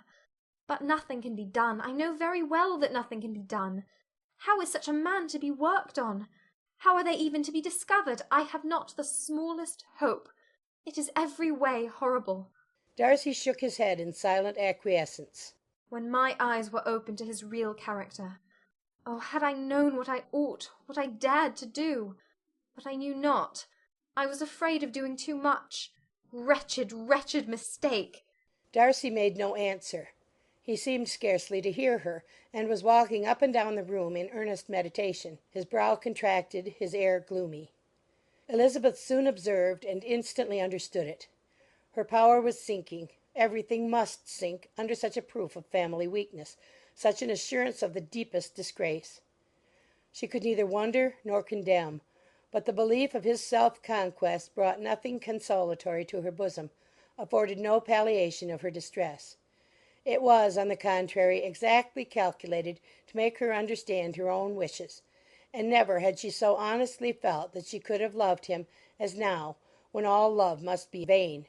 But self, though it would intrude, could not engross her. Lydia, the humiliation, the misery she was bringing on them all, soon swallowed up every private care, and covering her face with her handkerchief, Elizabeth was soon lost to everything else, and after a pause of several minutes was only recalled to a sense of her situation by the voice of her companion, who, in a manner which, though it spoke compassion, spoke likewise restraint, said, I'm afraid you have been long desiring my absence, nor have I anything to plead in excuse of my stay, but real, though unavailing concern. Would to heaven that anything could be either said or done on my part that might offer consolation to such distress. But I will not torment you with vain wishes, which may seem purposely to ask for your thanks. This unfortunate affair will, I fear, prevent my sister's having the pleasure of seeing you at Pemberley to-day. Oh, yes. Be so kind as to apologize for us to Miss Darcy. Say that urgent business calls us home immediately. Conceal the unhappy truth as long as it is possible. I know it cannot be long. He readily assured her of his secrecy, again expressed his sorrow for her distress, wished it a happier conclusion than there was at present reason to hope, and leaving his compliments for her relations with only one serious parting look, went away. As he quitted the room, Elizabeth felt how improbable it was that they should ever see each other again on such terms of cordiality as had marked their several meetings in Derbyshire; and as she threw a retrospective glance over the whole of their acquaintance, so full of contradictions and varieties, sighed at the perverseness of those feelings which would now have promoted its continuance, and would formerly have rejoiced in its termination. If gratitude and esteem are good foundations of affection, Elizabeth's change of sentiment will be neither improbable nor faulty. But if otherwise, if regard, springing from such sources, is unreasonable or unnatural, in comparison of what is so often described as arriving on a first interview with its object, and even before 2 words have been exchanged, nothing can be said in her defence, except that she had given somewhat of a trial to the latter method in her partiality for Wickham, and that its ill success might, perhaps, authorize her to seek the other less interesting mode of attachment. Be that as it may, she saw him go with regret, and in this early example of what Lydia's infamy must produce, found additional anguish as she reflected on that wretched business. Never since reading Jane's second letter had she entertained a hope of Wickham's meaning to marry her. No one but Jane, she thought, could flatter herself with such an expectation. Surprise was the least of her feelings on this development. While the contents of the first letter remained in her mind, she was all surprise, all astonishment, that Wickham should marry a girl whom it was impossible he could marry for money; and how Lydia could ever have attached him had appeared incomprehensible. But now it was all too natural.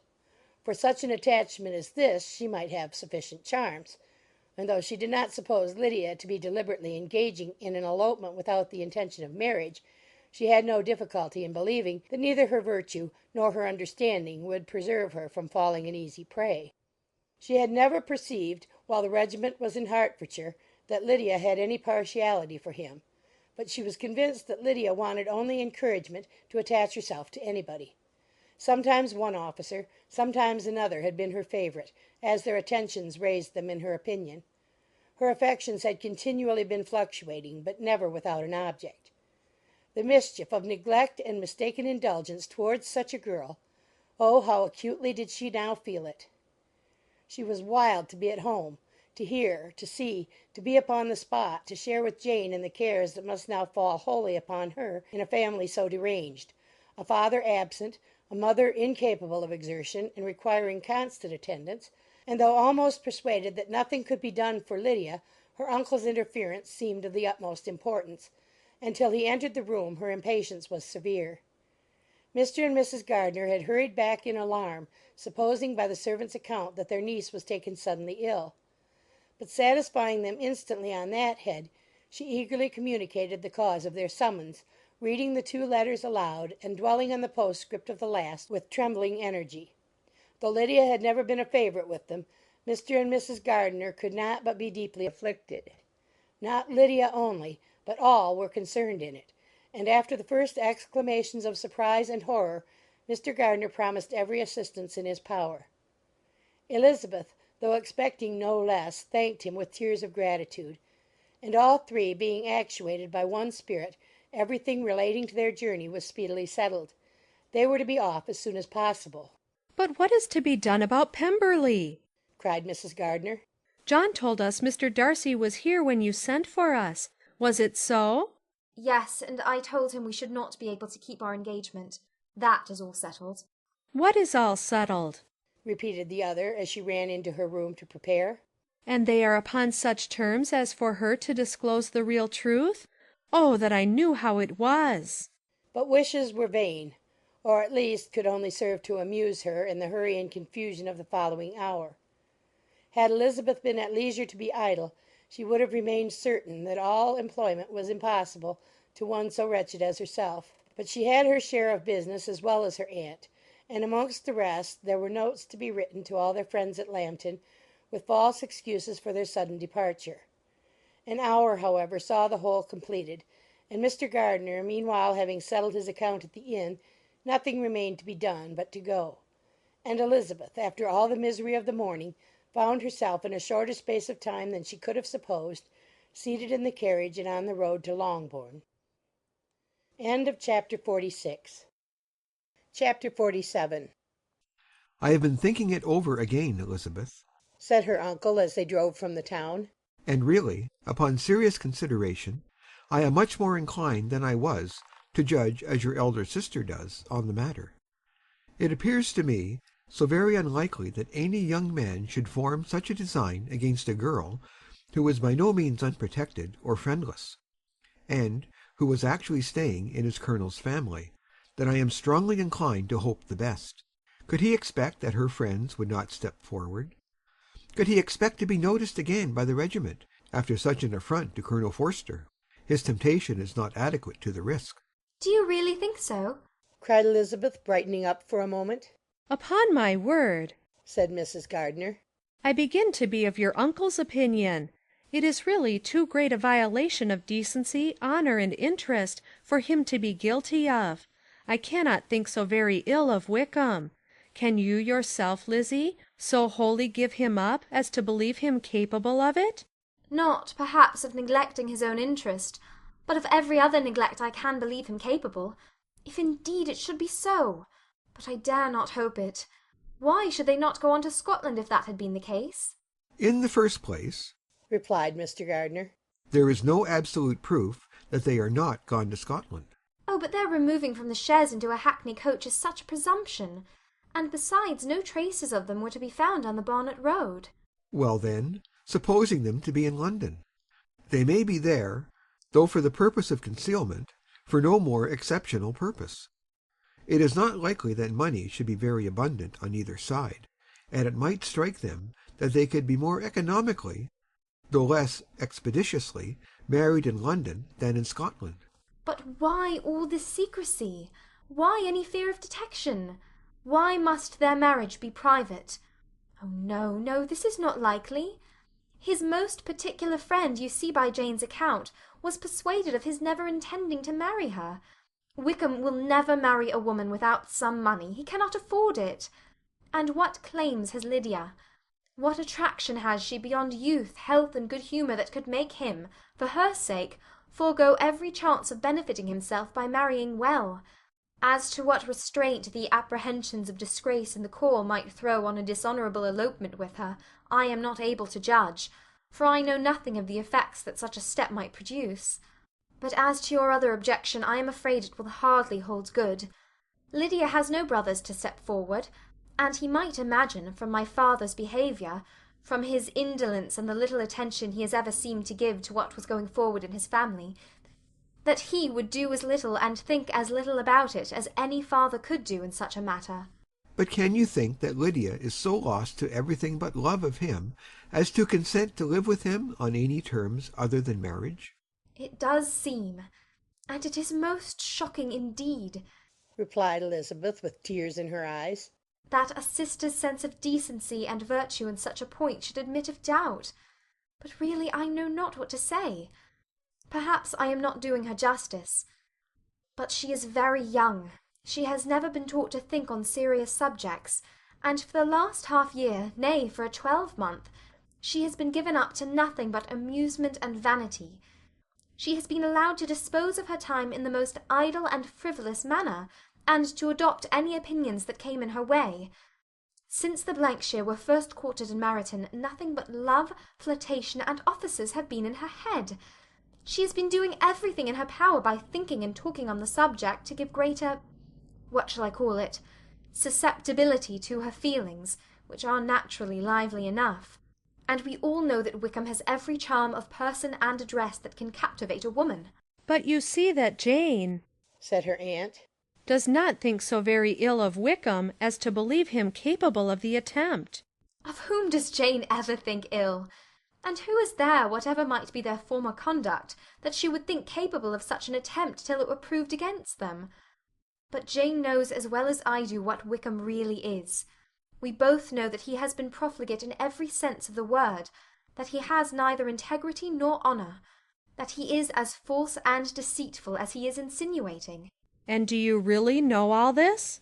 cried Mrs. Gardiner, whose curiosity as to the mode of her intelligence was all alive. "I do indeed," replied Elizabeth, colouring. "I told you the other day of his infamous behaviour to Mr. Darcy, and you yourself, when last at Longbourn, heard in what manner he spoke of the man who had behaved with such forbearance and liberality towards him. And there are other circumstances which I am not at liberty, which it is not worth while to relate, but his lies about the whole Pemberley family are endless. From what he said of Miss Darcy, I was thoroughly prepared to see a proud, reserved, disagreeable girl. Yet he knew to the contrary himself. He must know that she was as amiable and unpretending as we have found her." But does Lydia know nothing of this? Can she be ignorant of what you and Jane seem so well to understand? "Oh yes, that is the worst of all. Till I was in Kent, and saw so much both of Mr. Darcy and his relation Colonel Fitzwilliam, I was ignorant of the truth myself. And when I returned home, the Blankshire was to leave Meryton in a week or fortnight's time. As that was the case, neither Jane, to whom I related the whole, nor I, thought it necessary to make our knowledge public, for of what use could it apparently be to any one, that the good opinion which all the neighbourhood had of him should then be overthrown? And even when it was settled that Lydia should go with Mrs. Forster, the necessity of opening her eyes to his character never occurred to me. That she could be in any danger from the deception never entered my head. That such a consequence as this could ensue, you may easily believe was far enough from my thoughts." When they all removed to Brighton, therefore, you had no reason, I suppose, to believe them fond of each other? "Not the slightest.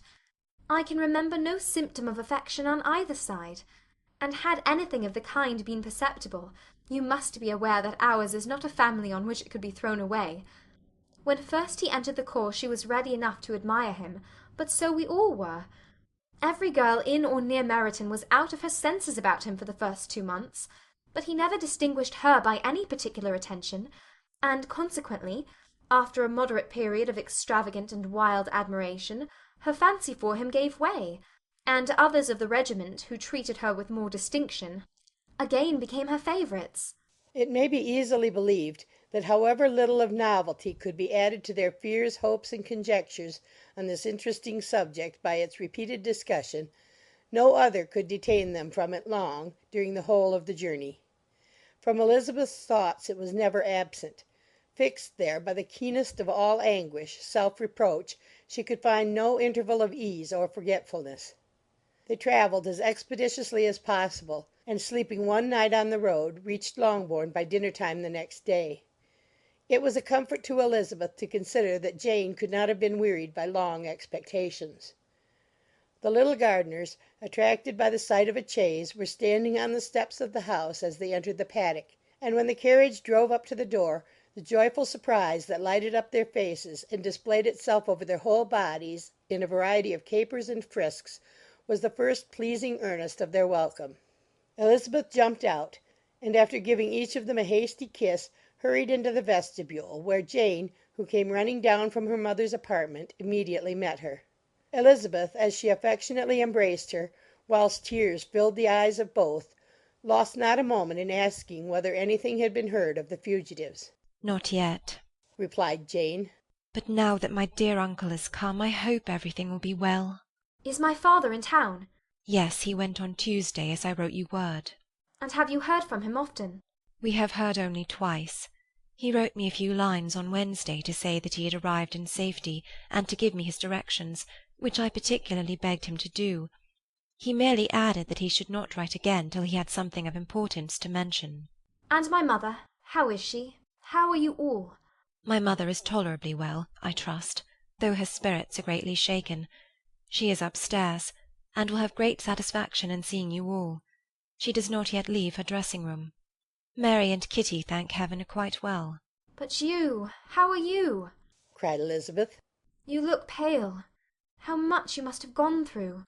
Her sister, however, assured her of her being perfectly well, and their conversation, which had been passing while Mr. and Mrs. Gardiner were engaged with their children, was now put an end to by the approach of the whole party. Jane ran to her uncle and aunt, and welcomed and thanked them both with alternate smiles and tears. When they were all in the drawing-room, the questions which Elizabeth had already asked were of course repeated by the others, and they soon found that Jane had no intelligence to give. The sanguine hope of good, however, which the benevolence of her heart suggested, had not yet deserted her. She still expected that it would all end well, and that every morning would bring some letter, either from Lydia or her father, to explain their proceedings, and perhaps announce their marriage. Mrs. Bennet, to whose apartment they all repaired, after a few minutes' conversation together, received them exactly as might be expected, with tears and lamentations of regret, invectives against the villainous conduct of Wickham, and complaints of her own sufferings and ill usage, blaming everybody but the person to whose ill-judging indulgence the errors of her daughter must principally be owing. "If I had been able," said she, "to carry my point in going to Brighton with all my family, this would not have happened. But poor dear Lydia had nobody to take care of her. Why did the Forces ever let her go out of their sight? I'm sure there was some great neglect or other on their side, for she is not the kind of girl to do such a thing if she had been well looked after. I always thought they were very unfit to have the charge of her, but I was overruled, as I always am. Poor dear child! And now here's Mr. Bennet gone away, and I know he will fight Wickham whenever he meets him, and then he will be killed, and what is to become of us all? The Collinses will turn us out before he is cold in his grave, and if you are not kind to us, brother, I do not know what we shall do." They all exclaimed against such terrific ideas, and Mr. Gardiner, after general assurances of his affection for her and all her family, told her that he meant to be in London the very next day, and would assist Mr. Bennet in every endeavour for recovering Lydia. Do not give way to useless alarm, added he. Though it is right to be prepared for the worst, there is no occasion to look on it as certain. It is not quite a week since they left Brighton. In a few days more we may gain some news of them, and till we know that they are not married, and have no design of marrying, do not let us give the matter over as lost. As soon as I get to town, I shall go to my brother, and make him come home with me to Gracechurch Street, and then we may consult together as to what is to be done. "Oh, my dear brother," replied Mrs. Bennet, "that is exactly what I could most wish for. And now do, when you get to town, find them out, wherever they may be, and if they are not married already, make them marry. And as for wedding clothes, do not let them wait for that, but tell Lydia she shall have as much money as she chooses to buy them after they are married. And above all, keep Mr. Bennet from fighting. Tell him what a dreadful state I'm in, that I am frightened out of my wits, and have such tremblings, such flutterings all over me, such spasms in my side, and pains in my head, and beatings at heart, that I can get no rest by night or by day. And tell my dear Lydia not to give any directions about her clothes till she has seen me, for she does not know which are the best warehouses. Oh, brother, how kind you are! I know you will contrive it all." But Mr. Gardiner, though he assured her again of his earnest endeavours in the cause, could not avoid recommending moderation to her, as well in her hopes as her fear; and after talking with her in this manner till dinner was on the table, they all left her to vent all her feelings on the housekeeper, who attended in the absence of her daughters. Though her brother and sister were persuaded that there was no real occasion for such a seclusion from the family, they did not attempt to oppose it, for they knew that she had not prudence enough to hold her tongue before the servants while they waited at table, and judged it better that one only of the household, and the one whom they could most trust, should comprehend all her fears and solicitude on the subject. In the dining-room they were soon joined by Mary and Kitty, who had been too busily engaged in their separate apartments to make their appearance before. One came from her books, and the other from her toilette. The faces of both, however, were tolerably calm, and no change was visible in either, except that the loss of her favourite sister, or the anger which she had herself incurred in this business, had given more of fretfulness than usual to the accents of Kitty. As for Mary, she was mistress enough of herself to whisper to Elizabeth, with a countenance of grave reflection, soon after they were seated at table, "This is a most unfortunate affair, and will probably be much talked of. But we must stem the tide of malice, and pour into the wounded bosoms of each other the balm of sisterly consolation." Then, perceiving in Elizabeth no inclination of replying, she added, "Unhappy as the event must be for Lydia, we may draw from it this useful lesson, that loss of virtue in a female is irretrievable, that one false step involves her in endless ruin, that her reputation is no less brittle than it is beautiful, and that she cannot be too much guarded in her behaviour towards the undeserving of the other sex." Elizabeth lifted up her eyes in amazement, but was too much oppressed to make any reply. Mary, however, continued to console herself with such kind of moral extractions from the evil before them. In the afternoon the two elder Miss Bennets were able to be for half an hour by themselves, and Elizabeth instantly availed herself of the opportunity of making any inquiries which Jane was equally eager to satisfy. After joining in general lamentations over the dreadful sequel of this event, which Elizabeth considered as all but certain, and Miss Bennet could not assert to be wholly impossible, the former continued the subject by saying, "But tell me all and everything about it which I have not already heard. Give me further particulars. What did Colonel Forster say? Had they no apprehension of anything before the elopement took place? They must have seen them together for ever."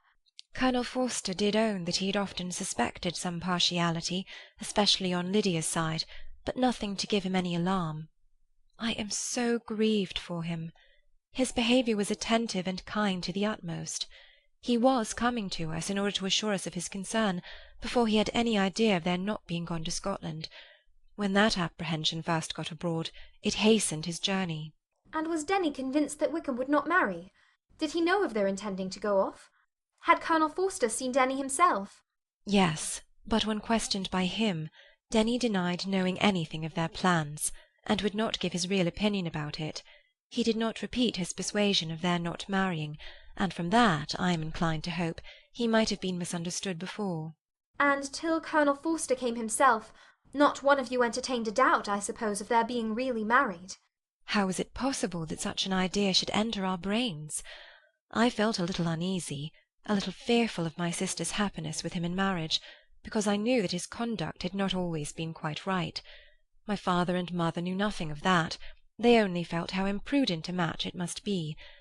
Kitty then owned, with a very natural triumph on knowing more than the rest of us, that in Lydia's last letter she had prepared her for such a step. She had known, it seems, of their being in love with each other many weeks. But not before they went to Brighton? No, I believe not. And did Colonel Forster appear to think well of Wickham himself? Does he know his real character? I must confess that he did not speak so well of Wickham as he formerly did. He believed him to be imprudent and extravagant, and since this sad affair has taken place, it is said that he left Meryton greatly in debt, but I hope this may be false.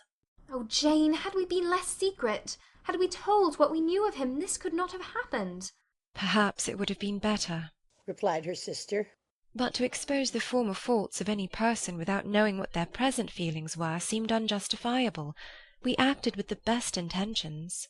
Could Colonel Forster repeat the particulars of Lydia's note to his wife? He brought it with him for us to see. Jane then took it from her pocket-book and gave it to Elizabeth. These were the contents. My dear Harriet, you will laugh when you know where I am gone, and I cannot help laughing myself at your surprise tomorrow morning, as soon as I am missed. I am going to Gretna Green, and if you cannot guess with who, I shall think you a simpleton, for there is but one man in the world I love, and he is an angel. I shall never be happy without him, so think it no harm to be off. You need not send them word at Longbourn of my going, if you do not like it, for it will make the surprise the greater when I write to them and sign my name Lydia Wickham. What a good joke it will be! I can hardly write for laughing. Pray make my excuses to Pratt for not keeping my engagement and dancing with him to-night. Tell him I hope he will excuse me when he knows all, and tell him I will dance with him in the next ball we meet, with great pleasure. I shall send for my clothes when we get to Longbourn, but I wish you would tell Sally to mend a great slit in my worked muslin gown before they are packed up. Good-bye.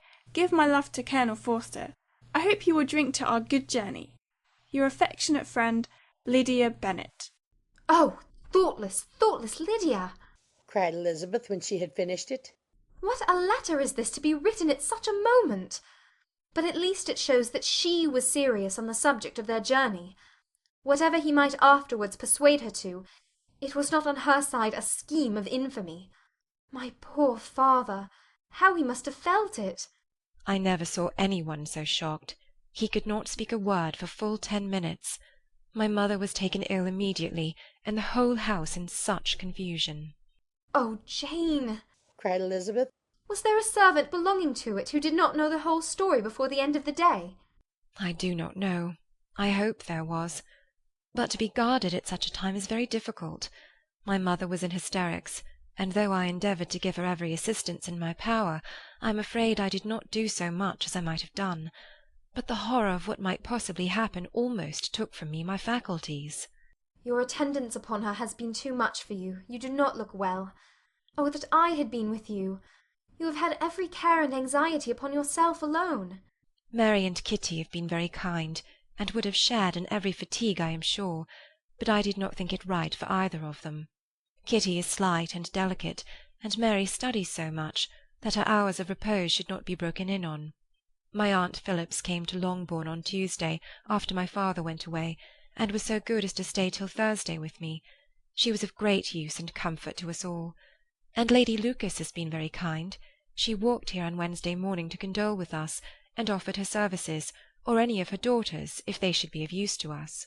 She had better have stayed at home, cried Elizabeth.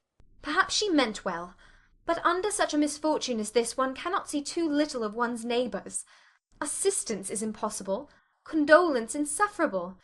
Let them triumph over us at a distance and be satisfied. She then proceeded to inquire into the measures which her father had intended to pursue while in town for the recovery of his daughter.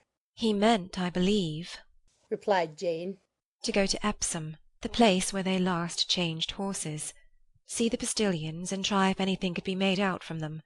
His principal object must be to discover the number of the hackney coach which took them from Clapham. It had come with a fare from London, and as he thought that the circumstance of a gentleman and ladies removing from one carriage into another might be remarked, he meant to make inquiries at Clapham. If he could anyhow discover at what house the coachman had before set down his fare, he determined to make inquiries there, and hoped it might not be impossible to find out the stand and number of the coach. I do not know of any other designs that he had formed, but he was in such a hurry to be gone, and his spirit so greatly discomposed, that I had difficulty in finding out even so much as this. End of chapter 47. Chapter 48.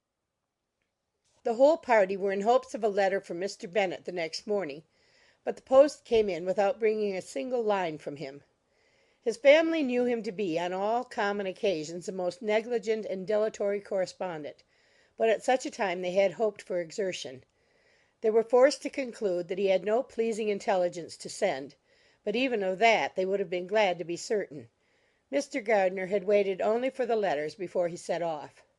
When he was gone, they were certain at least of receiving constant information of what was going on, and their uncle promised, at parting, to prevail on Mr. Bennet to return to Longbourn as soon as he could, to the great consolation of his sister, who considered it as the only security for her husband's not being killed in a duel. Mrs. Gardiner and the children were to remain in Hertfordshire a few days longer, as the former thought her presence might be serviceable to her nieces. She shared in their attendance on Mrs. Bennet, and was a great comfort to them in their hours of freedom. Their other aunt also visited them frequently, and always, as she said, with the design of cheering and heartening them up, though, as she never came without reporting some fresh instance of Wickham's extravagance or irregularity, she seldom went away without leaving them more dispirited than she found them. All Meryton seemed striving to blacken the man who but 3 months before had been almost an angel of light. He was declared to be in debt to every tradesman in the place, and his intrigues, all honoured with the title of seduction, had been extended into every tradesman's family. Everybody declared that he was the wickedest young man in the world, and everybody began to find out that they had always distrusted the appearance of his goodness. Elizabeth, though she did not credit above half of what was said, believed enough to make her former assurance of her sister's ruin more certain, and even Jane, who believed still less of it, became almost hopeless, more especially as the time was now come when, if they had gone to Scotland, which she had never before entirely despaired of, they must in all probability have gained some news of them. Mr. Gardiner left Longbourn on Sunday. On Tuesday his wife received a letter from him. It told them that on his arrival he had immediately found out his brother, and persuaded him to come to Gracechurch Street; that Mr. Bennet had been to Epsom and Clapham before his arrival, but without gaining any satisfactory information, and that he was now determined to inquire at all the principal hotels in town, as Mr. Bennet thought it possible they might have gone to one of them on their first coming to London, before they procured lodgings. Mr. Gardiner himself did not expect any success from this measure, but as his brother was eager in it, he meant to assist him in pursuing it. He added that Mr. Bennet seemed wholly disinclined at present to leave London, and promised to write again very soon. There was also a postscript to this effect. I have written to Colonel Forster to desire him to find out, if possible, from some of the young man's intimates in the regiment, whether Wickham has any relations or connections who would be likely to know in what part of town he has now concealed himself. If there were any one that one could apply to with a probability of gaining such a clue as that, it might be of essential consequence. At present we have nothing to guide us. Colonel Forster will, I dare say, do everything in his power to satisfy us on this head. But, on second thoughts, perhaps Lizzie could tell us what relations he has now living, better than any other person. Elizabeth was at no loss to understand from whence this deference to her authority proceeded, but it was not in her power to give any information of so satisfactory a nature as the compliment deserved. She had never heard of his having had any relations except a father and mother, both of whom had been dead many years. It was possible, however, that some of his companions in the shire might be able to give more information, and though she was not very sanguine in expecting it, the application was a something to look forward to. Every day at Longbourn was now a day of anxiety, but the most anxious part of each was when the post was expected. The arrival of letters was the grand object of every morning's impatience. Through letters, whatever of good or bad was to be told would be communicated, and every succeeding day was expected to bring some news of importance. But before they heard again from Mr. Gardiner, a letter arrived for their father from a different quarter, from Mr. Collins, which, as Jane had received directions to open all that came for him in his absence, she accordingly read. And Elizabeth, who knew what curiosities his letters always were, looked over her and read it likewise. It was as follows. My dear Sir, I feel myself called upon, by our relationship and my situation in life, to condole with you on the grievous affliction you are now suffering under, of which we were yesterday informed by a letter from Hertfordshire. Be assured, my dear Sir, that Mrs. Collins and myself sympathize with you and all your respectable family in your present distress, which must be of the bitterest kind, because proceeding from a cause which no time can remove. No arguments shall be wanting on my part that can alleviate so severe a misfortune, or that may comfort you under a circumstance that must be of all others the most afflicting to a parent's mind.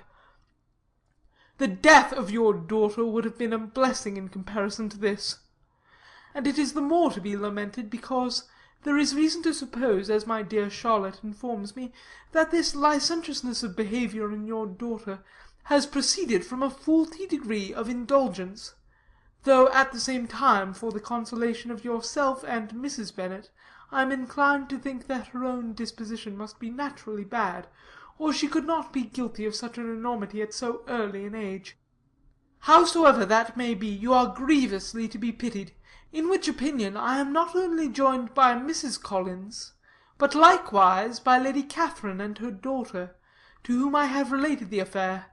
They agree with me in apprehending that this false step in one daughter will be injurious to the fortunes of all the others, for who, as Lady Catherine herself condescendingly says, will connect themselves with such a family?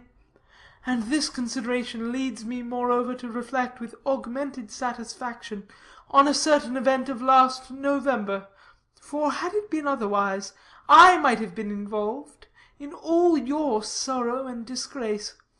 Let me then advise you, dear sir, to console yourself as much as possible, to throw off your unworthy child from your affection forever, and leave her to reap the fruits of her own heinous offence.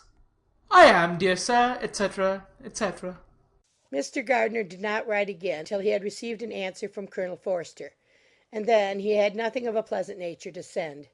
It was not known that Wickham had a single relationship with whom he kept up any connection, and it was certain that he had no near one living. His former acquaintances had been numerous, but since he had been in the militia it did not appear that he was on terms of particular friendship with any of them.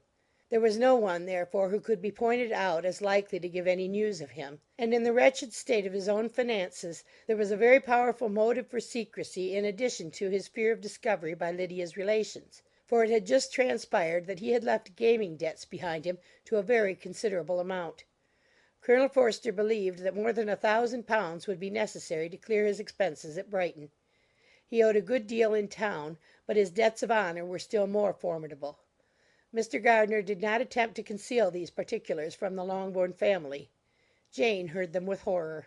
"A gamester!" she cried. "This is wholly unexpected. I had not an idea of it." Mr. Gardiner added in his letter that they might expect to see their father at home on the following day, which was Saturday. Rendered spiritless by the ill success of all their endeavours, he had yielded to his brother-in-law's entreaty that he would return to his family, and leave it to him to do whatever occasion might suggest to be advisable for continuing their pursuit. When Mrs. Bennet was told of this, she did not express so much satisfaction as her children expected, considering what her anxiety for his life had been before. "What! Is he coming home, and without poor Lydia?" she cried. "Surely he will not leave London before he has found them. Who is to fight Wickham, and make him marry her if he comes away?" As Mrs. Gardiner began to wish to be at home, it was settled that she and the children should go to London at the same time that Mr. Bennet came from it. The coach, therefore, took them the first stage of their journey, and brought its master back to Longbourn. Mrs. Gardiner went away in all the perplexity about Elizabeth and her Derbyshire friend that had attended her from that part of the world. His name had never been voluntarily mentioned before them by her niece, and the kind of half expectation which Mrs. Gardiner had formed of their being followed by a letter from him had ended in nothing. Elizabeth had received none since her return that could come from Pemberley. The present unhappy state of the family rendered any other excuse for the lowness of her spirits unnecessary. Nothing, therefore, could be fairly conjectured from that, though Elizabeth, who was by this time tolerably well acquainted with her own feelings, was perfectly aware that had she known nothing of Darcy, she could have borne the dread of Lydia's infamy somewhat better. It would have spared her, she thought, one sleepless night out of two. When Mr. Bennet arrived, he had all the appearance of his usual philosophic composure. He said as little as he had ever been in the habit of saying, made no mention of the business that had taken him away, and it was some time before his daughters had courage to speak of it. It was not till the afternoon, when he had joined them at tea, that Elizabeth ventured to introduce the subject, and then, on her briefly expressing her sorrow for what he must have endured, he replied, "Say nothing of that. Who should suffer but myself? It has been my own doing, and I ought to feel it." "You must not be too severe upon yourself," replied Elizabeth. "You may well warn me against such an evil. Human nature is so prone to fall into it. No, Lizzie, let me once in my life feel how much I have been to blame. I'm not afraid of being overpowered by the impression. It will pass away soon enough." "Do you suppose them to be in London?" "Yes. Where else can they be so well concealed?" "And Lydia used to want to go to London," added Kitty. "She is happy then," said her father, dryly. "and her residence there will probably be of some duration." Then, after a short silence, he continued, "Lizzie, I bear you no ill will for being justified in your advice to me last May, which, considering the event, shows some greatness of mind." They were interrupted by Miss Bennet, who came to fetch her mother's tea. "This is a parade," he cried, "which does one good. It gives such an elegance to misfortune. Another day I will do the same. I will sit in my library, in my nightcap and powdering gown, and give as much trouble as I can. Or perhaps I may defer it till Kitty runs away." "I am not going to run away, papa," said Kitty fretfully. "If I should ever go to Brighton, I would behave better than Lydia." "You go to Brighton? I would not trust you so near it as Eastbourne for £50. No, Kitty, I have at last learnt to be cautious, and you will feel the effects of it. No officer is ever to enter my house again, nor even to pass through the village. Balls will be absolutely prohibited, unless you stand up with one of your sisters. and you are never to stir out of doors until you can prove that you have spent 10 minutes of every day in a rational manner." Kitty, who took all these threats in a serious light, began to cry. "Well, well," said he, "do not make yourself unhappy. If you are a good girl for the next 10 years, I will take you to a review at the end of them." End of chapter 48. Chapter 49. 2 days after Mr. Bennet's return, as Jane and Elizabeth were walking together in the shrubbery behind the house, they saw the housekeeper coming towards them, and concluding that she came to call them to their mother, went forward to meet her. But instead of the expected summons, when they approached her, she said to Miss Bennet, "I beg your pardon, madam, for interrupting you, but I was in hopes you might have got some good news from town, so I took the liberty of coming to ask." "What do you mean, Hill? We have heard nothing from town." "Dear madam!" cried Mrs. Hill in great astonishment. "Don't you know there is an express come for master from Mr. Gardiner? He has been here this half hour, and master has had a letter." Away ran the girls, too eager to get in to have time for speech. They ran through the vestibule into the breakfast room, from thence to the library. Their father was in neither, and they were on the point of seeking him upstairs with their mother, when they were met by the butler, who said, "If you are looking for my master, ma'am, he is walking towards the little copse." Upon this information, they instantly passed through the hall once more, and ran across the lawn after their father, who was deliberately pursuing his way towards a small wood on one side of the paddock. Jane, who was not so light nor so much in the habit of running as Elizabeth, soon lagged behind, while her sister, panting for breath, came up with him, and eagerly cried out, "Oh, papa, what news? What news? Have you heard from my uncle?" "Yes, I have had a letter from him by express." "Well, and what news does it bring? Good or bad?" "What is there of good to be expected?" said he, taking the letter from his pocket. "But perhaps you would like to read it." Elizabeth impatiently caught it from his hand. Jane now came up. "Read it aloud," said their father, "for I hardly know myself what it is about." Gracechurch Street, Monday, August 2nd. My dear brother, at last I am able to send you some tidings of my niece, and as such, upon the whole, I hope it will give you satisfaction. Soon after you left me on Saturday, I was fortunate enough to find out in what part of London they were. The particulars I reserve till we meet. It is enough to know they are discovered. I have seen them both. "Then it is as I always hoped," cried Jane. "They are married." Elizabeth read on. I have seen them both. They are not married, nor can I find there was any intention of being so. But if you are willing to perform the engagements which I have ventured to make on your side, I hope it will not be long before they are. All that is required of you is, to assure that your daughter, by settlement, her equal share of the £5,000 secured among your children after the decease of yourself and my sister, and moreover to enter into an engagement of allowing her, during your life, £100 per annum. These are conditions which, considering everything, I had no hesitation in complying with, as far as I thought myself privileged for you. I shall send this by express, that no time may be lost in bringing me your answer. You will easily comprehend from these particulars that Mr. Wickham's circumstances are not so hopeless as they are generally believed to be. The world has been deceived in that respect, and I am happy to say there will be some little money, even when all his debts are discharged, to settle on my niece, in addition to her own fortune. If, as I conclude will be the case, you send me full powers to act in your name throughout the whole of this business, I will immediately give directions to Haggerston for preparing a proper settlement. There will not be the smallest occasion for your coming to town again. Therefore stay quiet at Longbourn, and depend on my diligence and care. Send back your answer as fast as you can, and be careful to write explicitly. We have judged it best that my niece should be married from this house, of which I hope you will approve. She comes to us to-day. I shall write again as soon as anything more is determined on. Yours, etc., Edward Gardner. "Is it possible?" cried Elizabeth when she had finished. Can it be possible that he will marry her? Wickham is not so undeserving then as we thought him, said her sister. My dear father, I congratulate you. And have you answered the letter? cried Elizabeth. No, but it must be done soon. Most earnestly did she then entreaty him to lose no more time before he wrote. Oh, my dear father, she cried, come back and write immediately. Consider how important every moment is in such a case. Let me write for you, said Jane, if you dislike the trouble yourself.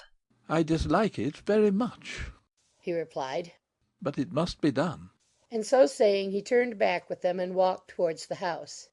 And may I ask, said Elizabeth, but the terms, I suppose, must be complied with. Complied with? I am only ashamed of his asking so little. And they must marry. Yet he is such a man. Yes, they must marry. There is nothing else to be done. But there are two things that I want very much to know.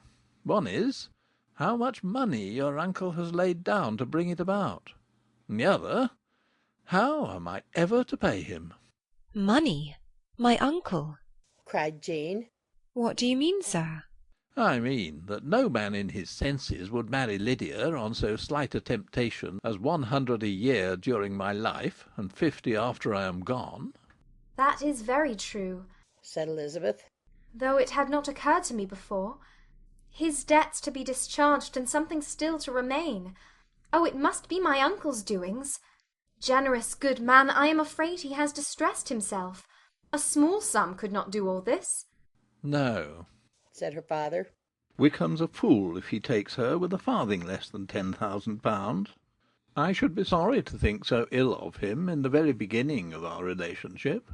£10,000! Heaven forbid! How is half such a sum to be repaid? Mr. Bennet made no answer, and each of them, deep in thought, continued silent till they reached the house. Their father then went on to the library to write, and the girls walked into the breakfast-room. And they are really to be married? cried Elizabeth, as soon as they were by themselves. How strange this is! And for this we are to be thankful. That they should marry, small as is their chance of happiness, and wretched as is his character, we are forced to rejoice. Oh, Lydia! I comfort myself with thinking, replied Jane, that he certainly would not marry Lydia if he had not a real regard for her. Though our kind uncle has done something towards clearing him, I cannot believe that £10,000 or anything like it has been advanced. He has children of his own, and may have more. How could he spare half £10,000? If he were ever able to learn what Wickham's debts have been, said Elizabeth, and how much is settled on his side on our sister, we shall exactly know what Mr. Gardiner has done for them, because Wickham has not sixpence of his own. The kindness of my uncle and aunt can never be requited. Their taking her home, and affording her their personal protection and countenance, is such a sacrifice to her advantage as years of gratitude cannot enough acknowledge. By this time she is actually with them. If such goodness does not make her miserable now, she will never deserve to be happy. What a meeting for her when she first sees my aunt! We must endeavour to forget all that is past on either side, said Jane. I hope and trust they will yet be happy. His consenting to marry her is a proof, I will believe, that he has come to a right way of thinking. Their mutual affection will steady them, and I flatter myself they will settle so quietly, and live in so rational a manner, as may in time make their past imprudence forgotten. Their conduct has been such, replied Elizabeth, as neither you, nor I, nor anybody can ever forget. It is useless to talk of it. It now occurred to the girls that their mother was in all likelihood perfectly ignorant of what had happened. They went to the library, therefore, and asked their father whether he would not wish them to make it known to her. He was writing, and without raising his head, coolly replied, Just as you please. May we take my uncle's letter to read to her? Take whatever you like, and get away. Elizabeth took the letter from his writing-table, and they went upstairs together. Mary and Kitty were both with Mrs. Bennet. One communication would therefore do for all. After a slight preparation for good news, the letter was read aloud. Mrs. Bennet could hardly contain herself. As soon as Jane had read Mr. Gardiner's hope of Lydia's being soon married, her joy burst forth, and every following sentence added to its exuberance. She was now in an irritation as violent from delight as she had ever been fidgety from alarm and vexation. To know that her daughter would be married was enough. She was disturbed by no fear for her felicity, nor humbled by any remembrance of her misconduct. "My dear, dear Lydia!" she cried. "This is delightful indeed. She will be married. I shall see her again. She'll be married at 16. My good, kind brother, I knew how it would be. I knew he would manage everything. Oh, how I long to see her! And to see dear Wickham too. But the clothes, the wedding clothes. I will write to my sister Gardiner about them directly. Lizzie, my dear, run down to your father and ask him how much he will give her. Stay, I will go myself. Ring the bell, Kitty, for Hill. I will put on my things in a moment. My dear, dear Lydia, how merry we shall be together when we meet!" Her eldest daughter endeavoured to give some relief to the violence of these transports by leading her thoughts to the obligations which Mr. Gardiner's behaviour laid them all under. "For we must attribute this happy conclusion," she added, "in a great measure to his kindness. We are persuaded that he has pledged himself to assist Mr. Wickham with money." "Well," cried her mother, "it is all very right. Who should do it but her own uncle? If he had not had a family of his own, I and my children must have had all his money, you know, and this is the first time we have ever had anything from him except a few presents. Well, I am so happy! In a short time I shall have a daughter married, Mrs. Wickham. How well it sounds! And she was only 16 last June. My dear Jane, I am in such a flutter that I am sure I can't write, so I will dictate and you will write for me. We will settle with your father about the money afterwards, but the things should be ordered immediately." She was then proceeding to all the particulars of calico, muslin, and cambric, and would shortly have dictated some very plentiful orders, had not Jane, though with some difficulty, persuaded her to wait till her father was at leisure to be consulted. One day's delay, she observed, would be of small importance, and her mother was too happy to be quite so obstinate as usual. Other schemes, too, came into her head. "I will go to Meryton," said she, "as soon as I am dressed, and tell the good news to my sister Phillips, and as I come back I can call on Lady Lucas and Mrs. Long. Kitty, run down and order the carriage. An airing would do me a great deal of good, I am sure. Girls, can I do anything for you in Meryton? Oh, here comes Hill. My dear Hill, have you heard the good news? Miss Lydia is going to be married, and you shall all have a bowl of punch to make merry at her wedding." Mrs. Hill began instantly to express her joy. Elizabeth received her congratulations amongst the rest, and then, sick of this folly, took refuge in her own room that she might think with freedom. Poor Lydia's situation must, at best, be bad enough, but that it was no worse she had need to be thankful.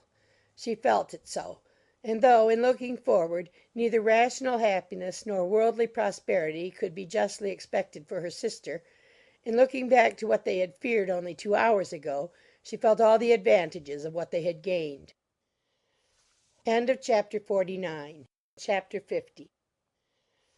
Mr. Bennet had very often wished before this period of his life that instead of spending his whole income he had laid by an annual sum for the better provision of his children and of his wife if she survived him. He now wished it more than ever. Had he done his duty in that respect, Lydia need not have been indebted to her uncle for whatever of honour or credit could now be purchased for her. The satisfaction of prevailing on one of the most worthless young men in Great Britain to be her husband might then have rested in its proper place. He was seriously concerned that a cause of so little advantage to any one should be forwarded at the sole expense of his brother-in-law, and he was determined, if possible, to find out the extent of his assistance, and to discharge the obligation as soon as he could. When first Mr. Bennet had married, economy was held to be perfectly useless, for of course they were to have a son. The son was to join in cutting off the entail as soon as he should be of age, and the widow and younger children would by that means be provided for. 5 daughters successively entered the world, but yet the son was to come, and Mrs. Bennet for many years after Lydia's birth had been certain that he would. This event had at last been despaired of, but it was then too late to be saving.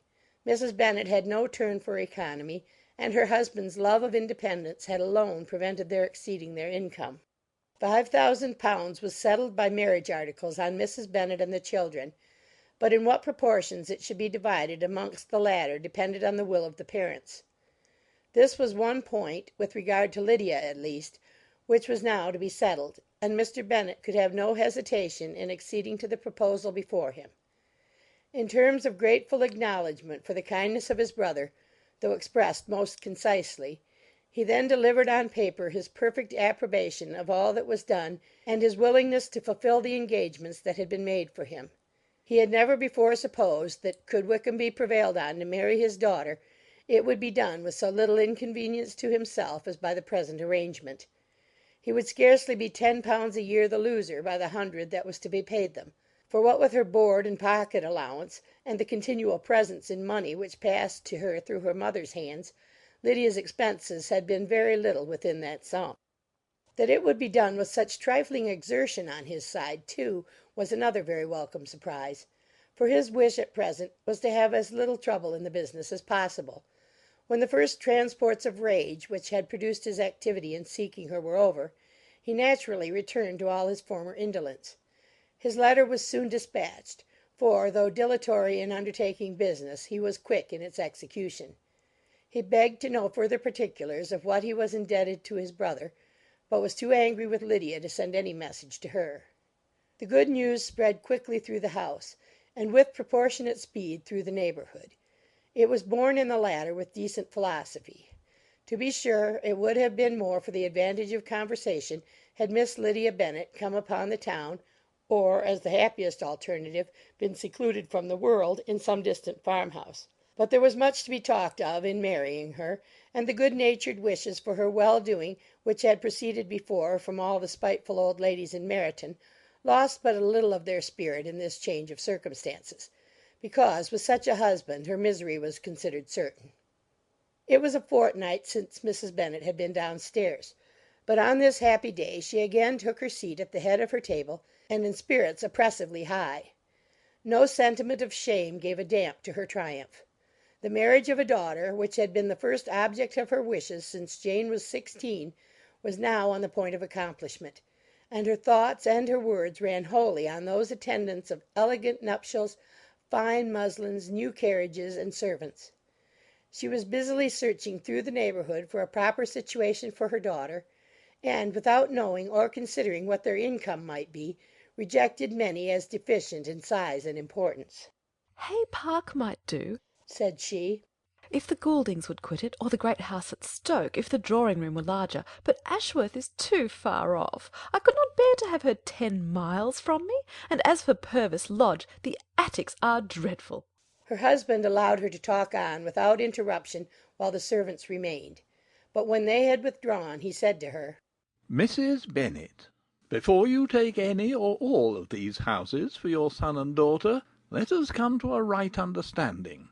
Into one house in this neighbourhood they shall never have admittance. I will not encourage the impudence of either by receiving them at Longbourn." A long dispute followed this declaration, but Mr. Bennet was firm. It soon led to another, and Mrs. Bennet found, with amazement and horror, that her husband would not advance a guinea to buy clothes for his daughter. He protested that she should receive from him no mark of affection whatever on the occasion. Mrs. Bennet could hardly comprehend it. That his anger could be carried to such a point of inconceivable resentment as to refuse his daughter a privilege without which her marriage would scarcely seem valid, exceeded all she could believe possible. She was more alive to the disgrace which her want of new clothes must reflect on her daughter's nuptials than to any sense of shame at her eloping and living with Wickham a fortnight before they took place. Elizabeth was now most heartily sorry that she had, from the distress of the moment, been led to make Mr. Darcy acquainted with their fears for her sister; for since her marriage would so shortly give the proper termination to the elopement, they might hope to conceal its unfavourable beginning from all those who were not immediately on the spot. She had no fear of its spreading farther through his means. There were few people on whose secrecy she would have more confidently depended. But at the same time there was no one whose knowledge of a sister's frailty would have mortified her so much; not, however, from any fear of disadvantage from it individually to herself, for, at any rate, there seemed a gulf impassable between them. Had Lydia's marriage been concluded on the most honourable terms, it was not to be supposed that Mr. Darcy would connect himself with a family where, to every other objection, would now be added an alliance and relationship of the nearest kind with a man whom he so justly scorned. From such a connection she could not wonder that he would shrink. The wish of procuring her regard, which she had assured herself of his feeling in Derbyshire, could not in rational expectation survive such a blow as this. She was humbled, she was grieved, she repented, though she hardly knew of what. She became jealous of his esteem when she could no longer hope to be benefited by it. She wanted to hear of him when there seemed the least chance of gaining intelligence. She was convinced that she could have been happy with him when it was no longer likely they should meet. What a triumph for him, as she often thought, could he know that the proposals which she had proudly spurned only 4 months ago would now have been most gladly and gratefully received. He was as generous, she doubted not, as the most generous of his sex, but while he was mortal there must be a triumph. She began now to comprehend that he was exactly the man who, in disposition and talents, would most suit her. His understanding and temper, though unlike her own, would have answered all her wishes. It was an union that must have been to the advantage of both. By her ease and liveliness his mind might have been softened, his manners improved, and from his judgment, information, and knowledge of the world she must have received benefit of greater importance. But no such happy marriage could now teach the admiring multitude what connubial felicity really was.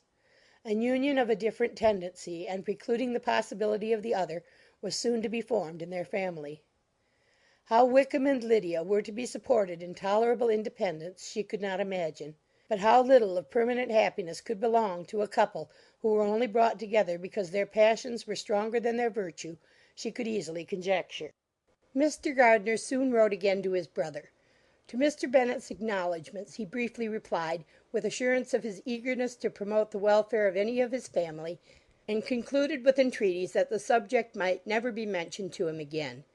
The principal purport of his letter was to inform them that Mr. Wickham had resolved on quitting the militia. It was greatly my wish that he should do so, he added, as soon as his marriage was fixed on, and I think you will agree with me in considering the removal from that corps as highly advisable, both on his account and my niece's. It is Mr. Wickham's intention to go into the regulars, and among his former friends there are still some who are able and willing to assist him in the army. He has the promise of an ensigncy in General 's regiment, now quartered in the north. It is an advantage to have it so far from this part of the kingdom. He promises fairly, and I hope among different people, where they may each have a character to preserve, they will both be more prudent. I have written to Colonel Forster to inform him of our present arrangements, and to request that he will satisfy the various creditors of Mr. Wickham in and near Brighton, with assurances of speedy payment, for which I have pledged myself. And will you give yourself the trouble of carrying similar assurances to his creditors in Meryton, of whom I shall subjoin a list according to his information.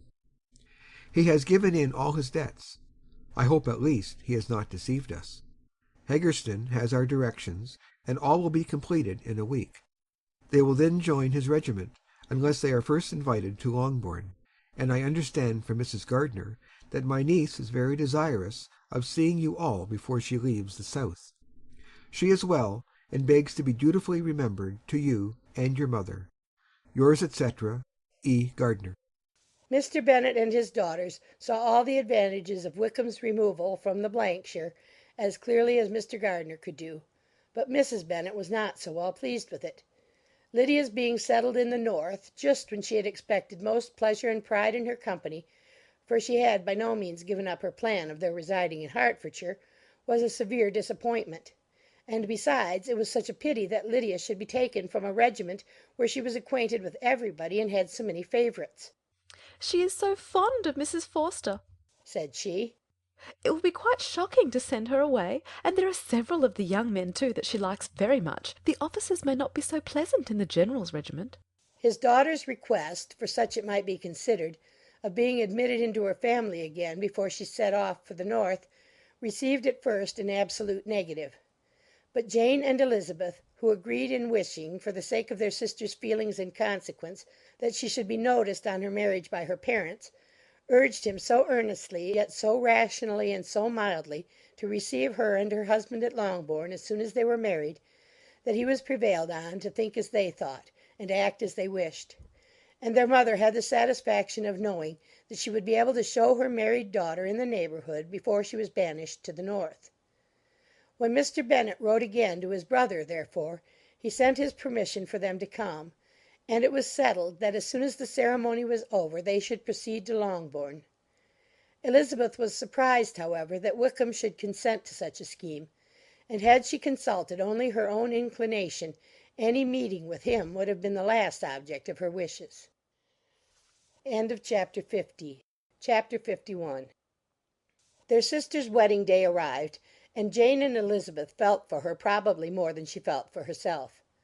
The carriage was sent to meet them at , and they were to return in it by dinner time.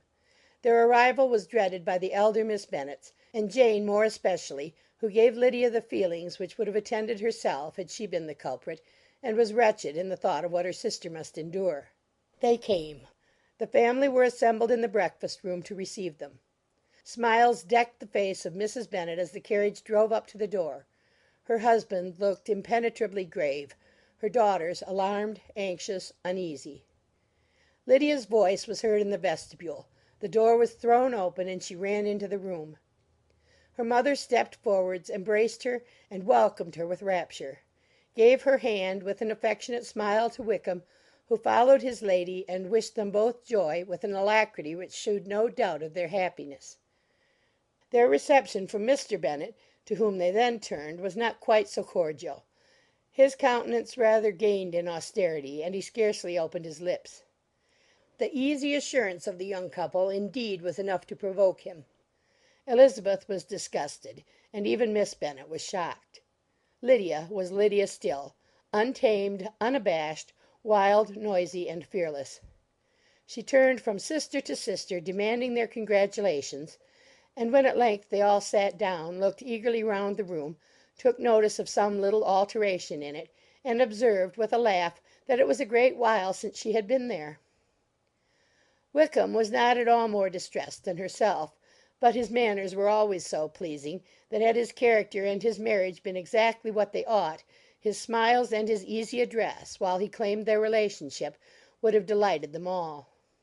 Elizabeth had not before believed him quite equal to such assurance, but she sat down, resolving within herself to draw no limits in future to the impudence of an impudent man. She blushed, and Jane blushed, but the cheeks of the two who caused their confusion suffered no variation of colour. There was no want of discourse.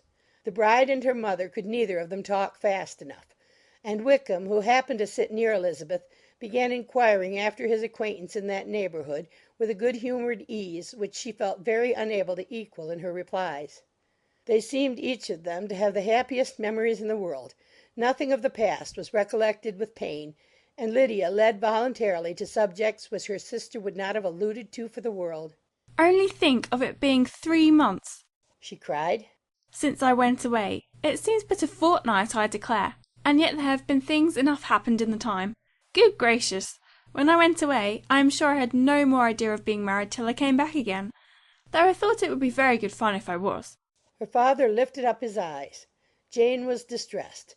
Elizabeth looked expressively at Lydia, but she, who never heard nor saw anything of which she chose to be insensible, gaily continued, "Oh, mamma, do the people hereabouts know I am married to-day? I was afraid they might not, and we overtook William Golding in his curricle, so I was determined he should know it, and so I let down the side-glass next to him, and took off my glove, and let my hand just rest upon the window-frame, so that he might see the ring, and then I bowed and smiled like anything."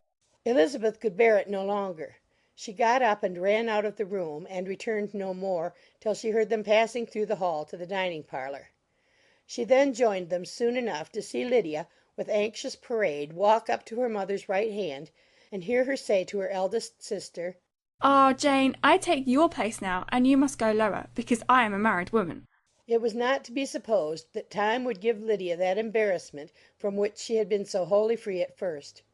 Her ease and good spirits increased. She longed to see Mrs. Phillips, the Lucases, and all their other neighbours, and to hear herself called Mrs. Wickham by each of them. And in the meantime she went after dinner to show her ring, and boast of being married, to Mrs. Hill and the 2 housemaids. "Well, mamma," said she, when they were all returned to the breakfast-room, And what do you think of my husband? Is he not a charming man? I am sure my sisters must all envy me. I only hope they may have half my good luck.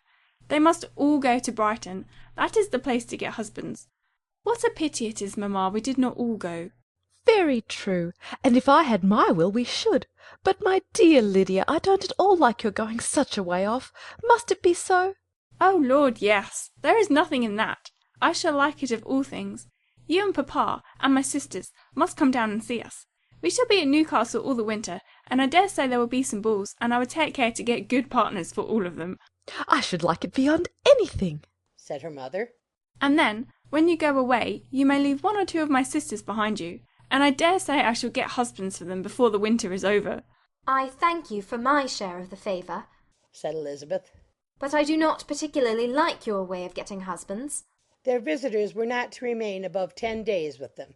Mr. Wickham had received his commission before he left London, and he was to join his regiment at the end of a fortnight. No one but Mrs. Bennet regretted that their stay would be so short, and she made the most of the time by visiting about with her daughter and having very frequent parties at home. These parties were acceptable to all. To avoid a family circle was even more desirable to such as did think than such as did not.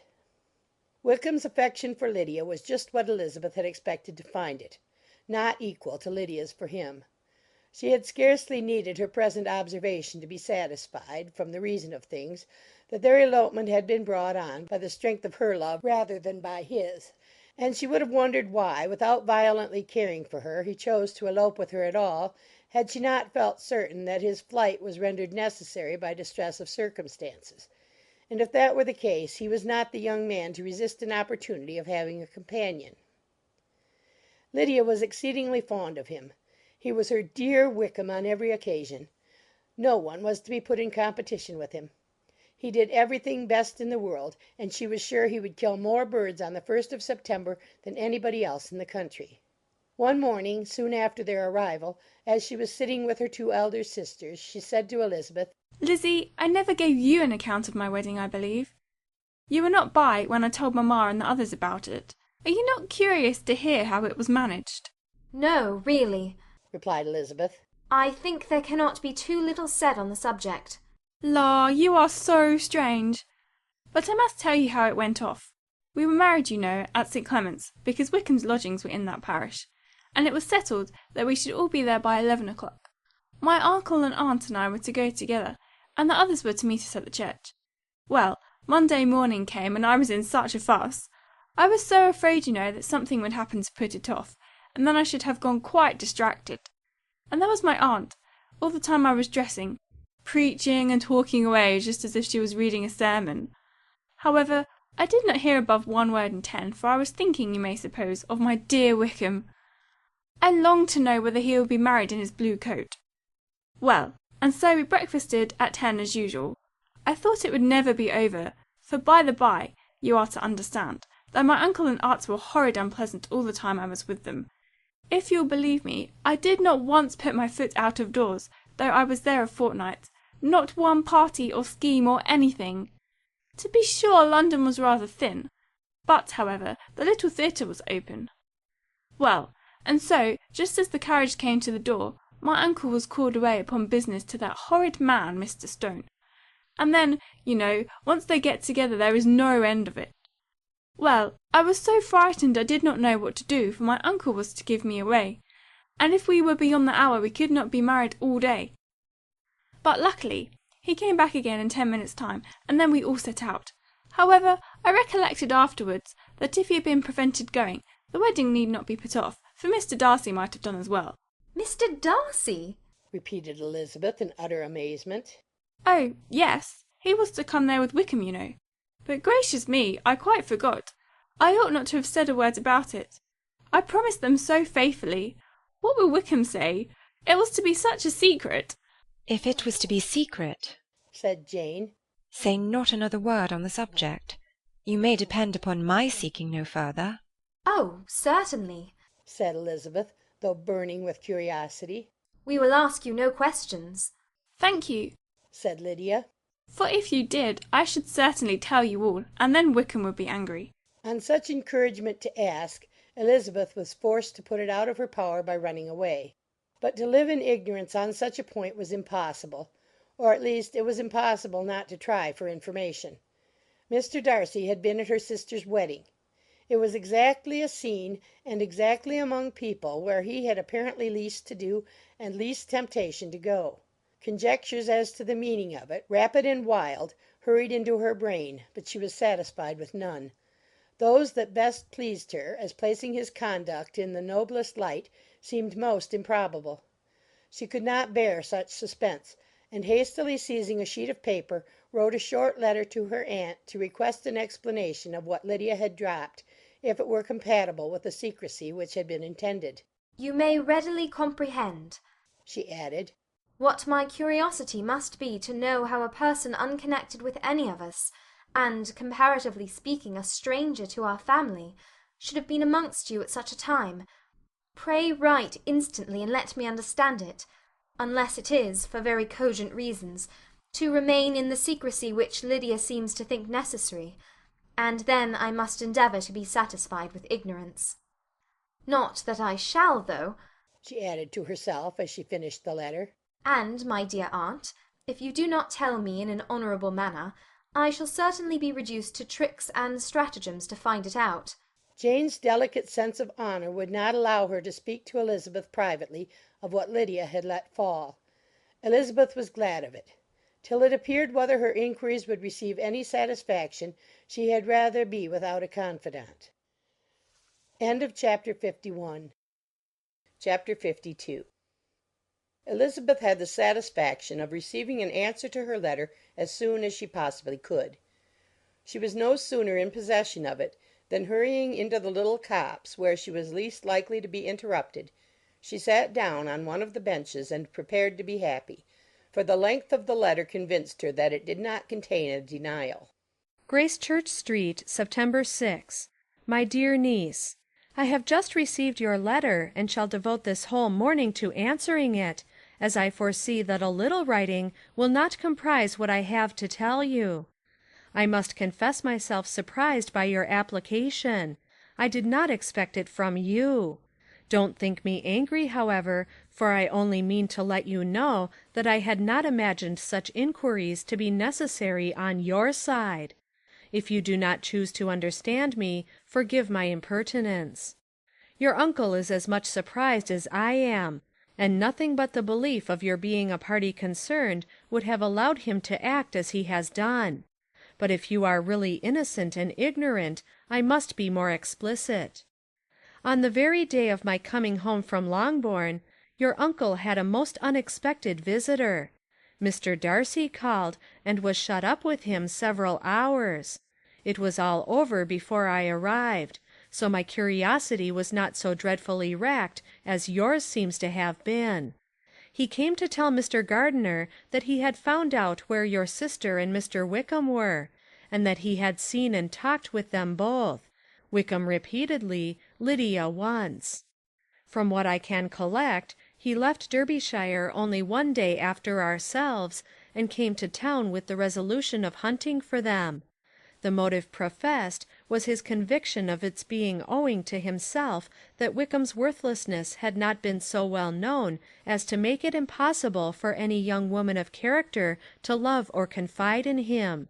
He generously imputed the whole to his mistaken pride, and confessed that he had before thought it beneath him to lay his private actions open to the world. His character was to speak for itself. He called it, therefore, his duty to step forward and endeavour to remedy an evil which had been brought on by himself. If he had another motive, I am sure it would never disgrace him. He had been some days in town before he was able to discover them, but he had something to direct his search which was more than we had, and the consciousness of this was another reason for his resolving to follow us. There is a lady, it seems, a Mrs. Young, who was some time ago governess to Miss Darcy, and was dismissed from her charge on some cause of disapprobation, though he did not say what. She then took a large house in Edward Street, and has since maintained herself by letting lodgings. This Mrs. Young was, he knew, intimately acquainted with Wickham, and he went to her for intelligence of him as soon as he got to town. But it was 2 or 3 days before he could get from her what he wanted.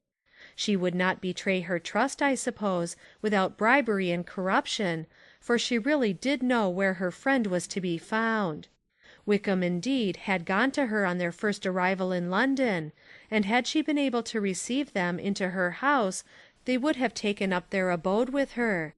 At length, however, our kind friend procured the wished-for direction. They were in Street. He saw Wickham, and afterwards insisted on seeing Lydia. His first object with her, he acknowledged, had been to persuade her to quit her present disgraceful situation, and return to her friends as soon as they could be prevailed on to receive her, offering his assistance as far as it would go. But he found Lydia absolutely resolved on remaining where she was. She cared for none of her friends. She wanted no help of his. She would not hear of leaving Wickham.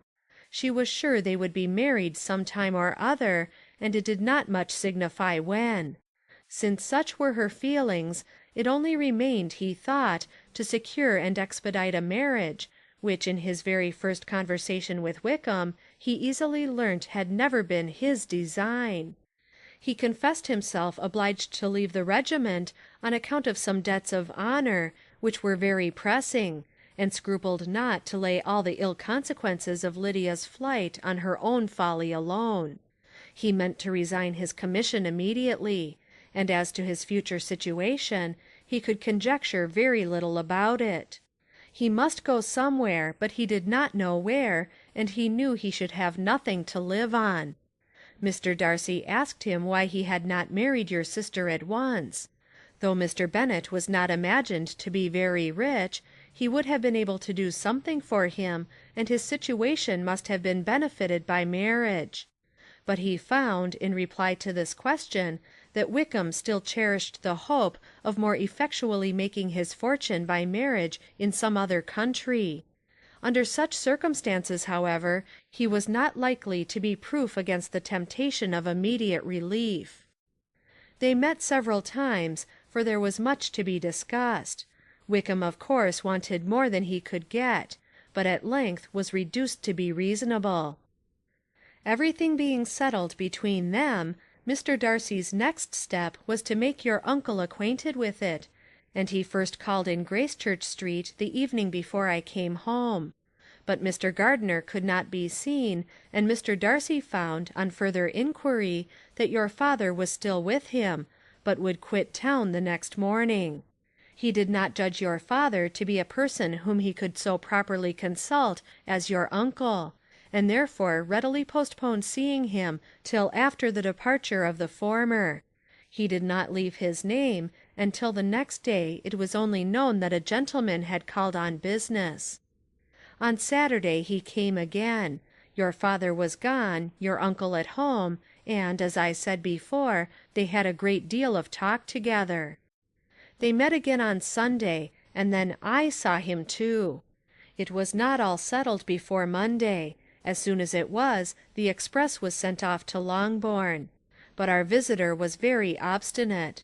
I fancy, Lizzie, that obstinacy is the real defect of his character after all.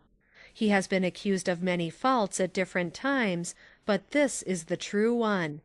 Nothing was to be done that he did not do himself, though I am sure, and I do not speak it to be thanked, therefore say nothing about it, your uncle would most readily have settled the whole. They battled it together for a long time, which was more than either the gentleman or lady concerned in it deserved. But at last your uncle was forced to yield, and instead of being allowed to be of use to his niece, was forced to put up with having only the probable credit of it, which went sorely against the grain. And I really believe your letter this morning gave him great pleasure, because it required an explanation that would rob him of his borrowed feathers, and give the praise where it was due. But, Lizzie, this must go no farther than yourself, or Jane at most. You know pretty well, I suppose, what has been done for the young people. His debts are to be paid, amounting, I believe, to considerably more than £1,000, another 1,000 in addition to her own settled upon her, and his commission purchased. The reason why all this was to be done by him alone was such as I have given above. It was owing to him, to his reserve and want of proper consideration, that Wickham's character had been so misunderstood, and consequently that he had been received and noticed as he was. Perhaps there was some truth in this, though I doubt whether his reserve or anybody's reserve can be answerable for the event. But in spite of all this fine talking, my dear Lizzie, you may rest perfectly assured that your uncle would never have yielded if we had not given him credit for another interest in the affair. When all this was resolved on, he returned again to his friends, who were still staying at Pemberley. But it was agreed that he should be in London once more when the wedding took place, and all money matters were then to receive the last finish. I believe I have now told you everything. It is a relation which you tell me is to give you great surprise. I hope at least it will not afford you any displeasure. Lydia came to us, and Wickham had constant admission to the house. He was exactly what he had been when I knew him in Hertfordshire. But I would not tell you how little I was satisfied with her behaviour while she stayed with us, if I had not perceived, by Jane's letter last Wednesday, that her conduct on coming home was exactly of a piece with it, and therefore what I now tell you can give you no fresh pain. I talked to her repeatedly in the most serious manner, representing to her all the wickedness of what she had done, and all the unhappiness she had brought on her family. If she heard me, it was by good luck, for I am sure she did not listen. I was sometimes quite provoked, but then I recollected my dear Elizabeth and Jane, and for their sakes had patience with her.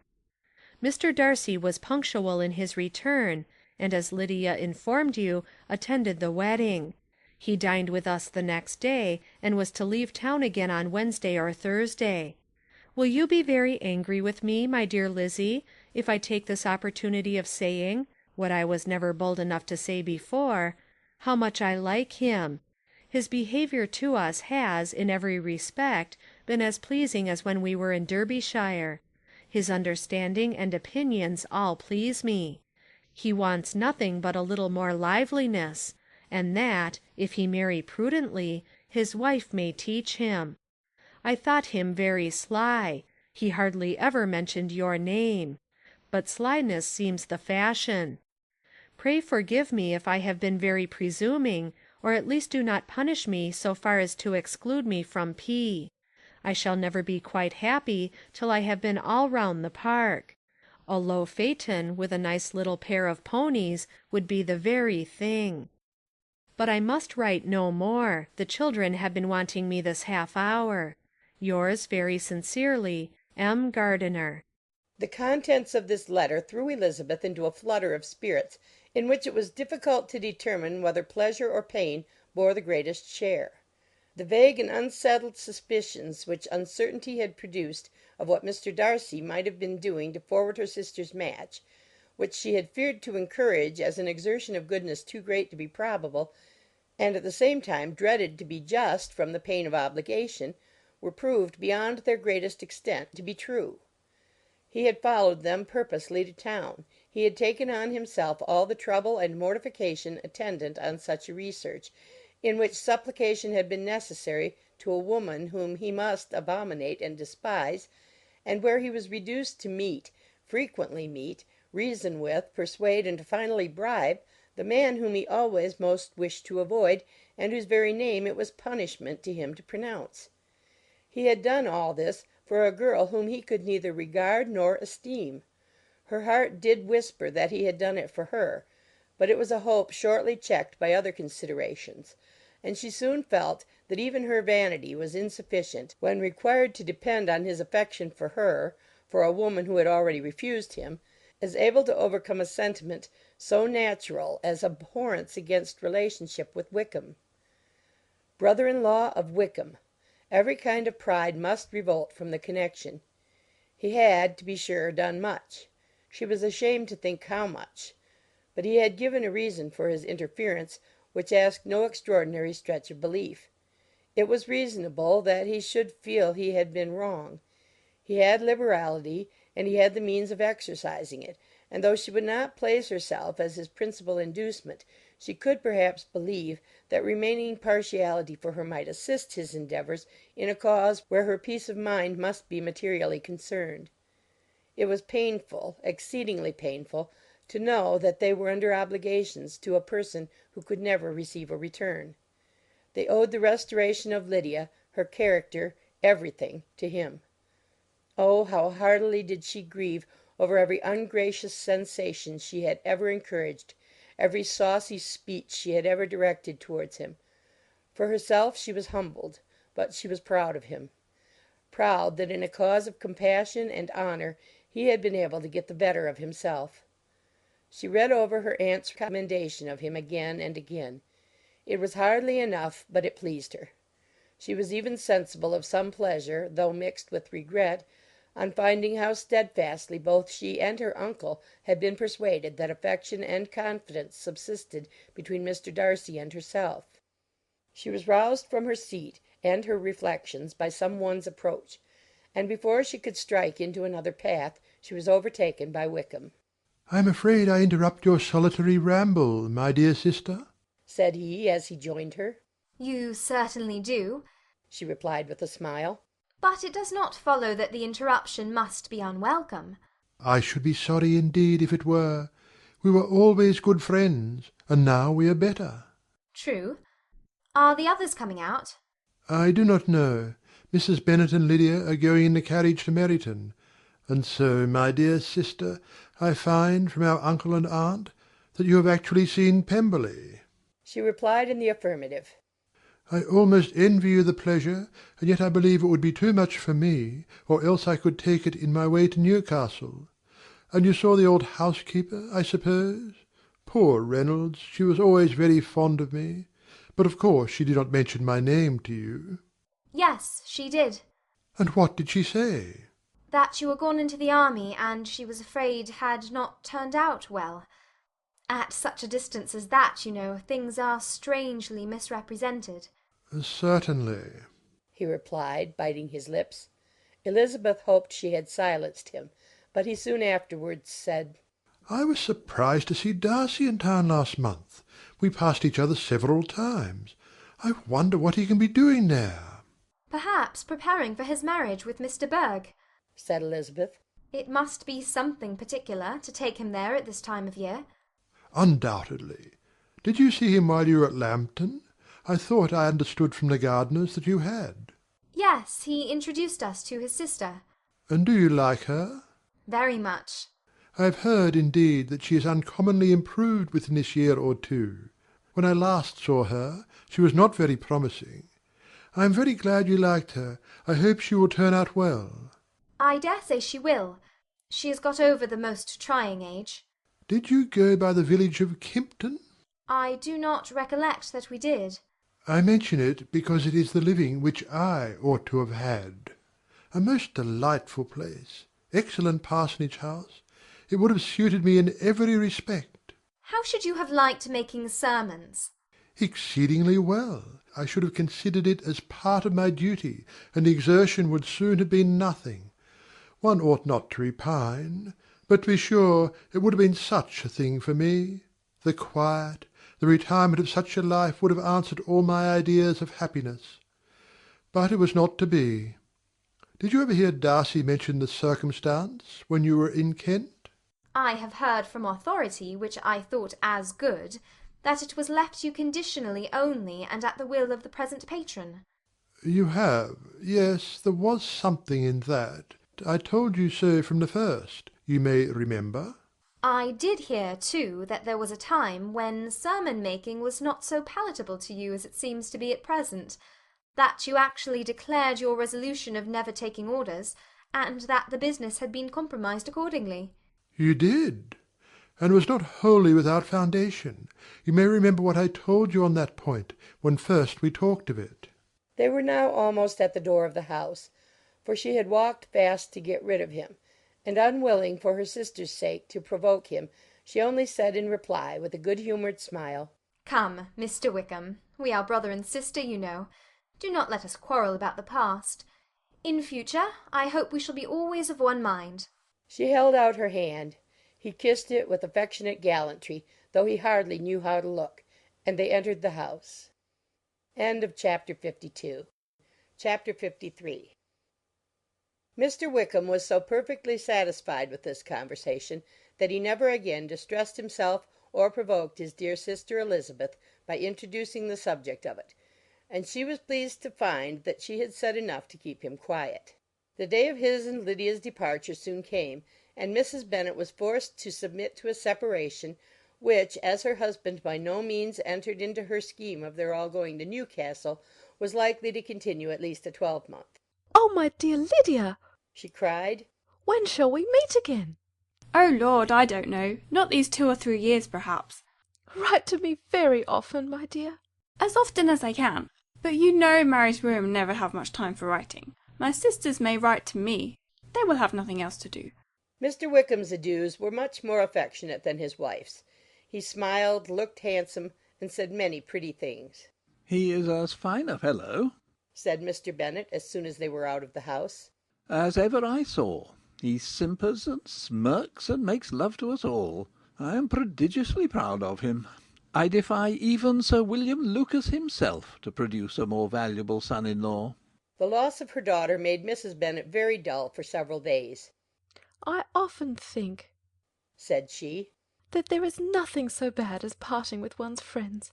One seems so forlorn without them." "This is the consequence, you see, madam, of marrying a daughter," said Elizabeth. "It must make you better satisfied that your other 4 are single." "It is no such thing. Lydia does not leave me because she is married, but only because her husband's regiment happens to be so far off. If that had been nearer, she would not have gone so soon." But the spiritless condition which this event threw her into was shortly relieved, and her mind opened again to the agitation of hope, by an article of news which then began to be in circulation. The housekeeper at Netherfield had received orders to prepare for the arrival of her master, who was coming down in a day or two to shoot there for several weeks. Mrs. Bennet was quite in the fidgets. She looked at Jane and smiled and shook her head by turns. "Well, well, and so Mr. Bingley is coming down, sister?" For Mrs. Phillips first brought her the news. "Well, so much the better. Not that I care about it, though. He is nothing to us, you know, and I am sure I never want to see him again. But, however, he is very welcome to come to Netherfield if he likes it, and who knows what may happen. But that is nothing to us. You know, sister, we agreed long ago never to mention a word about it. And so, is it quite certain he's coming?" "You may depend on it," replied the other. "for Mrs. Nichols was in Meryton last night. I saw her passing by, and went out myself on purpose to know the truth of it, and she told me that it was certain true. He comes down on Thursday at the latest, very likely on Wednesday. She was going to the butcher's, she told me, on purpose to order in some meat on Wednesday, and she has got 3 couple of ducks just fit to be killed." Miss Bennet had not been able to hear of his coming without changing colour. It was many months since she had mentioned his name to Elizabeth, but now, as soon as they were alone together, she said, "I saw you look at me to-day, Lizzie, when my aunt told us of the present report, and I know I appeared distressed. But don't imagine it was from any silly cause. I was only confused for the moment, because I felt that I should be looked at. I do assure you that the news does not affect me either with pleasure or pain. I am glad of one thing, that he comes alone, because we shall see the less of him. Not that I am afraid of myself, but I dread other people's remarks." Elizabeth did not know what to make of it. Had she not seen him in Derbyshire, she might have supposed him capable of coming there with no other view than what was acknowledged. But she still thought him partial to Jane, and she wavered as to the greater probability of his coming there with his friend's permission, or being bold enough to come without it. "Yet it is hard," she sometimes thought, "that this poor man cannot come to a house which he has legally hired, without raising all this speculation. I will leave him to himself." In spite of what her sister declared and really believed to be her feelings in the expectation of his arrival, Elizabeth could easily perceive that her spirits were affected by it. They were more disturbed, more unequal than she had often seen them. The subject which had been so warmly canvassed between their parents about a twelvemonth ago was now brought forward again. "As soon as ever Mr. Bingley comes, my dear," said Mrs. Bennet. "You will wait on him, of course." No, no. You forced me into visiting him last year, and promised if I went to see him he should marry one of my daughters. But it ended in nothing, and I will not be sent on a fool's errand again. His wife represented to him how absolutely necessary such an attention would be from all the neighbouring gentlemen on his returning to Netherfield. "'Tis an etiquette I despise," said he. "If he wants our society, let him seek it. He knows where we live. I will not spend my hours in running after my neighbours every time they go away and come back again." "Well, all I know is that it will be abominably rude if you do not wait on him. But, however, that shan't prevent my asking him to dine here, I am determined. We must have Mrs. Long and the Gouldings soon. That will make 13 with ourselves, so there will be just room at table for him." Consoled by this resolution, she was the better able to bear her husband's incivility, though it was very mortifying to know that her neighbours might all see Mr. Bingley in consequence of it before they did. As the day of his arrival drew near, "I begin to be sorry that he comes at all," said Jane to her sister. "It would be nothing. I could see him with perfect indifference, but I can hardly bear to hear it thus perpetually talked of. My mother means well, but she does not know. No one can know how much I suffer from what she says. Happy shall I be when his stay at Netherfield is over." "I wish I could say anything to comfort you," replied Elizabeth. "but it is wholly out of my power. You must feel it, and the usual satisfaction of preaching patience to a sufferer is denied me, because you have always so much." Mr. Bingley arrived. Mrs. Bennet, through the assistance of servants, contrived to have the earliest tidings of it, that the period of anxiety and fretfulness on her side might be as long as it could. She counted the days that must intervene before their invitation could be sent, hopeless of seeing him before. But on the third morning after his arrival in Hertfordshire she saw him, from her dressing-room window, enter the paddock and ride towards the house.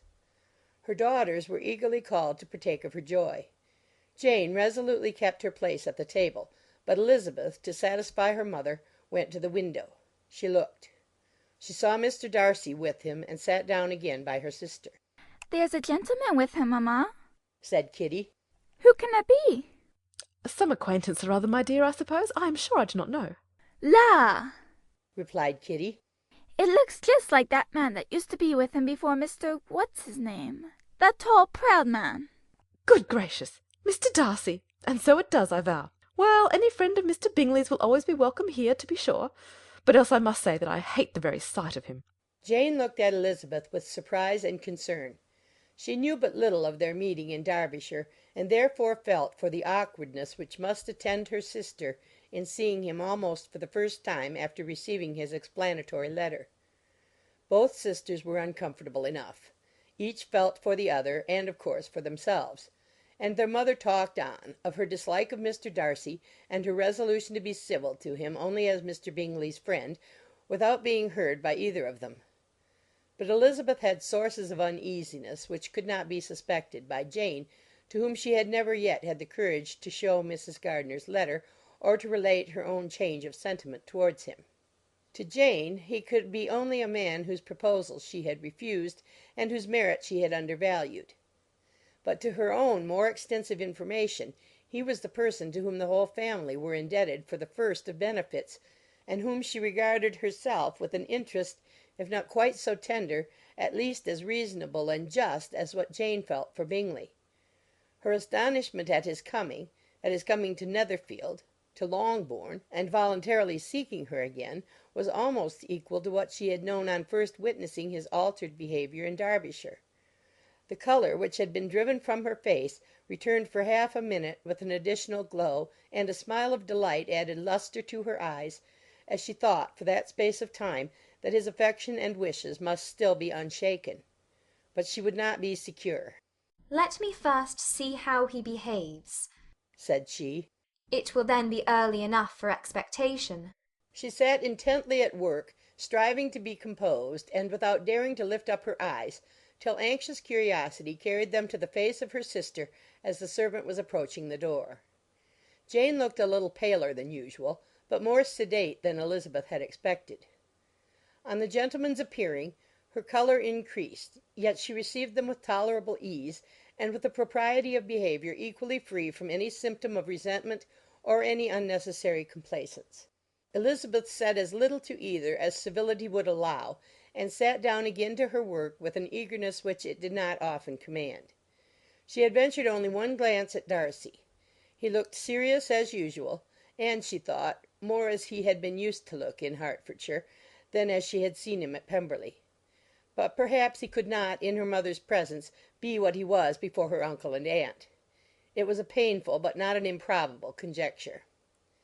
Bingley she had likewise seen for an instant, and in that short period saw him looking both pleased and embarrassed. He was received by Mrs. Bennet with a degree of civility which made her two daughters ashamed, especially when contrasted with the cold and ceremonious politeness of her curtsy and address to his friend. Elizabeth particularly, who knew that her mother owed to the latter the preservation of her favourite daughter from irremediable infamy, was hurt and distressed to a most painful degree by a distinction so ill applied. Darcy, after inquiring of her how Mr. and Mrs. Gardiner did, a question which she could not answer without confusion, said scarcely anything. He was not seated by her. Perhaps that was the reason of his silence. But it had not been so in Derbyshire. There he had talked to her friends when he could not to herself. But now several minutes elapsed without bringing the sound of his voice, and when occasionally, unable to resist the impulse of curiosity, she raised her eyes to his face, she as often found him looking at Jane as at herself, and frequently on no object but the ground. More thoughtfulness and less anxiety to please than when they last met were plainly expressed. She was disappointed and angry with herself for being so. "Could I expect it to be otherwise?" said she. "Yet why did he come?" She was in no humour for conversation with any one but himself, and to him she had hardly courage to speak. She inquired after his sister, but could do no more. "It is a long time, Mr. Bingley, since you went away," said Mrs. Bennet. He readily agreed to it. "I began to be afraid you would never come back again. People did say you meant to quit the place entirely at Michaelmas, but, however, I hope it is not true. A great many changes have happened in the neighbourhood since you went away. Miss Lucas is married and settled, and one of my own daughters. I suppose you have heard of it. Indeed, you must have seen it in the papers. It was in the Times and the Courier, I know, though it was not put in as it ought to be. It was only said, 'Lately, George Wickham, Esquire, to Miss Lydia Bennet,' without there being a syllable said of her father or the place where she lived, or anything. It was my brother Gardiner's drawing up too, and I wonder how he came to make such an awkward business of it. Did you see it?" Bingley replied that he did, and made his congratulations. Elizabeth dared not lift up her eyes. How Mr. Darcy looked, therefore, she could not tell. "It is a delightful thing, to be sure, to have a daughter well married," continued her mother. "but at the same time, Mr. Bingley, it is very hard to have her taken such away from me. They are gone down to Newcastle, a place quite northward, it seems, and there they are to stay, I do not know how long. His regiment is there, for I suppose you have heard of his leaving the shire, and of his being gone into the regulars. Thank heaven he has some friends, though perhaps not so many as he deserves." Elizabeth, who knew this to be levelled at Mr. Darcy, was in such misery of shame that she could hardly keep her seat. It drew from her, however, the exertion of speaking, which nothing else had so effectually done before, and she asked Bingley whether he meant to make any stay in the country at present. A few weeks, he believed. "When you have killed all your own birds, Mr. Bingley," said her mother, "I beg you will come here and shoot as many as you please on Mr. Bennet's manor. I'm sure he'll be vastly happy to oblige you, and will save all the best of the coveys for you." Elizabeth's misery increased at such unnecessary, such officious attention. Were the same fair prospect to arise at present as had flattered them a year ago, everything, she was persuaded, would be hastening to the same vexatious conclusion. At that instant she felt that years of happiness could not make Jane or herself amends for moments of such painful confusion. "The first wish of my heart," said she to herself, "is never more to be in company with either of them. Their society can afford no pleasure that will atone for such wretchedness as this. Let me never see either one or the other again." Yet the misery, for which years of happiness were to offer no compensation, received soon afterwards material relief from observing how much the beauty of her sister rekindled the admiration of her former lover. When first he came in he had spoken to her but little, but every 5 minutes seemed to be giving her more of his attention. He found her as handsome as she had been last year, as good-natured and as unaffected, though not quite so chatty. Jane was anxious that no difference should be perceived in her at all, and was really persuaded that she talked as much as ever, but her mind was so busily engaged that she did not always know when she was silent. When the gentlemen rose to go away, Mrs. Bennet was mindful of her intended civility, and they were invited and engaged to dine at Longbourn in a few days' time. You are quite a visit in my debt, Mr. Bingley, she added, for when you went to town last winter you promised to take a family dinner with us as soon as you returned. I have not forgot, you see, and I assure you I was very much disappointed that you did not come back and keep your engagement. Bingley looked a little silly at this reflection, and said something of his concern at having been prevented by business. They then went away. Mrs. Bennet had been strongly inclined to ask them to stay and dine there that day, but though she always kept a very good table, she did not think anything less than 2 courses could be good enough for a man on whom she had such anxious designs, or satisfy the appetite and pride of one who had 10,000 a year. End of Chapter 53. Chapter 54. As soon as they were gone, Elizabeth walked out to recover her spirits, or, in other words, to dwell without interruption on those subjects that must deaden them more. Mr. Darcy's behaviour astonished and vexed her. Why, if he came only to be silent, grave, and indifferent, said she, did he come at all? She could settle it in no way that gave her pleasure. He could be still amiable, still pleasing to my uncle and aunt when he was in town, and why not to me? If he fears me, why come hither? If he no longer cares for me, why silent? Teasing, teasing man! I will think no more about him. Her resolution was for a short time involuntarily kept by the approach of her sister, who joined her with a cheerful look which showed her better satisfied with their visitors than Elizabeth. Now, said she, that this first meeting is over, I feel perfectly easy. I know my own strength, and I shall never be embarrassed again by his coming. I am glad he dines here on Tuesday. It will then be publicly seen that on both sides we meet only as common and indifferent acquaintance. Yes, very indifferent indeed, said Elizabeth laughingly. Oh, Jane, take care. My dear Lizzie, you cannot think me so weak as to be in danger now. I think you are in very great danger of making him as much in love with you as ever. They did not see the gentleman again till Tuesday, and Mrs. Bennet in the meanwhile was giving way to all the happy schemes which the good humour and common politeness of Bingley in half an hour's visit had revived.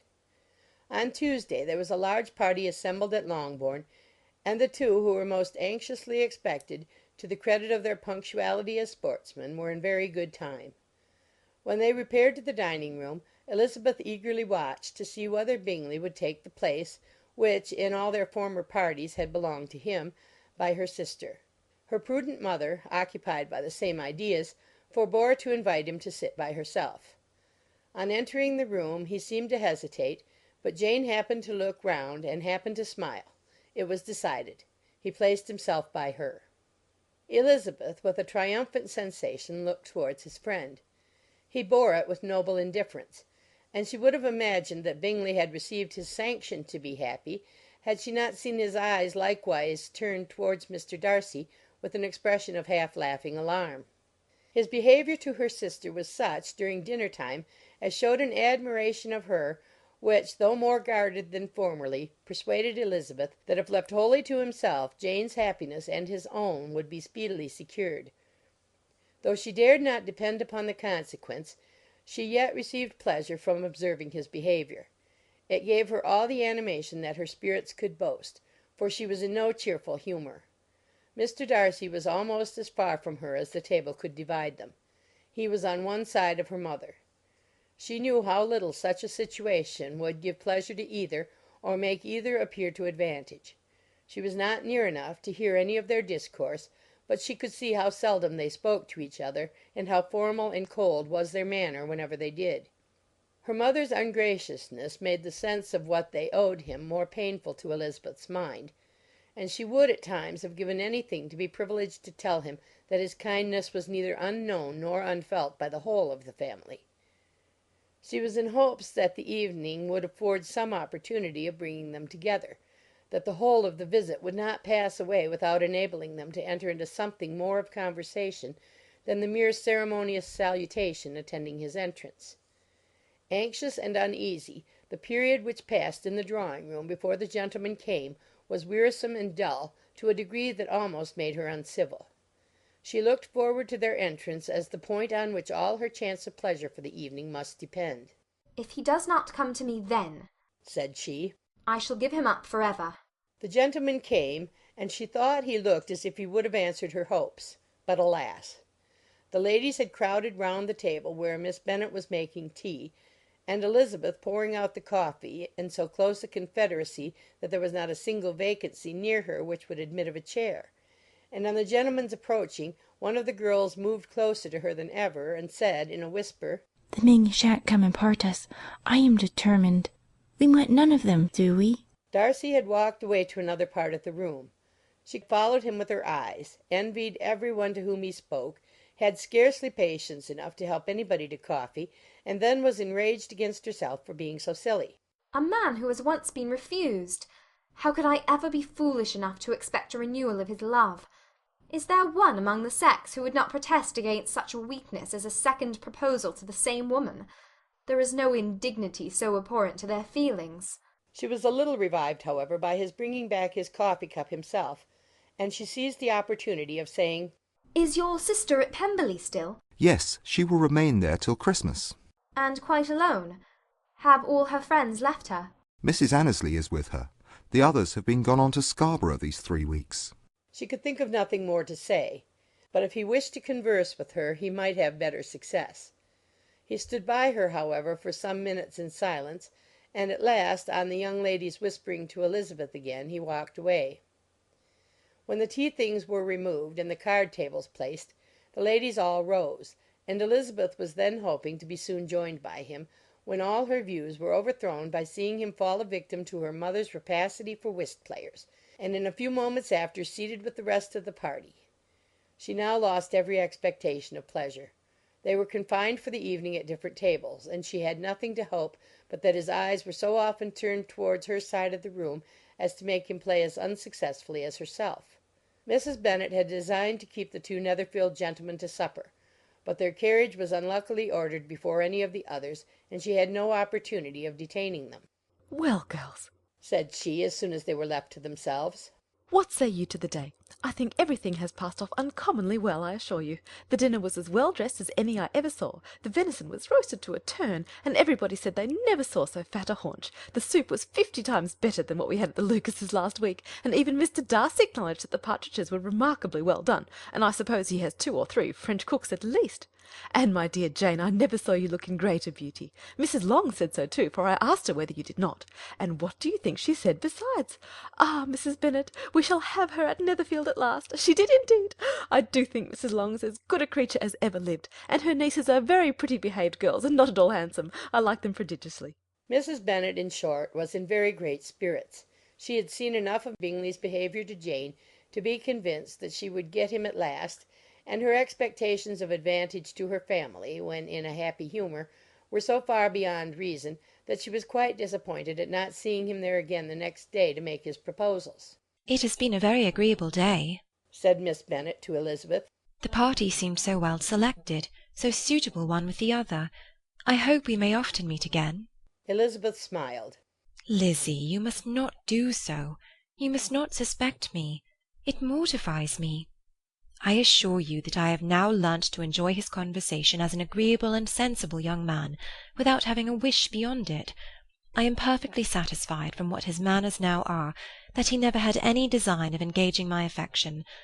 It is only that he is blessed with greater sweetness of address, and a stronger desire of generally pleasing than any other man." "You are very cruel," said her sister.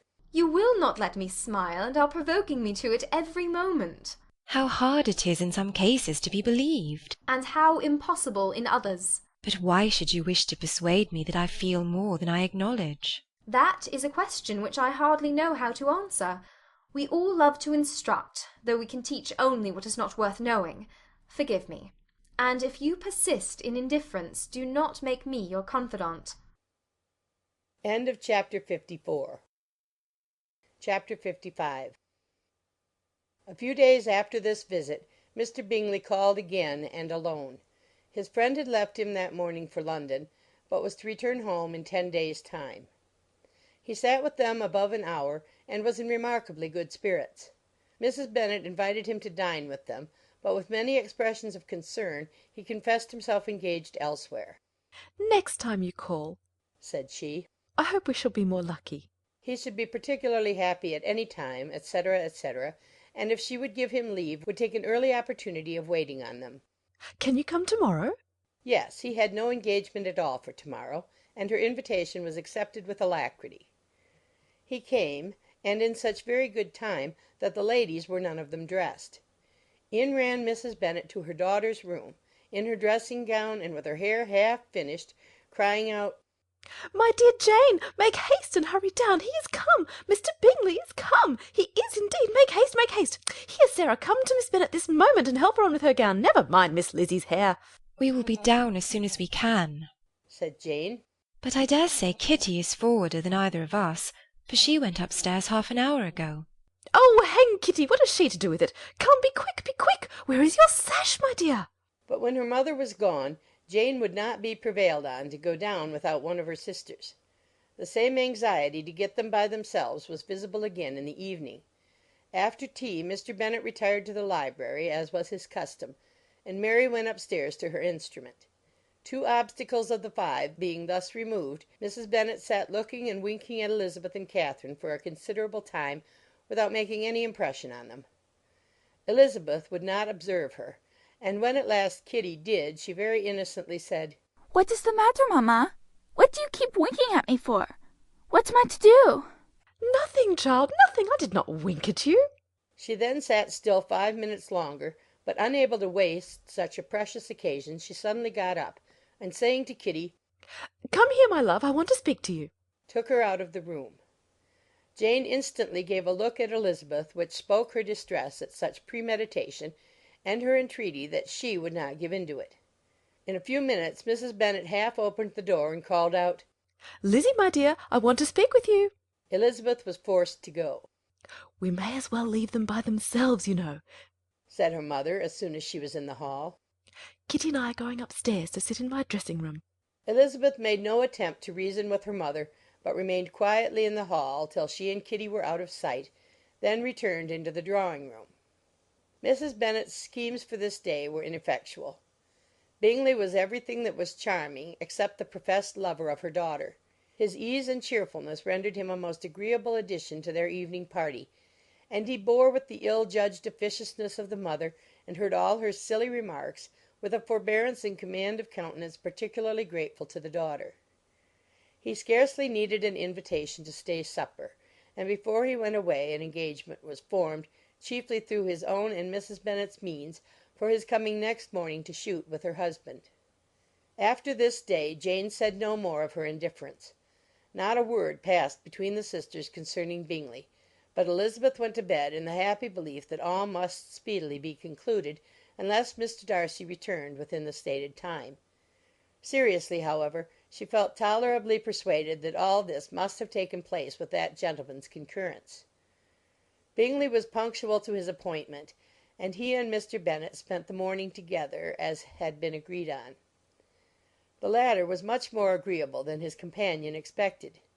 There was nothing of presumption or folly in Bingley that could provoke his ridicule, or disgust him into silence, and he was more communicative and less eccentric than the other had ever seen him.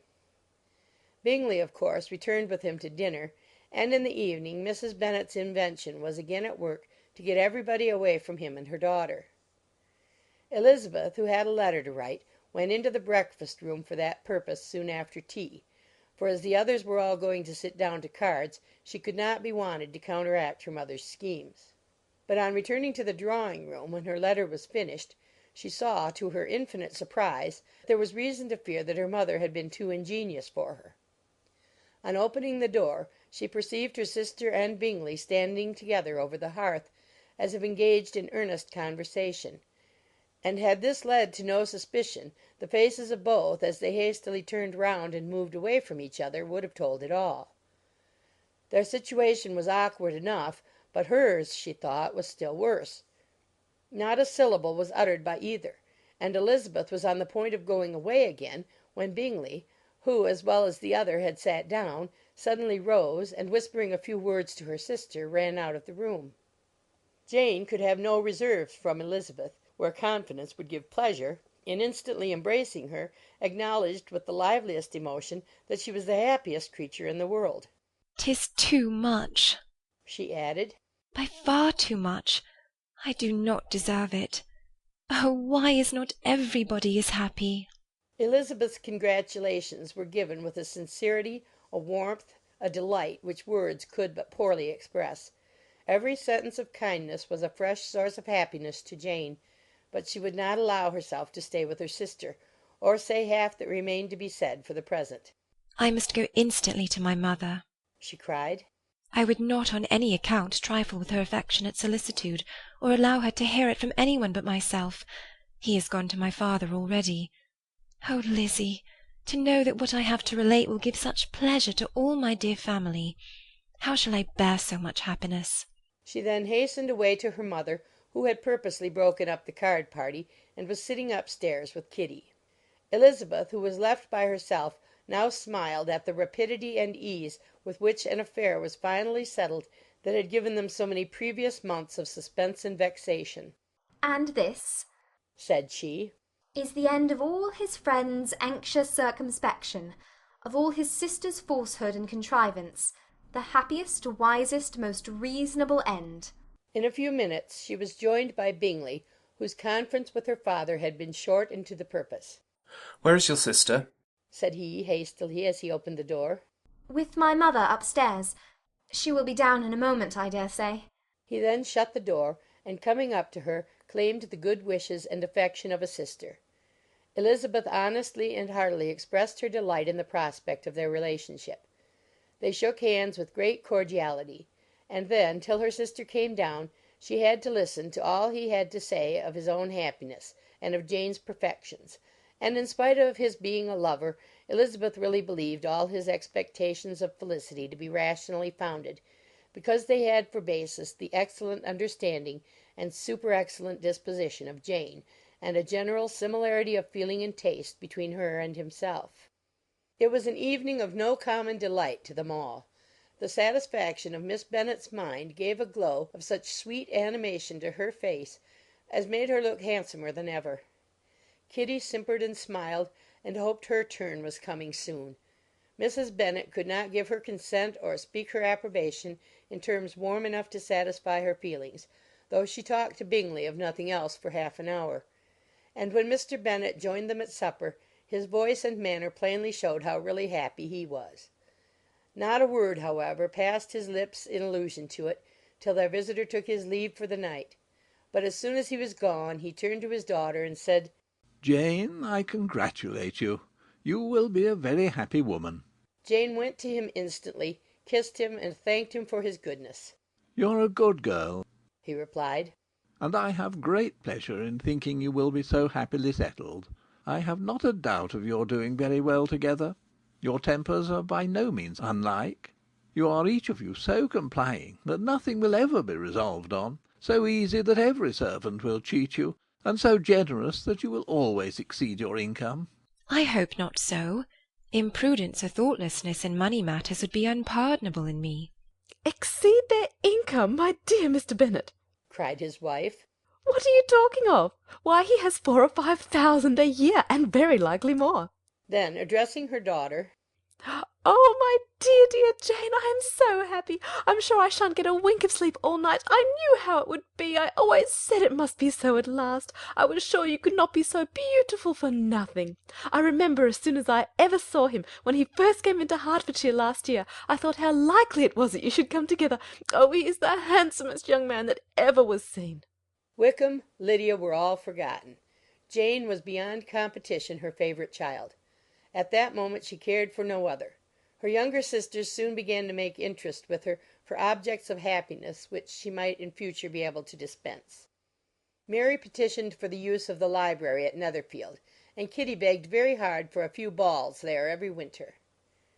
Bingley from this time was of course a daily visitor at Longbourn, coming frequently before breakfast and always remaining till after supper, unless when some barbarous neighbour, who could not be enough detested, had given him an invitation to dinner which he thought himself obliged to accept.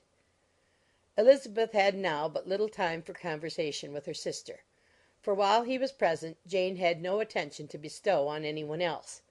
But she found herself considerably useful to both of them in those hours of separation that must sometimes occur. In the absence of Jane he always attached himself to Elizabeth for the pleasure of talking of her, and when Bingley was gone Jane constantly sought the same means of relief. "He has made me so happy," said she one evening, "by telling me that he was totally ignorant of my being in town last spring. I had not believed it possible." "I suspected as much," replied Elizabeth. "But how did he account for it?"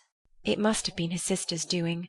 There were certainly no friends to his acquaintance with me, which I cannot wonder at, since he might have chosen so much more advantageously in many respects. But when they see, as I trust they will, that their brother is happy with me, they will learn to be contented, and we shall be on good terms again, though we can never be what we once were to each other." "That is the most unforgiving speech," said Elizabeth, "that I ever heard you utter. Good girl, it would vex me indeed to see you again the dupe of Miss Bingley's pretended regard." "Would you believe it, Lizzie, that when he went to town last November he really loved me, and nothing but a persuasion of my being indifferent would have prevented his coming down again?" "He made a little mistake, to be sure, but it is to the credit of his modesty." This naturally introduced a panegyric from Jane on his diffidence, and the little value he put on his own good qualities. Elizabeth was pleased to find that he had not betrayed the interference of his friend, for, though Jane had the most generous and forgiving heart in the world, she knew it was a circumstance which must prejudice her against him. "I am certainly the most fortunate creature that ever existed," cried Jane. "Oh, Lizzie, why am I thus singled from my family and blessed above them all? If I could but see you as happy, if there were but such another man for you!" "If you were to give me 40 such men, I never could be as happy as you. Till I have your disposition, your goodness, I never can have your happiness. No, no, let me shift for myself, and perhaps, if I have very good luck, I may meet with another Mr. Collins in time." The situation of affairs in the Longbourn family could not be long a secret. Mrs. Bennet was privileged to whisper it to Mrs. Phillips, and she ventured, without any permission, to do the same by all her neighbours in Meryton. The Bennets were speedily pronounced to be the luckiest family in the world, though only a few weeks before, when Lydia had first run away, they had been generally proved to be marked out for misfortune. Chapter 56. One morning, about a week after Bingley's engagement with Jane had been formed, as he and the females of the family were sitting together in the dining-room, their attention was suddenly drawn to the window by the sound of a carriage, and they perceived a chaise and four driving up the lawn. It was too early in the morning for visitors, and besides, the equipage did not answer to that of any of their neighbours. The horses were post, and neither the carriage nor the livery of the servant who preceded it were familiar to them. As it was certain, however, that somebody was coming, Bingley instantly prevailed on Miss Bennet to avoid the confinement of such an intrusion, and walk away with him into the shrubbery. They both set off, and the conjectures of the remaining three continued, though with little satisfaction, till the door was thrown open and their visitor entered. It was Lady Catherine de Bourgh. They were, of course, all intending to be surprised, but their astonishment was beyond their expectation, and on the part of Mrs. Bennet and Kitty, though she was perfectly unknown to them, even inferior to what Elizabeth felt. She entered the room with an air more than usually ungracious, made no other reply to Elizabeth's salutation than a slight inclination of the head, and sat down without saying a word. Elizabeth had mentioned her name to her mother on her ladyship's entrance, though no request of introduction had been made. Mrs. Bennet, all amazement, though flattered by having a guest of such high importance, received her with the utmost politeness. After sitting for a moment in silence, she said very stiffly to Elizabeth, "I hope you are well, Miss Bennet. That lady, I suppose, is your mother?" Elizabeth replied very concisely that she was. "And that, I suppose, is one of your sisters?" "Yes, madam," said Mrs. Bennet, delighted to speak to Lady Catherine. She is my youngest girl but one. My youngest of all is lately married, and my eldest is somewhere about the grounds walking with a young man who, I believe, will soon become a part of the family. You have a very small park here, returned Lady Catherine, after a short silence.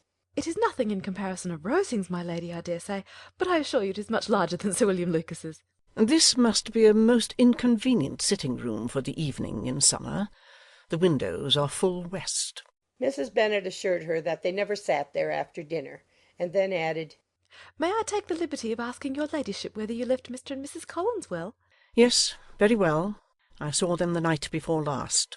Elizabeth now expected that she would produce a letter for her from Charlotte, as it seemed the only probable motive for her calling. But no letter appeared, and she was completely puzzled.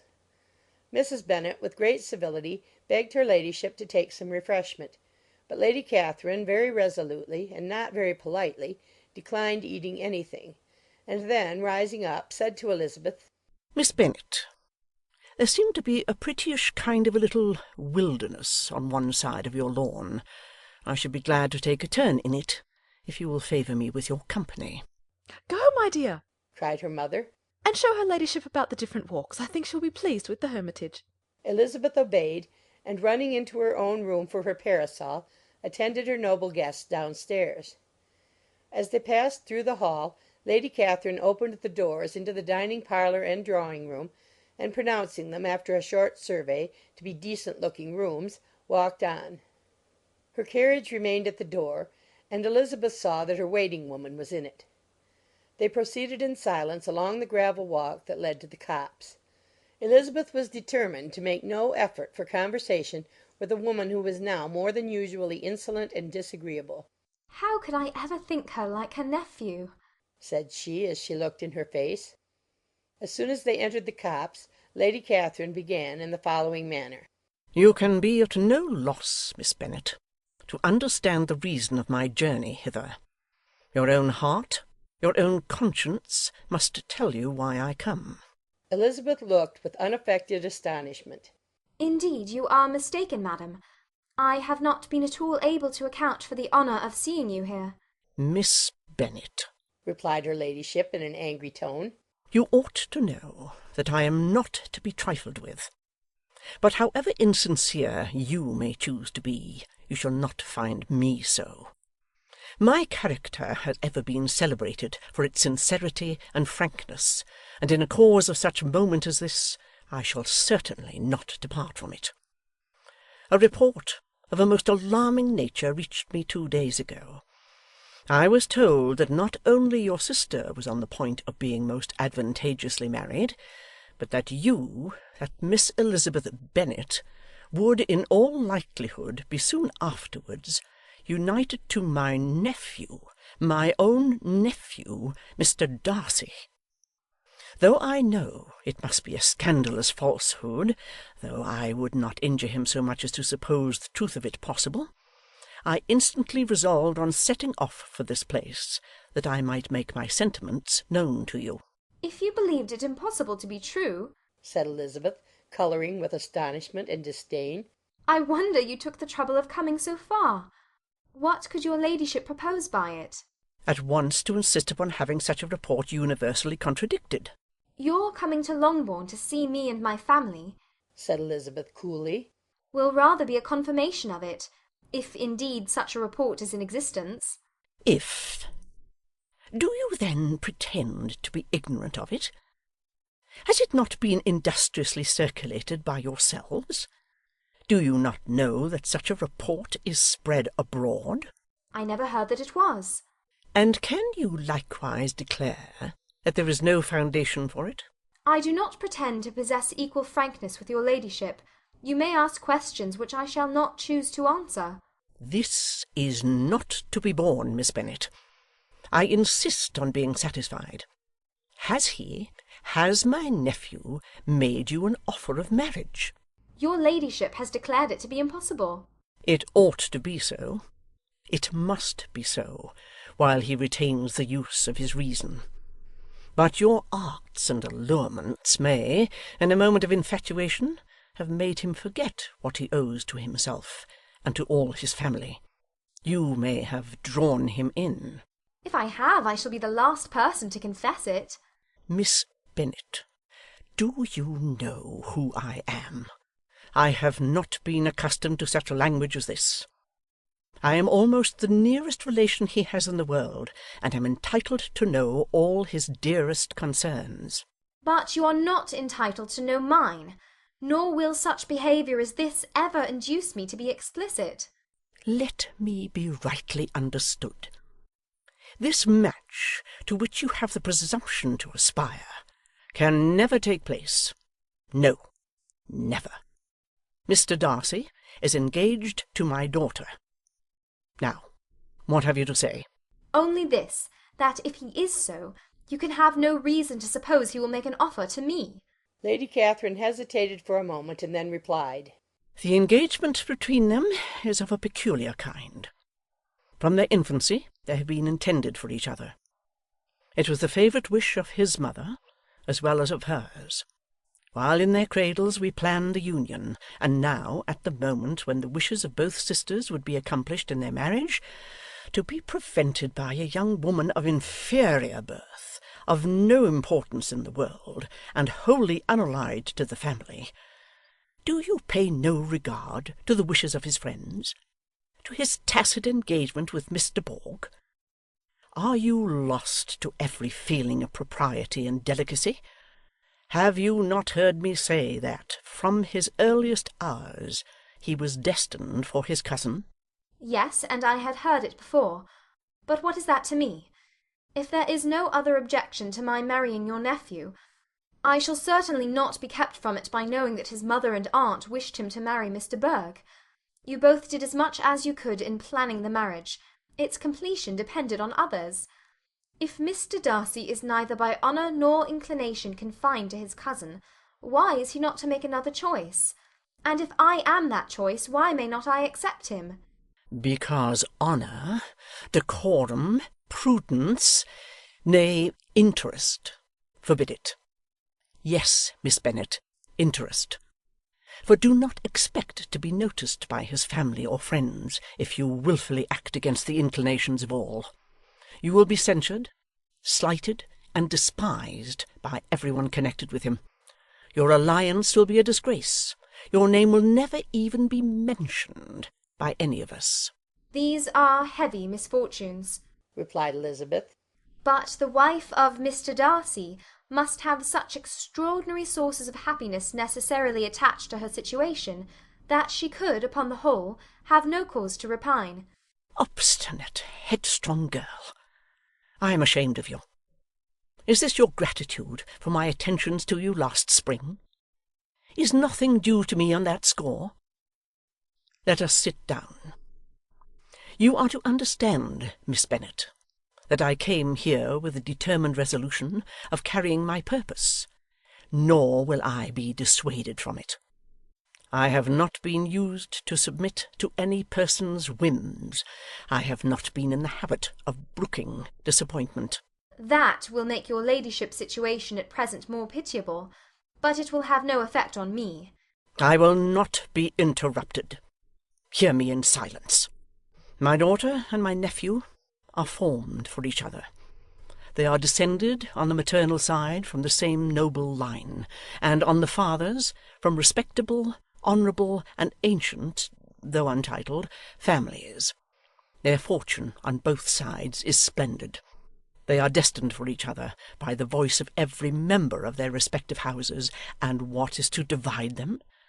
The upstart pretensions of a young woman without family, connections, or fortune.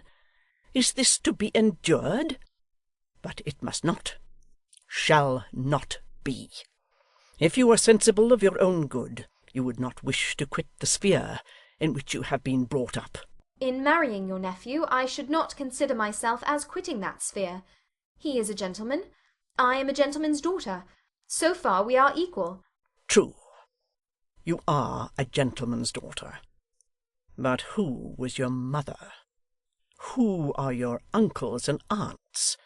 Do not imagine me ignorant of their condition. Whatever my connections may be, said Elizabeth, if your nephew does not object to them, they can be nothing to you. Tell me, once for all, are you engaged to him? Though Elizabeth would not, for the mere purpose of obliging Lady Catherine, have answered this question, she could not but say, after a moment's deliberation, I am not. Lady Catherine seemed pleased.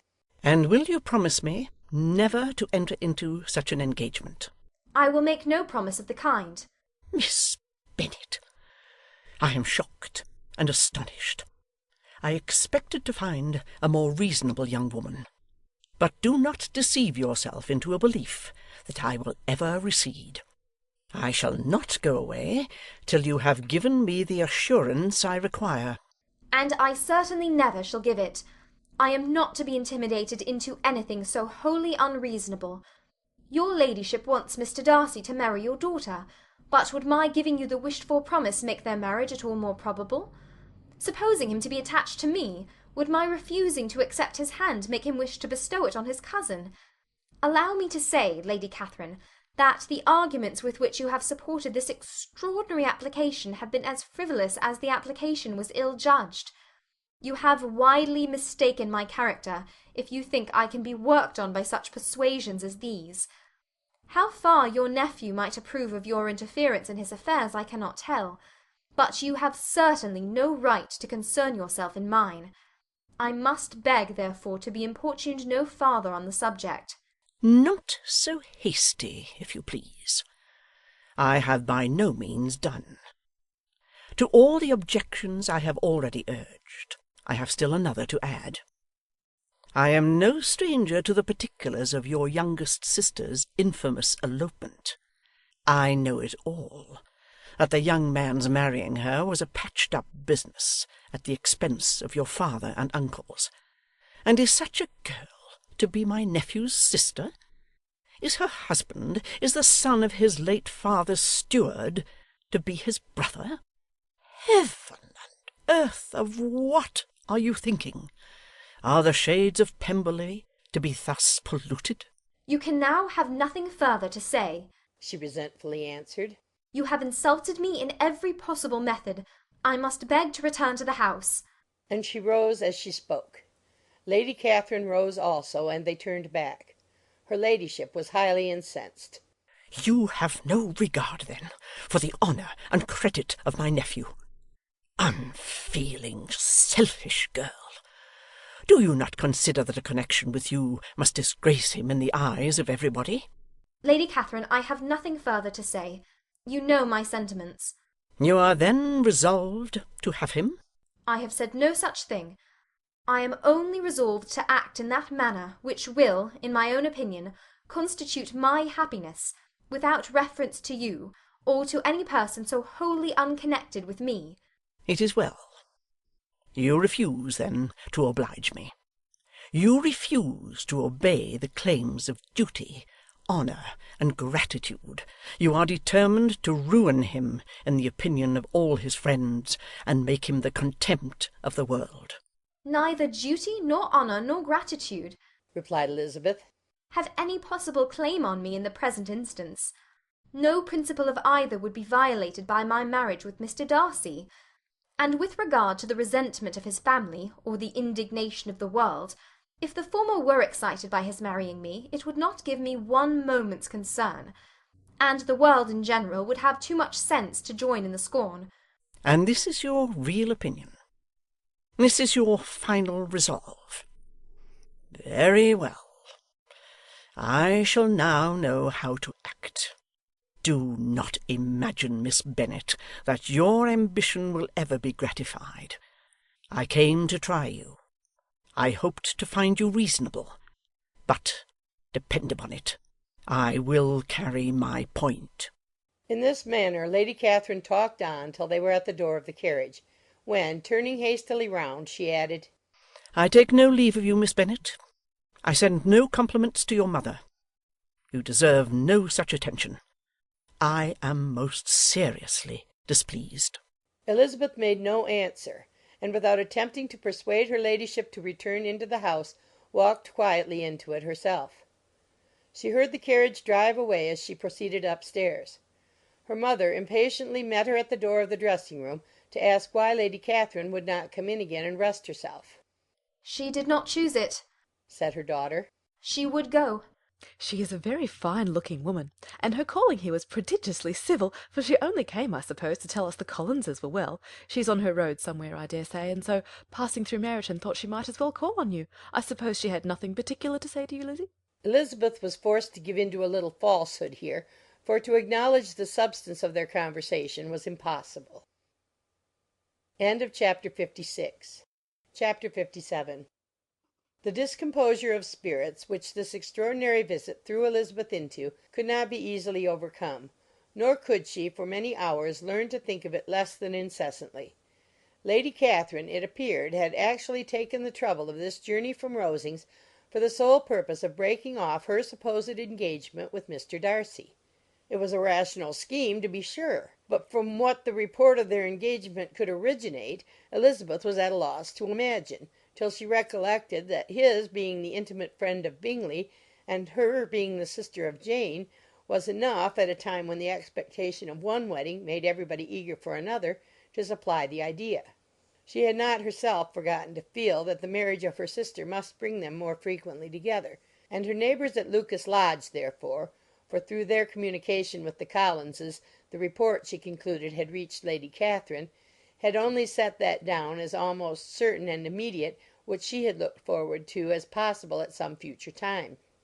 In revolving Lady Catherine's expressions, however, she could not help feeling some uneasiness as to the possible consequence of her persisting in this interference.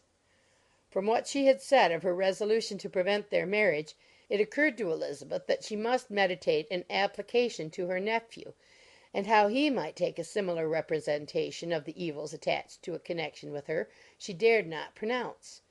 She knew not the exact degree of his affection for his aunt, or his dependence on her judgment, but it was natural to suppose that he thought much higher of her ladyship than she could do, and it was certain that, in enumerating the miseries of a marriage with one whose immediate connections were so unequal to his own, his aunt would address him on his weakest side. With his notions of dignity, he would probably feel that the arguments, which to Elizabeth had appeared weak and ridiculous, contained much good sense and solid reasoning. If he had been wavering before as to what he should do, which had often seemed likely, the advice and entreaty of so near a relation might settle every doubt, and determine him at once to be as happy as dignity unblemished could make him. In that case he would return no more. Lady Catherine might see him in her way through town, and his engagement to Bingley of coming again to Netherfield must give way. If, therefore, an excuse for not keeping his promise should come to his friend within a few days, she added, I shall know how to understand it. I shall then give over every expectation, every wish of his constancy. If he is satisfied with only regretting me, when he might have obtained my affections in hand, I shall soon cease to regret him at all. The surprise of the rest of the family, on hearing who their visitor had been, was very great, but they obligingly satisfied it with the same kind of supposition which had appeased Mrs. Bennet's curiosity, and Elizabeth was spared from much teasing on the subject. The next morning, as she was going downstairs, she was met by her father, who came out of his library with a letter in his hand. "Lizzie," said he, "I was going to look for you. Come into my room." She followed him thither, and her curiosity to know what he had to tell her was heightened by the supposition of its being in some manner connected with the letter he held. It suddenly struck her that it might be from Lady Catherine, and she anticipated with dismay all the consequent explanations. She followed her father to the fireplace, and they both sat down. He then said, "I have received a letter this morning that astonished me exceedingly. As it principally concerns yourself, you ought to know its contents. I did not know before that I had 2 daughters on the brink of matrimony. Let me congratulate you on a very important conquest." The colour now rushed into Elizabeth's cheeks in the instantaneous conviction of its being a letter from the nephew instead of the aunt, and she was undetermined whether most to be pleased that he explained himself at all, or offended that his letter was not rather addressed to herself, when her father continued, "You look conscious. Young ladies have great penetration in such matters as these, but I think I may defy even your sagacity to discover the name of your admirer. This letter is from Mr. Collins." From Mr. Collins? And what can he have to say? Something very much to the purpose, of course. He begins with congratulations on the approaching nuptials of my eldest daughter, of which it seems he has been told by some of the good-natured gossiping Lucases. I shall not sport with your impatience by reading what he says on that point. What relates to yourself is as follows. Having thus offered you the sincere congratulations of Mrs. Collins and myself on the happy event, let me now add a short hint on the subject of another, of which we have been advertised by the same authority. Your daughter, Elizabeth, it is presumed, will not long bear the name of Bennet, after her elder sister has resigned it, and the chosen partner of her fate may be reasonably looked up to as one of the most illustrious personages in this land.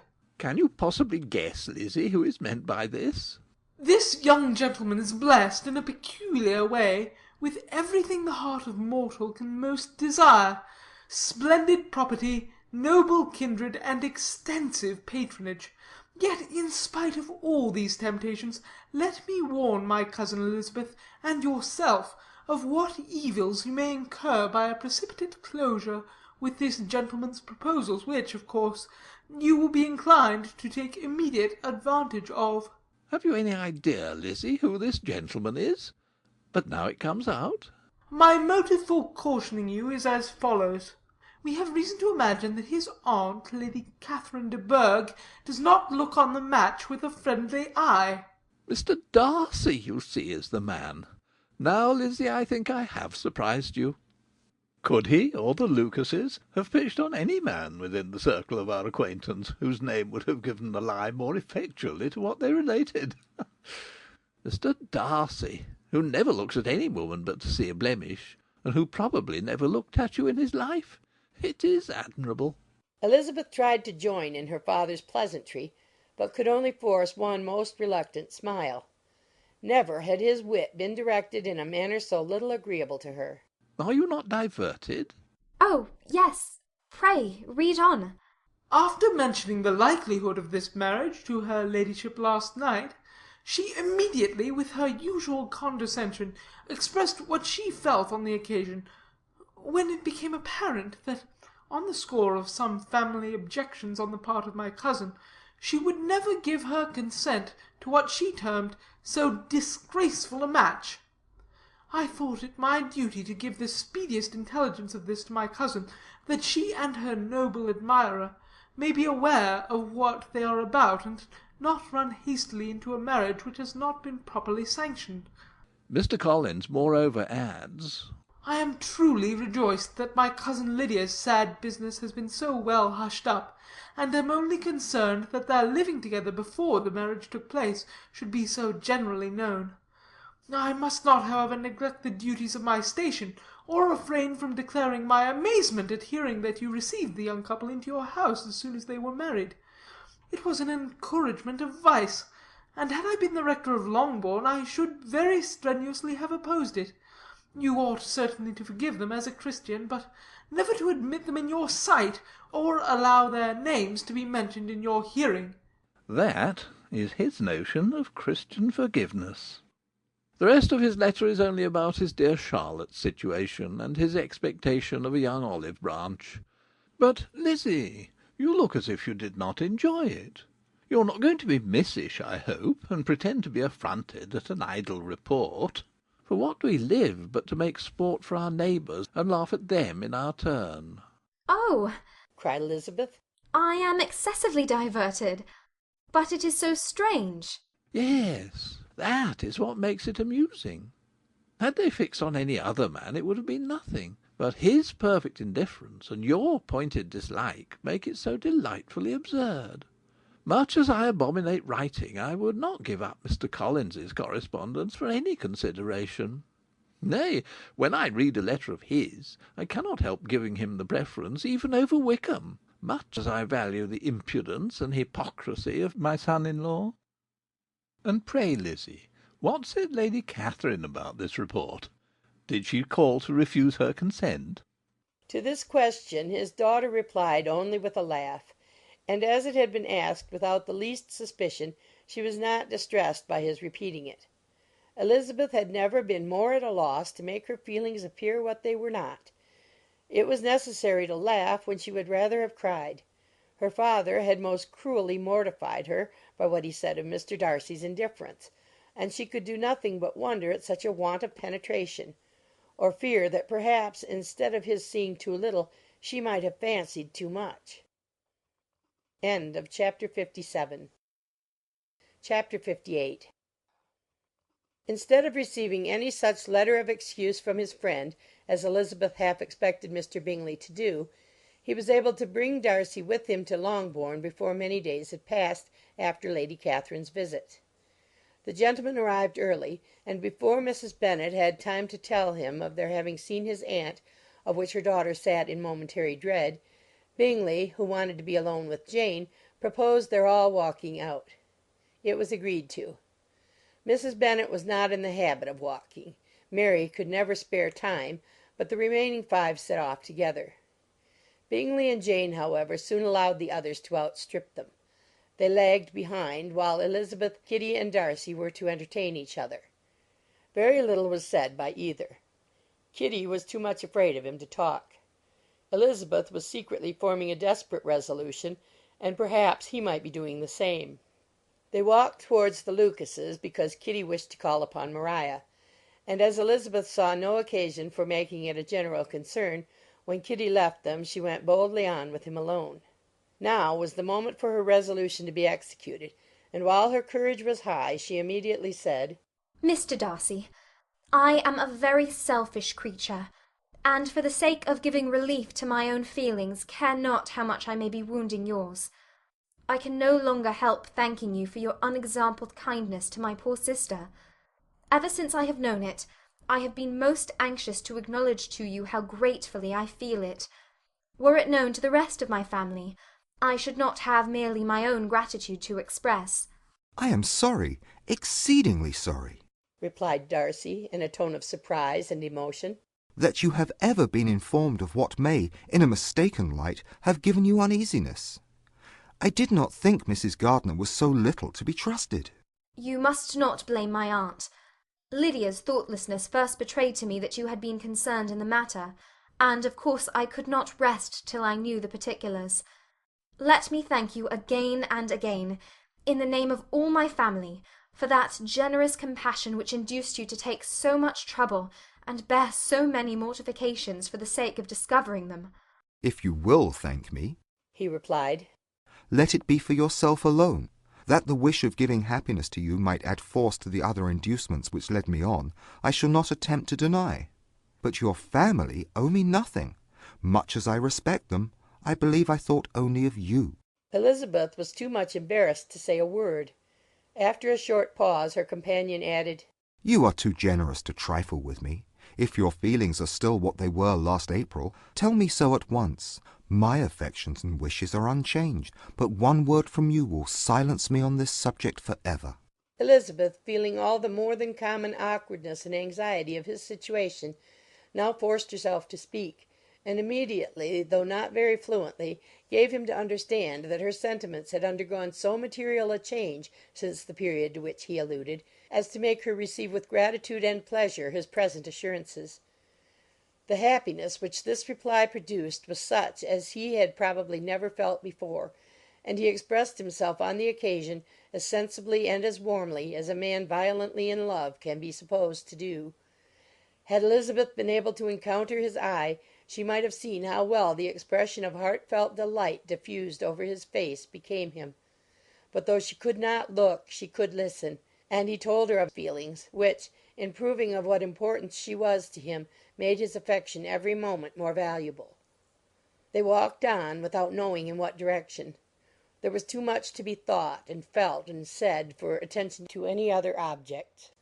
She soon learnt that they were indebted for their present good understanding to the efforts of his aunt, who did call on him in her return through London, and there relate her journey to Longbourn, its motive, and the substance of her conversation with Elizabeth, dwelling emphatically on every expression of the latter which, in her ladyship's apprehension, peculiarly denoted her perverseness and assurance. in the belief that such a relation must assist her endeavours to obtain that promise from her nephew which she had refused to give.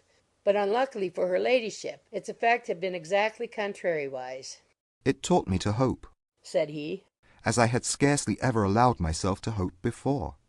I knew enough of your disposition to be certain that, had you been absolutely irrevocably decided against me, you would have acknowledged it to Lady Catherine, frankly and openly. Elizabeth coloured and laughed as she replied, Yes, you know enough of my frankness to believe me capable of that. After abusing you so abominably to your face, I could have no scruple in abusing you to all your relations. What did you say of me that I did not deserve? For, though your accusations were ill-founded, formed on mistaken premises, my behaviour to you at the time had merited the severest reproof. It was unpardonable. I cannot think of it without abhorrence. We will not quarrel for the greater share of blame annexed to that evening, said Elizabeth. The conduct of neither, if strictly examined, will be irreproachable. But since then we have both, I hope, improved in civility. I cannot be so easily reconciled to myself. The recollection of what I then said, of my conduct, my manners, my expressions during the whole of it, is now, and has been many months, inexpressibly painful to me. Your reproof, so well applied, I shall never forget. Had you behaved in a more gentlemanlike manner, those were your words. You know not, you can scarcely conceive how they have tortured me, though it was some time, I confess, before I was reasonable enough to allow their justice. I was certainly very far from expecting them to make so strong an impression. I had not the smallest idea of their being ever felt in such a way. I can easily believe it. You thought me then devoid of every proper feeling. I am sure you did. The turn of your countenance I shall never forget, as you said that I could not have addressed you in any possible way that would induce you to accept me. Oh, do not repeat what I then said. These recollections will not do at all. I assure you that I have long been most heartily ashamed of it. Darcy mentioned his letter. Did it? Said he. Did it soon make you think better of me? Did you, on reading it, give me any credit to its contents?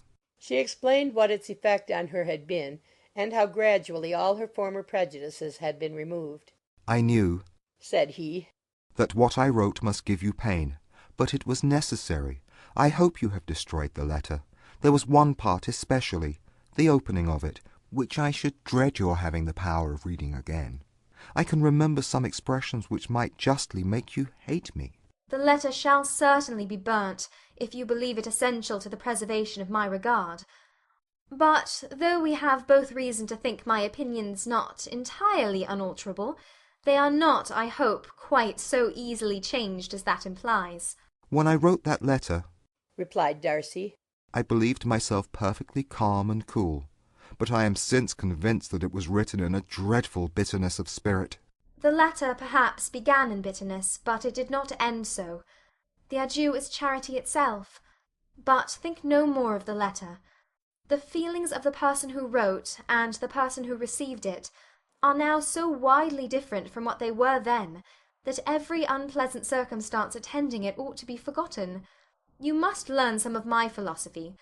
Think only of the past as its remembrance gives you pleasure. I cannot give you credit for any philosophy of the kind. Your retrospections must be so totally void of reproach that the contentment arising from them is not of philosophy, but, what is much better, of innocence. But with me it is not so. Painful recollections will intrude which cannot, which ought not, to be repelled. I have been a selfish being all my life, in practice, though not in principle. As a child I was taught what was right, but I was not taught to correct my temper. I was given good principles, but left to follow them in pride and conceit. Unfortunately, an only son, for many years an only child, I was spoilt by my parents, who, though good themselves, my father particularly, all that was benevolent and admirable, allowed, encouraged, almost taught me to be selfish and overbearing, to care for none beyond my own family circle, to think meanly of all the rest of the world, to wish at least to think meanly of their sense and worth compared with my own. Such I was, from 8 to 28, and such I might still have been but for you, dearest, loveliest Elizabeth. What do I not owe you? You taught me a lesson, hard indeed at first, but most advantageous. By you I was properly humbled. I came to you without a doubt of my reception. You showed me how insufficient were all my pretensions to please a woman worthy of being pleased. Had you then persuaded yourself that I should? Indeed I had. What will you think of my vanity? I believed you to be wishing, expecting my addresses. My manners must have been in fault, but not intentionally, I assure you. I never meant to deceive you, but my spirits might often lead me wrong. How you must have hated me after that evening! Hate you? I was angry, perhaps, at first, but my anger soon began to take a proper direction. I am almost afraid of asking what you thought of me when we met at Pemberley. You blamed me for coming. No, indeed. I felt nothing but surprise. Your surprise could not be greater than mine in being noticed by you. My conscience told me that I deserved no extraordinary politeness, and I confess that I did not expect to receive more than my due. My object, then, replied Darcy, was to show you, by every civility in my power, that I was not so mean as to resent the past, and I hope to obtain your forgiveness, to lessen your ill opinion, by letting you see that your reproofs had been attended to. How soon any other wishes introduced themselves I can hardly tell, but I believe in about half an hour after I had seen you. He then told her of Georgiana's delight in her acquaintance, and of her disappointment at its sudden interruption, which naturally leading to the cause of that interruption, she soon learnt that his resolution of following her from Derbyshire in quest of her sister had been formed before he quitted the inn, and that his gravity and thoughtfulness there had arisen from no other struggles than what such a purpose must comprehend. She expressed her gratitude again, but it was too painful a subject to each to be dwelt on farther. After walking several miles in a leisurely manner, and too busy to know anything about it, they found at last, on examining their watches, that it was time to be at home. What could become of Mr. Bingley and Jane? Was a wonder which introduced the discussion of their affairs. Darcy was delighted with their engagement. His friend had given him the earliest information of it. I must ask whether you were surprised, said Elizabeth. Not at all. When I went away, I felt that it would soon happen. That is to say, you had given your permission. I guessed as much. And though he exclaimed at the term, she found that it had been pretty much the case. On the evening before my going to London, said he, I made a confession to him, which I believe I ought to have made long ago. I told him of all that had occurred to make my former interference in his affairs absurd and impertinent. His surprise was great. He had never had the slightest suspicion. I told him, moreover, that I believed myself mistaken in supposing, as I had done, that your sister was indifferent to him. And as I could easily perceive that his attachment to her was unabated, I felt no doubt of their happiness together. Elizabeth could not help smiling at his easy manner of directing his friend. Did you speak from your own observation, said she, when you told him that my sister loved him, or merely from my information last spring? From the former. I had narrowly observed her during the 2 visits which I had lately made here, and I was convinced of her affection. And your assurance of it, I suppose, carried immediate conviction to him. It did. Bingley is most unaffectedly modest. His diffidence had prevented him depending on his own judgment in so anxious a case, but his reliance on mine made everything easy. I was obliged to confess one thing, which, for a time, and not unjustly, offended him. I could not allow myself to conceal that your sister had been in town 3 months last winter, that I had known it, and purposely kept it from him. He was angry, but his anger, I am persuaded, lasted no longer than he remained in any doubt of your sister's sentiments. He has heartily forgiven me now. Elizabeth longed to observe that Mr. Bingley had been a most delightful friend, so easily guided that his worth was invaluable, but she checked herself. She remembered that he had yet to learn to be laughed at, and it was rather too early to begin. In anticipating the happiness of Bingley, which of course was to be inferior only to his own, he continued the conversation till they reached the house. In the hall they parted. Chapter 58. Chapter 59.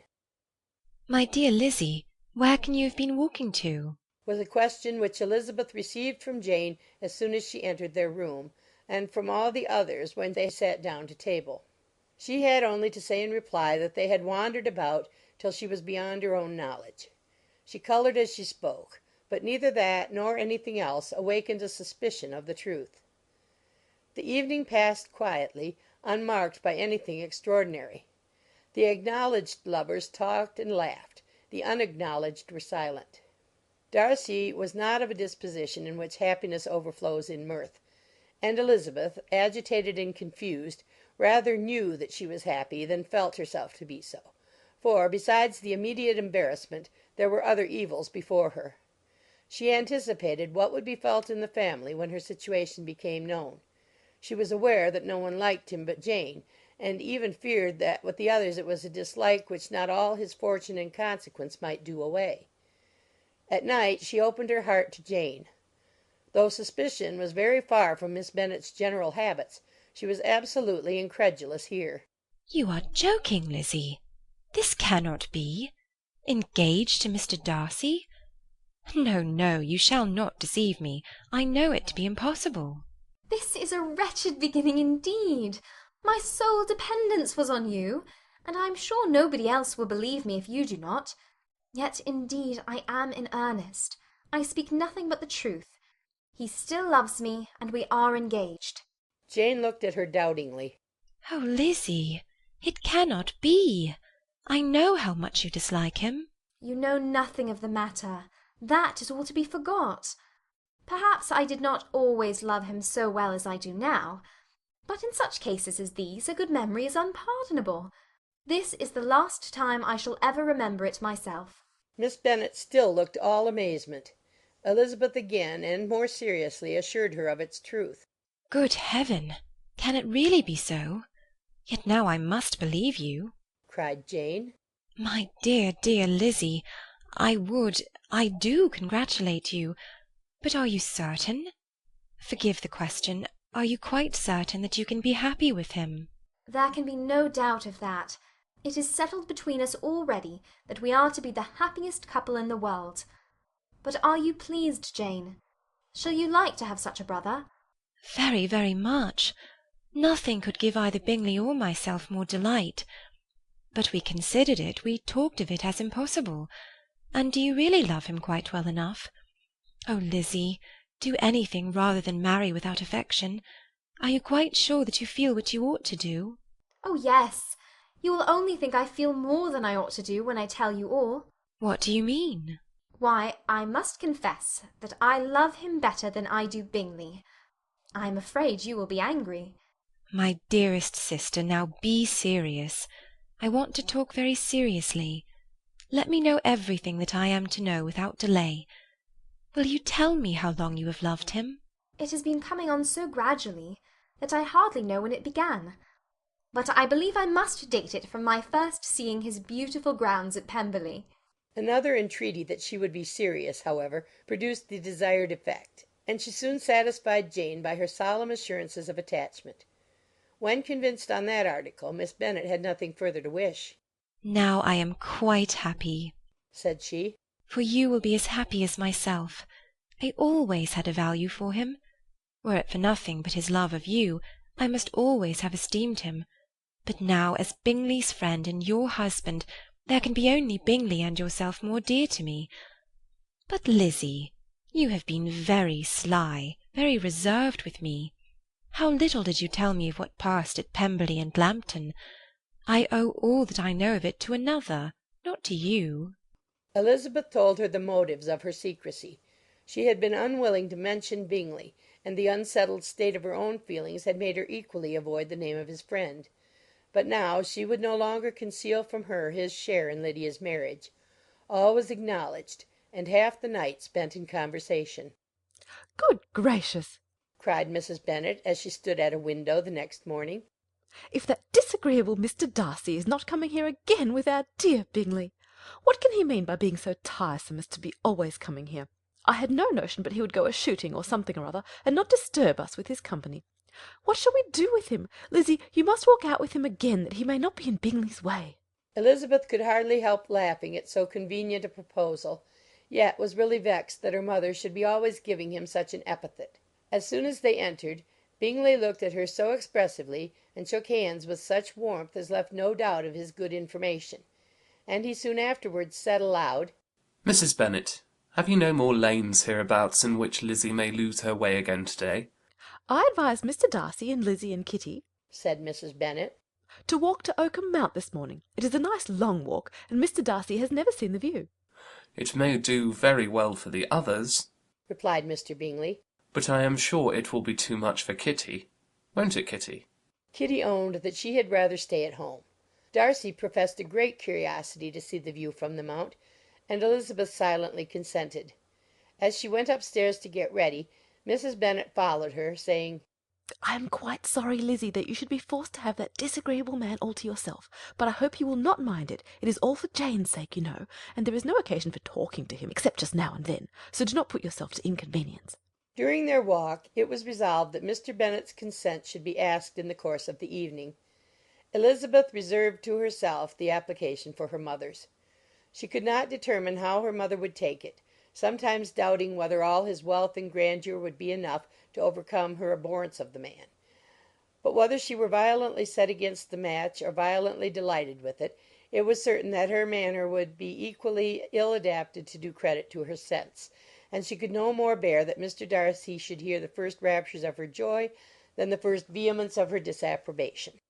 In the evening, soon after Mr. Bennet withdrew to the library, she saw Mr. Darcy rise also and follow him, and her agitation on seeing it was extreme.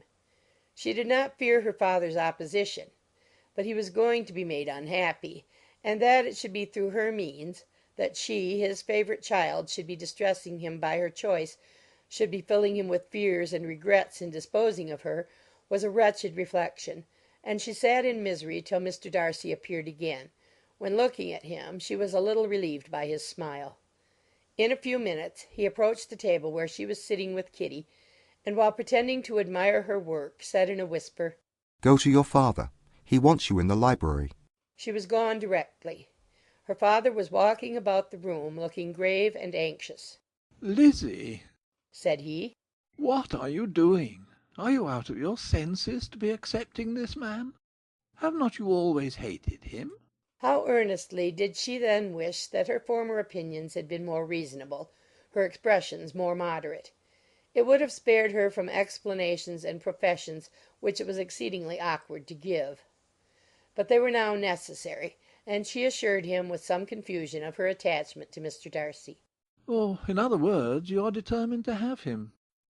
He is rich, to be sure, and you may have more fine clothes and fine carriages than Jane, but will they make you happy? Have you any other objection, said Elizabeth, than your belief of my indifference? None at all. We all know him to be a proud, unpleasant sort of man. But this would be nothing if you really liked him. I do like him, she replied, with tears in her eyes. I love him. Indeed, he has no improper pride. He is perfectly amiable. You do not know what he really is. Then pray do not pain me by speaking of him in such terms. Lizzie, said her father, I have given him my consent. He is the kind of man, indeed, to whom I should never dare refuse anything which he condescended to ask. I now give it to you, if you are resolved on having him. But let me advise you to think better of it. I know your disposition, Lizzie. I know that you could be neither happy nor respectable unless you truly esteemed your husband, unless you looked up to him as a superior. Your lively talents would place you in the greatest danger in an unequal marriage. You could scarcely escape discredit and misery. My child, let me not have the grief of seeing you unable to respect your partner in life. You know not what you are about. Elizabeth, still more affected, was earnest and solemn in her reply, and at length, by repeated assurances that Mr. Darcy was really the object of her choice, by explaining the gradual change which her estimation of him had undergone, relating her absolute certainty that his affection was not the work of a day, but had stood the test of many months' suspense, and enumerating with energy all his good qualities, she did conquer her father's incredulity, and reconcile him to the match.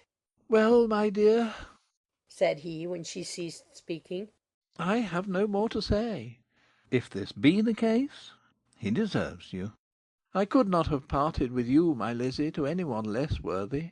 To complete the favourable impression, she then told him what Mr. Darcy had voluntarily done for Lydia. He heard her with astonishment. This is an evening of wonders indeed. And so Darcy did everything.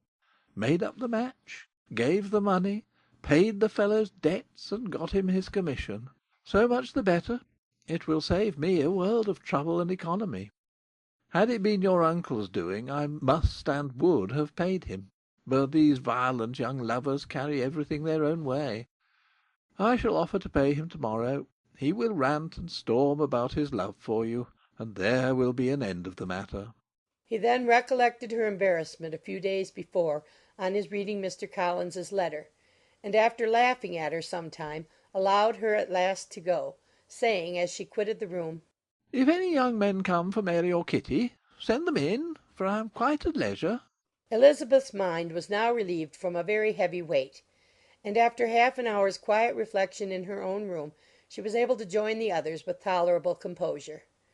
Everything was too recent for gaiety, but the evening passed tranquilly away. There was no longer anything material to be dreaded, and the comfort of ease and familiarity would come in time. When her mother went up to her dressing-room at night, she followed her, and made the important communication. Its effect was most extraordinary, for on first hearing it, Mrs. Bennet sat quite still, and unable to utter a syllable.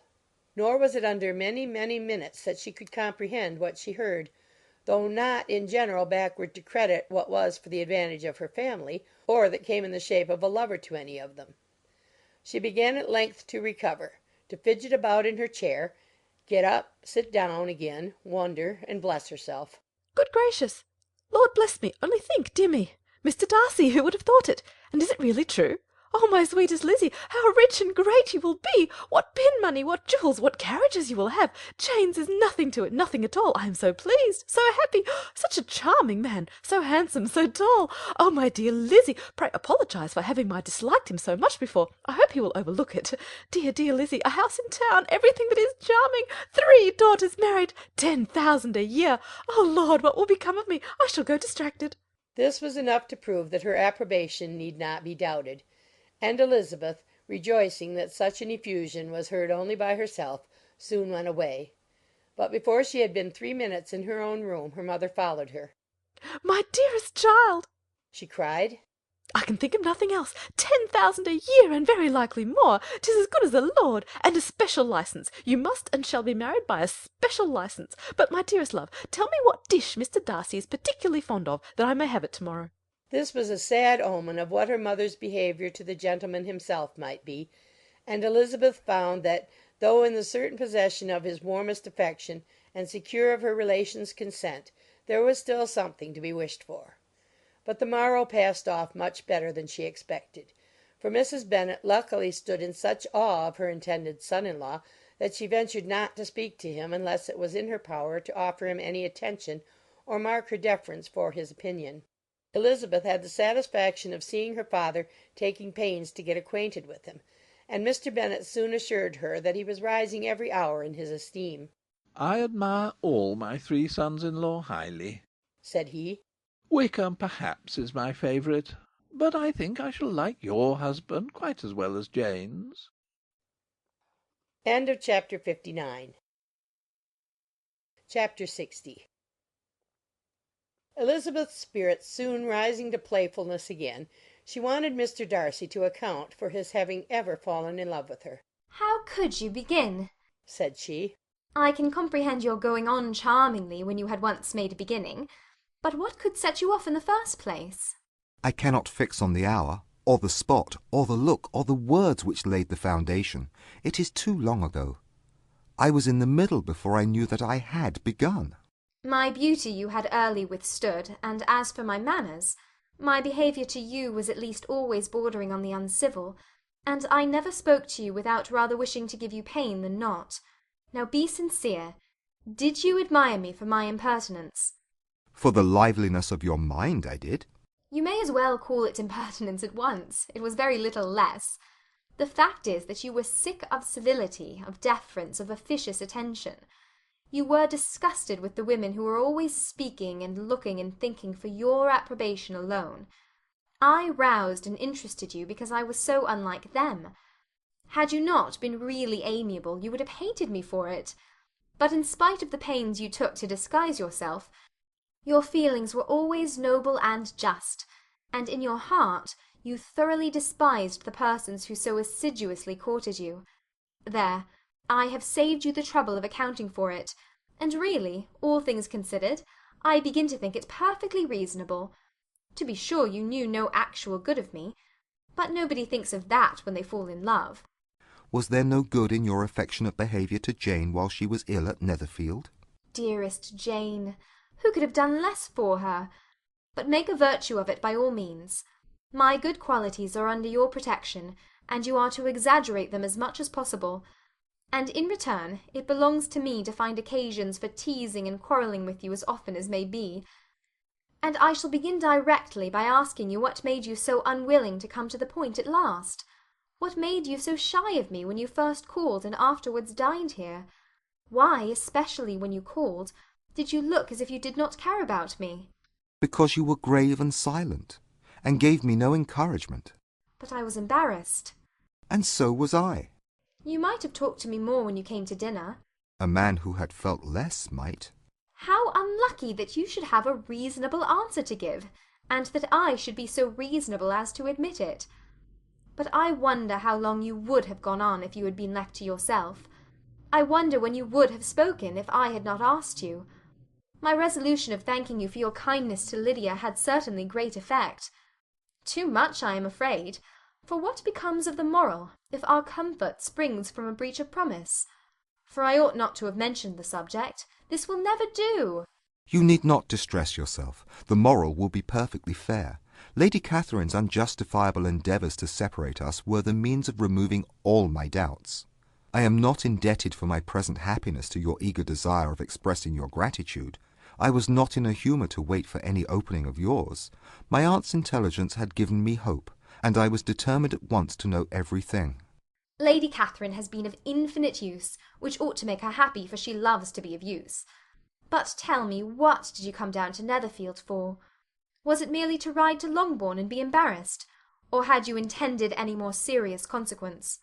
My real purpose was to see you, and to judge, if I could, whether I might ever hope to make you love me. My avowed one, or what I avowed to myself, was to see whether your sister was still partial to Bingley, and if she were, to make the confession to him which I have since made. Shall you ever have courage to announce to Lady Catherine what is to befall her? I am more likely to want more time than courage, Elizabeth, but it ought to be done, and if you will give me a sheet of paper, it shall be done directly. And if I had not a letter to write myself, I might sit by you and admire the evenness of your writing, as another young lady once did. But I have an aunt too, who must not be longer neglected. From an unwillingness to confess how much her intimacy with Mr. Darcy had been overrated, Elizabeth had never yet answered Mrs. Gardiner's long letter. But now, having that to communicate which she knew would be most welcome, she was almost ashamed to find that her uncle and aunt had already lost 3 days of happiness, and immediately wrote as follows. I would have thanked you before, my dear aunt, as I ought to have done, for your long, kind, satisfactory detail of particulars. But to say the truth, I was too cross to write. You supposed more than really existed. But now suppose as much as you choose. Give a loose rein to your fancy.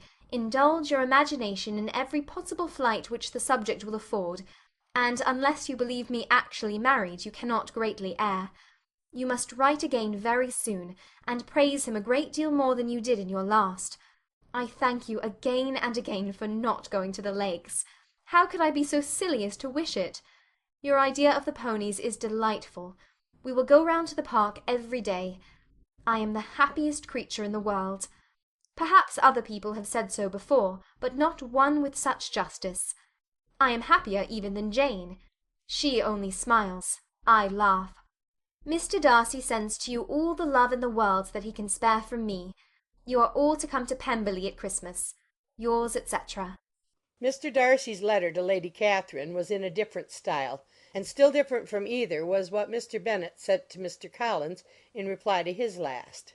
Dear Sir, I must trouble you once more for congratulations. Elizabeth will soon be the wife of Mr. Darcy. Console Lady Catherine as well as you can. But, if I were you, I would stand by the nephew. He has more to give. Yours sincerely, etc. Miss Bingley's congratulations to her brother on his approaching marriage were all that was affectionate and insincere. She wrote even to Jane on the occasion to express her delight, and repeat all her former professions of regard. Jane was not deceived, but she was affected, and though feeling no reliance on her, could not help writing her a much kinder answer than she knew was deserved. The joy which Miss Darcy expressed on receiving similar information was as sincere as her brother's in sending it. 4 sides of paper were insufficient to contain all her delight, and all her earnest desire of being loved by her sister. Before any answer could arrive from Mr. Collins, or any congratulations to Elizabeth from his wife, the Longbourn family heard that the Collinses were come themselves to Lucas Lodge. The reason of this sudden removal was soon evident.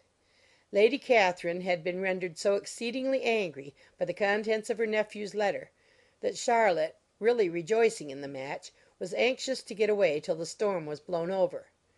At such a moment the arrival of her friend was a sincere pleasure to Elizabeth, though in the course of their meetings she must sometimes think the pleasure dearly bought when she saw Mr. Darcy exposed to all the parading and obsequious civility of her husband. He bore it, however, with admirable calmness.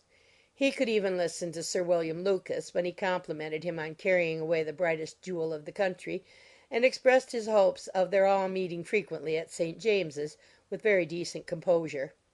If he did shrug his shoulders, it was not till Sir William was out of sight.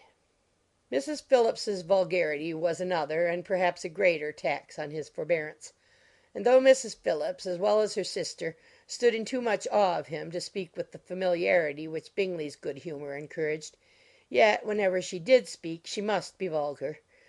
Nor was her respect for him, though it made her more quiet, at all likely to make her more elegant. Elizabeth did all she could to shield him from the frequent notice of either, and was ever anxious to keep him to herself and to those of her family with whom he might converse without mortification. And though the uncomfortable feelings arising from all this took from the season of courtship much of its pleasure, it added to the hope of the future, and she looked forward with delight to the time when they should be removed from society so little pleasing to either, to all the comfort and elegance of their family party at Pemberley. Chapter 61.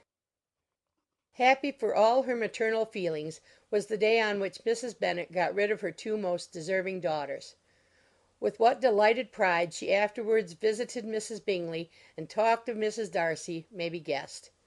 I wish I could say, for the sake of her family, that the accomplishment of her earnest desire and the establishment of so many of her children produced so happy an effect as to make her a sensible, amiable, well-informed woman for the rest of her life; though perhaps it was lucky for her husband, who might not have relished domestic felicity in so unusual a form, that she still was occasionally nervous and invariably silly. Mr. Bennet missed his second daughter exceedingly.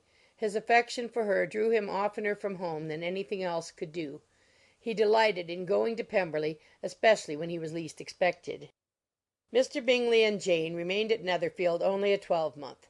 So near a vicinity to her mother and Meryton relations was not desirable even to his easy temper or her affectionate heart. The darling wish of his sisters was then gratified. He bought an estate in a neighbouring county to Derbyshire, and Jane and Elizabeth, in addition to every other source of happiness, were within 30 miles of each other. Kitty, to her very material advantage, spent the chief of her time with her 2 elder sisters. In society so superior to what she had generally known, her improvement was great. She was not of so ungovernable a temper as Lydia, and removed from the influence of Lydia's example, she became, by proper attention and management, less irritable, less ignorant, and less insipid. From the further disadvantage of Lydia's society she was of course carefully kept; and though Mrs. Wickham frequently invited her to come and stay with her, with the promise of balls and young men, her father would never consent to her going. Mary was the only daughter who remained at home, and she was necessarily drawn from the pursuit of accomplishments by Mrs. Bennet's being quite unable to sit alone. Mary was obliged to mix more with the world, but she could still moralize over every morning visit, and as she was no longer mortified by comparisons between her sister's beauty and her own, it was suspected by her father that she submitted to the change without much reluctance. As for Wickham and Lydia, their characters suffered no revolution from the marriage of her sisters. He bore with philosophy the conviction that Elizabeth must now become acquainted with whatever of his ingratitude and falsehood had before been unknown to her, and in spite of everything, was not wholly without hope that Darcy might yet be prevailed on to make his fortune. The congratulatory letter which Elizabeth received from Lydia on her marriage explained to her that, by his wife at least, if not by himself, such a hope was cherished. The letter was to this effect: My dear Lizzie, I wish you joy. If you love Mr. Darcy half as well as I do my dear Wickham, you must be very happy. It is a great comfort to have you so rich, when you have nothing else to do. I hope you will think of us. I am sure Wickham would like a place at court very much, and I do not think we shall have quite enough money to live on without some help. Any place will do, of about 300 or 400 a year. But, however, do not speak to Mr. Darcy about it, if you had rather not. Yours, etc. As it happened that Elizabeth had much rather not, she endeavoured in her answer to put an end to every entreaty and expectation of the kind. Such relief, however, as it was in her power to afford, by the practice of what might be called economy in her own private expenses, she frequently sent them.